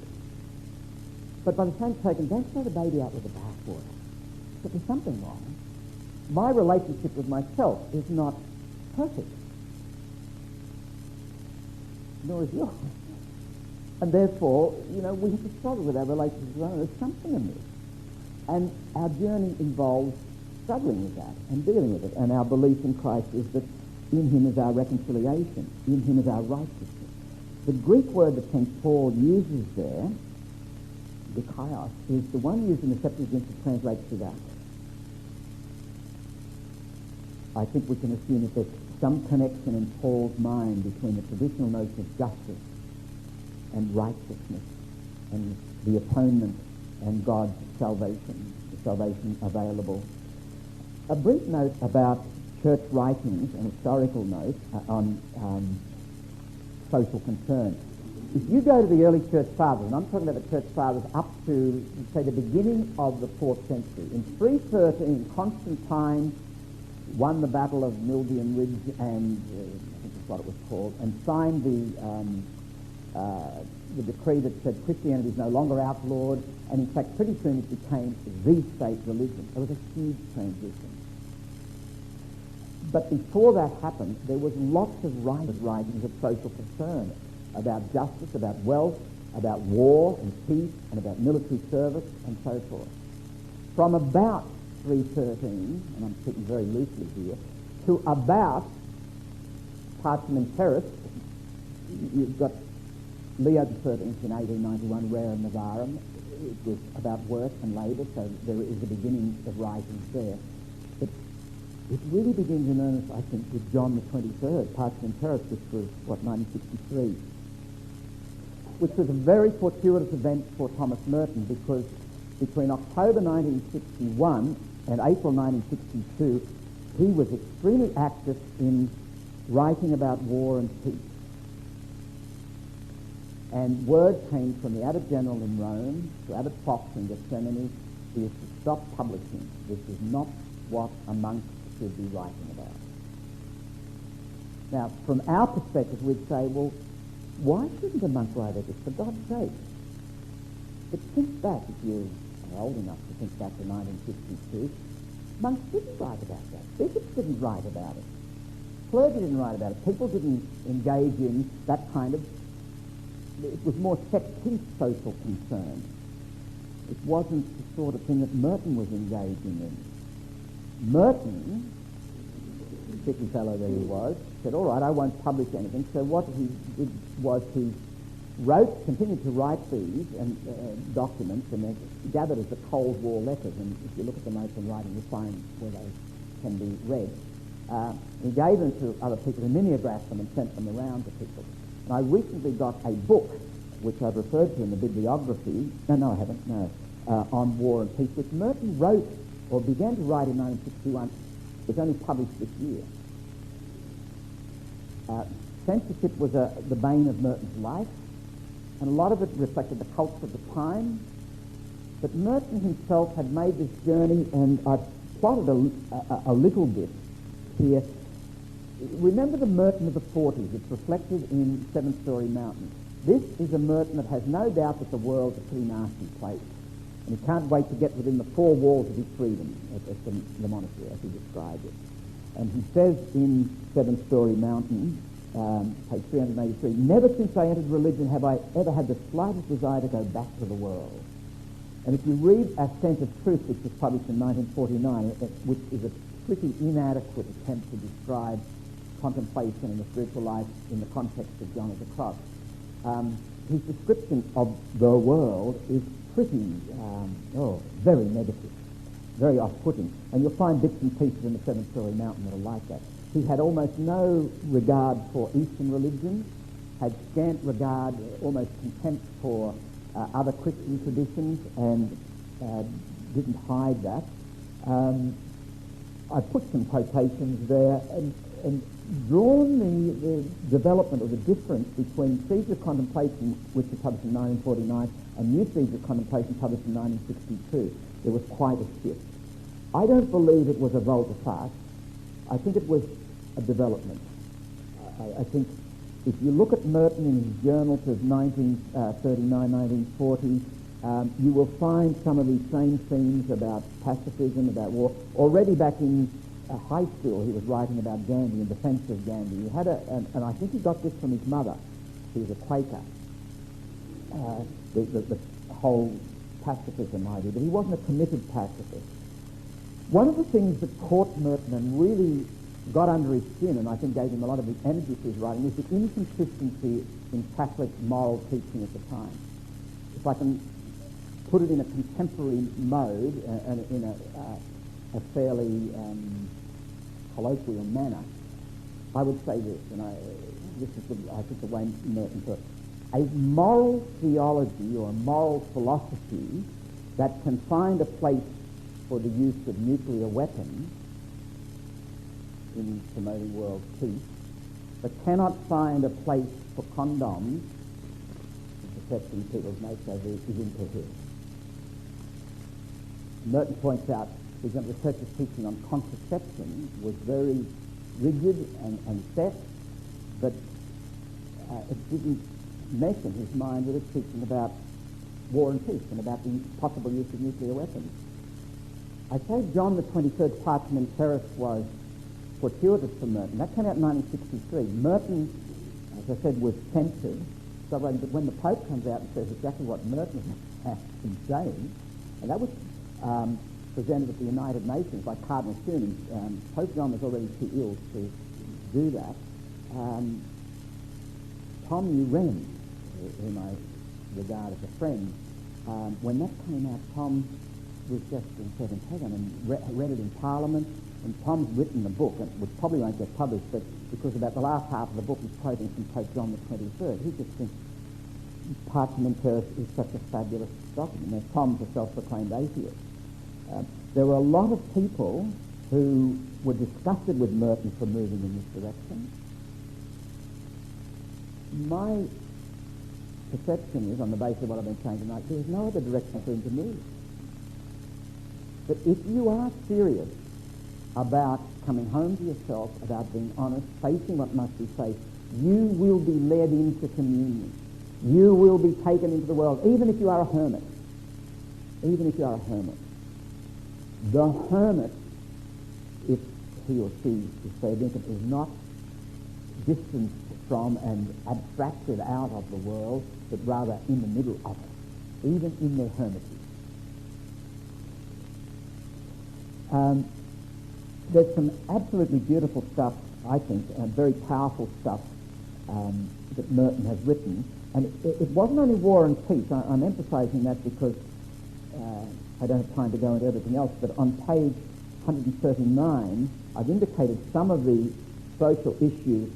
And Bill Shannon says 1958 was roughly the major watershed for Merton. That year he started to become quite explicit about things that were just implicit.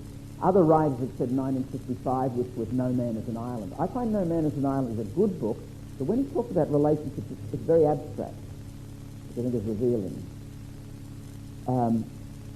After about 1958 and coming into the 60s, Merton is quite energetic about naming social issues. And the first one is the whole area of interreligious and interfaith dialogue, and I've given you some references there if you wanted to follow them. The second one is he sought to foster dialogue with intellectuals from various traditions and disciplines, including the Russian novelist Boris Pasternak, the Polish intellectual Czesław Miłosz, Rosemary Radford Rutter, Jean Leclerc, Jacques Maritain, etc., and Leslie Buick. Thirdly, Merton wrote many letters to and about young people. And that letter to Jim Forrest, I put a big chunk of it in there, and I would encourage you to go there. His essay, Issue, a Meditation, the book review written in 1964 about the last of an Indian tribe. It's a tragic story in which Merton reviews the book about this fellow, Issue. Well worth reading. And he wrote a good deal on race relations, and in fact one of his best friends in St. Louis, where he used to find a home, was a black family that ran a little cafe there. And I think it was the time when Martin Luther King was assassinated. He went to that family and spent some time with them. But Merton saved a lot of his energy and his cutting words for the issue of war and peace. It has an extraordinary violence, just the possibility of war, and that people would talk easily about the possibility of war. Merton himself was sometimes intemperate in his writing, sometimes inaccurate, sometimes a bit facile. He pointed to Denmark, for example, as a case of successful pacifism. It wasn't really in the Second World War. I met people in Louisville who were quite angry with Merton for a lot of his pacifism. It's not a simple issue about war and peace and whether or not a just war is in fact a just thing to do. Can you ever think of war as about right relationships? I happen to think you can. I think the Second World War was a justifiable conflict once Hitler had done what Hitler did. And given the fact that we're under threat here from the Japanese. But still, it troubles me. And I find it interesting that increasingly Pope John Paul was speaking out against war, even as any possibility, that it is a failure of imagination, I think, is one of the phrases he used. You may not agree with Merton, but I think it's a good thing to let him stir you up and think about the subject, and know that it is complex and it is not, there's no simplistic way. One of these, we're talking over here at the cup of tea, I think there's an anxiety factor works in people, and when it gets to a critical level, or there's a critical mass of anxiety in a culture, people start looking around for someone who will reduce reality to manageable proportions, make life simple, tell us what to do, sort the goodies out from the baddies. Whose side are you on? You're either with us or against us. I think the people who do that are what we generally call conservatives. They make life simple. And it's very attractive because it reduces the, thank God somebody knows where we're going. Thank God there's somebody here to make decisions. And complex moral issues are simply dealt with in very simplistic black and white sorts of ways. I find this troubling because I was interviewed on the radio the other day by Linda Morris, whom I respect very much. She's a journalist with the Herald. And we're talking about Opus Dei, and there's a lot of ooh-ahing about this conspiratorial group. And one of the things I said to her, I said, you media make a beat up out of these people. You leave them alone, basically people trying to be Catholic with some rough edges. But I said, one of the things that troubles me in our culture is that if somebody comes to me, a young person comes to me, I'm going to encourage them to think and to discover the paradoxes and the ambivalences and not walk away from them. Now, if that young person is looking for clear-cut direction, black and white rules, I'm on a hiding to nothing. If somebody else turns up and says, well, I'll tell you what's right. Here it's written in the scriptures. Jesus said. And there's a big seduction in that.